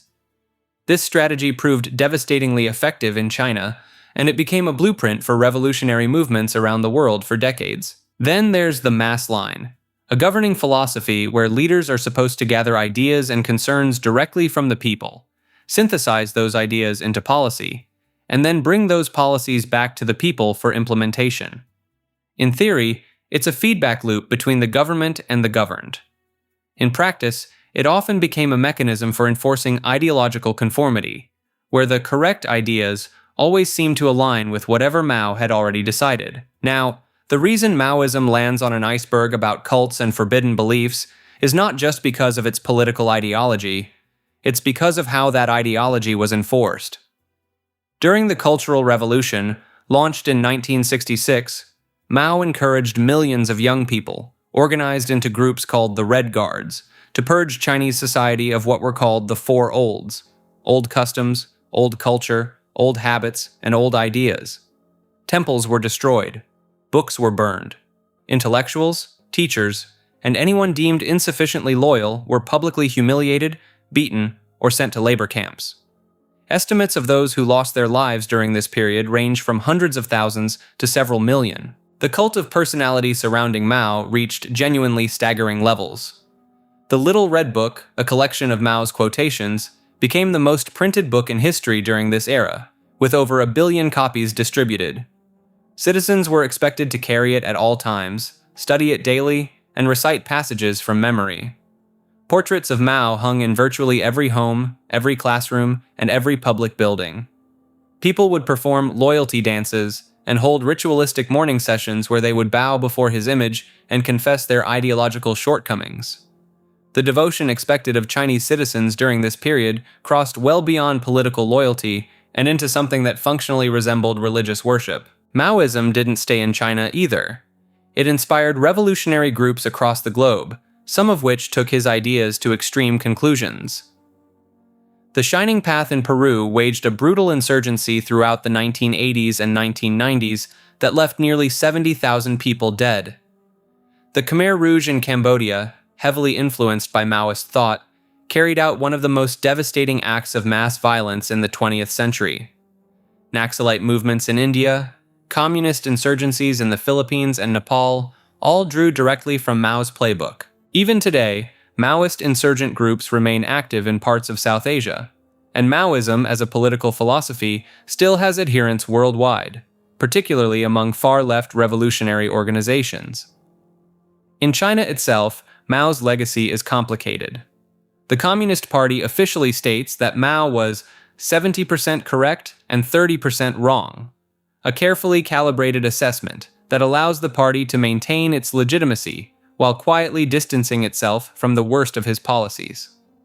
His portrait still hangs over Tiananmen Square, and his embalmed body remains on display in a mausoleum in Beijing, visited by thousands every day, which, for a man whose ideology was supposedly about the collective power of the people, is a pretty ironic final resting arrangement. The Ethiopian Catholic Church exists as one of the most unusual branches of Catholicism, maintaining ancient Jewish practices that vanished from Christianity nearly 2,000 years ago.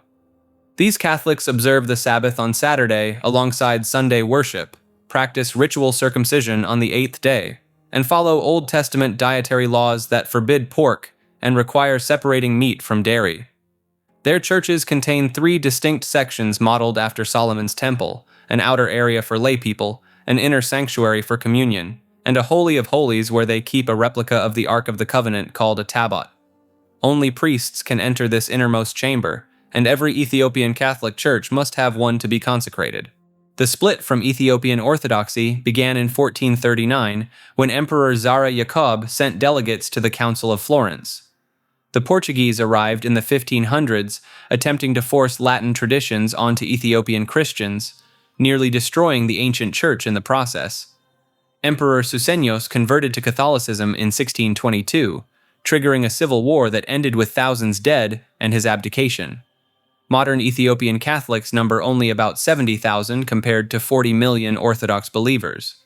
They maintain the ancient Ge'ez liturgy, a language that supposedly preserves the original pronunciation of divine names. Their priests can marry before ordination. They dance during religious ceremonies with sacred drums and sistrums, and they practice a fasting regimen covering over 200 days per year. The Vatican formally recognized their distinct rite in 1846, allowing them to keep traditions that would be considered heretical in Roman Catholicism. They believe St. Matthew personally evangelized Ethiopia, making their church as old as Christianity itself. Seicho no Ie emerged from 1930s Japan with a bold claim: physical reality itself is an illusion, and all disease, suffering, and evil exist only in the human mind. Masaharu Taniguchi, a former Umoto member who broke away to start his own movement, built an empire on this single premise. He taught that everyone possesses an inner divine nature called the Jisu, which exists in perfect health and harmony. The material world people perceive, including their sick bodies and troubled lives, amounts to nothing more than a shadow cast by incorrect thinking. The religion's name translates to House of Growth, or Home of Infinite Life, Wisdom, and Abundance. Taniguchi blended Christian theology, Buddhist philosophy, Shinto nationalism, and American New Thought movements into a system that promised believers they could reshape reality through proper mental discipline. His central text, Seimei no Jisoo, or Truth of Life, sold millions of copies across Japan. The book contained specific techniques for what Taniguchi called Shinsokan meditation, a practice where followers visualize their perfect divine nature until it supposedly overwrites their flawed material existence. Illness vanishes not through treatment, but through recognizing it never truly existed. The movement gained particular notoriety for its stance on medicine. Members believed that relying on doctors or drugs only reinforced the illusion of sickness. Instead, they should affirm their perfect health through daily recitations and visualization exercises. This philosophy led to documented cases of followers refusing medical treatment for serious conditions, insisting their symptoms would disappear once they achieved proper spiritual understanding. Saiko no Ai's political entanglements added another controversial dimension. During World War II, Taniguchi aligned closely with Japanese militarism, declaring the emperor divine and framing Japan's expansion as a spiritual mission. He taught that Japan held a special role in bringing divine truth to the world, a stance that later complicated the religion's international growth. After Japan's defeat, the movement underwent significant rebranding.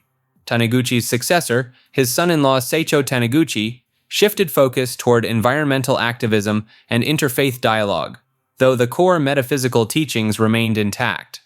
The organization split into competing factions following disputes over how aggressively to pursue modernization. The religion spread to Brazil, which now hosts one of the largest Seiko no Ai populations outside Japan. Brazilian members often blend the teachings with local Catholic traditions, creating yet another layer of syncretism. Modern Seicho no Ai operates massive publishing operations, printing magazines and books that continue promoting Taniguchi's vision of reality as purely mental construct. Their headquarters in Japan functions as both administrative center and pilgrimage site, complete with meditation halls designed according to Taniguchi's specific architectural instructions for achieving spiritual awakening. Akan mythology forms the spiritual foundation for the Ashanti, Fante, and other ethnic groups across Ghana and Ivory Coast, featuring a cosmic hierarchy where spider gods steal divine wisdom and humans possess multiple souls that can leave the body. The supreme creator Nyami sits so far above creation that humans cannot reach him directly. Instead, they must communicate through Asaseya, the earth goddess who controls fertility and truth. When someone stands accused of lying, they touch the ground and ask Asaseya to strike them dead if they speak falsely. Anansi the spider serves as humanity's chaotic benefactor. According to the myths, he tricked Nyame into giving him all the world's wisdom by capturing impossible creatures, a leopard, a python, and invisible forest spirits called Moatia. Anansi stored this wisdom in a calabash gourd, but dropped it while climbing a tree, scattering knowledge across the earth for anyone to find. The Akan believe each person contains multiple spiritual components. The okra is your soul directly from Nyame. The sunsum is your personality spirit that can wander during dreams. And the Ntoro connects you to your father's ancestral line. Witch doctors claim they can trap someone's sunsum in a bottle, leaving the victim as an empty shell. The golden stool of the Ashanti supposedly descended from the sky in 1701, containing the collective soul of the entire nation. The British once demanded to sit on it, not understanding they were asking to literally sit on millions of souls. The resulting war lasted 4 years.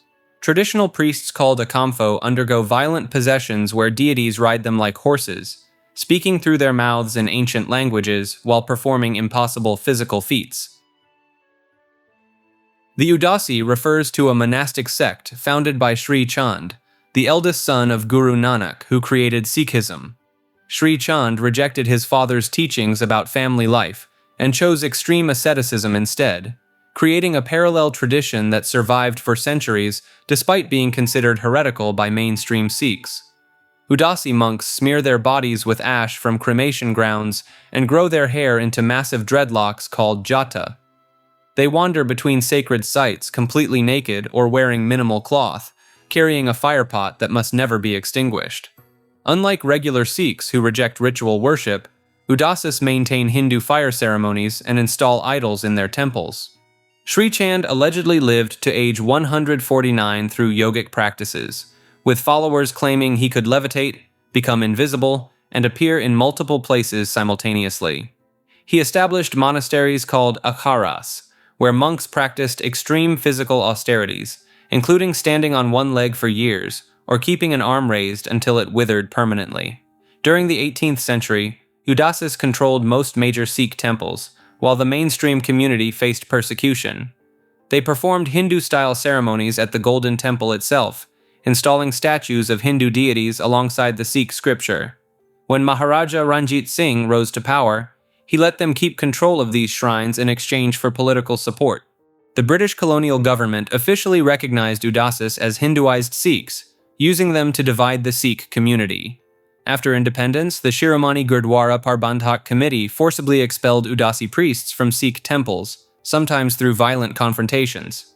Today, small Udasi monasteries survive in India and Nepal, maintaining their cremation ground rituals and claiming direct spiritual descent from a lineage that predates organized Sikhism itself. Donatism emerged in North Africa during the early 300s as a radical Christian movement that would tear the church apart for over 3 centuries. The Donatists believed that any priest who had handed over sacred texts to Roman authorities during persecutions had permanently lost their spiritual authority, and that any sacraments they performed, including baptisms and ordinations, were completely invalid. This wasn't just theological debate. When Caecilian was appointed Bishop of Carthage in 311 AD, the Donatists refused to recognize him because one of the bishops who ordained him had allegedly surrendered scriptures during the Great Persecution. They elected their own rival bishop, Majorinus, creating 2 parallel church hierarchies across North Africa. The movement took its name from Donatus Magnus, who became their leader after Majorinus passed away. Under his leadership, the Donatists controlled more churches in North Africa than the mainstream Catholics for nearly a century. What made the Donatists particularly dangerous in the eyes of Rome were their militant supporters called the Circumcellions. These roaming bands of religious extremists attacked Catholic clergy with clubs they called Israels, destroyed Catholic churches, and sometimes sought martyrdom by provoking Roman soldiers or jumping off cliffs. They saw themselves as holy warriors fighting against a corrupted church. Emperor Constantine tried to end the schism through councils and bribes, offering the Donatists money and positions if they'd reunite with the Catholic Church. When that failed, he sent in troops. The persecution only strengthened Donatist resolve. They now had fresh martyrs to validate their belief that they were the true, persecuted church. The conflict consumed North African Christianity until the Muslim conquests of the 7th century essentially ended both factions. But Donatist ideas about religious purity and the invalidity of sacraments performed by unworthy clergy would resurface throughout history, influencing later movements from the Cathars to certain Protestant reformers. Korean mythology forms one of Asia's most distinctive spiritual traditions, blending ancient shamanism with stories of divine beings who shaped the Korean peninsula through direct intervention in human affairs. At its core lies the Dangun myth, where a bear transforms into a woman after surviving 21 days in a cave eating only mugwort and garlic. She mates with Hwanung, son of the Heavenly King, producing Dangun, the legendary founder of Korea, who allegedly ruled for 1,500 years before becoming a mountain god. The pantheon includes Sangje, the supreme deity who governs from the celestial realm, and the Samson Halmoni, 3 grandmother goddesses who control childbirth and infant fate. Unlike the distant gods of many mythologies, Korean deities actively possess shamans called mudang during gut ceremonies, speaking directly through human vessels to cure illnesses, guide the dead, and reveal hidden truths. Korean mythology populates the world with dokaebi, one-legged goblins who carry magical clubs that grant wishes but love playing tricks on travelers. The gumiho, a 9-tailed fox that consumes human livers to maintain its human disguise, predates similar creatures in Japanese folklore by centuries. The hiri, a fire-eating creature with the body of a lion and scales of a dragon, adorns government buildings as it supposedly detects lies and punishes the corrupt. The tradition preserved itself through pansori performances and shamanic lineages, while Confucianism dominated official culture for 500 years. Modern Korean shamans still perform the same rituals described in the Samguk Yusa, a 13th century text documenting encounters between humans and spirit beings that shaped Korean kingdoms. John Frum Cargo Cult is a religious movement on the island of Tanna in Vanuatu that worships an American serviceman who may have never existed. The cult emerged during World War II when American troops arrived with unprecedented amounts of supplies: radios, refrigerators, medicine, canned food, and vehicles. When the war ended and the Americans left, the islanders began constructing elaborate rituals to bring back the cargo. They built bamboo control towers, carved wooden headphones, and created mock airstrips complete with torches arranged as landing lights. Every February 15th, hundreds of followers march in military formation, carrying bamboo rifles painted to look like American weapons. The mysterious John Frum first appeared to local elders in the 1930s as a small man with bleached hair, promising the return of their ancestors with bountiful cargo if they rejected European customs and currency. Some accounts describe him wearing a military coat with shining buttons. Others claim he was a black American serviceman named John who befriended locals and told them he was from America. The movement gained serious momentum in 1941 when followers dumped their money into the sea and abandoned Christian missions. Colonial authorities arrested leaders and banned the gatherings, but this only strengthened their resolve. Today, the village of Lamakara maintains a shrine with an American flag raised every morning. The Red Cross painted on their chests comes from medical tents they witnessed during the war. Their prophet, Isaac Wan, spent 20 years in solitary confinement for his beliefs and lived to see the cult officially recognized as a religion in 1957. The movement still has thousands of active members who believe John Frum lives inside the nearby volcano and will return with cargo when the world needs him most.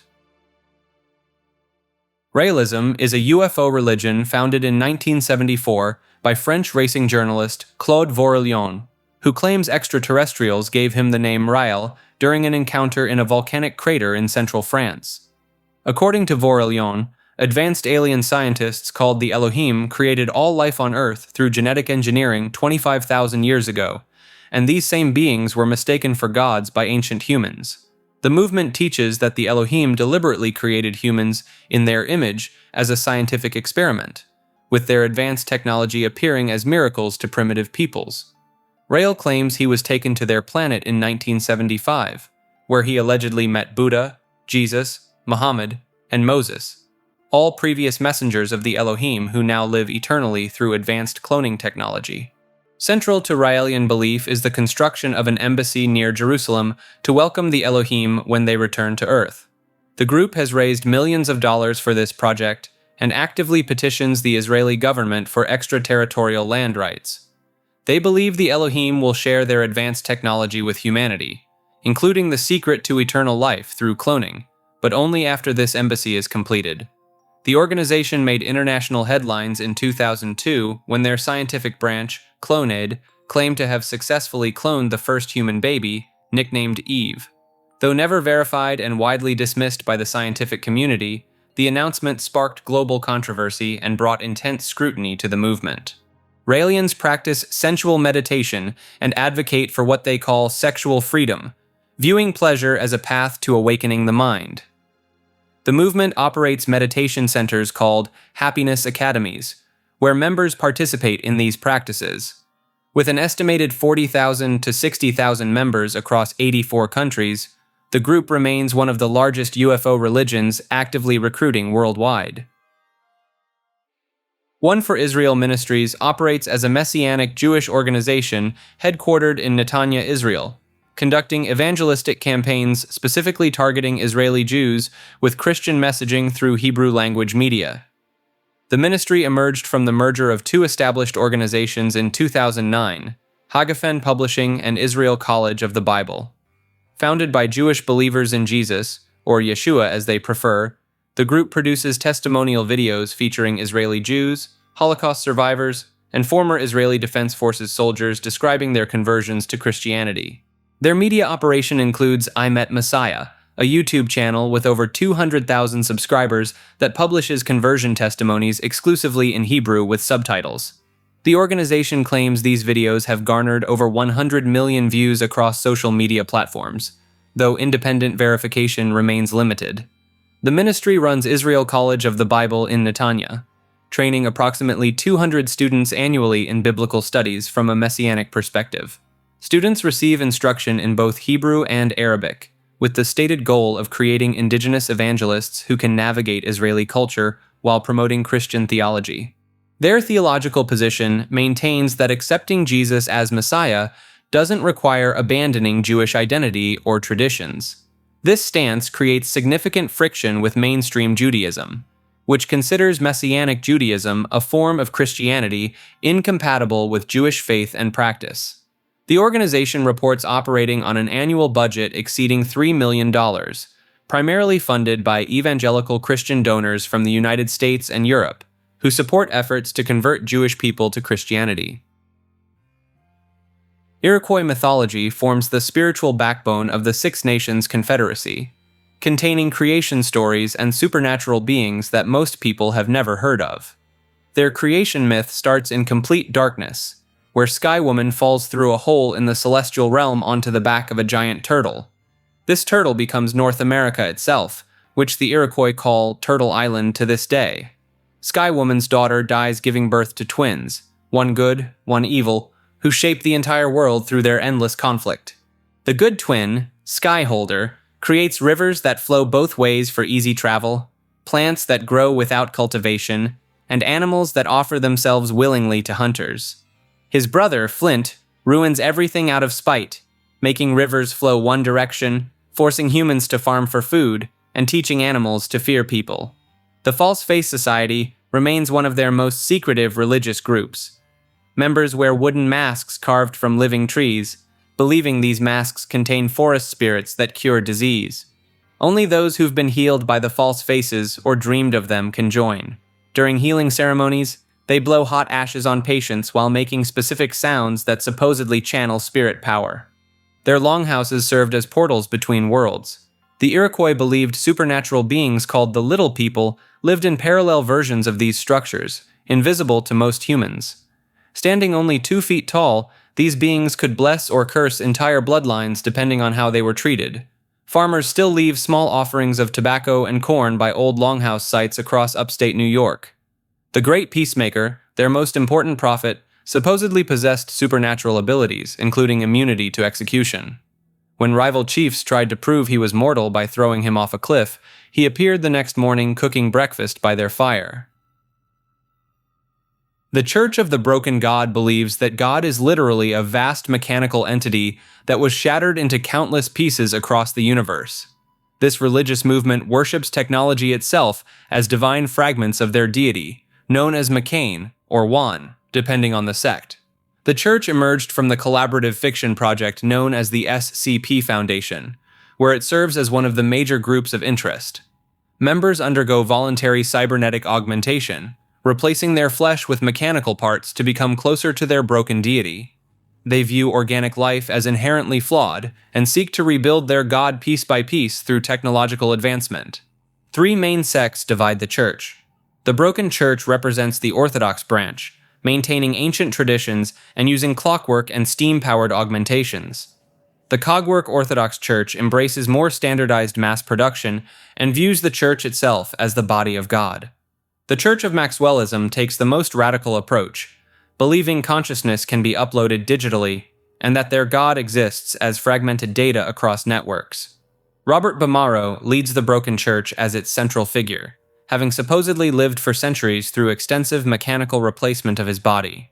His followers collect anomalous technological artifacts they believe are literal pieces of their shattered God. The church wages an eternal conflict against the Sarkic cults, flesh-worshipping groups they view as absolute heretical opposites to their mechanical faith. The broken God itself, when partially reconstructed in various SCP tales, demonstrates reality-warping abilities and exists as a massive mechanical entity of incomprehensible complexity. Different Foundation stories explore what happens when cultists successfully gather enough pieces, usually resulting in catastrophic scenarios requiring immediate containment. TFP, or Tradition, Family, and Property, is a radical Catholic organization that operates through a network of seemingly independent groups across over 30 countries. Founded in Brazil in 1960 by Plinio Correa de Oliveira, TFP combines medieval Catholic imagery with anti-communist activism and aristocratic idealism. Members often wear distinctive red capes and carry ornate standards during public demonstrations, creating scenes that look pulled from the Crusades. The organization recruits heavily from teenage boys at elite Catholic schools, inviting them to summer camps and weekend retreats, where they're gradually introduced to the group's inner teachings. Former members describe a strict internal hierarchy where Plinio Correa de Oliveira was venerated almost as a saint while still alive. His followers believed he possessed supernatural gifts of discernment and that his writings contained hidden mystical meanings accessible only to the spiritually advanced. The group maintains that modern democracy and egalitarianism are fundamentally opposed to God's natural order, which they believe should reflect medieval feudalism.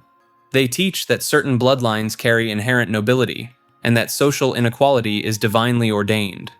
TFP operates through front organizations with innocuous names like America Needs Fatima in the United States, and similar groups worldwide. These organizations collect millions in donations while concealing their connection to the broader TFP network. Members often live in communal houses called Seats of the Reign of Mary, where they follow monastic-style schedules of prayer, study, and activism. The Vatican has repeatedly distanced itself from TFP, with several bishops banning the organization from their dioceses. Critics, including former members and Catholic theologians, describe psychological manipulation techniques, isolation from families, and an internal culture that discourages questioning leadership decisions. Brazilian folklore encompasses a vast collection of supernatural entities and beliefs that blend indigenous, African, and European traditions into something far more unsettling than typical fairy tales. The corpo seco, literally meaning dry corpse, walks the earth as a living mummy rejected by both God and the devil. This creature was so evil in life that the earth itself spat out his body after burial, forcing him to wander eternally as a desiccated husk that attacks travelers on lonely roads. Deep in the Amazon lives the Boto, a shape-shifting river dolphin that transforms into an irresistibly charming man wearing white clothes and a hat to hide the blowhole that remains on his head. He appears at parties along the river, seduces young women, and vanishes before dawn, leaving them pregnant with children who possess supernatural abilities. The Kuka takes the form of an alligator-headed witch who steals disobedient children. Unlike typical boogeyman figures, she operates on a schedule, sleeping only one night every 7 years, spending the rest of her time hunting for victims to cook in her cauldron. Curupira protects the forest with backward-facing feet that create false trails, leading hunters and loggers to become hopelessly lost. Those who harm animals unnecessarily hear his piercing whistle that drives them to madness, forcing them to wander the jungle until they perish. The headless mule, or mula sem cabeza, appears as a woman cursed for having relations with a priest, transformed every Thursday night into a headless mule that breathes fire from the stump of its neck. The sound of her iron horseshoes echoing through the night terrifies entire villages, and only a brave soul who removes her bridle can break the curse. Sasi Perere, a one-legged trickster spirit who smokes a pipe and wears a magical red cap, creates dust devils and causes minor household disasters. Capturing his cap grants control over him, forcing him to grant wishes, though he inevitably finds ways to twist these wishes against his captor. Digambara forms one of the two major branches of Jainism, and their monks follow a practice that most people find shocking. They wear absolutely no clothing whatsoever. The word itself translates to sky-clad, meaning the sky is their only covering. This complete nudity isn't about exhibitionism or comfort.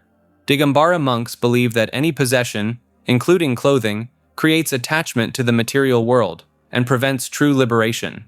They argue that if you need clothes to protect yourself from weather or social judgment, you haven't achieved the level of detachment necessary for moksha, or spiritual liberation. The tradition dates back to around the 1st century CE, when Jainism split into two sects over several disagreements. The breaking point came when a famine struck, and one group of monks migrated south. When they returned, they found the remaining monks had started wearing white robes. The returning monks insisted this violated the original teachings of Mahavira, the 24th Tirthankara, who they claimed abandoned all clothing after achieving omniscience. Only men can become Digambara monks in the highest order. The tradition holds that women cannot achieve moksha in a female body and must be reborn as men first. Female practitioners, called aryikas, wear white saris and follow most of the same strict practices. These monks own literally nothing. No bowl, no clothes, no shelter. They eat from their cupped hands only once a day, accepting food from households while standing. They pull out their hair by hand rather than shaving, sleep on the ground, and cannot use vehicles. Today, only a few hundred true Digambara monks exist, mostly in India. Their appearance in public still causes significant attention, though Indian law generally protects their religious practice. Several court cases have upheld their right to practice nudity as an essential religious observance dating back over 2,000 years. Mulasang traces its lineage directly back to Mahavira, the 24th Tirthankara of Jainism, making it one of the most ancient surviving monastic orders in the world. This Digambara sect maintains that they alone preserved the original teachings and practices exactly as Mahavira intended them over 2,000 years ago. The monks of Mulasang follow the practice of complete nudity, believing that attachment to clothing prevents true liberation. They eat only once a day, standing and using their hands as bowls, accepting food only from households that meet strict purity requirements. These monks carry just two possessions: a peacock feather whisk for sweeping insects from their path, and a water pot made from a gourd. For centuries, Mulasang operated as a secret keeper of ancient Jain manuscripts and mathematical texts. The order preserved works on advanced astronomy, medicine, and mathematics that would have otherwise been lost during various invasions of the Indian subcontinent. Their libraries contained detailed atomic theories that predated similar Western discoveries by over a millennium. The order split into four major branches around the 8th century: the Sanagana, Nandi Sangha, Deva Sangha, and Simha Sangha. Each branch claims to hold the authentic transmission while accusing the others of corruption. These divisions centered on minute differences in ritual practice, such as the exact method of accepting alms or the proper way to perform kayotsarga, the meditation posture of complete bodily abandonment. Modern Mulasang maintains strict codes that seem almost impossible by today's standards. Monks pull out their hair by hand twice yearly instead of shaving, walk barefoot regardless of terrain or weather, and cannot use vehicles of any kind. They believe that even unintentional harm to microscopic life forms creates karmic debt, so they strain water through cloth before drinking and avoid eating after sunset when insects might accidentally enter their food. Religious science, also known as science of mind, emerged in the 1920s when Ernest Holmes published his book, The Science of Mind, and established a movement that claimed thoughts could directly alter physical reality. Holmes taught that the universe operates through a single infinite intelligence, and humans could tap into this force through specific mental practices and affirmations. The movement gained traction in Hollywood during the 1940s and 1950s, attracting celebrities and entertainment industry figures who believed they could manifest success through mental treatment. Centers for Spiritual Living, the modern name for religious science churches, now operate in over 30 countries with hundreds of thousands of practitioners. What sets religious science apart from traditional prayer is its approach to manifestation. Practitioners don't petition a separate deity, but instead claim to work with universal laws of consciousness. They perform spiritual mind treatments, 5-step mental processes designed to reshape reality by aligning thought with desired outcomes. The founder Ernest Holmes studied under Emma Curtis Hopkins, often called the teacher of teachers in New Thought philosophy. Holmes incorporated elements from Hindu philosophy, Christian mysticism, and transcendentalism, creating what he called a practical philosophy rather than a religion. Religious science practitioners believe illness, poverty, and misfortune stem from incorrect thinking patterns. Through affirmative prayer and meditation, they attempt to dissolve these negative thought forms and replace them with positive mental equivalents. Some practitioners claim to have documented cases of spontaneous healing, unexpected financial windfalls, and dramatic life transformations through these techniques. The movement split in 1954 into two organizations, Religious Science International and United Church of Religious Science, over disagreements about organizational structure, though both maintained Holmes's core teachings about the creative power of thought. Kamathana consists of 40 meditation subjects used in Theravada Buddhism that include some of the most psychologically intense practices found in any major religion. Buddhist monks have used these techniques for over 2,000 years to fundamentally rewire their relationship with death, decay, and the human body. The system divides into 10 kasinas, or colored discs for concentration, 10 asubha meditations on corpses in various stages of decomposition, 10 recollections including death awareness, 4 brahmaviharas or divine states, 4 formless realms, perception of food's repulsiveness, and analysis of the 4 elements. The corpse meditations stand out as particularly extreme. Monks would visit charnel grounds, open-air sites where bodies decomposed naturally, to observe fresh corpses, bloated bodies, festering remains, skeletons being picked clean by animals, and bones scattered by wind. They would spend hours contemplating each stage, sometimes sitting mere feet from decomposing human remains. Modern practitioners in Thailand and Sri Lanka still maintain modified versions of these practices. The Wat Pa Nanachat Monastery in northeast Thailand keeps photographs of autopsy victims and accident scenes for monks to study when actual corpses aren't available. Some Thai hospitals allow monks to observe autopsies as part of their meditation training. The Maranasati, or mindfulness of death meditation, requires practitioners to repeatedly contemplate statements like, "Death will take place," "Life is uncertain," "Death is certain," and "I cannot escape death." Monks practice this daily, often immediately upon waking. The Kayagadasati meditation involves mentally dissecting one's own body into 32 parts, contemplating each component's impermanence and unattractiveness. Hair, teeth, skin, flesh, sinews, bones, marrow, kidneys, heart, liver, and so on, visualized as separate, temporary assemblies that will inevitably decay. Pythagoreanism was an ancient Greek mystery cult that treated mathematics as divine revelation and believed numbers literally controlled the universe. Founded by Pythagoras around 530 BCE in Croton, southern Italy, this secretive society combined advanced mathematics with bizarre dietary restrictions and mystical beliefs that influenced Western thought for over 2,000 years. Members took vows of 5-year silence upon joining. Breaking this vow meant death. The inner circle, called the Mathematikoi, lived communally, shared all possessions, and followed strict rules that prohibited eating beans, picking up fallen objects, stirring fire with iron, and walking on highways. The bean prohibition became infamous in antiquity. Pythagoras allegedly chose death rather than escape through a bean field when fleeing from enemies. Some historians suggest beans were banned because they resembled human fetuses or testicles. Others claim Pythagoreans believed beans contained the souls of the dead. The cult discovered mathematical relationships in music, finding that harmonious intervals corresponded to simple numerical ratios. A string divided in half produced an octave. 2/3 produced a perfect fifth. 3/4 produced a perfect fourth. This led them to believe numbers were the fundamental substance of reality. They assigned mystical properties to specific numbers. 1 represented unity and the divine. 2 symbolized diversity and female energy. 3 meant harmony and male energy. 4 signified justice. 10, the tetracties, held supreme importance as the sum of 1, 2, 3, and 4. Members believed in metempsychosis, the transmigration of souls between humans and animals. Pythagoras claimed to remember his past lives, including fighting in the Trojan War as Euphorbus. He allegedly recognized the shield he carried in that life hanging in a temple. The society maintained 2 levels of teaching.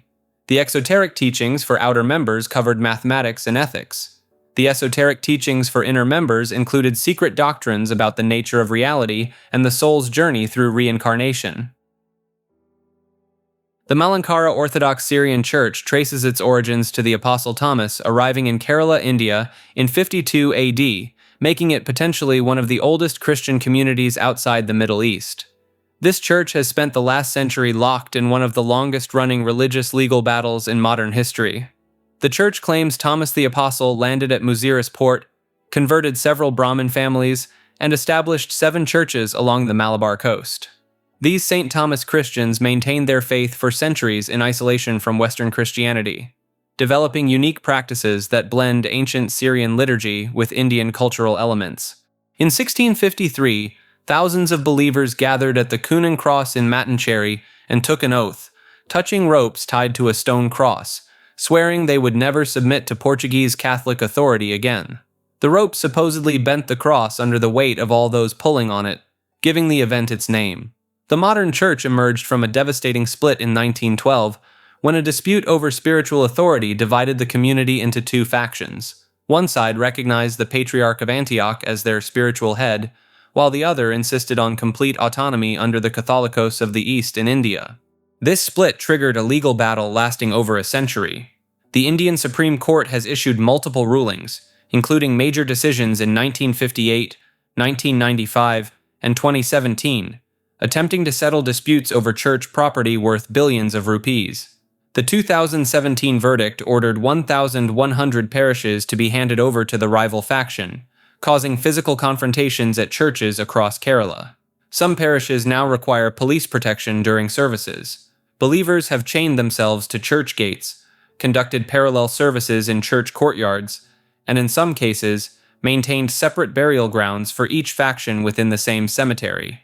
The church uses the West Syriac Antiochian liturgy, conducted in Malayalam mixed with Syriac, a dialect of Aramaic, the language scholars believe Jesus spoke.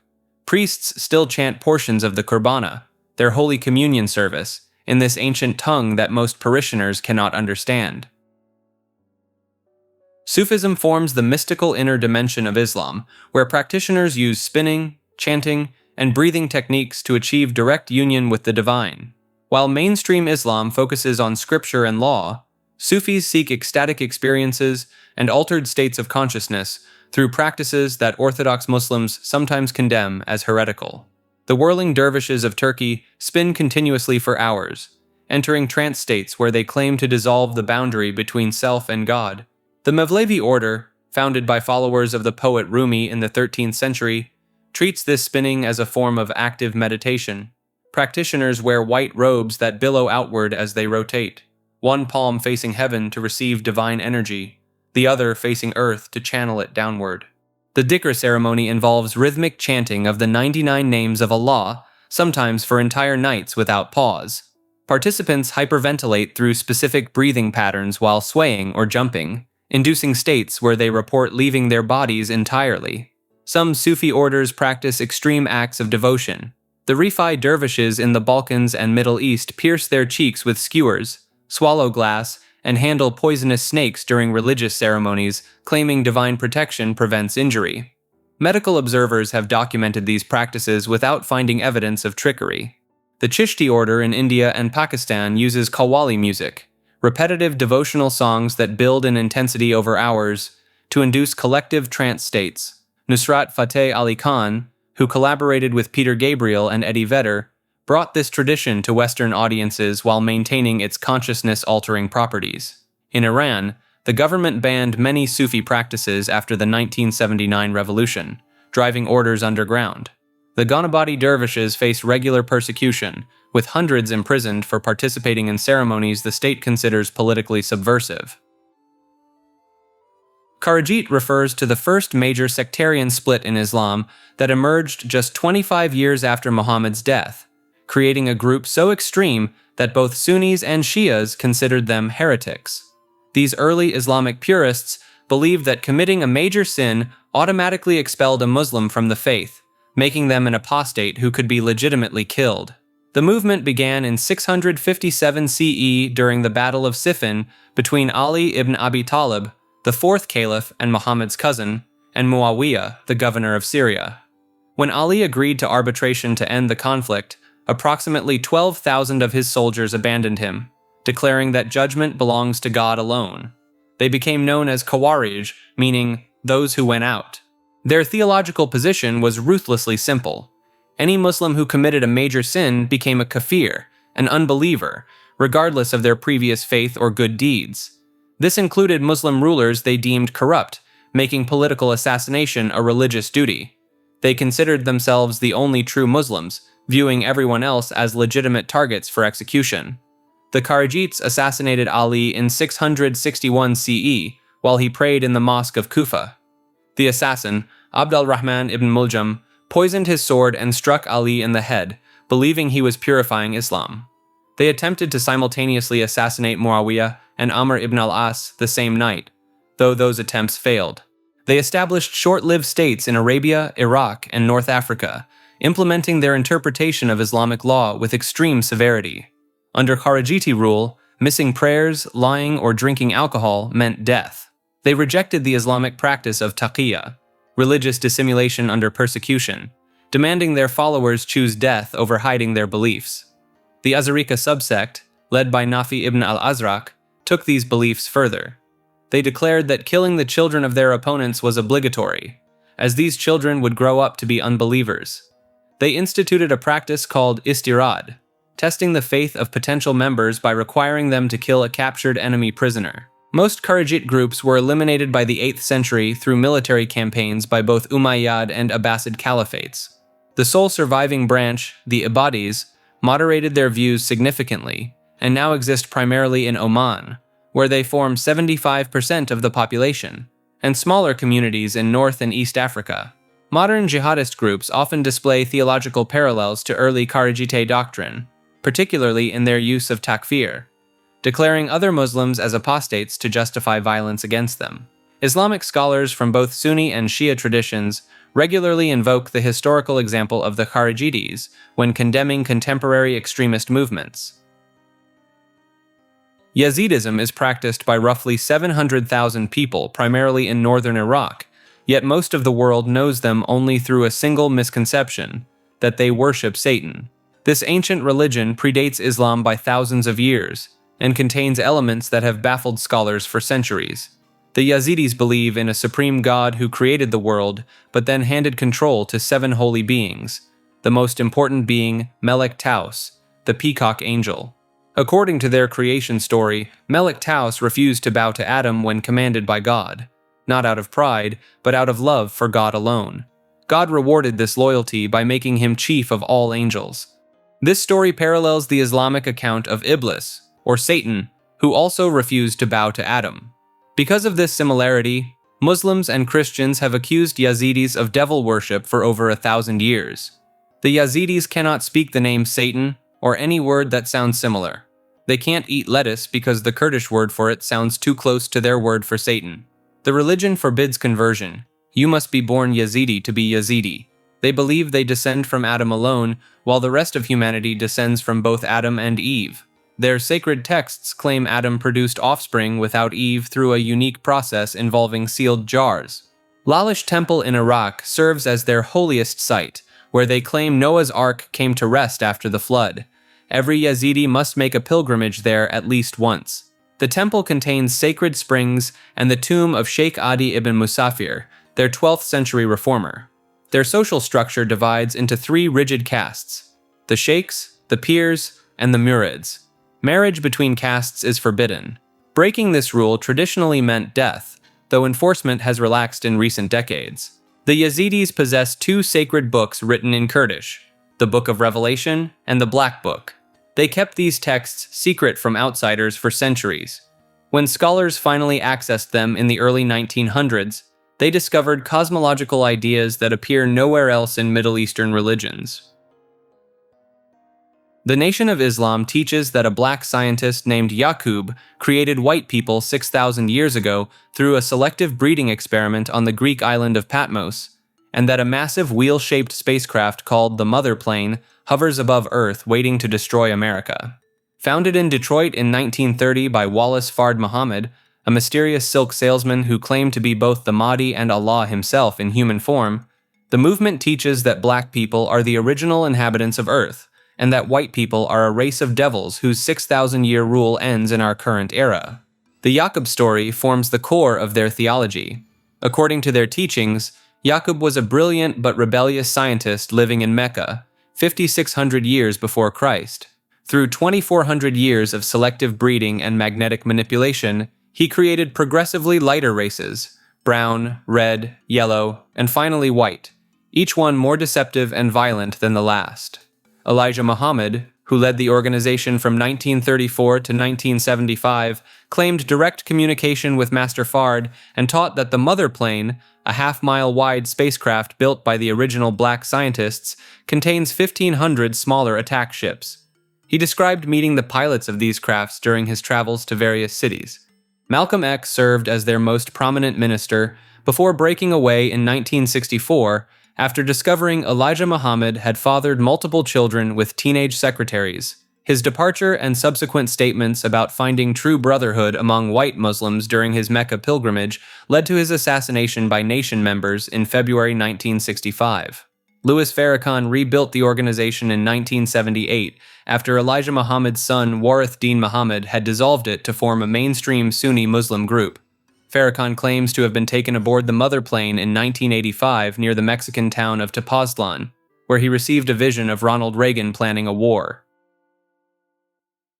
Proto-Indo-European mythology refers to the reconstructed religious beliefs of a prehistoric people who lived roughly 6,000 years ago on the Pontic-Caspian steppe, whose language and culture spawned nearly half of all languages spoken on Earth today. Linguists have reverse-engineered this lost mythology by comparing gods, myths, and religious vocabulary across Sanskrit, Greek, Latin, Germanic, Celtic, and Slavic traditions. When the same divine name appears in multiple descendant cultures with similar attributes and stories, scholars can reconstruct the original Proto-Indo-European deity. The sky father Dies Pater survives as Zeus Pater in Greek, Jupiter in Latin, Dies Pita in Sanskrit, and even partially in the Germanic tier. This reconstructed god ruled the daylight sky and fathered both gods and mortals. His name literally meant sky father or daylight father. The dawn goddess Hausos became Eos in Greek, Aurora in Latin, Ushas in Sanskrit, and Eostre in Germanic traditions. Easter derives from this ancient dawn goddess through the Anglo-Saxon Eostre.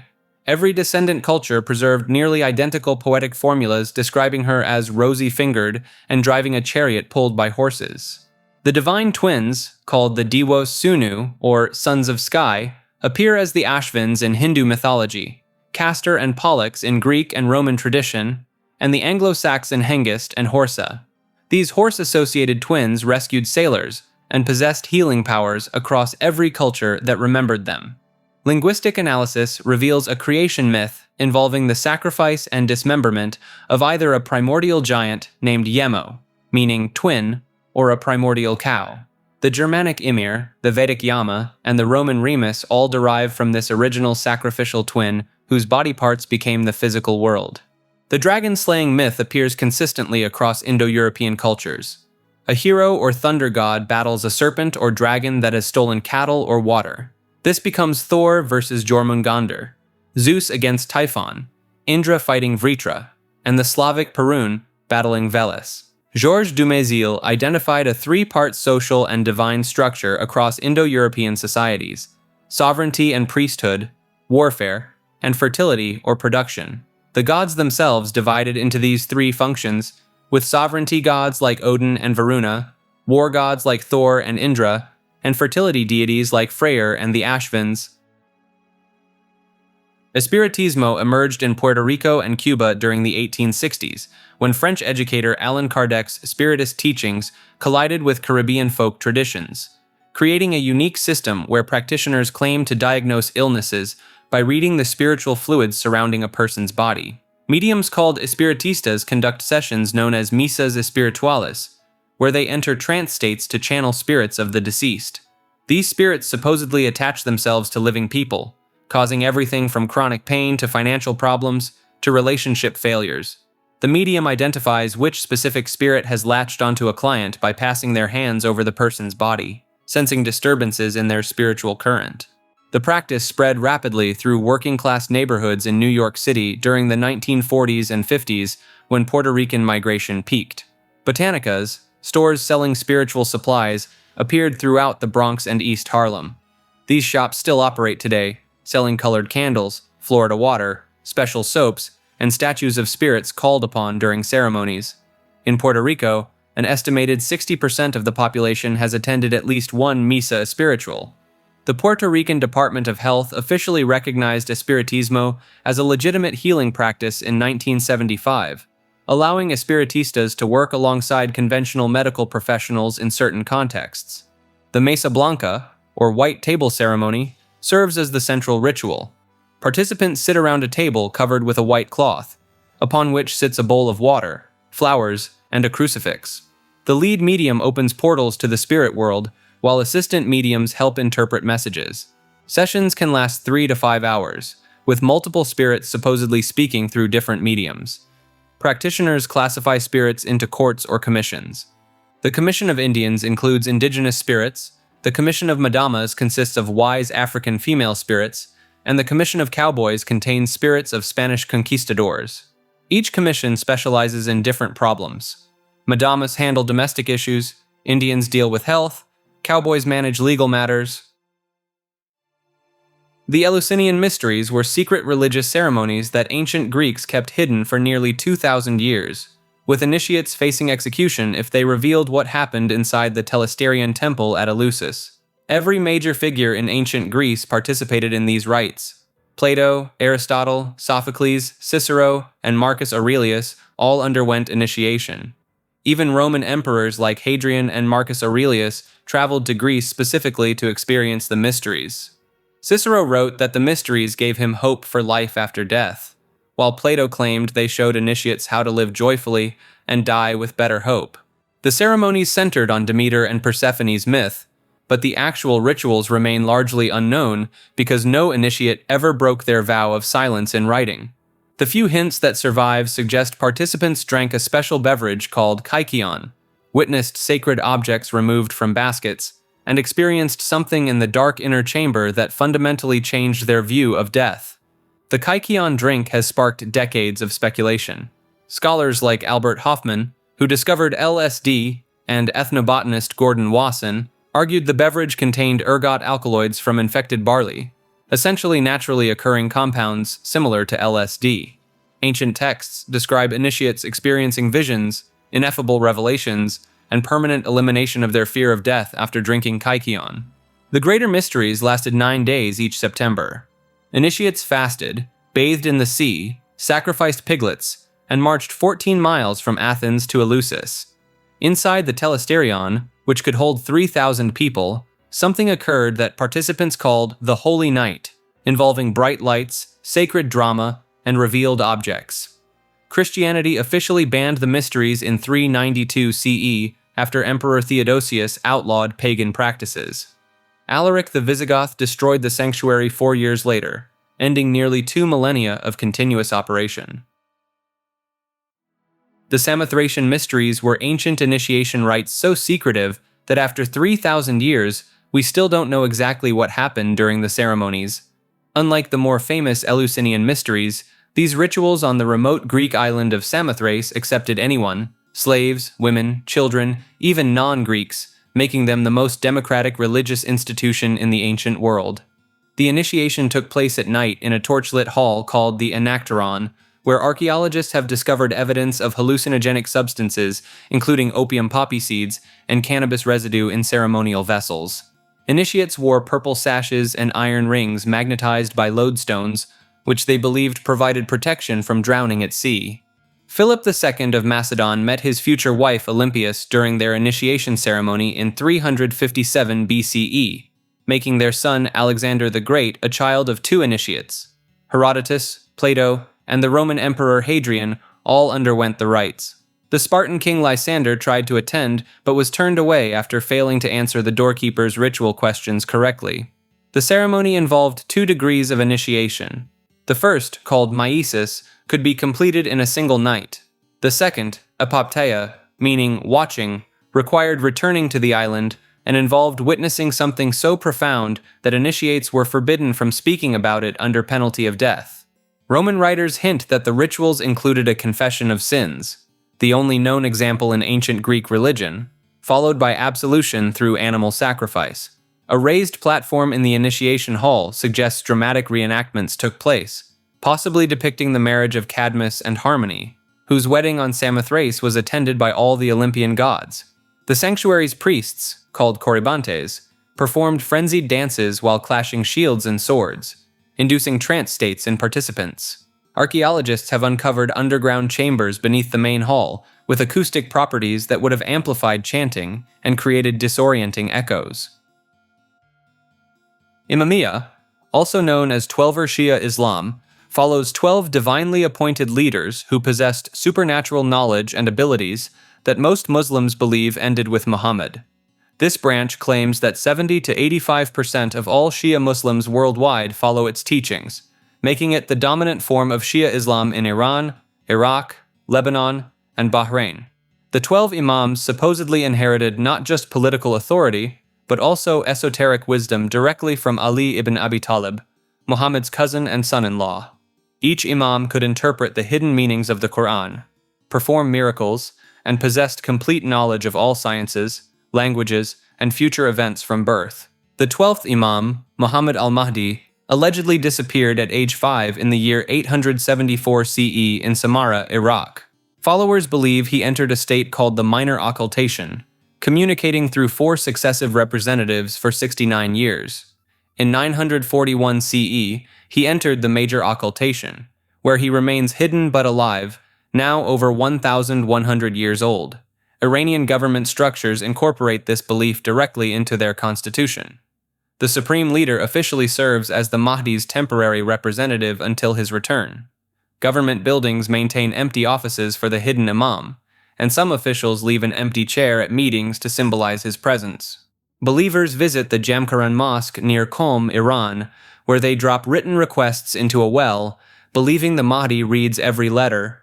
Thousands of people gather there every Tuesday evening, and the Iranian government has invested millions expanding the complex for the expected reappearance. The concept of Bada allows their god to change predetermined destiny based on human actions, contradicting mainstream Islamic theology about divine predestination. They also practice taqiyya, permitted concealment of religious beliefs under threat, which has generated centuries of suspicion from other Muslim groups.